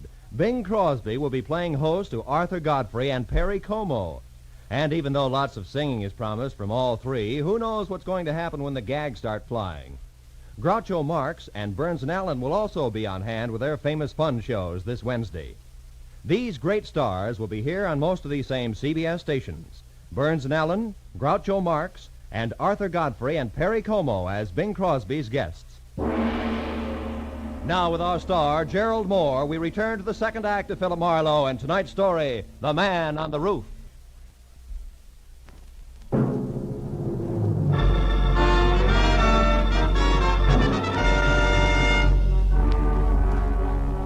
Conestada told me with a .38 wrapped in his thick fist, I figured I better do something about him and do it fast. I waited until he walked around Brooch's body on the floor and it was out of his line of vision, then I pointed at it. Connor, look, he's moving. What's that? Hey! An old trick, sucker. Now let's throw your gun out of the conversation. We'll start over. Come on, get up. Get your hands up. Get them off, you crummy. Look, Heavy, I'm going to get an answer out of you one way or another. Make it easy on yourself. Now get up. I said get up. All right, Wise. You win this round. That's better. What do you want to know? Helen Castile's address. She's got her room. Number 4, 3200 Crenshaw. Hey, thanks! So long, muscles. I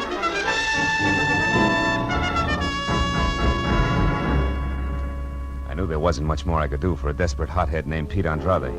He'd already done too much for himself in the wrong direction. I drove down Adams until I'd cooled off enough to call the police. I stopped at a phone booth and gave Homicide a fast rundown on Alex Brooch's murder. But I hung up before they could ask me Senora Andrade's address in San Fernando or Helen Castile's place on Crenshaw. Because there were two women I wanted to talk to alone before the police moved in. After that, I drove out to Crenshaw and found the number 3200. Room 4 was at the far end of a half-lit hall, and there were voices inside. One was Helen's. The other was Pete Andrade. I reached for my gun. I went out of my head, Helen. I must have hit him 9 or 10 times, hard. What are we going to do? I don't know. I've got to think. It's a little late for thinking, Pete. Who are you? He's a private detective. Yeah, I'm working for your mother. I was, up until I left Brooch's place. He's dead, Pete. Pete. Oh, no. I didn't mean to kill him. But I'm not sorry. I want you to come along with me, Pete. Quietly. Turn yourself in. No! Pete! Helen, get away from me. Stop it. Oh, you little... He's gone! Got it. Don't move, Marlowe. Don't move or I'll shoot. You crazy I fools. knew you wouldn't shoot me, Marlowe. Next time you'll be surprised. There won't be a next time. We're going to get away. It's our only chance now. You haven't got a chance if you run. You'll be dogged every minute of your short lives. You'll wind up full of bullets in the dark. You'll be running down a blind alley, and it starts right there with that door. Don't be suckers. Shut up. We're going to try it, Marlowe. And we'll make it. We've got to have money, Pete. Yeah, and I know where to get it, too. Broocher always kept plenty of petty cash in the office at the warehouse. I'll take that. What about the watchman, Pete? Are you going to keep on killing? Pete, listen. You can get in quietly with Broocher's keys. Corey Haynes has them. The office keys are on the same ring as the car keys. She always borrows them when she uses his car, and she's got it tonight. Well, I'll get them from her. Where does she live? Out on Orange Drive. 210, I think. Will you listen to me a minute? You're heading for the original dead end, both of you. Why don't you give yourselves a break? Now, what do you call a break, Marlowe? Pete rotting in some prison until we're both too old to care? I'd rather have the bullet. Let's get him out of here. That closet will do. Go on, Marlowe, inside. Move! Sure. What are you waiting for? Go on, close it. I know what you tried to do for my mother, Marlowe, and for Helen and me. I'm sorry it couldn't work out. Thanks anyway. Nuts. I'm leaving, Helen. I'm ready. You're not coming. You're staying here. What? Marlowe was right. This is a blind alley, a dead end, and I won't take you into No, it. Pete, I'm going with you. No, you're not. Stay back. I mean it. Please. Stay back, I said. Helen, unlock this door. We still may be able to stop it. I'm playing this my way now, Marlowe. You can stay where you are. Helen, don't you understand? I'm on your side. I'm going with him whether he wants me or not. So long, Marlowe. Happy landings, baby.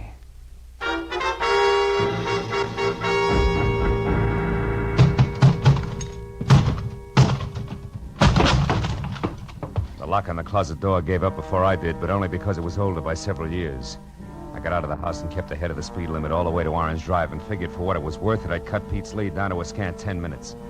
I parked in front of a Spud Nut coffee shop on the corner and walked down to 210. By the time I got within knocking distance of Corey Haynes' front door, I could see that the only light in the place was spilling out of the sunken double garage that housed the new gray Nash.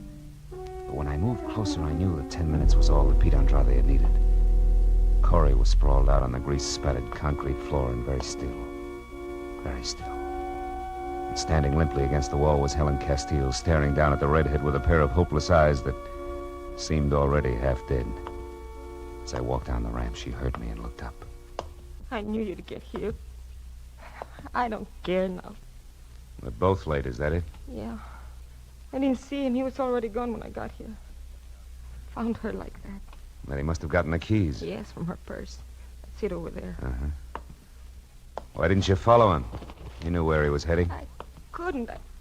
When I saw her there, I just couldn't because I think she's dead, too. No. She isn't dead. You mean she's just out? Yeah. A long way out, but not dead. From the looks of things, she must have put up quite a scrap. Maybe she... Wait a minute. What? There's something screwy here. Oh, it's Corey. Miss Corey, what's happened? Who are you? Miss Corey's maid. What's happened to her? She's unconscious. Oh, this is terrible. She knew there was going to be trouble. I swear she did. Miss Corey, honey, speak. How do you know that? Because she was worried. She told me 4 or 5 times she was going to stay in all evening, like she was expecting somebody. Sure. It figures all the way. Look here. Are you sure this is her purse? It certainly is. Was she robbed? Not exactly, but... Oh, yeah. This clinches it. Now, look, call an ambulance right away. Get Corey into a hospital and hurry. Oh, yes, sir. Helen, you stay here with her. Don't leave, understand? Right. I'll see you.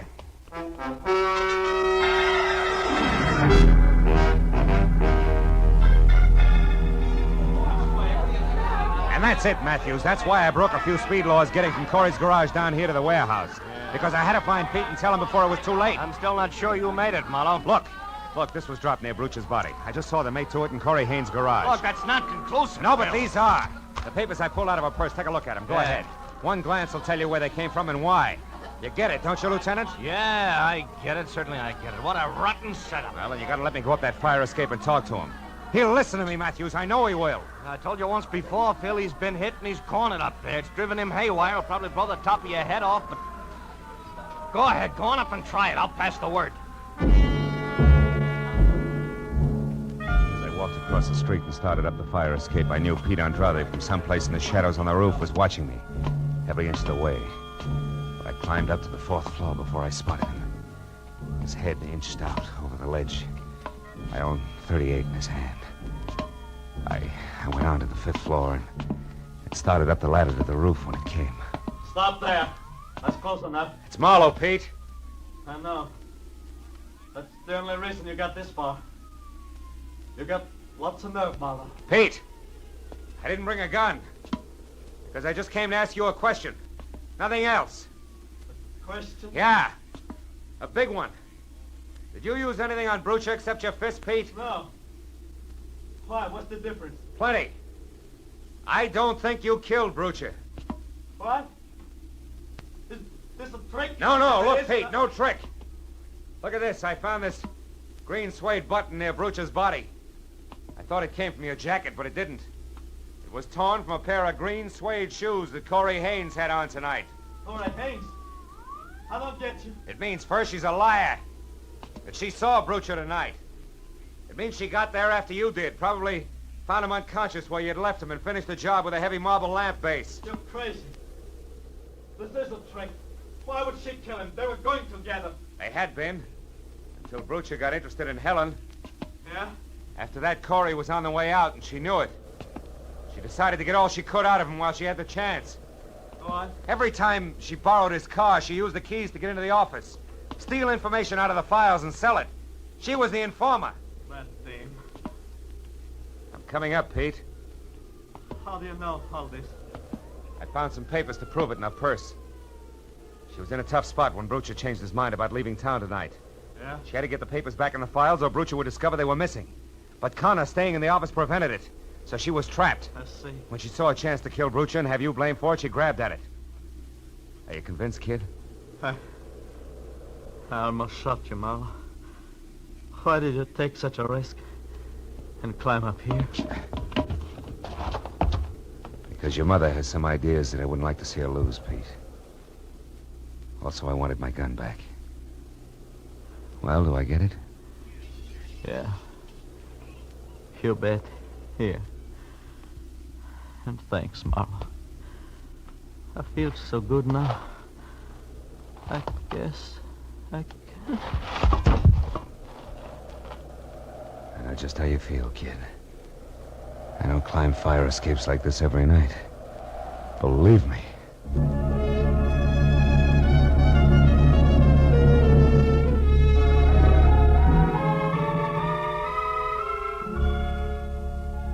It was a long, long time before all the scattered reports were in.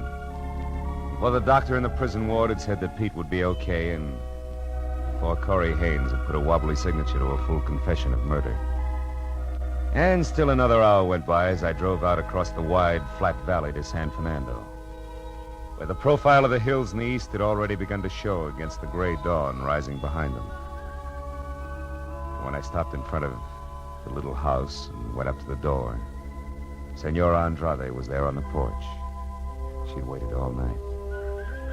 Her expression didn't change when I told her all that had happened. Didn't change, actually, until I was finally ready to leave. Then she put out her hand and took my arm. The lines of worry in her face softened. Senor Marlowe, last night I had but one son.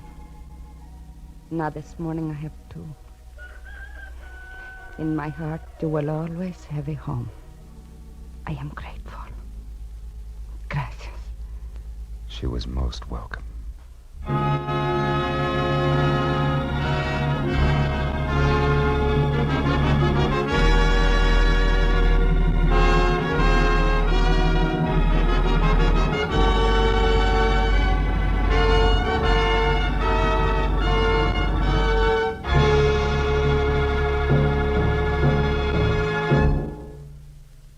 The Adventures of Philip Marlowe, bringing you Raymond Chandler's most famous character, star Gerald Moore, are produced, directed, and transcribed by Norman MacDonald, and are written for radio by Robert Mitchell and Gene Levitt. Gerald Moore may currently be seen starring in Republic's The Blonde Bandit. Featured in our cast tonight were Virginia Gregg, Jack Edwards, Lillian Byaff, Doris Singleton, and Jack Crucian. Detective Lieutenant Matthews is played by Larry Dobkin. The special music is composed and conducted by Richard Arant. Be sure and be with us again next week when Philip Marlowe says... This time a platinum wristwatch, a body on a lonely strip of beach, and a case of heart failure in a Beverly Hills garage. All added up to blackmail, 25 years old, and a killer who would never be caught.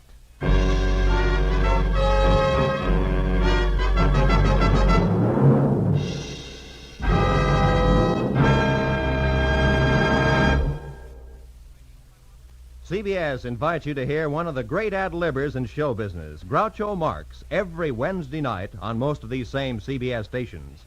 Groucho's show, You Bet Your Life, finds the master throwing quips and questions at oddly assorted pairs of contestants. And it's fast, merry, and bright. So, remember, be listening this Wednesday, won't you?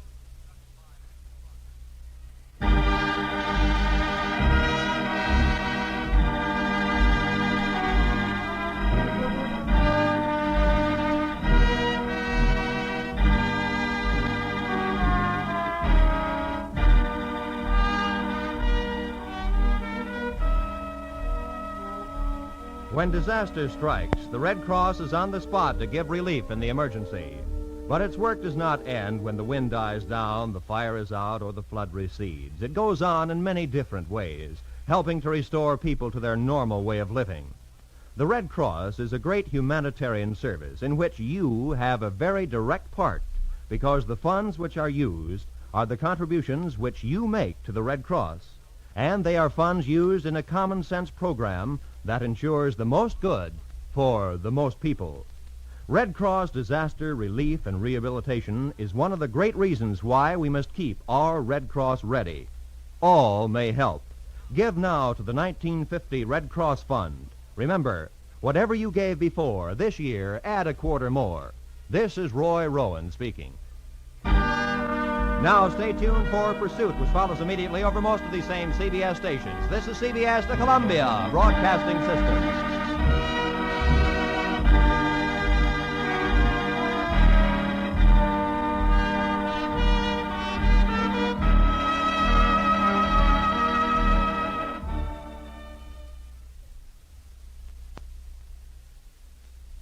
Tonight's broadcast comes to you with special thanks to our friends at CBS.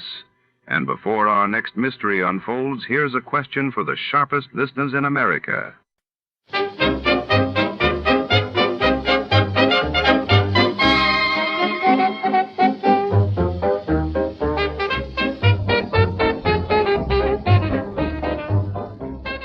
Tonight on the Dry Martini Capper, the city's shadows grow longer as a famed nightclub's prized recipe vanishes without a trace. Private Eye Jack Malone is drawn into a swirling world of jazz, secrets, and double crosses, where every glass hides a clue and every smile masks a lie.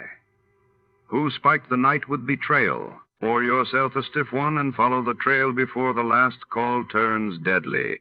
Before we begin, let's see what happened on the day it aired. It was May 22, 1947. That day, the world reeled as the United States Senate launched an investigation into alleged communist influences in Hollywood, while across the globe, the United Kingdom announced the lifting of bread rationing after years of wartime austerity.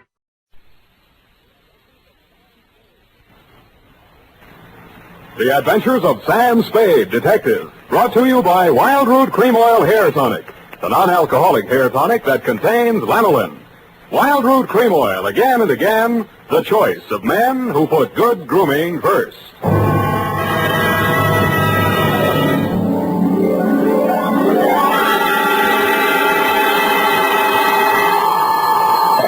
Sam Spade, Detective Agency. Me, sweetheart. Sam, how did it go? It was the end, Effie, but the end. Oh, Sam, not another one of those society things. Depends on what you mean by society. Well, you know, Sam, cafe society. Cocktails for two, hands across the table, make it another old-fashioned, please. Let's not lose our head, Effie. Nothing but double martinis, very dry, with 2 olives, sweetheart. 2 olives? Oh, Sam, isn't that overdoing it? It was all overdone, sweetheart. That's what cranked it. Now, stay right where you are. I'll be right down to mix up my report on the dry martini caper, get it?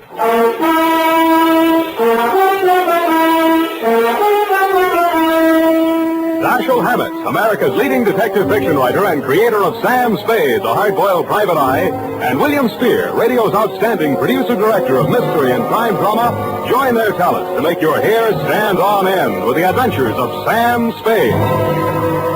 Presented by the makers of Wild Root Cream Oil for the hair. August is always a great vacation month, and for those of you planning to take your vacation soon, let me suggest that when you're packing, be sure you include a bottle and a handy tube of Wild Root Cream Oil Hair Tonic.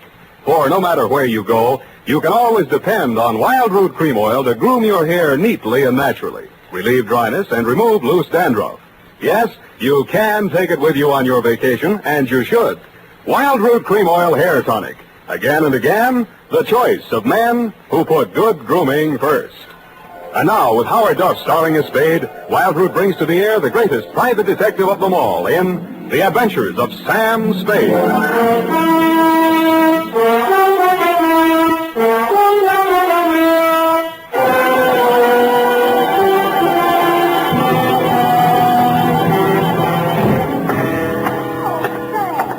You look sober as an owl. Wise as an owl, sober as a judge, F. Oh. Well, the way you talked on the phone, I thought you drowned the shamrock, kissed the Black Betty, spliced the Ming brace, decorated the mahogany, made a Dutch bargain, or, in a word, gone to give a Chinaman a music lesson. Effie, I wish you'd spend more time with Harper's Bazaar while I'm gone and less with the thesaurus of slang.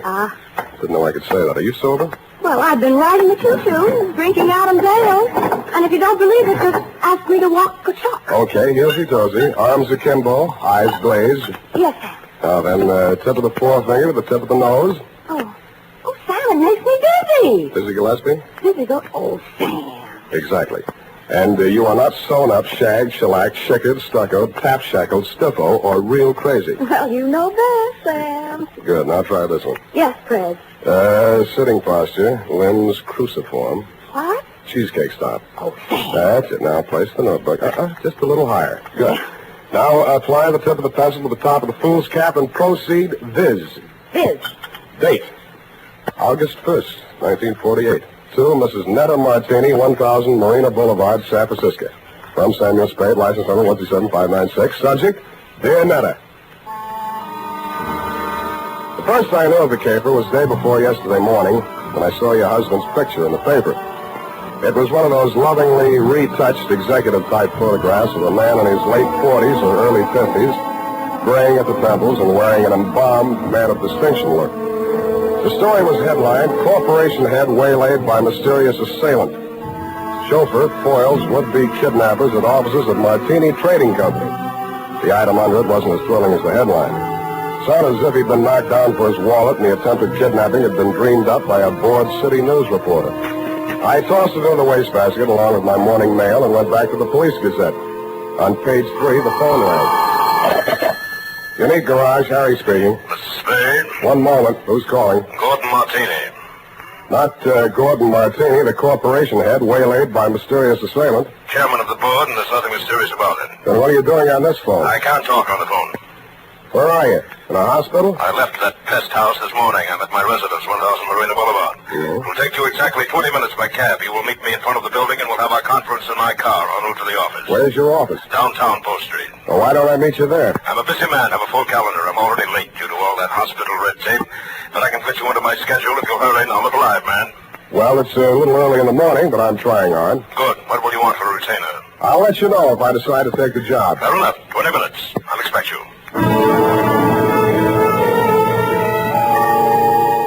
I should have looked more alive. It took me 2 minutes to get onto the street, 1 minute to flag down a cab, and 18 minutes to reach your address, Netta. A total of 21 minutes. As my taxi drew up to the curb in front of the canopied entrance to the corner apartment house at 1000 Marina, I saw your husband pacing indignantly up and down in front of the entrance, pausing only to glare at the outsized chronometer on his left wrist. His gray Homburg was perched atop an outsized turban of gauze bandage that decorated his head. You're Spade. You're exactly 1 minute and 22 seconds late. Hours are made of minutes, minutes are made of seconds. In killing this seemingly negligible interval of time, you have wounded an hour. Oh, I have? Well, I'm sorry. The traffic's pretty heavy out here this hour of the morning, you know. You should have started 1 minute and 22 seconds earlier. I'm sorry there was a bore on the telephone, kept talking about how valuable his time was. Well, don't apologize. Only waste more time. Now, here's your check, $100. My car's just around the corner. I paid that chauffeur a large salary, but mustn't keep him waiting. In the meantime, you may as well start earning a fee. I've been earning it for the past 22 minutes and 22 seconds. Wait.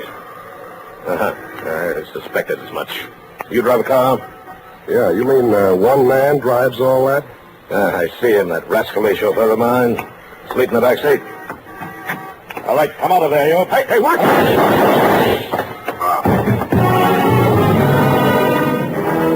I was behind him and a little to the right. The shock of the rapid-fire 30-caliber slugs lifted him off his feet and knocked him against me. I went down under his 300 pounds of dead weight. By the time I rolled him off of me and got up, the gunman had jumped out of the limousine and into a gray sedan that was double parked alongside. In the welter of traffic on the boulevard, I didn't dare risk throwing a shot after him, but I did get the first 3 numbers of the license plate before it buried itself in the heavy stream of AM commuters. That's when the air changed from exhaust fumes to something out of a Persian garden. I turned and looked for the first time into your Nile green eyes, Netta, and saw you twisting a handkerchief in your pale hands I might have loved beside the Shalimar, but on Marina Boulevard they looked like hysterics dead ahead. Who did it? You saw him. Don't lie to me. Why don't they come with me? Why are all those people standing around there staring at me? Make them go away. Make them go away. I can't stand it. Stop it, will you? That's better. Now, come on over here. Who are you, his wife? Yes, and it was all my fault. This is the end. I called Ernie out the window and asked him to come upstairs. I wanted him to return some lingerie. They sent the wrong color, Pete. Yeah. Who's Ernie? He's our chauffeur.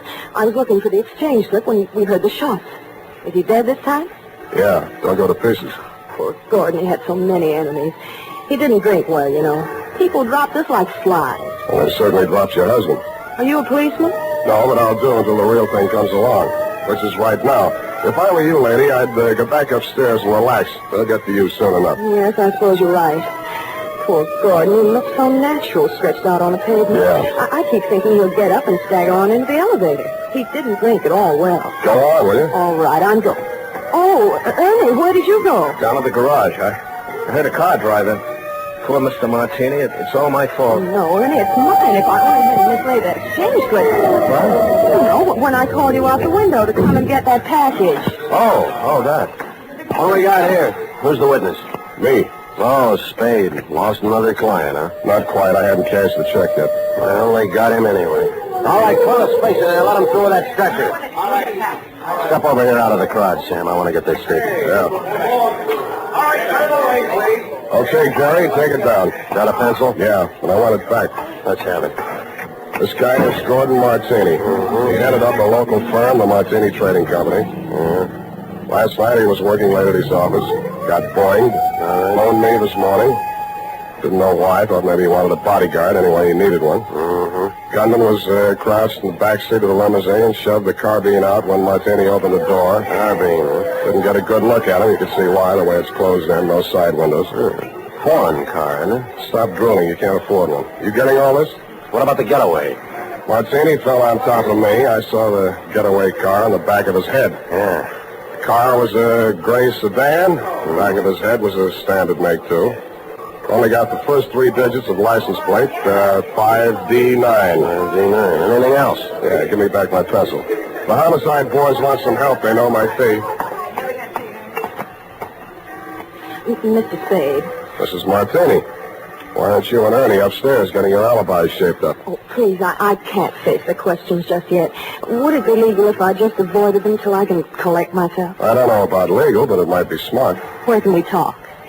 What do you suggest? Well, there's a little cocktail lounge up on Lombard where Ernie and I it's just around the corner. Very handy. Let's go.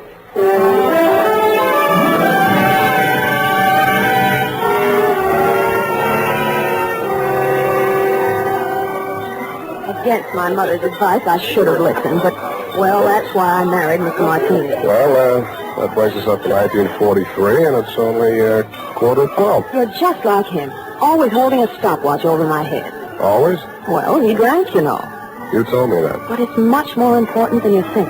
He often fell down and bumped his head. You mean that mysterious assailant that waylaid him last night in his office was a double Martini? 2 pitchers full before dinner. 2? Ernie had to carry him up to his office. Well, what did he go up there for? Oh, he had an appointment with the vice president of the firm, Mr. Nesbitt. Something had come up, and he wanted Gordon to sign some papers. I don't know what. It wasn't the first time. I waited outside in the car. After Ernie had taken him upstairs, he came back to the car, and we talked. Ernie has alibis upstairs, downstairs, and all around the house. Well, then when the others came out and Gordon didn't, Ernie went upstairs to see why. Others? Mr. Nesbitt and who else? Mary Callahan. Secretary? No, she's an attorney. And if you think everything was legal between those 2, well, but after all, who am I to call the kettle black? Now, what are you trying to tell me? That you got him drunk so they could make him sign some papers? That he got himself drunk so he couldn't write his name? Or that he just got drunk and fell down? Between you and me, I think she pushed him down a flight of stairs. In his condition, he'd never remember. Why are you putting a finger on the Callahan day? Well, what would you think? He was the last one out of the building. Why didn't you want to tell all this to the police? Well, I didn't want to talk about his drinking. Things were bad enough already. That would have been the end. Well, that's as good an answer as any. What do you want me to do for you? Prove that she did it and Ernie didn't. I'll let you take care of Ernie. Oh, no. I don't want to alibi him unless I have to. He might get the wrong idea. You mean I've got the wrong idea? He might think it meant I still care for him, and I don't. I can't stand him anymore. The way he chews those toothpicks. And besides, if his alibi is too good, I might have trouble about that carbine in the backseat of my car. Pardon me, it sounded as if you said you might have trouble about a carbine in the backseat of your car. That's what I said. Where is your car? In the garage. But somebody had it out this morning. They scraped the fender coming back in, and they ran into the wall. They must have been in an awful hurry. Tell me, this car of yours, it wouldn't be a gray sedan? Yes.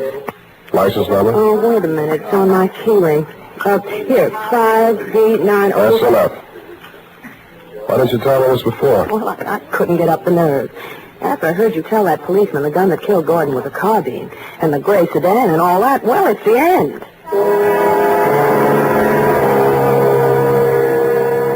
I hoped you were right, but I didn't think so. When I went to look at the gray sedan in your garage, I knew you were wrong, dead wrong. It was the getaway car, all right, and the carabine, as you know, was proven later to be the one that killed your husband. But Ernie had turned into a very poor suspect indeed.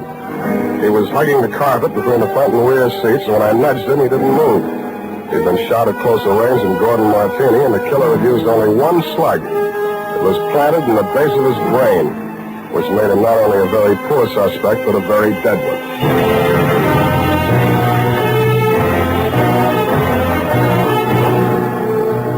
The makers of Wild Root Cream Oil are presenting the weekly Sunday adventure of Dashiell Hammett's famous private detective, Sam Spade.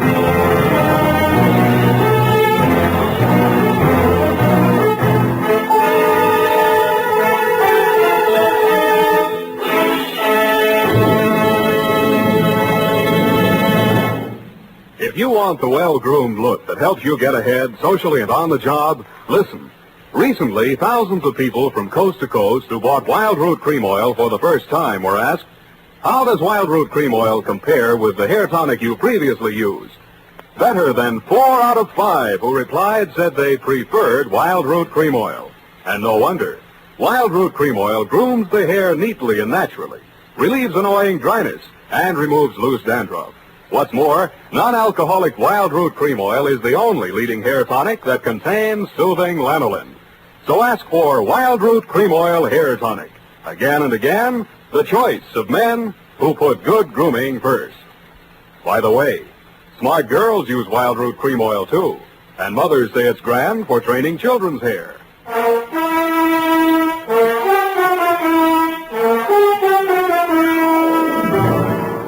And now, back to the Dry Martini Caper. Tonight's adventure with Sam Spade.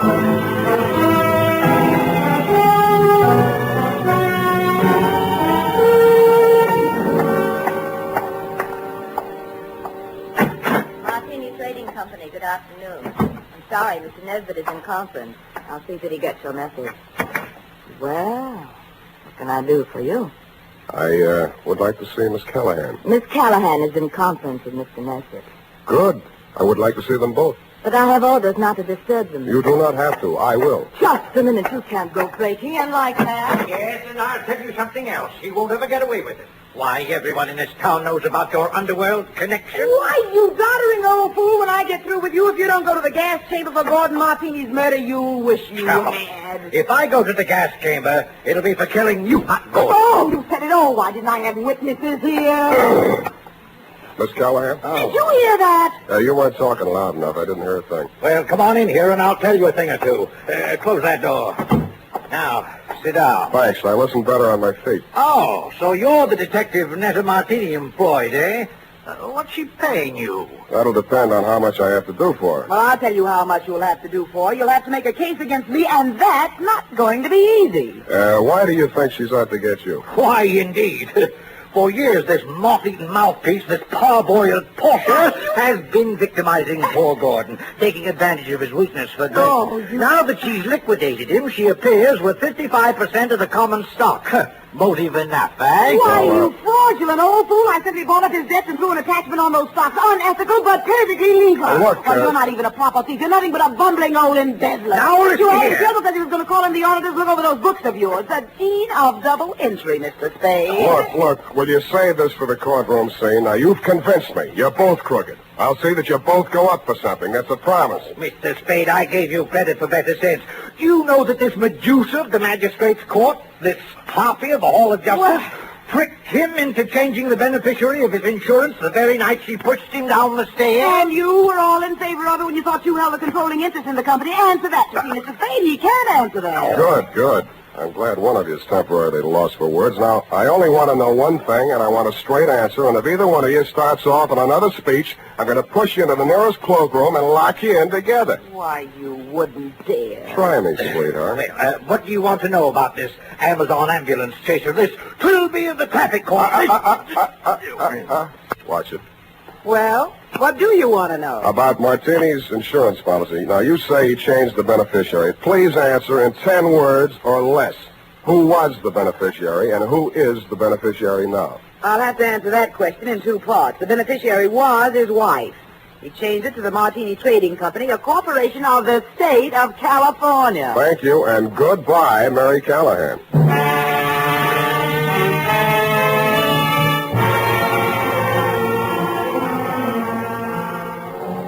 And that matter took the heat off of you for the time being, which made things tough for me, because Callahan and Nesbitt were so horrible I never wanted to see them again, even to testify against them in court. I was sure of one thing.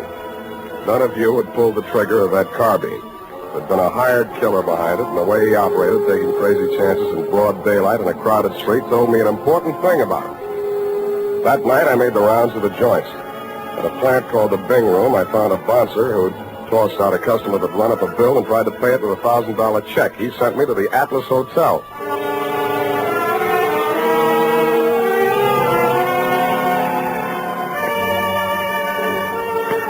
The Atlas Hotel is off of 3rd Street down near the railroad yards. Not even a flea bag. The fleas sickened and died a long time ago. They couldn't take it. And from the look of the guests sprawled out in the mission furniture of the lobby, they wouldn't be able to much longer. A half-dead room clerk came back to the land of the living long enough to mutter a room number and waved me feebly toward a flight of crummy stairs.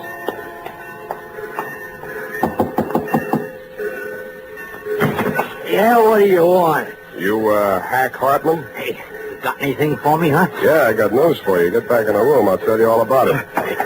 Yeah. Well, come on in. Drop the shiv. Yeah, I'll drop it. I'll fix you. I'll touch you good. Touch you. I'll touch you. I'm glad you did that. You make it easy for me. Now get over there. Leave me alone. Leave me alone, huh? I'm not feeling so good. You can feel a lot worse. Who hired you to put the burn on Martini? You don't get nothing out of me. Who gave you that check? Oh, leave me alone. I got all night, Hack, and I feel better than you do. Now, what'd you do with that check? I'll shake it if your teeth come out with it. Come on. Oh, all right. Stop it. I don't feel so good. Okay. Where? Pocket. My shirt. Don't reach. I'll get it.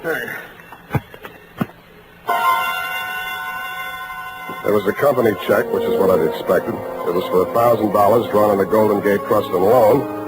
But I wasn't expecting to find the signature on the bottom line. It was signed in a bold, firm hand, Gordon Martini. Who was the penman on this? He wrote it himself, right in front of me. What was it supposed to be for? He wanted I should knock off his brother. You get mixed up? Well, he's dead, ain't he? That's what I mean. Gordon Martini's dead. The papers got it wrong. That was his brother, his twin brother. And that other guy, that chauffeur, kept hanging around the garage so I couldn't get out. I had to burn him, too. You know what you're saying? Yeah. I'm making sense. Now get out of here. I'm getting steamed. Don't let it worry you. I got a nice, cool place all picked out for you.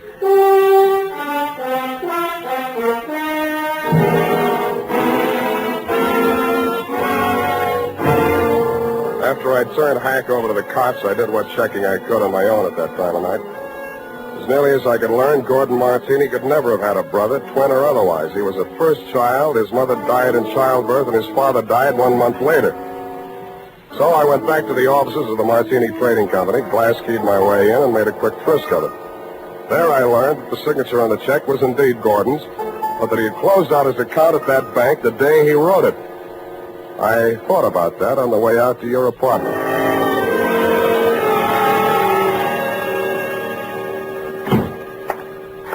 Sam, I've been calling, trying to reach you. I've been so worried. It's the end. This time you might be right.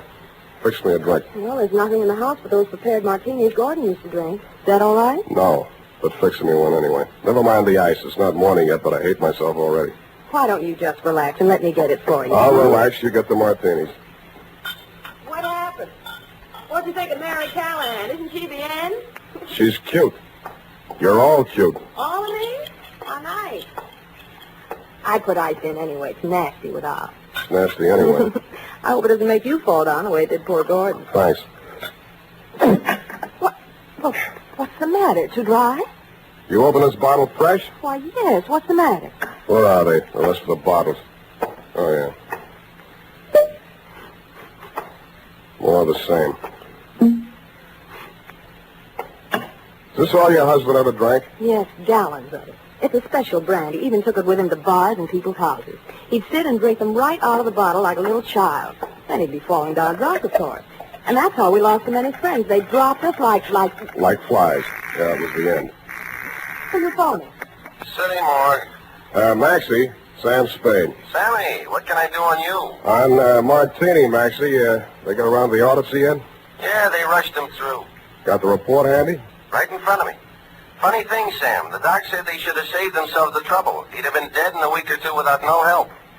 What from? Brain tumor. Malignant, it says here. Any alcohol in them? None from drinking, Sammy. What about the head wounds? Accidental fall due to periodic fainting spell. Part of his condition. Thanks, Maxie.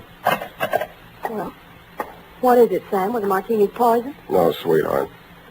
The martinis were colored water. Why, they couldn't. Well, what made him get so drunk? He didn't. He was sick. But, Sam, who killed him? Killed himself. But he couldn't have. He hired a gunman to do it. He planned his own murder. But that... Why... Well, why didn't he leave a note or something? He could have ruined us all. Come here, sweetheart. Put your little hand on Uncle Sam's shoulder. Why, Sam... That's, just what he wanted you to do. He wanted to ruin you. He let Mary Callahan fleece him out of his interest in the company. He let Nesda juggle the books. He let you go your way with Ernie. He let all three of you fix yourselves up with as nice a set of motives for murder as a jury could ask for. It couldn't have... The real joker was the check he used to pay off the man he hired to kill him. It bounced. It also proved he'd planned his own murder. But he still has his revenge. Because the insurance that would have kept the corporation from going broke won't be paid off on account of the self-liquidating cause. Oh, Sam, darling, what's going to become of us all? Well, Callahan and Nesbitt will probably sue each other to death. You might have to go to work and earn a living. Well, I have $500. I might invest it in something. You already have. Here's my bill. But, Sam, you didn't help me. What? This is the end. No, it isn't, sweetheart. This is the beginning. Come here.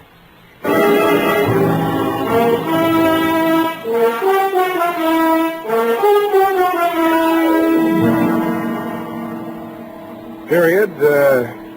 End of the end. Well, you ask me. You helped us. Now, F. Well, that just goes to show you. Show what, F? Man's ingratitude to man. Hmm? But what did Mr. Martini have against you? Why, nothing, sweetheart. He, just needed a smart operator like, Johnny Madero was on Sam. Hmm? Have you cashed that check Mr. Martini gave you? Well, not yet. Sam, any bartender would know better than to take a check from a man who drinks that much? F, you haven't been paying attention. He didn't drink. He didn't. I was able to establish that later on. You Well, haven't at the been listening. time, Sam, for all anybody knew, he was a hopeless drunk. He was, Sam. Oh, you're so wonderful and trusting. But I do wish that you'd understand this. He was a hopeless drunk. For the last time, Effie, he didn't really drink. I'll just type this up, Sam, while you call the bank. I'll do that.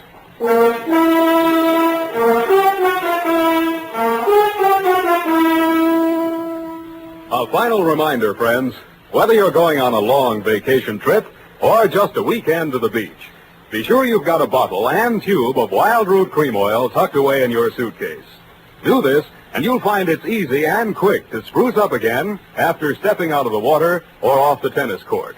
For no matter where or when you use it, Wild Root Cream Oil grooms your hair neatly and naturally, relieves dryness, removes loose dandruff. So at home and away from home, help yourself to handsome hair with Wild Root Cream Oil. And next time you have a chance, ask your barber for a professional application of Wild Root Cream Oil Hair Tonic.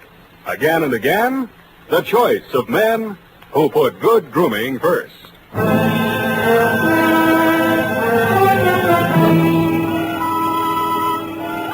Well, here it is, Sam. I hope it was worth the price of the paper and carbons. You made carbon copies of that, an unimportant report like that? Oh, it bounced?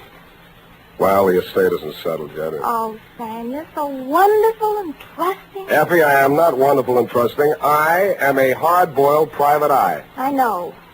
Just a pity there's no money in it. And I'm also two-fisted. Sam, Hmm? have you ever thought of ceramics? Of what? Ceramics. It takes virtually no capital. All you need is a small furnace and some clay. And if you don't have any talent, you can just make ashtrays. Thanks, I already have one. Oh, flower pots are fun. You can pop them on a wheel. And you can pot your hat on and wheel on out of here and also take a furnace and clay. I love you when you're so gay and carefree. I am not gay and carefree. You are a hard-boiled private eye. Good night, and sue me for your back salary, sweetheart.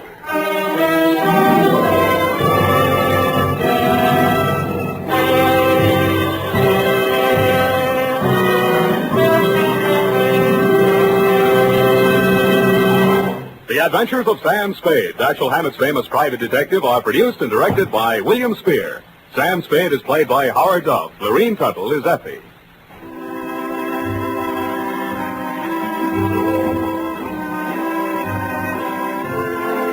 The Adventures of Sam Spade are written for radio by Bob Tallman and Gil Dowd, with musical direction by Lud Gluskin. Gil Dowd directed tonight's broadcast in William Spear's absence. Join us again next Sunday for another adventure with Sam Spade, brought to you by Wild Root Cream Oil. Again and again, the choice of men who put good grooming first. This is Dick Joy reminding you to get Wild Root Cream Oil, Charlie. It keeps your hair in trim.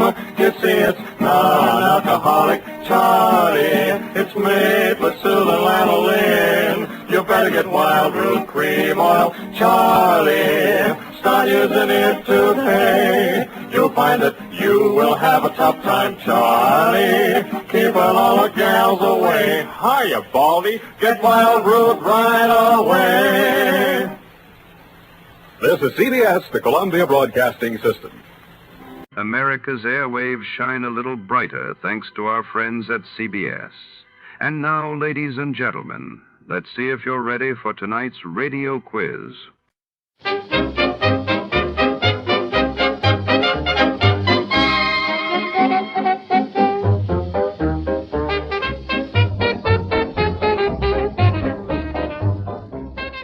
In the city where secrets don't sleep, a private eye finds himself tangled in the shadows of a spiritualist's parlor. When a famed medium seance ends in sudden death, every guest becomes a suspect, and every alibi is haunted by doubt. Step into a world of flickering candlelight, whispered fortunes, and hidden motives. Tonight, the truth is elusive, and the medium was rare. Before we begin, let's see what happened on the day it aired. It was April 9th, 1947. On that day, the world learned of the tragic Texas City disaster as a ship explosion rocked the port while en route. The signing of the Italian peace treaty signaled a new chapter for post-war Europe. Most Saturdays at this time, we spend an exciting half hour of adventure and action with America's public hero #1, Hopalong Cassidy. Well, even two-fisted cowboys take summer vacations when they can, and Hoppy is no exception. But Hopalong and Topper will be back with us riding the CBS air trails again 2 weeks from tonight, September 22nd. Get this and get it straight. Crime is a sucker's road, and those who travel it wind up in the gut of the prison of the grave. There's no other end, but they never learn. From the pen of Raymond Chandler, outstanding author of crime fiction, comes his most famous character in The Adventures of Philip Marlowe.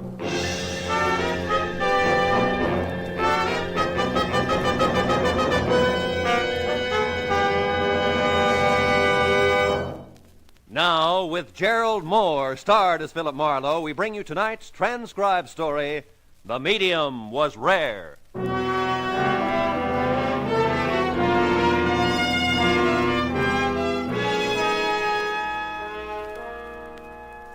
Let me out of here. I've got to get away. This is the time. The time when all I can think of is trout streams, trails through tall mountains, where every man is Hopalong Cassidy. I was sitting in my favorite restaurant telling Mary, my favorite hash slinger, all about it. Oh, it all sounds so wonderful, Phil. Yeah, but that's not the half of it. There are waterfalls so high it seems the cascade comes from heaven itself. Going alone, Phil? You bet your sweet life I'm going alone. In the words of the poet, I'm going to commune with nature. I'm the most natural thing you ever saw. Darling, you're beautiful. Your charms are many, but you want me to be honest? Yeah. You don't compare to a trout. Why, you worm. Don't get mad, baby. It's the season. Season or out, I don't like being compared to a fish. Not a fish, baby. The queen of them all. A mountain shrub. Did you ever hear of the Feather River country, Mary? If it's out of Los Angeles County, I never been there. It's in Northern California. Northern fringe of the Mother Lode. Here's your coffee. Mother who? Hey, you know something? If I started right now, I could make it before morning. A quick cup of coffee, huh, doll? I'll drop everything. Well, if it ain't the clean living type. Hi, Marlowe. Hiya, Cookie. I thought they had you stashed away. Not no more. I got parole last week. No kidding. Yeah, no kidding. It was a bum rap. It sure was, if you're out this soon. Anything else? Yeah. When do you get off? A lot later than you do, because you're getting off now. Touché, girl. Yeah? What kind of a crack is that? That's French for I'm on your team. Ah. Dames. You try to say something nice to him, and where does it get you? Yeah, well, I gotta go, Cookie. I'm sorry to see you. Yeah, wait. I'll go with you. Thanks, Mary. Yeah, you bet, Bill. Give my regards to the fish. I'll leave you a nickel, doll. Better keep it. The other buffalo will miss you. Well, yeah, well, shit. You gotta face it, Cookie. She's crazy about you. You think so? No. Well, my car's in the lot here. I'm in a hurry, Yeah, so well, mine's in the lot, too. Listen, Marlowe, I was just wondering. You get around. You got any idea where Cesano is? Cesano? Yeah. Don't you know any decent people? Hey, Cesano's my pal. He's as decent as I am. You made the point, Cookie. Seems to me there was talk he had something to do with you taking that rap in the first place, huh? Listen, you don't think I'm trying to find him to knock him off or anything like that? Could be. You're about that bright. But it doesn't really matter. I don't know where he is. I don't care. I don't want to know where you are, either. Well, that suits me good. Only Good. I don't know what you're so kissed off about. I done nothing to you. Neither is Cesano. You make my taxes higher. Yeah, how? Never mind. Oh, you'll kill me, Marlowe. You talk about taxes. Yeah. How'd you like to pay taxes on this job? This your heap? Yeah. One of them foreign things. Right-hand drive. Baby blue yet? It matches my eye. What'd you do at San Quentin? Learn a trade? Sure. And a good one. Sure. You decent people go right on paying taxes, Marlowe. Us third-rate punks will get along. I watched Cookie's baby blue convertible cut out into the traffic. Got in my own car and drove away in the opposite direction. Yeah, Cookie cinched it. I was going to knock off for a while, head for the Feather River country. Well, by the time I reached my apartment, I could almost smell the pine trees. And while I tossed a few things into a bag, I saw myself every inch a modern Isaac Walton. Oh. You're Philip Marlowe. That's right. Oh, I'm so glad you're here. I've been calling you. Oh, I'm Lillian Collins. How are you? Well, I told Pat not to wait. Who's Pat? The taxi driver. Oh, him. May I come in? Well, yeah, I guess so. Thank you. Oh, you're packing. Or are you unpacking? No, I'm packing. I'm going to the Feather Oh, River but you country. can't. What? You can't be going anywhere. I need your help, Mr. Marlowe. I really do, desperately. Yeah, well, I just thought I'd take a few days Of course, off. Can't it wait? I'll pay you, whatever's customary. I just don't know where to turn, and somehow we've got to locate them quickly. Leonard should be home within a Oh, week. wait a minute. Sit down. Mrs. Collins, is it? Yes, Lillian. Oh. Leonard's my husband. He's back east on business. Well, just what do we have to locate quickly? Buy jewelry. It was stolen last night. Oh, well, stolen jewelry's out of my line, Mrs. Collins. That's a police job. Oh, no. Oh, that is it. It can't be. Why? I thought about the police right away, of course, but I can't call them in.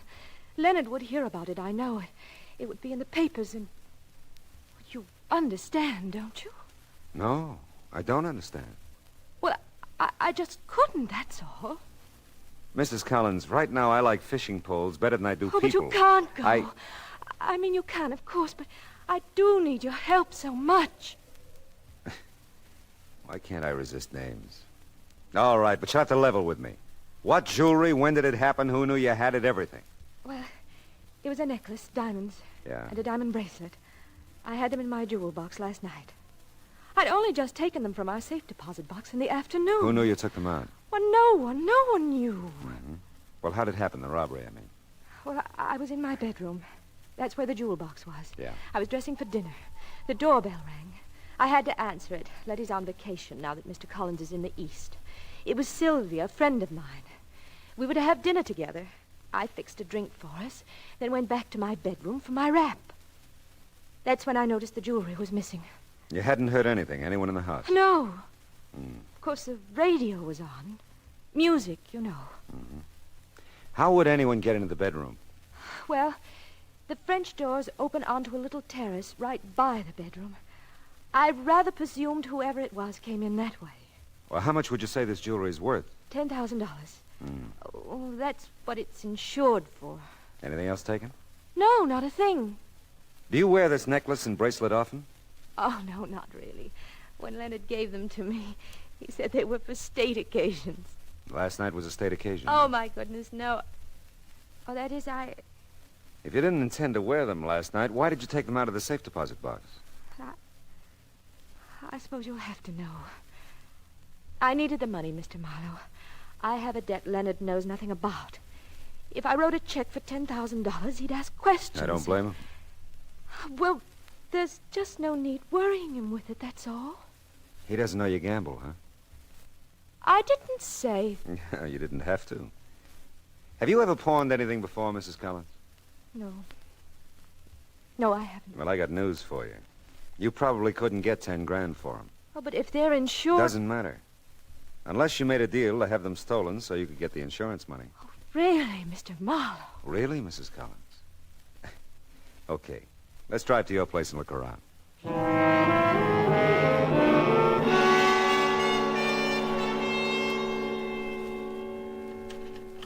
Yeah, these doors have been jimmied, all right. Didn't it bother you to stay here last night after it happened? Oh, I didn't. I stayed with Sylvia in Westwood. Told her about the robbery, huh? Oh, no, I didn't. I started to, but then I was afraid I'd have to tell her too much. Did you stay there last night and then come over to my apartment by cab this morning? Well, I came here first, then to your apartment. I wanted to be sure nothing else was missing. And then I decided to get in touch with you and had Pat drive me over. That's the taxi driver. He's practically my chauffeur. His stand is right out in front of our building here. I'm one of those native-born New Yorkers who never learned to drive. Mrs. Collins, are you sure that you're telling me everything you know about this? Oh, believe me, I am, Mr. Marlowe. Why, it would be so stupid of me not to. Yes, it would. I've got to have that jewelry back before Leonard comes. He'll just never understand the gambling and all. Well, he's gone so much, and we have no children. There just wasn't anything else to do. Can you understand that, Mr. Marlowe? No, but I'll try, Mrs. Collins.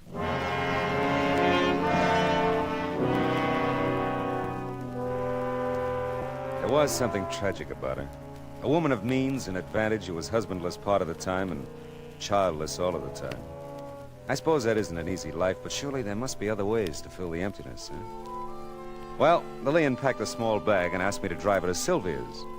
As we walked toward my car, a grinning taxi driver leaned out of his cab.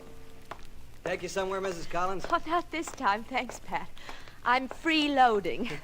Okay, but don't make it a habit. I gotta make a living, you know. I know. See you later, Pat. He's awfully nice, Mr. Marlowe. Yeah, he seems to be. Tell me about your friend Sylvia. Oh, well, there isn't much to tell. She's a nice person, a widow. Oh, she just lives a block or so from here. Turn on Wilshire to your left. Okay. Tell me, does Sylvia have money? Well, I guess so. She seems to, anyway. Has a lovely apartment, a nice car. All the symbols, anyway. Why? I just wondered. Oh, by the way, if you don't want her to know you've hired me, maybe you better tell her I'm a business friend of your husband, huh? Just drop by as you were leaving the house, something like that. Oh, yes, that's a good idea. Yeah. It's in this block, the big green apartment building on the right. Okay. That's funny. Is it? Yeah. Oh, here's a parking place. Wonder what Cookie's doing around here.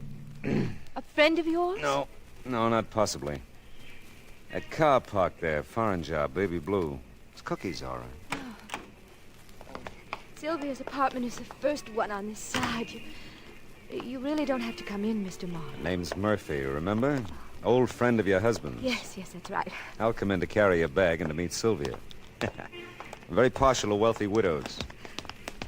Really, Mr. Marlowe, do you think you will find my jewelry? Well, I've got one idea so far, Mrs. Collins. If that doesn't work, you leave it up to me, huh? Yes, of course. Oh, here we are.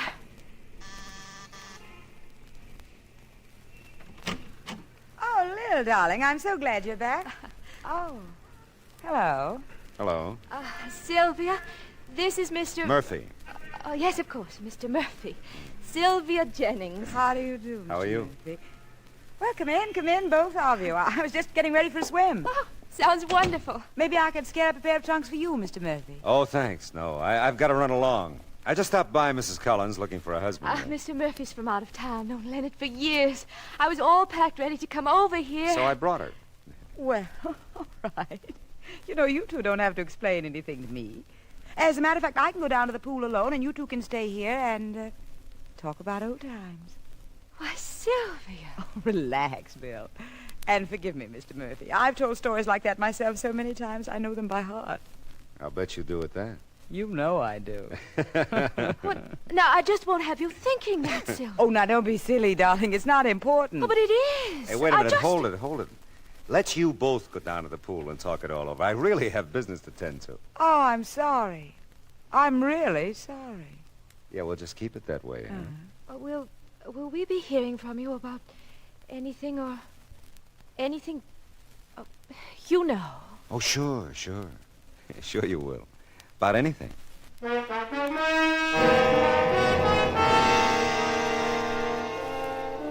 About that Sylvia.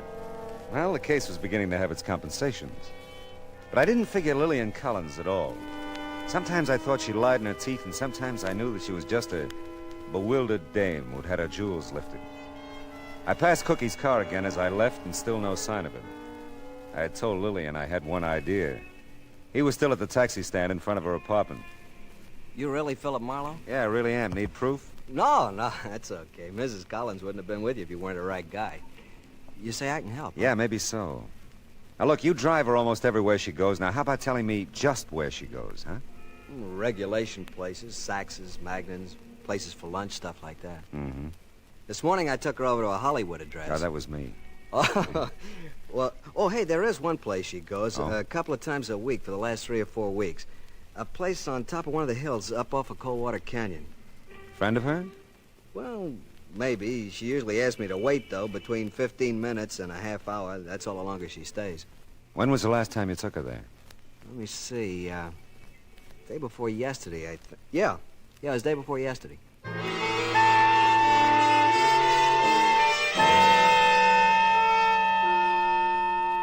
I followed Pat's instructions through every devious curve to the top of Coldwater Canyon.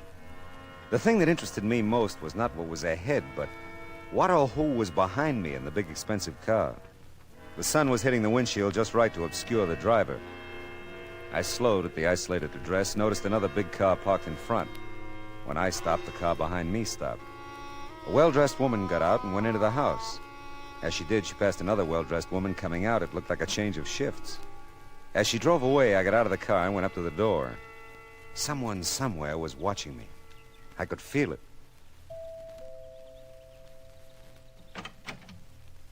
Yes? Oh, hello. I do not believe you have an appointment, sir. Oh, no, I didn't think to make one. Excuse me, please. One moment. What a creep. And what a joint. You will come in, please. Yeah, thanks. May I inquire, sir, who referred you here? I have to have a reference? Madame must insist on references, sir. Oh, she insists, yeah. Well, I'm a friend of Mrs. Collins. Lillian Collins? Oh, yes. Mrs. Collins, yeah. Yes. You will follow me, then. Madame will see you now. More to the point, I will see Madame. I followed the Peter Lorre character down a darkened hallway. As far as I could tell, there was no door ahead. It looked like a blind alley. Even in the darkness, I sensed that someone could see me. I didn't have long to think about it.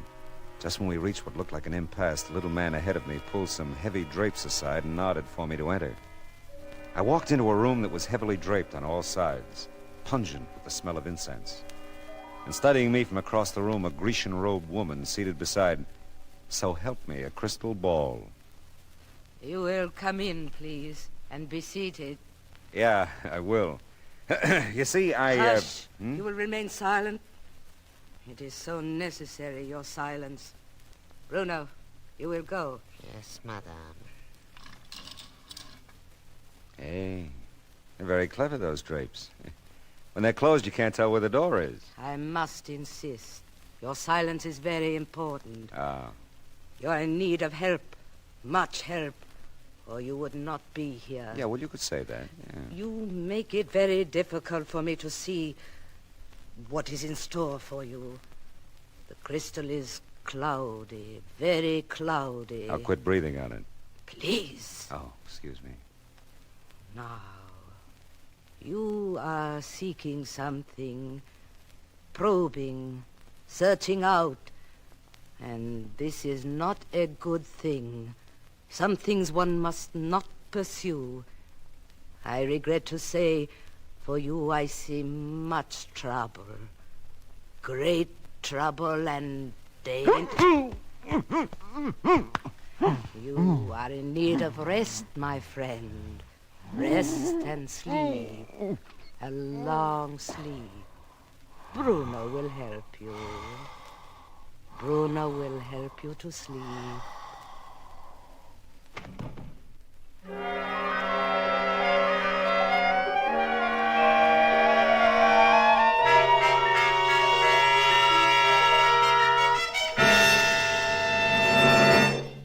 In just a moment, we will return to the second act of Philip Marlowe. But first, through the years, Red Cross has helped the victims of disaster, brought comfort to servicemen in camps and hospitals and to their families.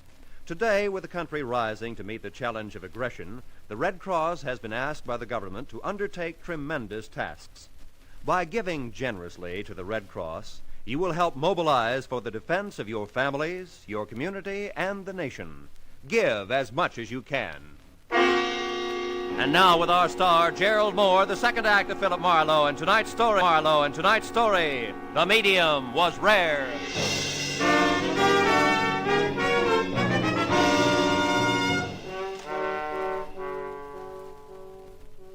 Madam's prediction was suffocatingly accurate. Bruno helped me sleep all right with a strong assist from a sponge full of ether. My watch said it was 2 hours later when I came out of the anesthetic a long way from the house on the top of Coldwater Canyon. I was in my own car parked on a strand of beach north of Santa Monica.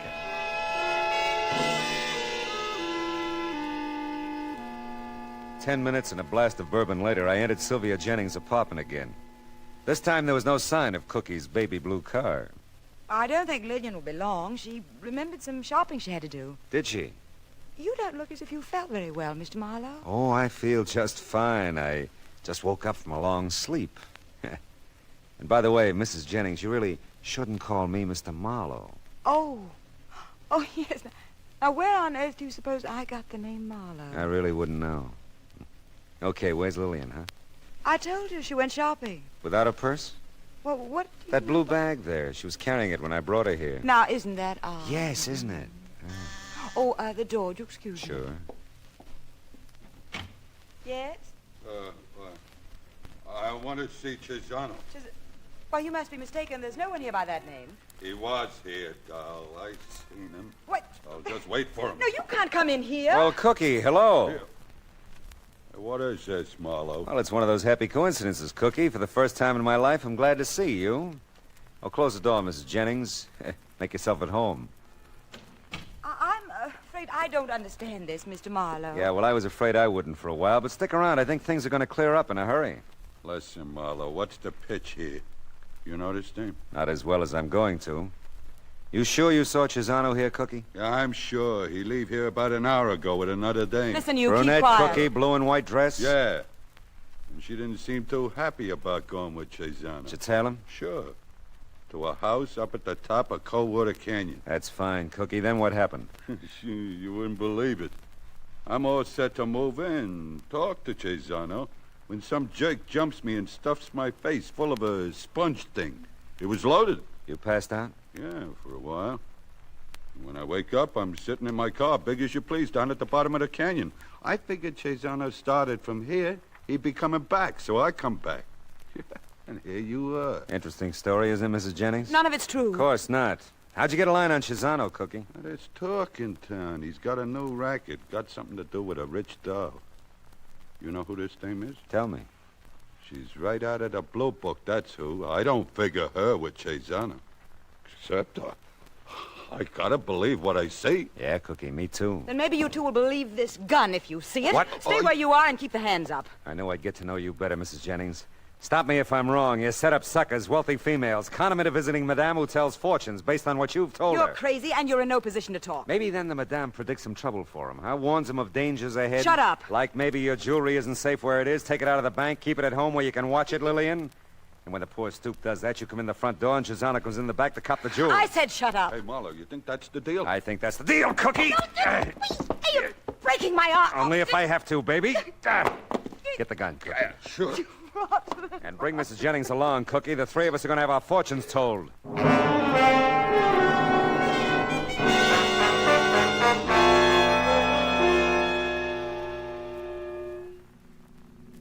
How about that Cesano? What a sweet deal he's got. I didn't figure him for so smart. He's a big brain, all right. And wait till he hears we're cutting in on him, sharing the take. Huh?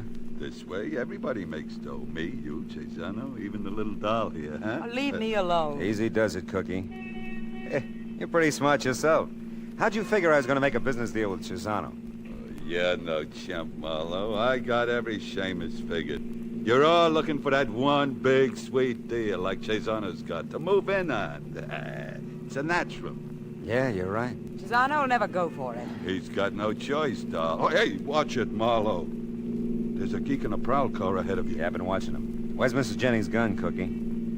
Right here. Why? Give it to me a minute, huh? You ain't gonna plug it. Come on, give it to me. Okay, but I don't get you. Thanks. You hit him. Yeah, and that's not all. What are you doing? You ran right into that police car. That's the way I played it, honey. Hey, that wasn't very bright. Oh, Mr. Marlowe. Got a couple of customers for you, officer. I had to move quick. Why, sure, but... Oh, yes, we do. The lively one's got a great racket. I'll tell you about it later. Cookie over there wants to see his parole officer. You want me to take them in? I sure do. And tell your brethren to come to 6956 Canyon Rim, top of Coldwater Canyon, right away, with their muskets loaded.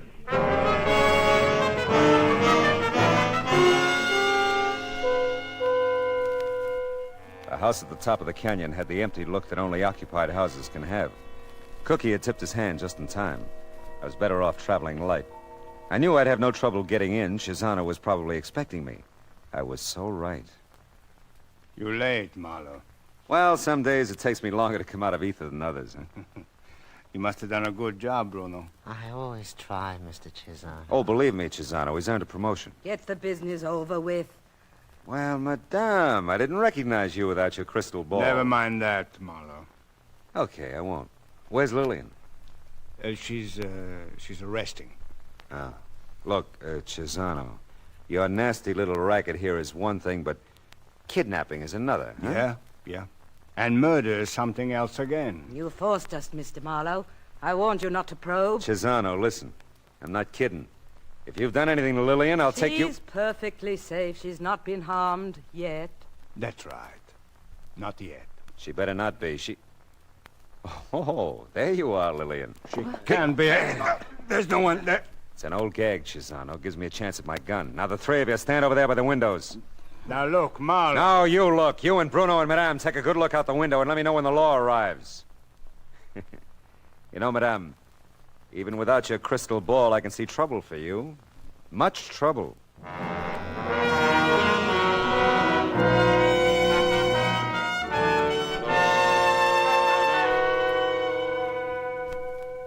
Lillian had been given the ether treatment, too. We found her when the police arrived. She was okay, just thoroughly frightened. She wasn't all we found when we searched the place. Cesano hadn't fenced the jewelry as fast as he stole it. And the parade of women who came to claim it all later read like the social register.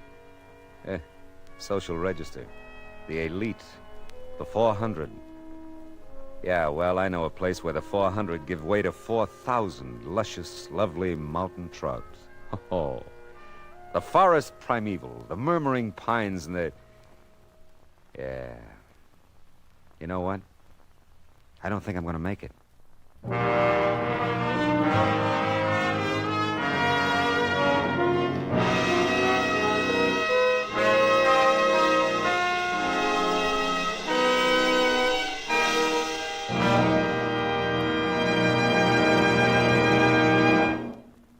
The Adventures of Philip Marlowe, bringing you Raymond Chandler's most famous character, star Gerald Moore, was produced and transcribed tonight by Cliff Howell and written for radio by Kathleen Height. The cast included Gloria Blondell, Ed Max, Gene Bates, Harry Bartell, Betty Lou Gerson, Lou Krugman, Ida Reese Marin, and Jay Novello. Gerald Moore may currently be seen in the Santana production Sirocco. The special music for Philip Marlowe is composed by Pierre Garrigank and conducted by Wilbur Hatch.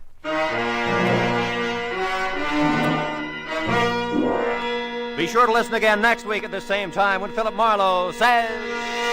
This time, strange sounds came from a bungalow court. Or did they? An old woman thought so, but she had quite an imagination. A crack in the wall held the secret. A couple of guys held guns. And a nice guy held on. For dear life.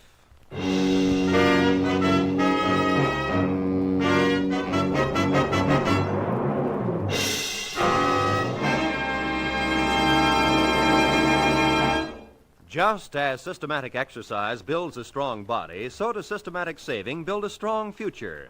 Save systematically for your future and for your country's future with United States Defense Bonds. Defense bonds are Series E bonds, safe, sure, profitable. The systematic, easy way to buy defense bonds is through the payroll savings plan where you work. So for the defense of your future, for the defense of your country's future, buy your full share regularly, systematically, of United States defense bonds.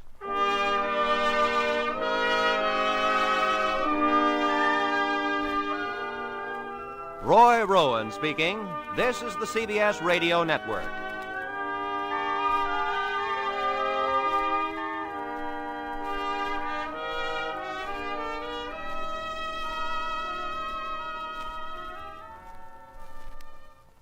A warm word of thanks tonight to our sister station, CBS. And before the next thrilling episode begins, let's see how much you know about your favorite radio heroes.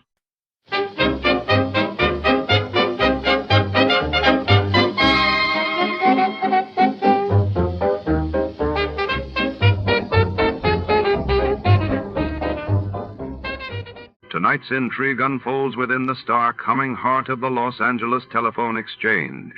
Late at night in 1949, rows of switchboards and tangled cords form a labyrinth where secrets travel faster than footsteps. When a mysterious stranger manipulates the lines, the city's fate hangs on each whispered connection.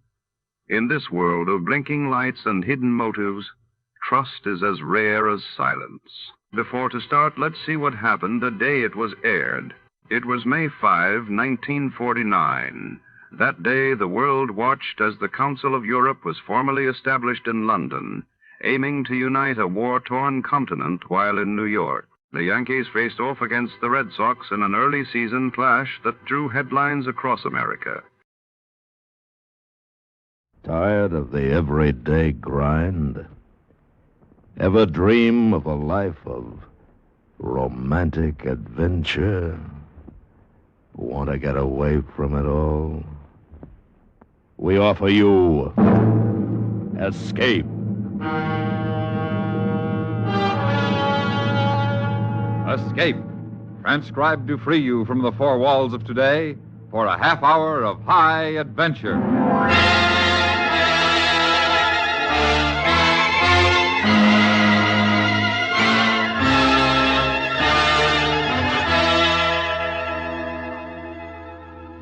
You are groping your way through the belly of a sunken ship, a fortune and pearls secured to your belt. While above on the ship that tends you, working the pump that sends air to you, is an adversary whose plans include the taking of your pearls and your life. Listen now as Escape brings you John Russell's story, The Adversary.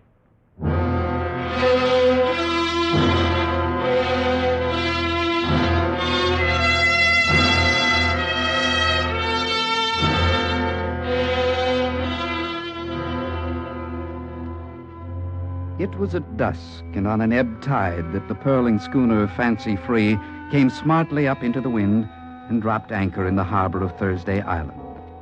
And it was after dark when her master came ashore and paid off his Kanaka crew. He was a big man, this captain, with a crop of black hair, a smooth, long jaw, and gray eyes. As he went swinging along the waterfront, the crowd parted right and left before him. Now, news of any arrival travels fast on Thursday Island, and with such a figure as this, the conversation at the Portuguese bar had been going on for some time. One thing I know for certain, he's got the trimmest lugger in these parts. And where's he from, Smike? First time I ever laid eye on him or his boat was this evening. If he was from these parts, Portuguese, Captain Smike would know him. Well, wherever he from, he be like the rest of you, up to no good. Oh, you've no use for pearlers, have you, Portuguese? You're all cut from the same cloth. Thieves, drunkards, brawlers, and worse. Ah, you fat devil. You're no better than the worst of us. I know and can account for my shortcomings. It is not so with you, who make a living like so many sea gypsies. What's he saying, Captain Smike? Alf, drink your drink. I only wanted to know. The stranger, Smike. He's another pearler, perhaps. Yes, he could be. I'll find out more when he comes for his rum. Yeah. Pour me a drink, Portuguese. And one for little Alfie. Well, a toast to Thursday Island. Thursday Island. Where the only honest man to grace its shores came by land. You there! At the bar. Cool. Look at the size of that one. My name is Smike, if it's me you're talking to. My name is Weatherby. John Weatherby. I'm master of the Fancy Free. That's the lugger in the harbor, ain't it? And so, Captain Weatherby? I've come to spend some time with you. Captain Weatherby, what is your pleasure?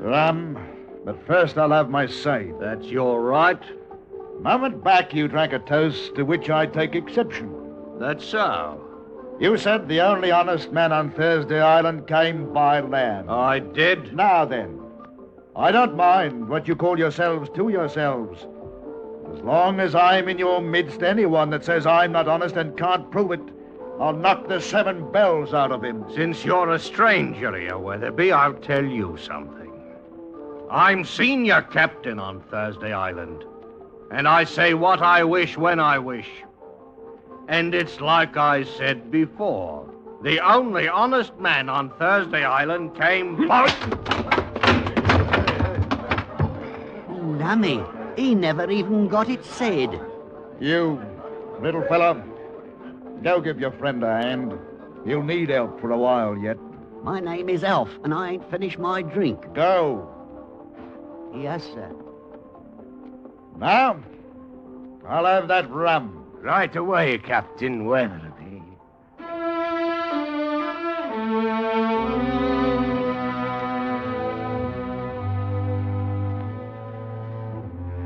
Now, on Thursday Island, there was no prying into a neighbor's affairs unless one was prepared to push the inquiry with a knife. And so it was that nobody questioned where Weatherby came from, or his pearling license, or the motley crew he picked to replace the skilled Kanaka boys he'd let go. His new cook was Chinese, his head diver a Manila man, and his mate a giant North African who went by the name of Buttermilk. But questions or no, as the months passed, a legend was growing about Captain Weatherby. Or he'd chase you right across the Pacific to pay you tuppence he might owe you. That's his sort. You never had tuppence in your life, Alfie. 5 nights ago, he was in here, and he drank 5 hard cases under the table. And when they left, he squared the whole bill himself. Honest Weatherby, they call him. Honest Weatherby, he's up to something. They say nothing but good about him. You're right as rain, Portuguese. Last month he stayed in quarantine voluntary-like, just because of that island steamer and the cholera scare. Then paid his crew their monthly wages anyway. His crew?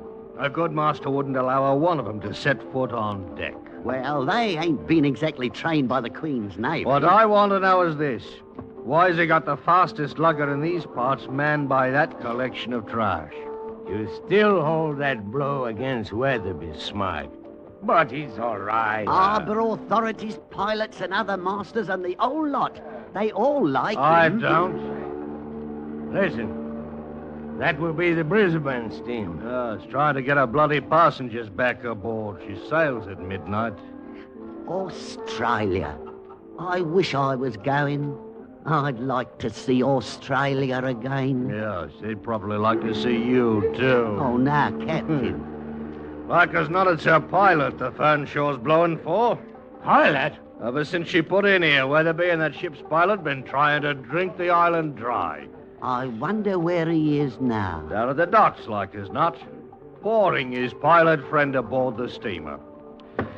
Another rum, Portuguese. And another for little Alfie. And in truth, Weatherby was down at the docks, his coat turned up against the squalls that were blowing wet from the ocean. He was standing in the shadows by some packing crates, watching from a distance the yellow cargo flares that showed the loading of the Fernshaw was still in progress. Then, just as Captain Weatherby was turning away, another figure slipped from the shadow and moved to confront him. Captain Weatherby? Yes? I'll take halvers, if you please, Captain Weatherby. What? I said halvers. Now, don't move, Captain. I've got you well covered, and I'm not afraid to shoot. Deacon! After all these years, the Deacon. Bless me if I didn't think I'd done you in. I should have died, but I didn't. No thanks to you. And what are you doing on Thursday Island? I dropped in from Samurai, meaning to catch the Brisbane steamer. Huh? I've been doing some diving up the way, but I'm only a fair diver, and my luck's been poor. Until tonight. Until tonight? And why the change, little beetle? Because I chanced to see you, my old friend. And I was strolling along the front, and I made inquiries, and I heard what they call you in these parts. Honest Weatherby. Why, you wasp. You have it in mind to blow on me? To tell what I know of you and have you go to jail? Not a chance. That would do me no good. What then? I just want half of your new speculation. Your latest deviltry. What makes you think I've got a plan, Deacon? Oh, do you think I couldn't smell it out? I know your methods too well. Fine public character, no suspicion, alibi all complete. Yes, and I also know you sneaked your crew out of town tonight. Your lugger's ready to slip cable this minute. And most important, I happen to know what the Fernshaw's carrying aboard of this trip. Oh, the devil you do. The season sweep of pearls, 20,000 pounds worth. Suppose I was after those pearls. How would I get them? That's for you to do, and me to profit by. Oh, so you'll let me do the dirty, and then take ours, That's eh? right, Captain Honest Weatherby. Blast me if it isn't hard to know whether you're with me or against me, Deacon. Thus saith the Lord, an adversary there shall be, and he shall bring down thy strength from thee. All right. All right then, Deacon, I'll put up with your blackmail and piracy. And I'll take you on as an adversary. And you'll be part of the enterprise. Good. And now, Weatherby, tell me this. How are you to get the pearls that are aboard the steamer there? I shall have to dive for them, Deacon. Dive for them? And like it or not, since you've declared yourself in, you'll be a party to it. You mean you're going to sink her? That's exactly what I mean, Deacon. Within 2 hours of sailing, the Fernshaw will be resting on the bottom of the passage.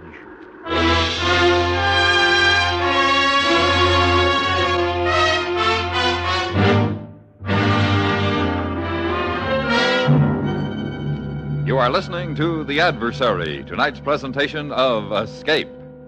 It's back again. It's Saturday daytimes on CBS Radio. It's Romance. Romance every Saturday on most of these same stations, bringing you the world's great love stories. Some new, some old, all fascinating adventures in listening. The story this Saturday, Daphne du Maurier's celebrated novel, Frenchman's Creek, dramatizes the love of a noblewoman for a pirate. And now, Escape and the second act of The Adversary.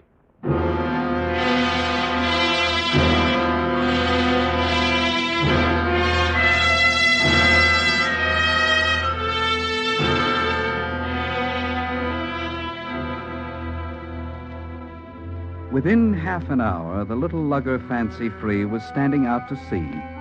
The master, Captain Weatherby, and a small and shivering passenger sheltered in the lee of the deck house. The deacon had wanted in on the profit, but he had hardly counted on mass murder as a means to it. One man's death he might have countenanced, but to murder a steamer was something else.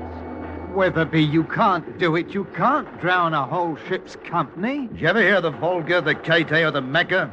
Well, they all fell a trifle off the track. Their bottoms were ripped out on Tribulation Show. Now, the same thing might happen to the Fern Show.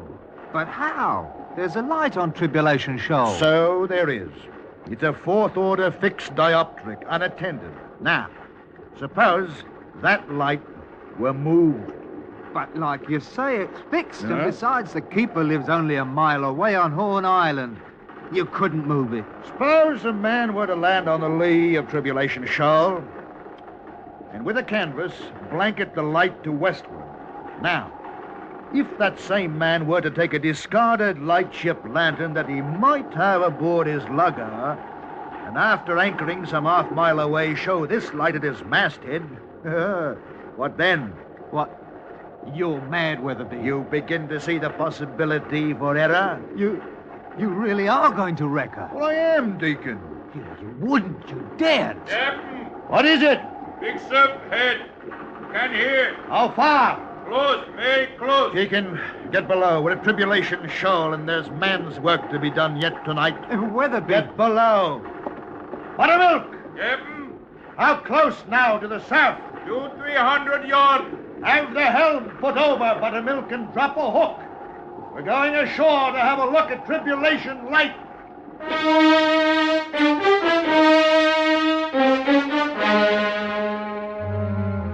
Now, it is a fact that no one knows or is ever likely to know the actual explanation for the wreck of the Brisbane steamer, which left Thursday Island and came to grief some 2 hours later on Tribulation Shoals. But the records declare that she went clean off her course, and a coral reef laid her open as neatly as a butcher's knife lays open a carcass. She sank within 5 minutes. The next morning, as the dawn spread in iridescence over those waters, Captain Weatherby anchored his lugger between the tips of the two sunken masts. All right, Buttermilk. Get my equipment ready. I get diving suit. Well, Deacon, you'll note for yourself there's not a trace of evidence. We've not been spied.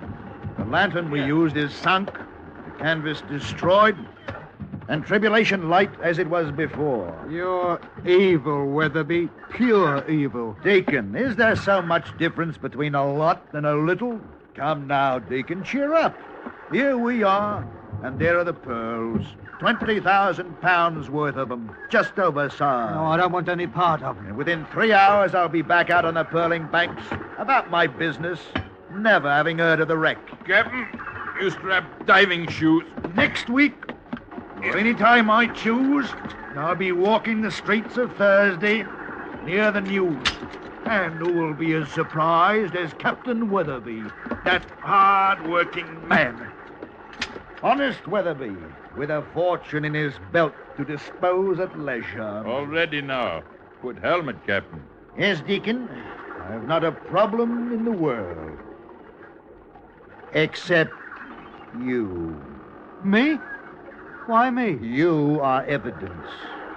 This stinking crew doesn't matter. I've kept them too befuddled to know what's happening, but you could be Queen's evidence. I'm not forgetting you. Hey, but, now, listen to me, Weatherby. I want no part of... What kind of an adversary do you call yourself, Deacon? I'd hope for some sport from you. Now, come below, Deacon. Now is the time to change your luck. Come below once and for all. No, I won't go down with you, not down there. Well, you're a diver, aren't you, Deacon? I can't. Not in that ship. I can't. Oh, blast it, Deacon. I thought at least you'd be amusing. Very well. When I come back, I'll knock your silly head in. Captain, you want a helmet? One thing, Buttermilk. Yes, Captain. You see that fellow white man? Maybe he want to go below. Good. You give him other suit. Yes, Captain. Maybe he touch pump or raise fuss. You knock 7 bells out of him. Otherwise, no order. You savvy? I savvy, Captain. Good. Now help me with the helmet. Yes. Put on now.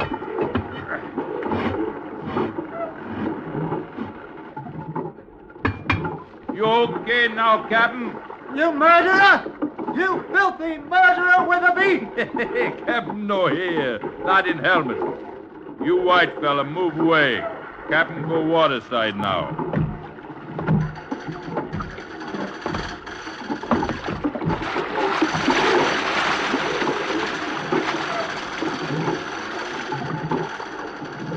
You fella pump plenty good. Captain need much air. Listen, I've got to talk to you. Captain say you no good. Look, I'll give you money. Anything, just cut those lines. Captain die we cut line. No bleed down there. Yes, that's right, he'll die, but I'll pay you more than he will. Line stop moving. Captain on ship now. What about it? You want money? No. What do you want? Then I'll give you anything you say. Just cut those lines and leave him. White fella no good. But don't you understand? He'll kill me after he gets those pearls and comes up. Captain say no order. Huh? You've got to listen to me. Go away. Look, put me in the longboat. Turn me loose. I'll take my chance in the open sea rather than with him. I can't stay here. You stay. No, I won't. I won't just wait here like a fool for him to come up and kill me when he pleases. I'll go down below there with him first and fight it out. You want out of dive suit? Go waterside. I don't know. I don't know. I've got to think. You nothing. Black fella boy, pump good. Captain need plenty air down there.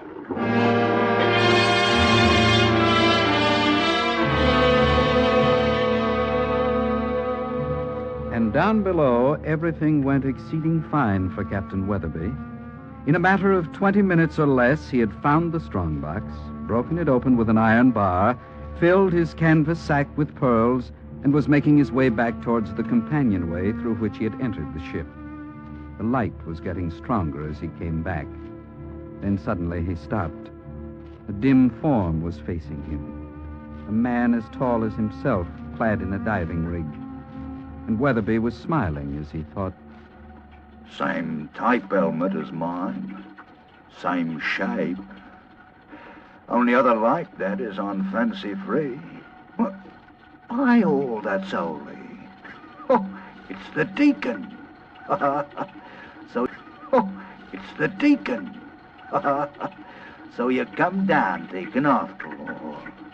So you're going to dispute the prize with me, eh? Claim your vengeance. All right. I was going to kill you one way or the other.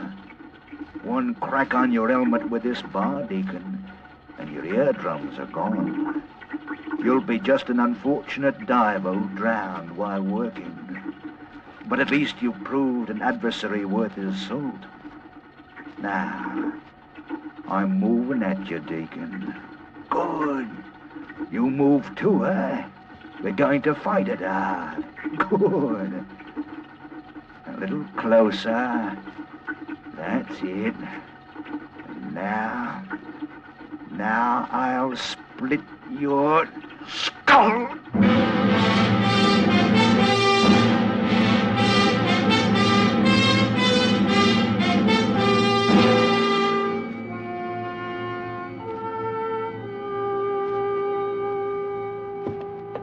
Oh, set out another bottle of rum, Portuguese. I'm cold clean through to the marrow. 5 days out there at the wreck, and no thanks from anybody. Not even from the man you brought back? Him? He's crazy as a tick. Calls himself a deacon, a man of the cloth.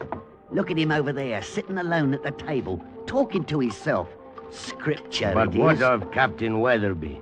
They said you found his lugger anchored over the wreck. There was 2 people could have told us that story. One was a deacon, as he calls himself, and the other a great hulk of a West African, and he went down after Weatherby never come up. You need gear to go that deep. The bleeding crew couldn't manage a word between the lot of them. Hold out. He Comes the hideth his deacon. wrong in his heart. Let him be snared in his own pit. In the net which he hid is his own foot taken. Lord, break thou the arm of the wicked and the evil man. Oh, poor fool. He don't know what he's about. Smite, tell me, what of Weatherby? They found him down the wreck. The pearls all in a great sack tied to his diving belt. And he was drowned. Drowned? His suit had been cut to ribbons by shards of broken glass. He was drowned for fair, right inside of his suit. But the glass, Smite. What was the glass? Oh, a broken mirror. A mirror? It served as a facing for the saloon door leading out of the companionway. It's like he stopped to take a look at himself. Just that one last time. Well, a toast to Captain Weatherby. Rest his soul. The only honest man who came by sea to Thursday Island.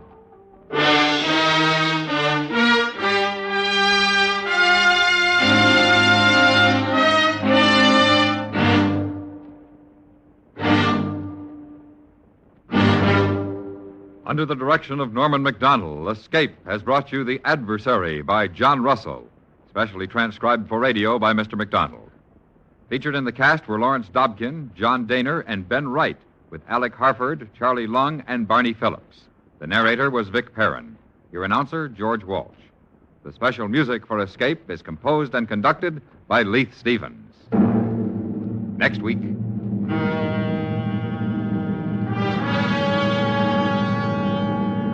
You are running through the alleys of a Mediterranean village, the blackness of the Italian night confusing you, while somewhere in the dark behind you, coming closer as they search for you, are a man and a beautiful woman who mean to take your life.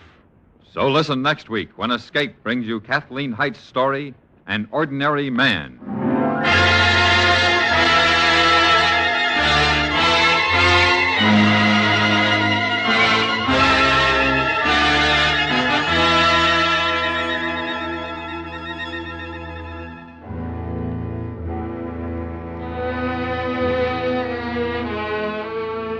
This Sunday night, Lionel Barrymore opens the doors to the Hall of Fame, turning the spotlight on another little-known drama of American history, whose workings were instrumental in shaping the nation's destiny.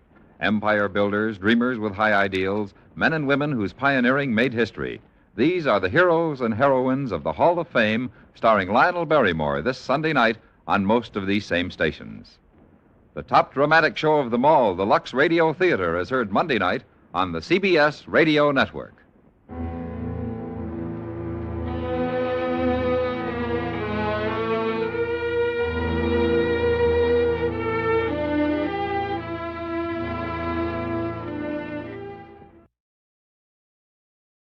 Good evening, friends.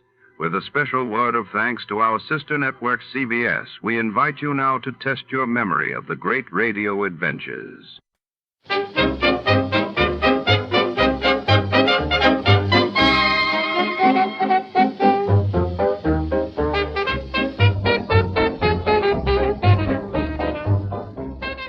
Tonight, in the fog-choked streets of Calcutta, a mysterious trunk arrives at the bustling railway station.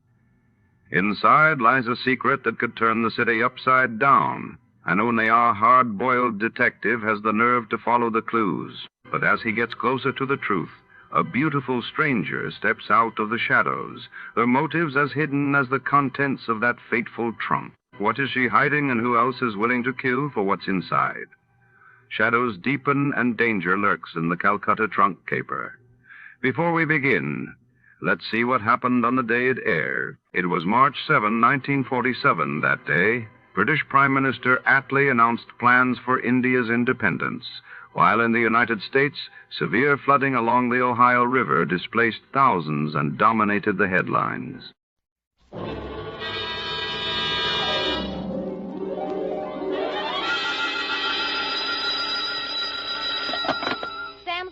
Detective Agency. Ahoy! It's me. Just came ashore. From what? A boat? A ship, Effie, a ship. Anything over 400 gross tons is a ship. Anybody knows that. Well, may I inquire what was your port of call? Calcutta. My, that was a quick trip. Well, Effie, I'll tell you, I got so homesick for you I couldn't stand it, so I assembled my gear and jumped ship. Why, Sam, how sweet. A fast there, gal. I'll be right down to dictate my report.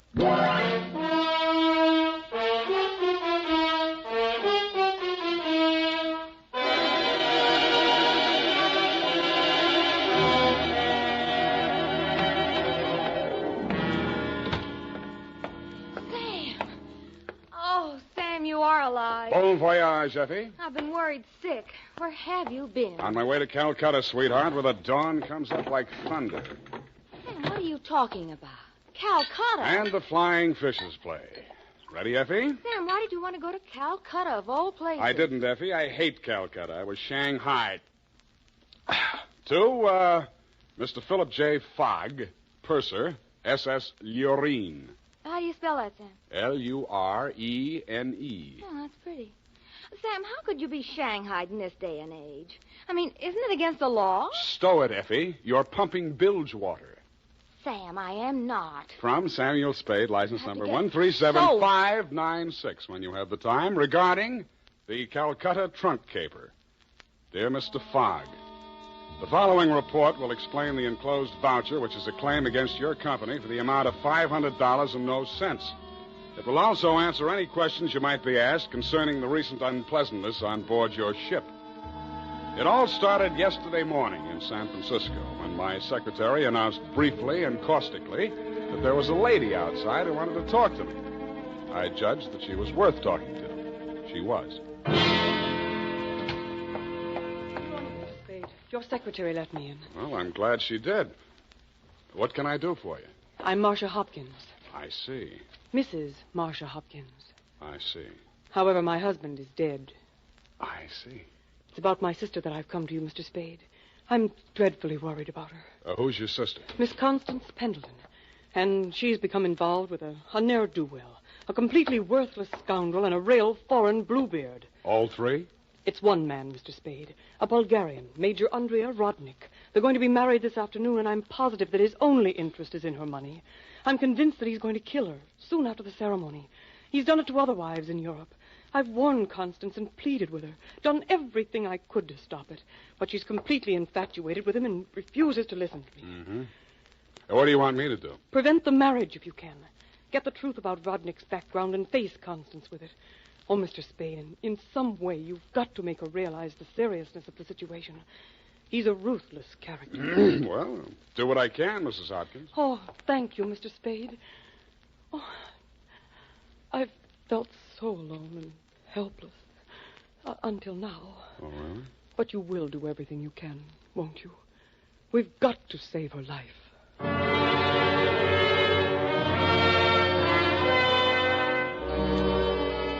She daubed at her eyes with a stamp-sized handkerchief, patted the red gold hair at her temples nervously, smiled at me bravely, and swayed out.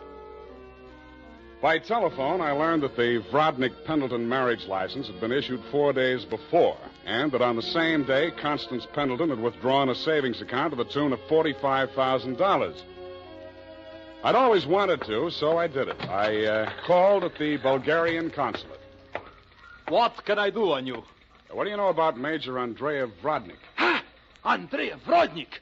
On him we have hate, great sadness, with shame for the ground that walked under him. Oh? Ha! Andrea Vrodnik! Why is he so popular? On the devil he is driven without horns. 6 women he has killed. 6 times he has insulted the police of Europe by refusing to confess. We have proof of the murders, but never can we prove the proof on him. Yeah, sometimes it goes that way. Ha! Never do we find the bodies of the 6 women. Only their money in the name of Andrea Vrodnik. My pardon. Well, think nothing of it. You're just upset on you. You're interested on him. Why? You go to Europe? No, Vrodnik comes here. Ah, here on San Francisco. He marries again. So I'm told. Ah, Oh, by all the means, you must prevent it. Go to him, brave man. You do the world a service. Make violence on him. Even do you hang for it. Your name will live.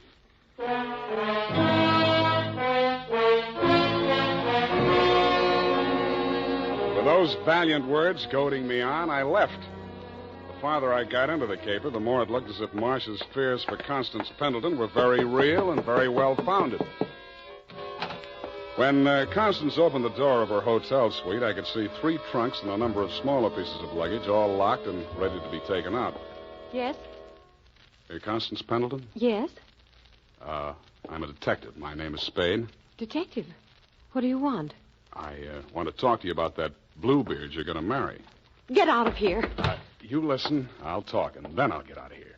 I just left the Bulgarian consulate. Vrodnik has been accused of the murders of 6 women in Europe. Each of them were wealthy. Each of them married him, and each time Vrodnik came into all their money. Are you trying to blackmail me because of the lies about my fiancé's past? If you are, you're wasting your time. Well, no matter what I'm doing, I'm wasting my time. But to put you straight, your sister hired me, and I am now resigning. She's worried about you, not me. Then you should spend more time investigating your clients, Mr. Spade. You could have saved both of us some time. I have no sister. This is my wedding day. Goodbye, Mr. Spade.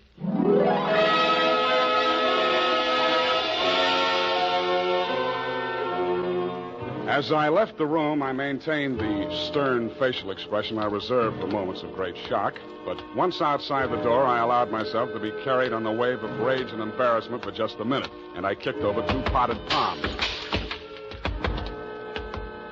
As I limped down the corridor, I was overtaken by none other than Marcia Hopkins. Did you see her? Let's talk about you first. Did you stop the marriage? Why did you really want that marriage stopped? But I told you. You told me you were her sister. Oh. She said she didn't have any sister. All right, Sam, I did lie to you about that.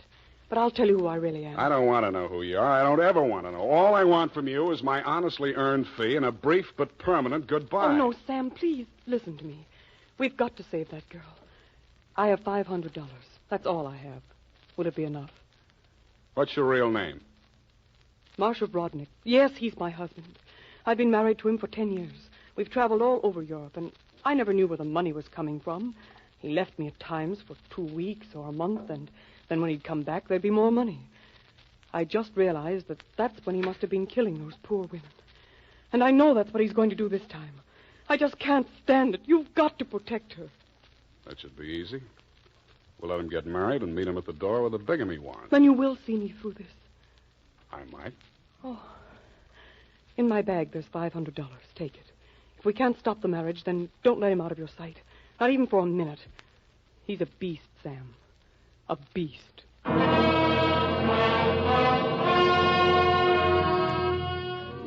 Marcia dropped me in front of the Beast's Hotel, and I climbed some fake marble steps to the 2nd floor and knocked at his door.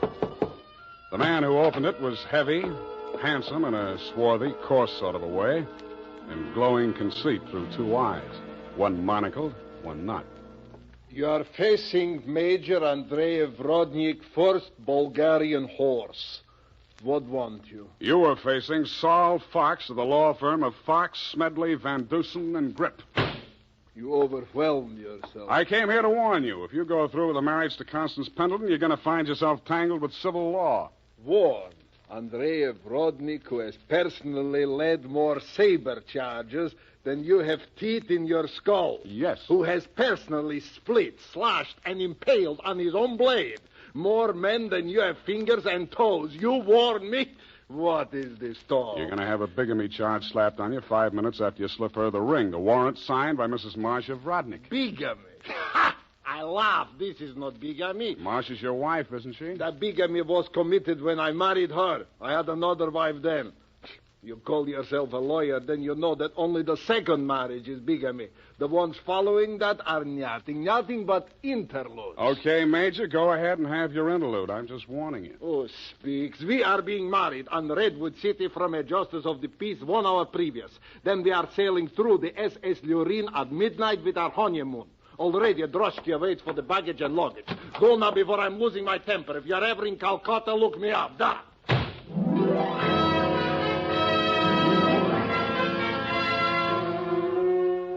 I could see the direct approach was getting me nowhere, so I decided to proceed by stealth.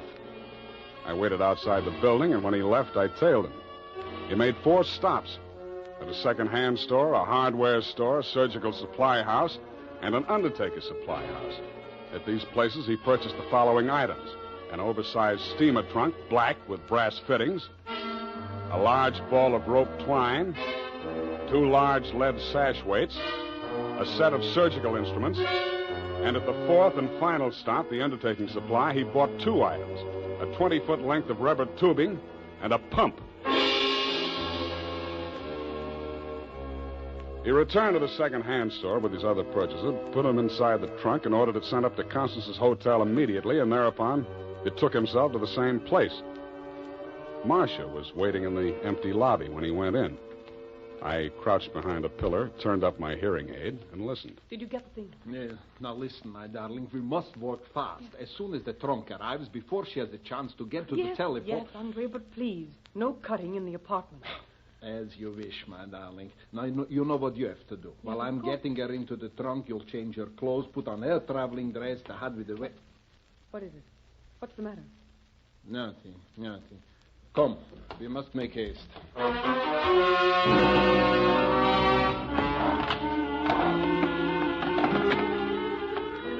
They made haste to the elevators, and I made haste to the row of house telephone booths around the corner and called Constance's room. Hello? Mrs. Rodnick? Speaking. Listen, get out of that room right away. Don't take the elevator. Go down the stairs. Who is this? What are you talking about? I haven't got time to explain, and you haven't got time to listen. All those stories about your husband are true. He's going... Hello? Hello? Are you still on the line? My hand clawed out to the door handle, but I couldn't reach it. I felt as if the walls were closing in around me, and just before it got dark, I had the crazy notion that I was inside Brodnick's big black trunk with the brass fittings. I could still hear Constance's voice way off in the distance, somewhere in the direction of Calcutta. I tried to shout to her, to warn her, and then the lid closed over me.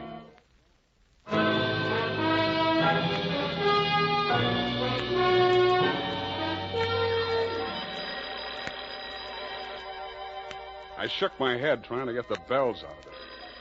Then I remembered where I was and what had happened. I was still wedged into the bottom of a phone booth where I'd slumped when Brodnick sapped me. I got out of there somehow and grabbed a taxi for the Embarcadero. The time was 11:55. The SS Lorraine was scheduled to sail at midnight.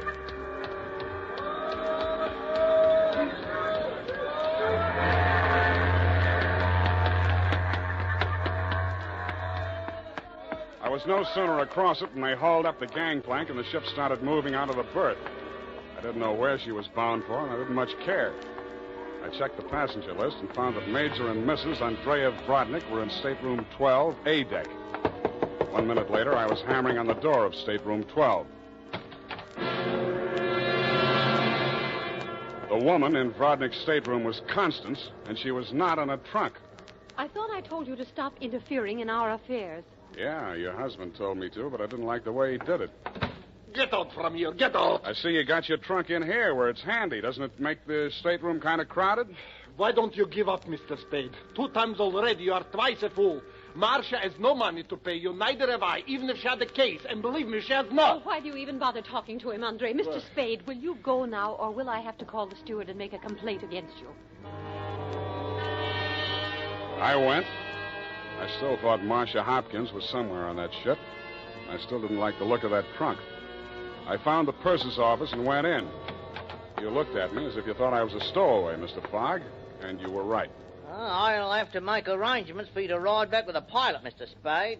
You realize, of course, that you're subject to a fine. Look, I don't want to do anything illegal. You know, it was just an impulsive thing.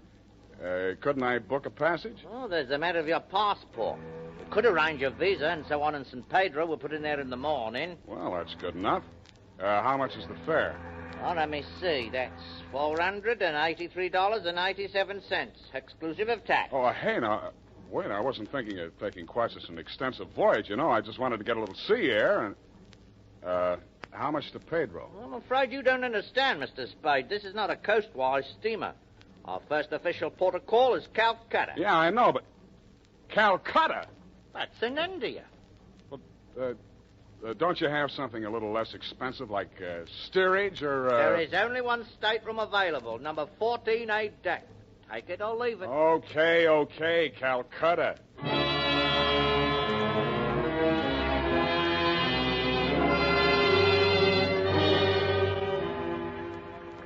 After buying my passage to Calcutta, I had exactly 12 cents left.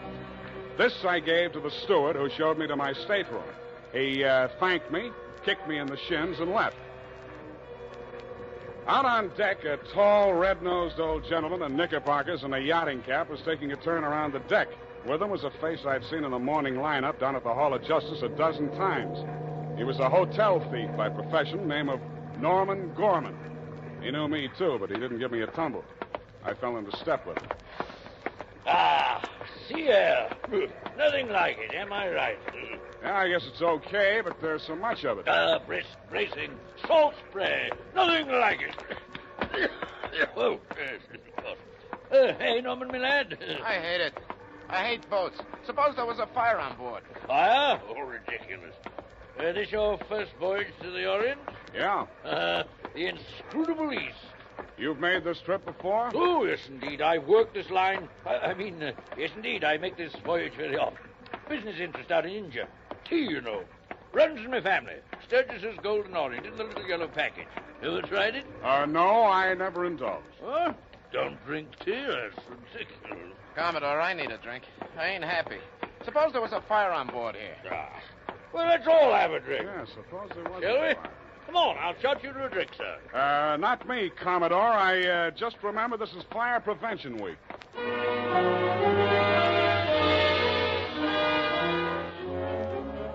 The nearest fire alarm to Brodnick's stateroom was on the companionway leading to the A-deck corridor. It was a glass-enclosed box with a small hammer hanging on a chain. I broke the glass and turned the key. In 3 seconds flat, the entire population of A-deck were shoving each other up the companionway, grabbing for life preservers as they went. The steward hammered on the door of stateroom 12, opened it, shouted inside, and Brodnick and Constance reluctantly came out. I ducked inside, grabbed the handle of the trunk, and started dragging it. When I got it into my stateroom, I broke the lock and lifted the lid. It was Marcia, all right. There was just time to see that before the stateroom door flew open and the ship's officer stuck his head in. I didn't move with you. Didn't you hear the alarm? Why, no, I didn't. What's wrong? Never mind that. Here, take this life preserver. Get going now. Okay, don't touch me. It makes me nervous.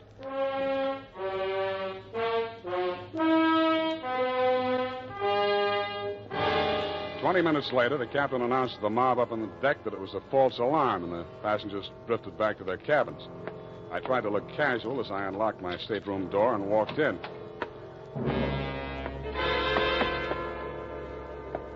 Then I stopped trying. The trunk was still there, but the lid was standing open, and it was empty. I went down to B deck and found the cabin occupied by Norm and the Commodore. That door was locked, so I kicked it in.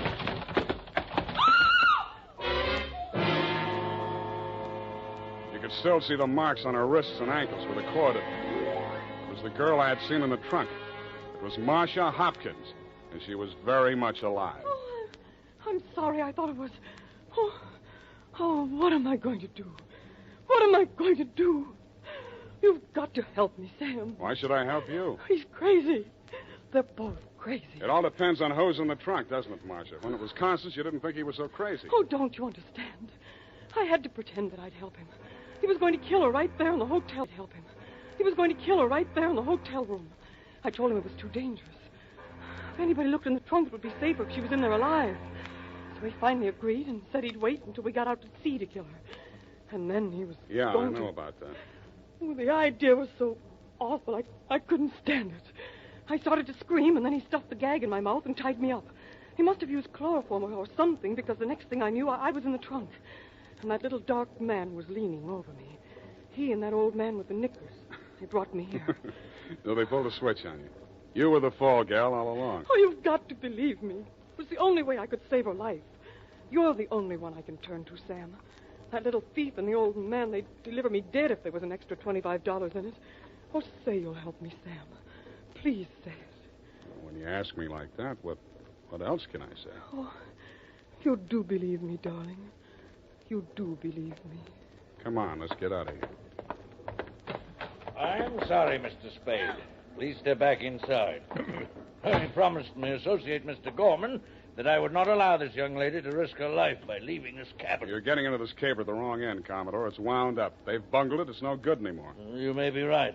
But you understand my position, sir. I can't take any chances.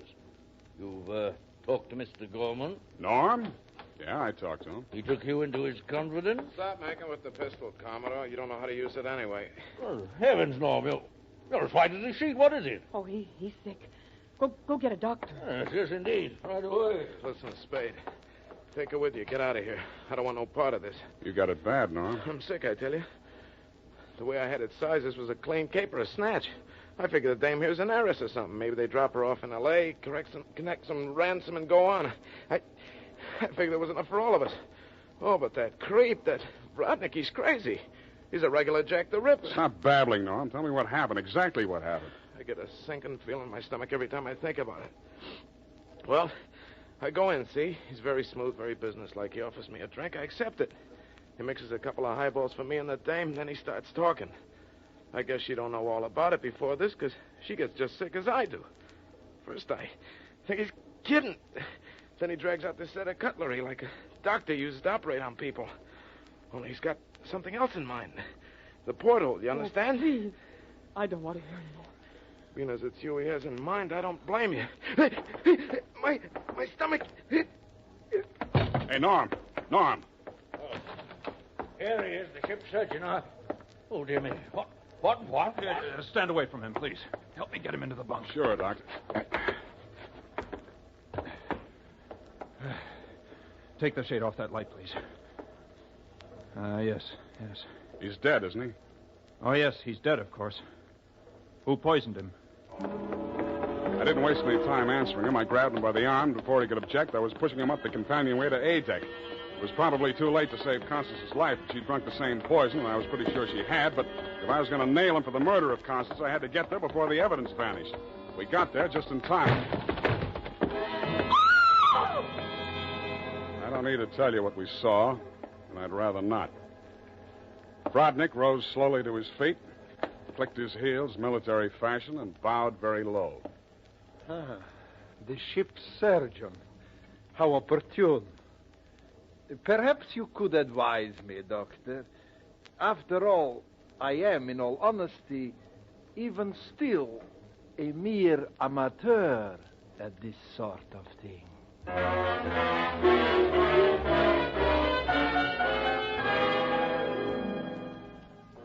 After Rodnick had been taken into custody, we took another turn around the deck. It was daylight, and the ship was lying to off San Pedro. This time, the fresh air really felt good, and so did Marcia. It's all over, Sam. Yes, sweetheart, it's all over. But not between us. Say it, Sam. Say it's not all over between us. How can it be? I knew it. I knew you felt the same way. All my life before, it's been like a terrible nightmare. It never really happened. But it did happen, sweetheart. Oh, but you can forget it, darling, can't you? Please forget it. I'd like to, Marcia. I really would. Hold me close, Sam. Never let me go. You're beautiful. Is that all, Sam? Nothing else? Yeah, lots else. That's why I think we better say goodbye right now. Because when I feel like this, I get foolish. And if I get foolish with you, I'm likely to wake up in a trunk someplace.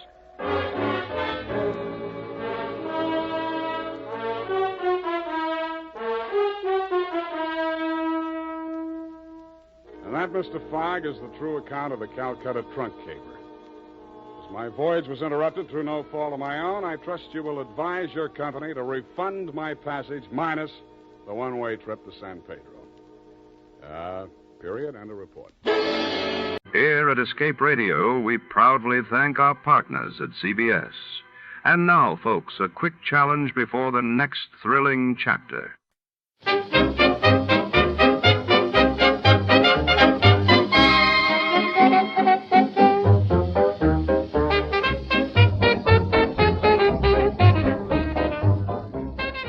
We proudly thank our partners at CBS for tonight's broadcast.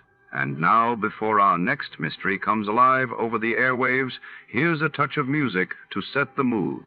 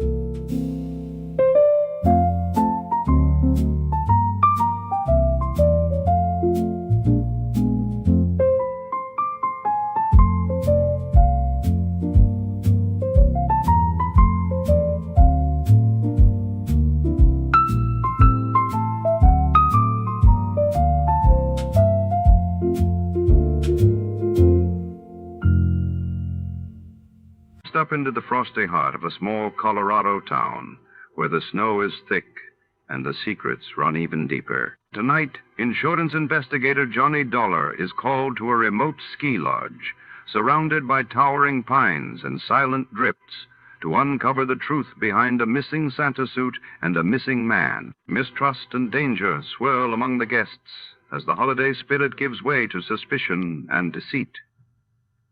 What really happened in the shadowy corridors of Carmen Kringle's lodge? Stay tuned as we follow the clues. But before to start, let's see what happened the day it was aired. It was December 24th, 1956, and that day the world watched as Europe faced a tense Christmas amid the aftermath of the Hungarian Revolution, while across the globe Japan launched its first post-war Antarctic research expedition, marking a bold return to international scientific collaboration. Johnny Dollar. Pat McCracken, Johnny. How's the weather in Palm Springs? A blonde in a bikini just melted past my poolside window. Goodbye now. Oh, don't hang up. Johnny, this job's just a few miles north of where you are. It'll take maybe a day to clear it up. Yeah, you said that last Christmas, Pat, and I got trapped in a blizzard. This season, I soak in the sun. Happy New Year. John, boy, we have a bonus list in this office. Your name could be on it. Near where I am, huh? It's a ghost town named Calico. An old prospector named Kringle is breathing his last up there. I thought old prospectors never died. He wants to change the beneficiary on his $50,000 policy, but a nephew, Ned Kringle, threatens suit if we let him. So you contact our agent, Gene Craig, in Barstow. Who's the new beneficiary? Carmen Kringle. Carmen? A borough. A borough? Yeah. If I don't hear from you, Johnny, Merry Christmas.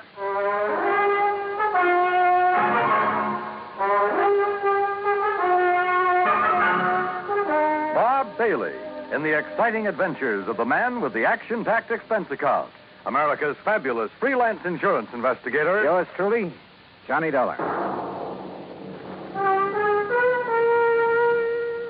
And now, Act One of yours truly, Johnny Dollar.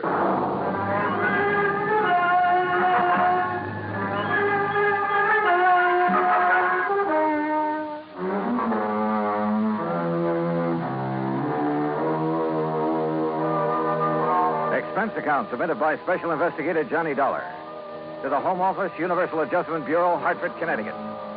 Following is an account of expenses incurred during my investigation of the Carmen Kringle matter. Expense account item 1, $1.40. Telegram to Gene Craig in Barstow telling him where and when to meet me. Item 2, $50 even to Al Sterner for his charter plane to the ghost town of Calico. The guidebook says there's something about desert country that's good for the soul. And in spite of the air bumps, I got a panoramic view of the great Mojave that took my breath away. The sun's setting rays hit the weird mineral stratas of the Calico Range and turned them into a patchwork of beauty. Night comes quickly in this country, and I turned to Al when a Christmas tree cluster of blinking lights appeared under our wings. By way of answer, he put the plane into a glide and set us down on the smooth surface of a dry lake bed.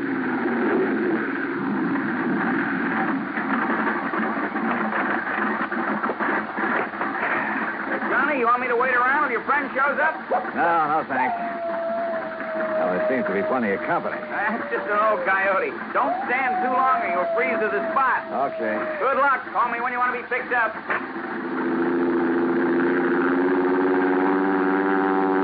I watched Al's plane until it was swallowed by the darkness. Then suddenly I got that feeling in the hair on the back of my neck that I wasn't alone. The moon was up enough to make out shadows, and silhouetted in a circle around me was a strange collection of figures. One of the pack moved toward me. And for a crazy second, I thought I'd bumped into Santa Claus's reindeer. Then a car without lights came rushing at me. The headlights slammed on, and I got a glimpse of a donkey herd scattering into the night. All right, mister. Walk toward me. Slow, with your hands high. I've learned never to argue with a Winchester 94, so I followed orders. I spotted the weaving headlamps of another car approaching and prayed it was the agent, Gene Craig. Close enough, Sonny. I can pop the rattlers off a sidewind at 60 yards, so don't you make no sudden move. He was maybe 60 with gray sideburns and a frosty goatee. A marshal's badge was pinned to his leather jacket. All right, now, mister. Marshal, that's all right. That's Mr. Dollar. Huh? I was supposed to meet him earlier. I'm awfully sorry, Mr. Dollar. I'm Gene Craig. Huh? I couldn't get here until I drove Doc Spangler up to Chris. He's had another setback, Marshal. Yeah, some darn fool let down a rail on his corral, and Chris Kringle's whole herd got loose.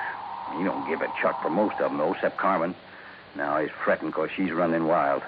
Almost had him tracked down when this here fella showed up. If you vouch for him, huh, Gene? You are Johnny Dollar, aren't you? Well, a frozen facsimile. Come on, I'll drive you into Calico. You tell Chris that I'll have his Carmen back in the corral before the moon's full. And, Gene. Yeah, Marshal. Tell the old sourdough to stay alive, will you? We need him around here. Sorry about mistaking you, Mr. Dollar.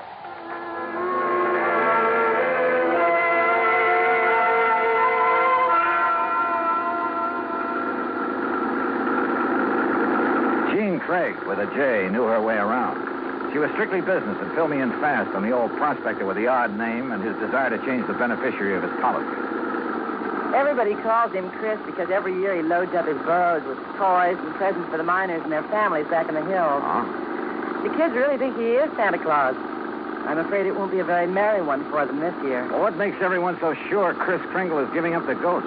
Doc Spangler says there's nothing apparently wrong with him. It's more like he's given up. Oh, what's with this Scrooge character, the nephew? Ned Kringle seems all right. It's the man with him, Willie D'Agostino. He does the talking for Ned. You'd think he was going to inherit the money. Well, maybe he's expecting to. You know, you're making a good case for Carmen. Can a burro be a beneficiary, Johnny? Chris can leave it to a three-masted schooner if he wants, providing a trust is set up. Could the people of Calico be that trust if they promise to take care of Carmen? Yeah, I guess so. Why? That's the way Chris wants it. That way there'll always be a Christmas in Calico. What happens when Carmen goes to donkey heaven? Or is it burros that never die? There'll always be burros in Calico, Johnny. And one of them could always be named Carmen.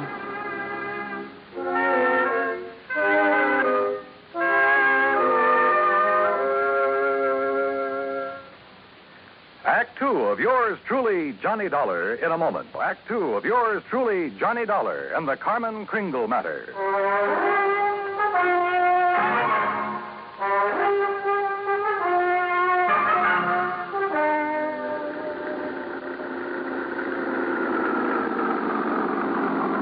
Well, here we are, Johnny. Calico, once the richest silver city in the West. It was unbelievable. Like seeing a page from the past. Walter Knott, famed creator of Knott's Berry Farm and Western historian, had bought the old ghost town's battered remnants and restored it to the way it must have appeared in the wild and fevered days of the Silver Lode. I could make out signs nailed to weathered batten boards that told of a flourishing and colorful past. Joe's Saloon, The Last Chance, Hyena House Hotel, Lane's Mercantile, the Calico Prince. High on a hill at the edge of town, people were gathered at the entrance to a cave that was illuminated by hundreds of miners' lamps. Kind of gets you, huh? Almost like it was planned. They're rehearsing for the Christmas Eve pageant. Maybe you can spend Christmas Eve with us, Johnny. If you don't have other plans. I have a day with a steam-heated swimming pool. What? Come on. Let's meet the old man. Expense account item 3, $100 for a quart of perfume or a mink scarf, anything to wipe the hurt look off of Jean Craig's face. She led me up the steps to the rickety porch of Chris Kringle's wooden shack. A tall figure carrying a black bag stepped toward us out of the shadows. Jeannie, I'm glad to see you.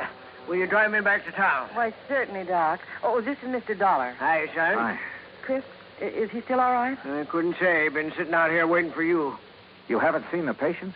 The medical man owes a duty and all that, but I'm too old to talk back to a gun. They wouldn't let you in? Tired of it. Well, I'm not a medical man. Well, please be careful, Johnny. I told you, Stallbone, stay away and leave the old man Well, if it ain't little Jeannie, the policy fixer. And who are you, mister? Willie D'Agostino. This is Johnny Dollar. He's from the insurance company to see about changing the policy. Who is it, Wooly? Who are you talking Relax, will you, and let him give us some tourist directions back to Barstow. There'll be no policy changing at this late date, mister. Ned Kringle is very bereaved at the imminence of his uncle's demise. Just family admitted at this sad hour, so mosey along, folks. I'll leave the young man to his grief. Your foot is in the door, mister. I don't like your foot, and I don't like you. His hand moved to his shoulder holster, but Jean was standing right beside me. It was Doc who suddenly shouldered past D'Agostino and fled up the stairs that gave him my chance. I kicked the door wide. Threw him off balance. I shoved Jeannie aside, and that was a mistake. Because a million Christmas tree lights blazed up in my skull.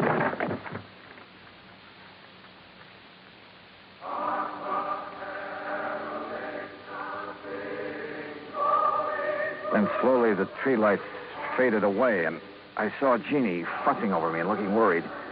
A young, nice-looking fellow was seated next to a marble-top table. D'Agostino leaned against the stone fireplace and dangled his gun, smiling like he had a stacked deck. He's all right, Doc? A nasty cut, but no fracture. I know how to pull my punches, Doc. The old man. How is he? No better, no worse. Just lying up there staring at the ceiling. I want to see Chris. I have a right to, Ned. I'm an old friend. Wooly, wouldn't it be okay if Jean just went up? No, let him die in peace. He's past care and who sees him. Wooly, these people have a right. I said no. I'll get a hero boy in his feet and shove off. Go on. Come on, Johnny. Help me, Doc. How's it going to feel, Ned? Sharing blood money with a hoodlum. Your uncle paid for that policy with a pick and a shovel. It took a lot of years, a lot of sweat.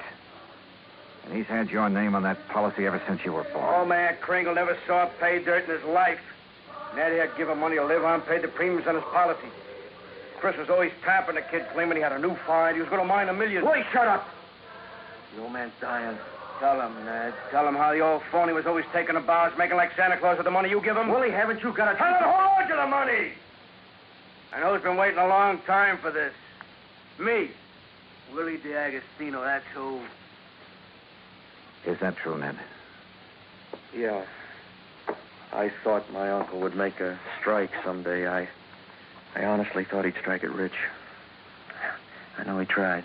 He did strike it rich, Ned.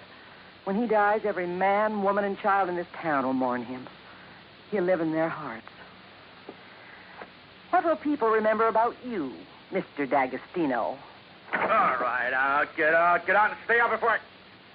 Willie, this rifle will make a hole in your belly big enough to pass a borax beam through. So you just drop that gun. Well, I don't know what the shouting's about, but you're guilty of carrying sidearms and you're threatening violence, Mr. D'Agostino. And ain't nobody does that in Calico, as long as I'm the marshal. Now, you better get. Ed Dolar, I love you. Oh, so let Gladys hear that. Well, I'll see how Chris is. Doc, you tell the old buzzard that I got his Carmen back in the corral. Jingle bells and all. Yeah, nice work, Ed. Now, what's holding you, mister? Okay.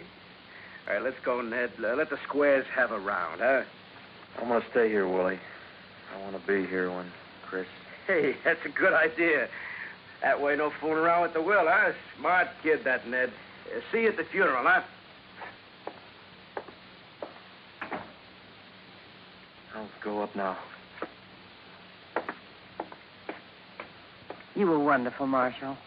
And you too, Johnny. Oh, yeah, sure. I take a nice sock on the head.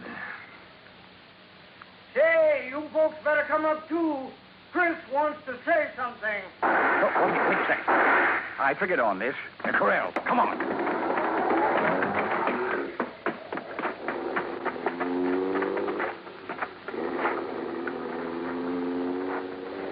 D'Agostino must have had another gun in his car. One of the bullets had found the mark he intended. Willie Boy wasn't taking any chances that Carmen Kringle would inherit $50,000. We found the burro lying on her side, quite dead. Jingle bells and all.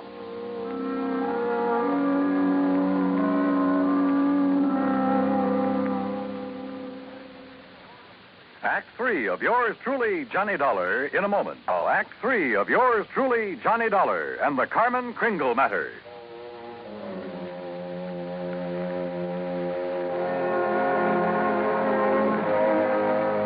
Oh, Marshal. Johnny, how could he have been so cruel? Carmen dead. It's just not right. Yeah, I figured D'Agostino might be mean enough to try killing Chris's pet burro. We can't tell him about it. It would kill him for sure. You'll have to know the truth, Gene. You'll have to decide about the will. Yeah, truth is always the best. And easy this time. Easy? Huh? Yeah. I'll just take these bells off of this poor little feller, and I'll put them where they belong. Carmen? What? Carmen. Oh. Mosey over here now. Well, you pulled a switch. You put these bells on another burro. Yeah. I didn't trust that greasy character, and I was right. A nice girl, Carmen. I'll be. Now, you folks going up and see old Chris. I'll keep an eye on this here $50,000 jackass. That's the way it's going to be, ain't it, Johnny? Yes, sir. That's the way it's going to be. But I was wrong. The roly-poly little old man in the four-poster bed with his white whiskers resting on the quilt changed his mind again. Even after hearing about how the marshal saved Carmen. I wasn't going to scratch Ned's name off of that insurance, Mr. Dollar. I tried to shake that D'Agostino, figuring he'd take his hooks off of Ned if he thought my Carmen was going to get the money. Oh, I was scared for a while that I just might have to up and die to square my nephew's gambling debts. I'm sorry, Chris. I'll work my fingers raw paying every cent I owe, but I'll pay him back with interest. I want you around. Okay, Mr. Dollar. Yeah, Chris. Lift the lid on that footlocker and fetch me one of them bags in there. They're pretty heavy, but you look strong. Oh, they're sure heavy enough. You got them stuffed with silver? It's better than silver. Open it up there. Yeah, that's it there. Yeah, you recognize it, Doc? Yeah. Maybe you'd better have a good sleep, Chris. This here is plain old gravel. Oh, plain gravel. It's uranium, Doc. Huh? The last batch assayed at $900 a ton. And I got a mountain of it staked out. In both our names, Ned. You don't say why, Chris. Mr. Dollar, if you and Jeannie check with the Barstow Bank, you'll find that they'll extend credit on the strength of that assay. You reckon you can spend 2 days buying enough presents so as we won't disappoint the folks hereabouts?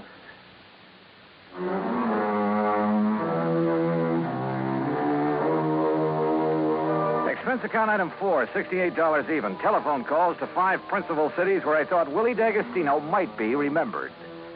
The police departments had a long list of reasons why they remembered Willie. That was my Christmas present to them. Expense account item 5, another $50. Truck rental to haul the presents we bought for Ned to give away come Christmas morning.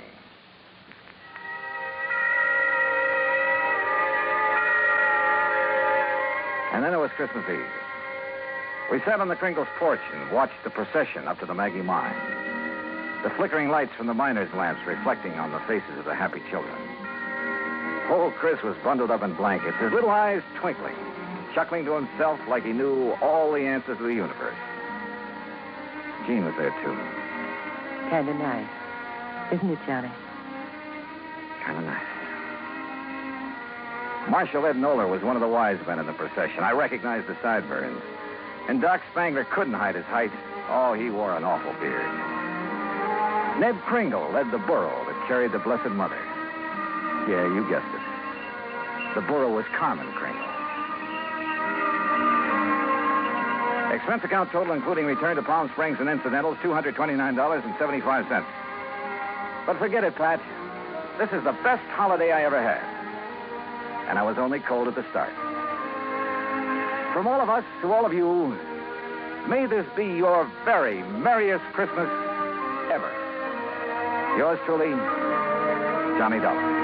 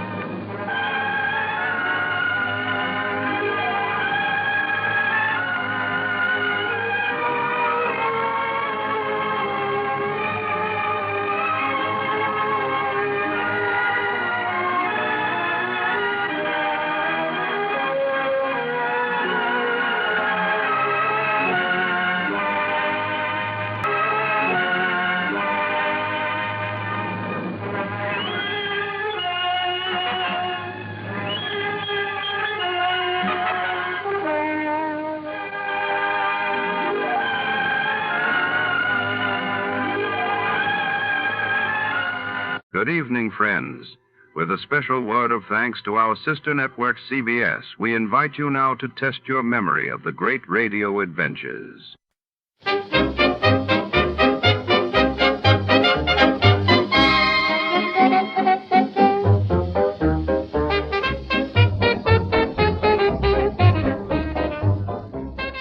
In the shimmering corridors of a high society athletic club, a mysterious insurance claim puts Perry Mason on the trail of a fortune $100,000, insured for a pair of celebrated dancers' legs. When scandal and suspicion pirouette through the marble halls and mirrored studios, a murder turns the case into a deadly ballet. Secrets hide in the locker rooms, and shadows cross the parquet floors. Before to start, let's see what happened the day it was aired. It was December 28, 1957. That day, the world watched as the United States announced its successful test of the Atlas intercontinental ballistic missile while in Europe. Pope Pius VIII delivered an urgent plea for peace in his annual Christmas message broadcast from Vatican City.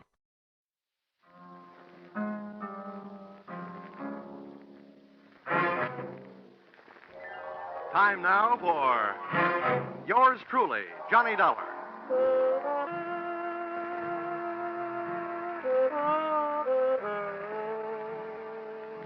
The next half hour has its baggage packed to take a trip with America's fabulous freelance insurance investigator, Johnny Dollar. At insurance investigation, he's just an expert. At making out his expense account, he's an absolute genius.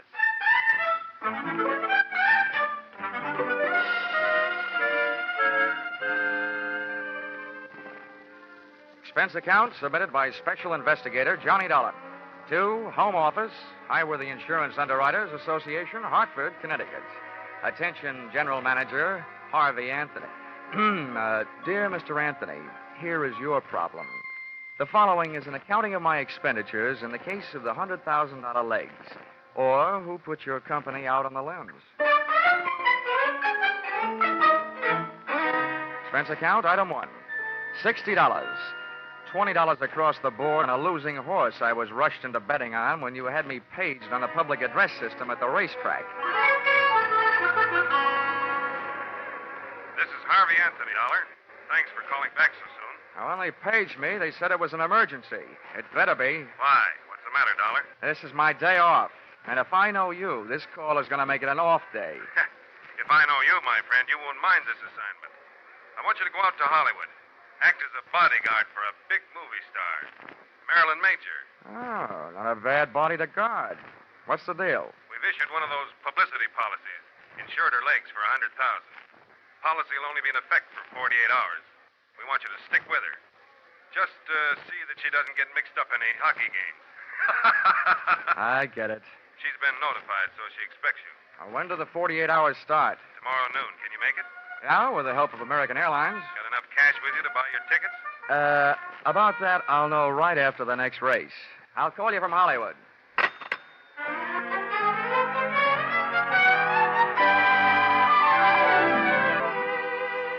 Expense account, item 2, $10. Borrowed from a friend. Taxi fare from the racetrack to town, where I cash check to pay, item 3, $186.13. Plane fare, Hartford to Hollywood. Item 4, $350. Cab fare, Los Angeles Municipal Airport to the home of the insured, Miss Marilyn Major, at the Horizon View Apartments on the Sunset Strip. Tip to driver, $1. Miss Major's apartment had the best view of the horizon, it being the penthouse. But her outlook was anything but rosy. I found the apartment door open. First I looked in, then I went in.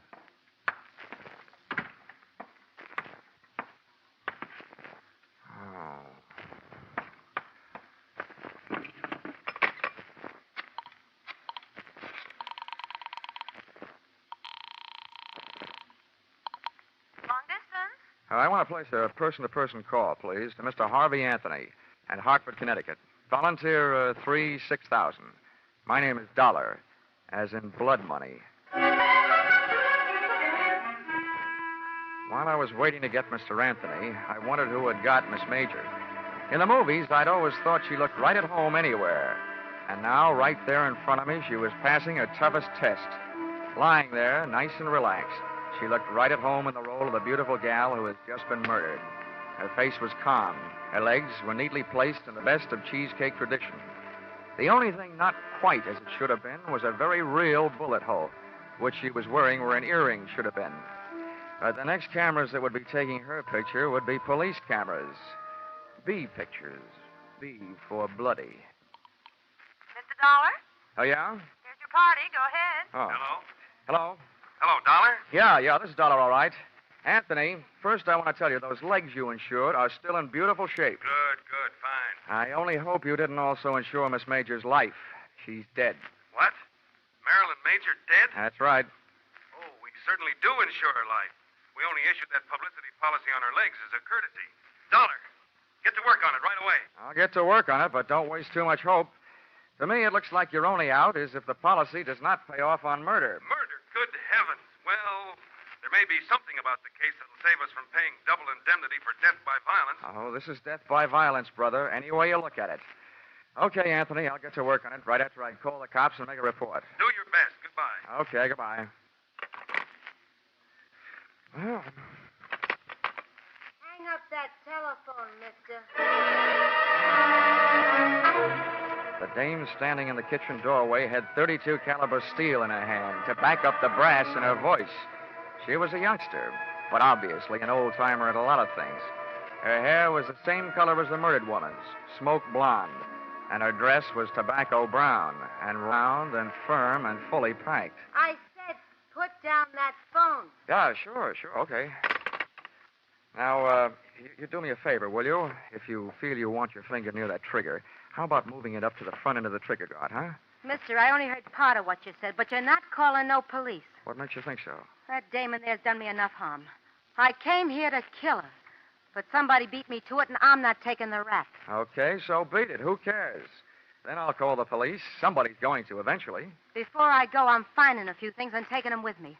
Now, come on, get up on your feet, mister. You're coming with me in the bedroom. Okay, don't get excited. Okay, mister. Over against that wall with your face in close and your hands straight up. Come on, move. All right. You learn this at the movies or by watching your friends work? Don't be a wise guy. I'm not as dumb as I look. Now, hold still. Look, sister, by this time I shouldn't still like you well enough to warn you, but what you're doing right now will get you in plenty of trouble, even if you didn't commit this murder. I'll take that chance. If you don't get picked up for larceny, they'll still get you for tampering with evidence. As far as the police are concerned, at the scene of a murder, nothing gets touched. They like it that way. What I'm taking won't even be missed. There are plenty more here just like them. That's all she's gotten here. Love letters from men. Who are you covering up for? Your boyfriend? It's none of your business, mister, but it's my husband I'm covering up for. Well, then you're just plain nuts. If he knew her, they'll find that out. And then if they want him, they'll find him. Yeah, and they'll find him dead. Huh? My husband committed suicide over that no good dame this morning. Oh. No, I've had enough out of you. Back up. 2 steps. Okay. Now get over there and into that closet. Come on. Too bad. What's the matter? I always feel sorry for a sucker. I felt around in the dark. It was a small closet. That meant not much air. That meant doing something about it. I took my fingernail file, stood it on edge, and slipped it under the door, pressing down the nap of the rug. I did the same with my fountain pen. That would at least allow a small supply of air to sneak into my stuffy little cell. And then I glued my ear to the thin wooden panel that separated me from the bedroom. It wasn't long before my captor apparently completed her search. I heard her pass the closet door and head for the front room. I didn't hear her dial the phone, but it didn't take me long to realize that's what she was doing and who she was calling. Give me the police. This is an emergency. Hello? Hello, police? I want to report a murder. All right. Hello? There's been a murder. The movie star Marilyn Major in the penthouse. The Horizon View apartment on the Sunset Strip. Never mind who I am. I've caught the murderer. You'll find him locked up in the closet. From the moment she hung up, I could only guess what was happening. I heard a man's footsteps rush in and then his voice. Blackmail me, will you, cheap? That's what I'm paying you for these letters. Now I'm taking them with me. I didn't think I had the time to spend picking the lock on the closet door, so I started kicking. The girl who had just tried to turn me into the cops was lying on her face in front of the telephone stand, and a covey of bullets had turned the brown silk on her back into wet red lace. She'd been shot in the back. And if she'd succeeded in finding her letters, her killer had taken them with him. I made a quick search myself and took a look through the remaining sets of letters. One from a guy who signed himself Baron, and the other one from a guy whose autograph read, "With all my love, Lawrence." My instincts were trying to pull me out of that apartment, but one look down the street threw them into reverse. Black and white prowl cars were arriving, and it was less than another minute when their passengers started pouring out of the elevator and through the front door. out. I'll take it. All right, come around. It's in the bedroom closet, boys. Make sure you don't stand in front of that door. Okay, Lieutenant. Never mind the closet, Lieutenant. It's empty. I kicked my way out. All right, let's see your hands. Get them up. I swear I'm going to buy some stock in a gun company. Everybody's got them. Miller, get around behind him. Check him for weapons. Yes, sir. He's clean, Lieutenant. Okay. Who are you? Johnny Dollar. And if you lend me back my right hand, I'll give you my ID. It's in my wallet. Keep him up. Miller, get his wallet. Yes, sir. Here it is. Insurance, Dick, huh? Please, I'm a freelance special insurance investigator. It sounds better. Keeps my price up. Hartford, huh? Well, what's your story? Well, first, I'd like to go on record as saying I didn't commit either one of the murders. Either one? What are you talking about? Well, this one here is the girl who phoned in the report that brought you here. The one she was talking about, Marilyn Major, is lying just as dead on the floor in the bedroom. Miller, get in there and take a look. Yes, sir. While he's looking, you keep on talking. Okay, I'll start from the beginning. I was sent out here by Highworthy Insurance. They just issued a policy on the legs of that dame in the other room. $100,000. Publicity stunt. I was supposed to protect their interests. What do you mean by that? Well, what do you think? I was supposed to see that she didn't attempt any Hindu fire dances or try walking any tightropes during the next 48 hours. Well, your worries are over in that department, at least. What else? When I got here, the door was open. I walked in and found her, dead. Any way to prove that? Any witnesses? Just one. She's lying there behind her. Uh-huh. Over the phone, she accused you of the murder. That's the wrong kind of a witness. No, Lieutenant. The wrong kind of dame. She knew I didn't do it. She was somewhere in this apartment when I arrived. Then why did you say it? I can hardly ask her. Listen, Lieutenant. She did tell me that she came here to get some letters. Her husband had written them to the major dame. She said she was trying to protect him. From what? Who knows? Maybe she just wanted him to rest in peace. The guy committed suicide this morning. We can't check your story with him, can we? You've got a lot of dead friends. How did this one here get that way? I'm not sure. While I was in the closet, I heard her call you. And then a man came in and yelled something about blackmail at her and shot her. And naturally, he had disappeared by the time you kicked your way out of the closet. That's right. This story of yours may win some kind of a prize, Dollar, but not for me. I'm not a judge. That's one thing in my favor. Hey, Lieutenant, I got something. The dame is dead, all right. And look what I found in that closet. A fingernail file, a fountain pen with a name on it, Johnny Dollar, and a .32 caliber revolver jammed in a shoe. Well, Dollar, that combination puts you in a kind of jam, too. Look, Lieutenant, I think I can make you see things my way if you let me go through my story once more. I was sent out here by Highworthy Insurance Underwriters.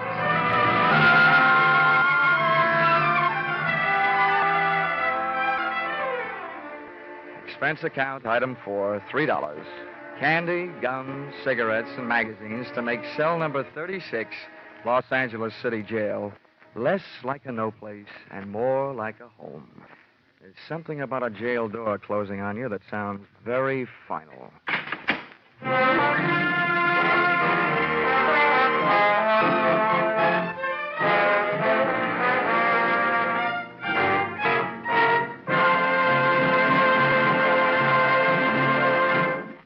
In just a moment, we'll return to the second act of Yours Truly, Johnny Dollar. But first, we want you to know that the biggest jackpot in the history of radio, $50,000, goes in the works tomorrow night when CBS' great Saturday night quiz show, Sing It Again, comes to you again over most of these same stations. $50,000, $25,000 in marvelous prizes, plus $25,000 in cold, hard cash. And that's only the beginning, because the longer the phantom voice questions elude the listeners, the higher the rewards go. Be sure you're around tomorrow night when Sing It Again sets telephones ringing across the nation, and $50,000 goes riding on each call.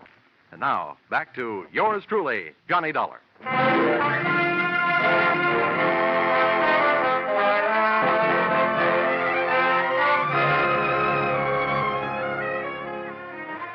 When I accepted this Hollywood assignment, I visualized spending much of my time gazing upon bars, but not the kind offered by cell number 36.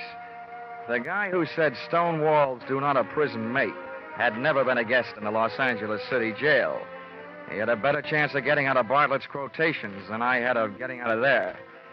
But, as we keep saying in the insurance racket, never say die.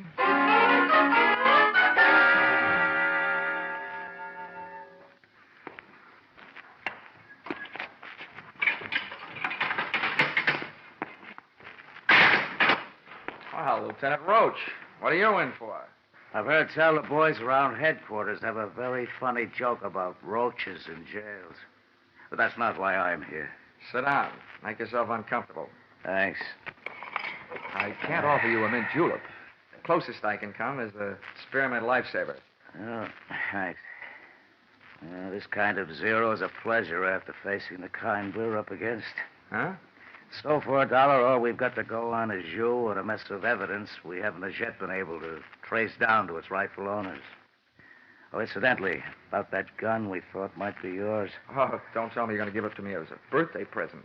It was the weapon used to kill Marlowe Major, all right. The paraffin test we took on your hands let you out. You haven't been firing any guns lately. Does that mean you've come here to escort me to the front door? No, not so fast. We do want to know what your fingerprints were doing all over those 2 bundles of love letters we found. I'm going to have to learn to pick things up with my knuckles. Lieutenant, I just had a natural curiosity as to who killed the cat. The only difference between us, Roach, is that your curiosity is official. How far did you get? Not far enough. Didn't take much figuring to know that Miss Major has been playing a high-class badger game. All the perfume in the joint couldn't cover up the smell of blackmail.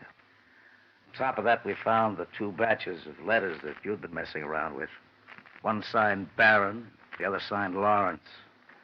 Those, the fire department should be handling. Oh, yeah.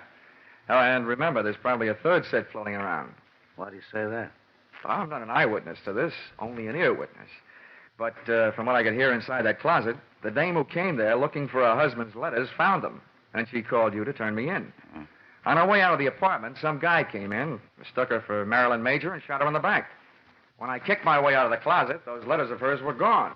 So, figures the murderer grabbed the letters out of her hand, thinking there was some he'd written. Uh-huh. Then in your file, the killer was either that Barron fellow or the other one, Lawrence. Lieutenant, in my file, they're both murderers. It's just a question of who killed whom. The guy who killed Marilyn Major certainly wouldn't have come back to kill her again, would he? In this town, you never know. Look, Lieutenant, I got a 2-way stake in this thing. One, to get my name cleared. The other, to get my job done. And I'm in a hurry. I imagine you are, too. Well, Marilyn Major was a big name. That means we'll soon have newspapers burning under our seats. We're in a hurry, all right. Okay, then listen. If I were either one of those murderers, and I know that the police probably had a handful of letters that could send me to the gas chamber, I'd head for the border. Yeah? But if I thought an outsider had them, somebody they might be able to buy off or scare off or beat off, then I'd go find that guy. Well? Let's bring this thing to a head in a hurry. Run a story in the papers. Tell them you released me. Tell them I escaped. Tell them anything, just so long as you tell them that you suspect that I have those letters hidden someplace. Well, if you don't mind taking the chance of having 2 murderers gunning after you, we certainly don't. Oh, I mind. Believe me, I'm not doing you any favors. It's just that I'll feel safer in my own hands. Okay, Mr. Pigeon, you've got yourself elected. We'll publish that story. Then we'll let you fly the coop. Good enough. Just make sure that you give me plenty of fighter cover. Expense account, item 6, 7 cents. Purchase of newspaper, an extra edition that hit the street about a half an hour before I did. Item 7, $5. A big square meal to make up for the ones I'd missed, ignoring the little round beans while a guest of the city. Seeing the lieutenant's fiction in black print on the front page of a newspaper almost had me believing it. There was my picture, big as life. And when those birds set up a pigeon, they made sure everybody would know the location of his roost. Firmly planted high in the story was the name of the hotel into which they had registered me, and to which I was under orders to proceed immediately.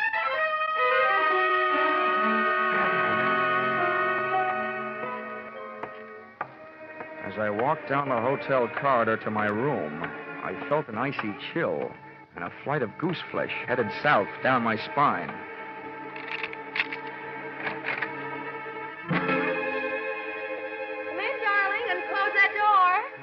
expected company, but not your kind. At first, I thought I'd gotten into the wrong room. This kid looked right at home. And she used some of the clothes from a half-packed overnight bag to make her look it. Oh, you're Johnny Dollar. Yeah. Thanks for saving me a calling card.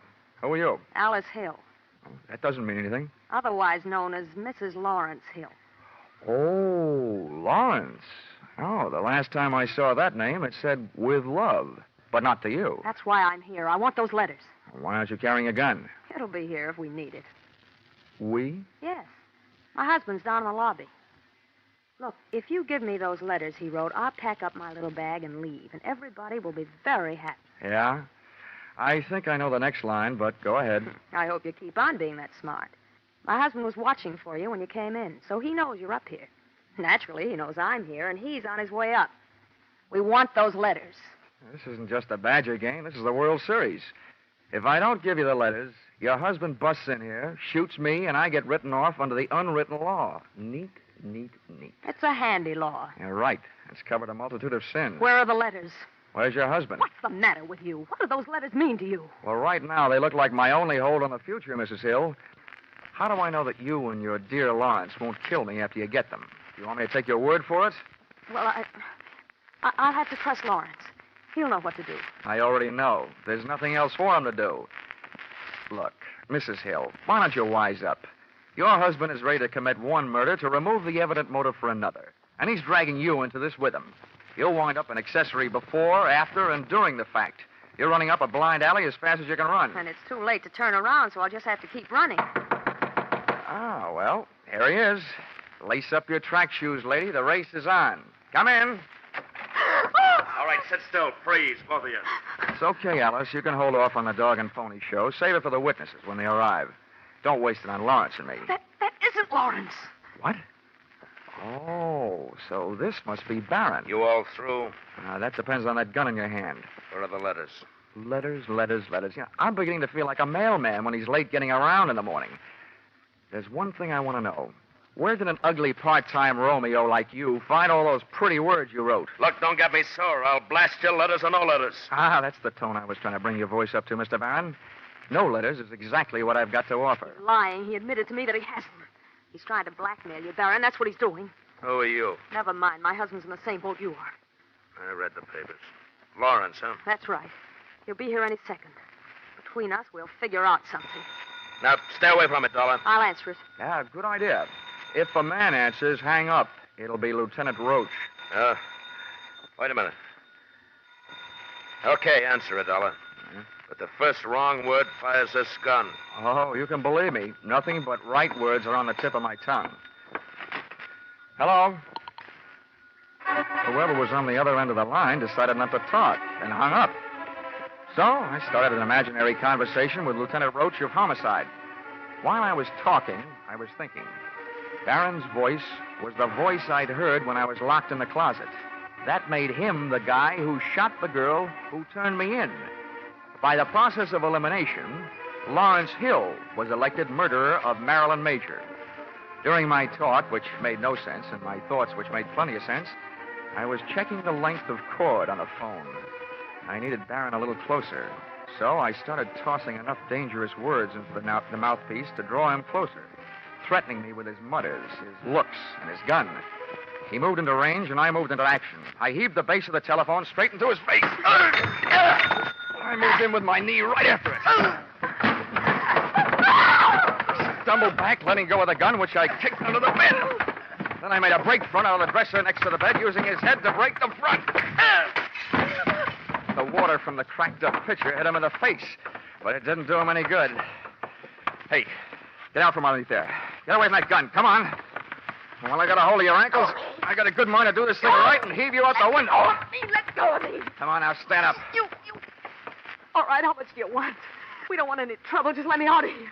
We'll pay you anything. My husband's an important man. So am I. I've had all the pushing around I'm going to take. From now on, I'm the dealer, and your hand is to shut up. All I want to do is get out of here. Oh, no, you don't. I baited you. You tried to bait me. Now we'll both sit here and bait your husband. It must have been him that called this room and hung up when he heard my voice. One thing I didn't bother to tell you. Your husband couldn't have known I was up here until then, because I came in the hotel the back way and came up here the back way, elevator and all. What do you mean? You baited me. Why do you think the police put my name, my address, and my picture in the newspapers? To draw autograph owners? Oh. Oh is right. Now get over there in the corner while I retrieve Mr. Barron's gun from under the bed before some mouse crawls out of the woodwork and tries taking a shot at me. Go on, get going. Turn around. Okay. Now, if you don't want me shooting runs in your stocking, don't make a move while I'm under the bed. I feel like something that old maids hope for. Lawrence! Where is he? On the floor. He's got a gun. Shoot him. Kill him under the bed. No, Lawrence, not him. Dollar, he's under the bed. Under the bed and taking no chances.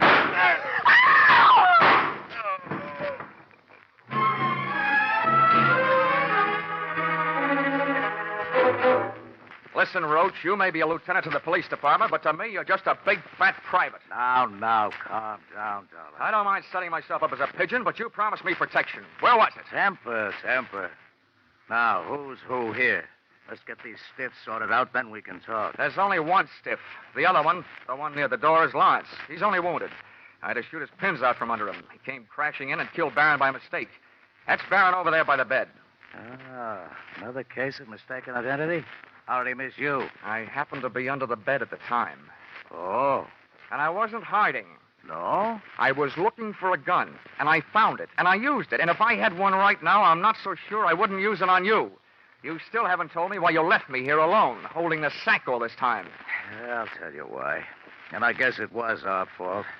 The men I had posted in the lobby didn't see you come into the hotel. Well, how do you like that? Johnny Dollar. Wise guy. Huh? Lieutenant, I got some news for you.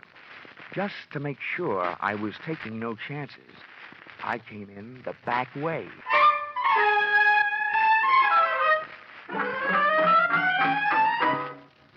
Expense account, item 8, $62. Hollywood Entertainment. Seeing what there is to see at Ciro's. Item 9, $105. Seeing to it that one of the things I saw at Ciro's had a good time with me at the Mocambo. Item 10, $186.13. Plane fare, Hollywood back to Hartford. Item 11, $1. Ticket to the movies, back in Hartford, to study the last motion picture of Marilyn Major, so that in the future I'd be sure to steer clear of her kind of a woman, who is too much of a jinx for my kind of man. Expense account total, $948.76. Signed, yours, truly, Johnny Dollar.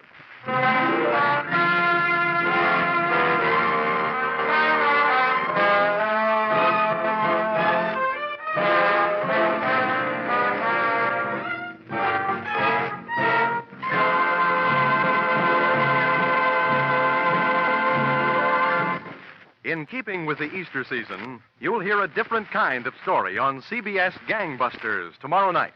The authentic story of a former gangster's fight to go straight, broadcast in cooperation with outstanding parole authorities. You'll find this Easter Eve Gangbusters drama as gripping as any program CBS has ever brought to you. Tomorrow night, you'll also find a mid-April adventure with the intriguing title, The Heat Wave, on CBS Philip Marlowe program. Gangbusters and The Adventures of Philip Marlowe are regular Saturday night features on most of these same CBS stations.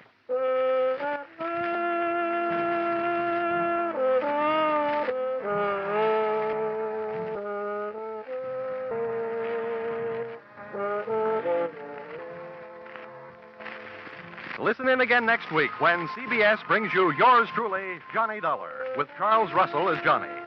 Written by Paul Dudley and Gil Dowd with music by Mark Warno, yours truly, Johnny Dollar, is produced and directed by Richard Sandville for CBS, the Columbia Broadcasting System.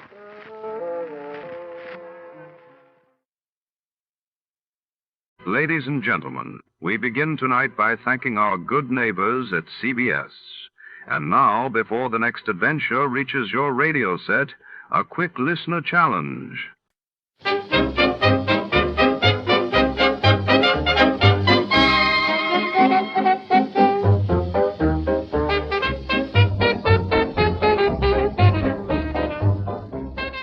Los Angeles, 1949.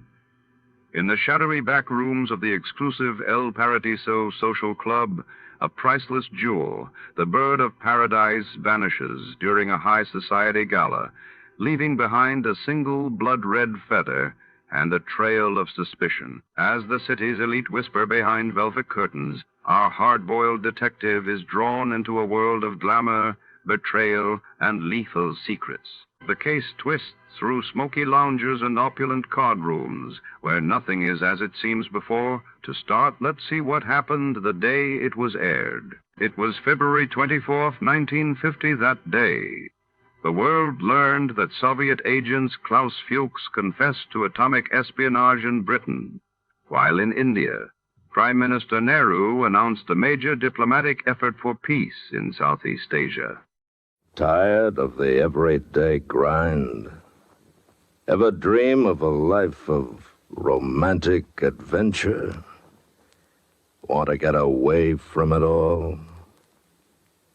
We offer you Escape. Escape, designed to free you from the four walls of today for a half hour of high adventure.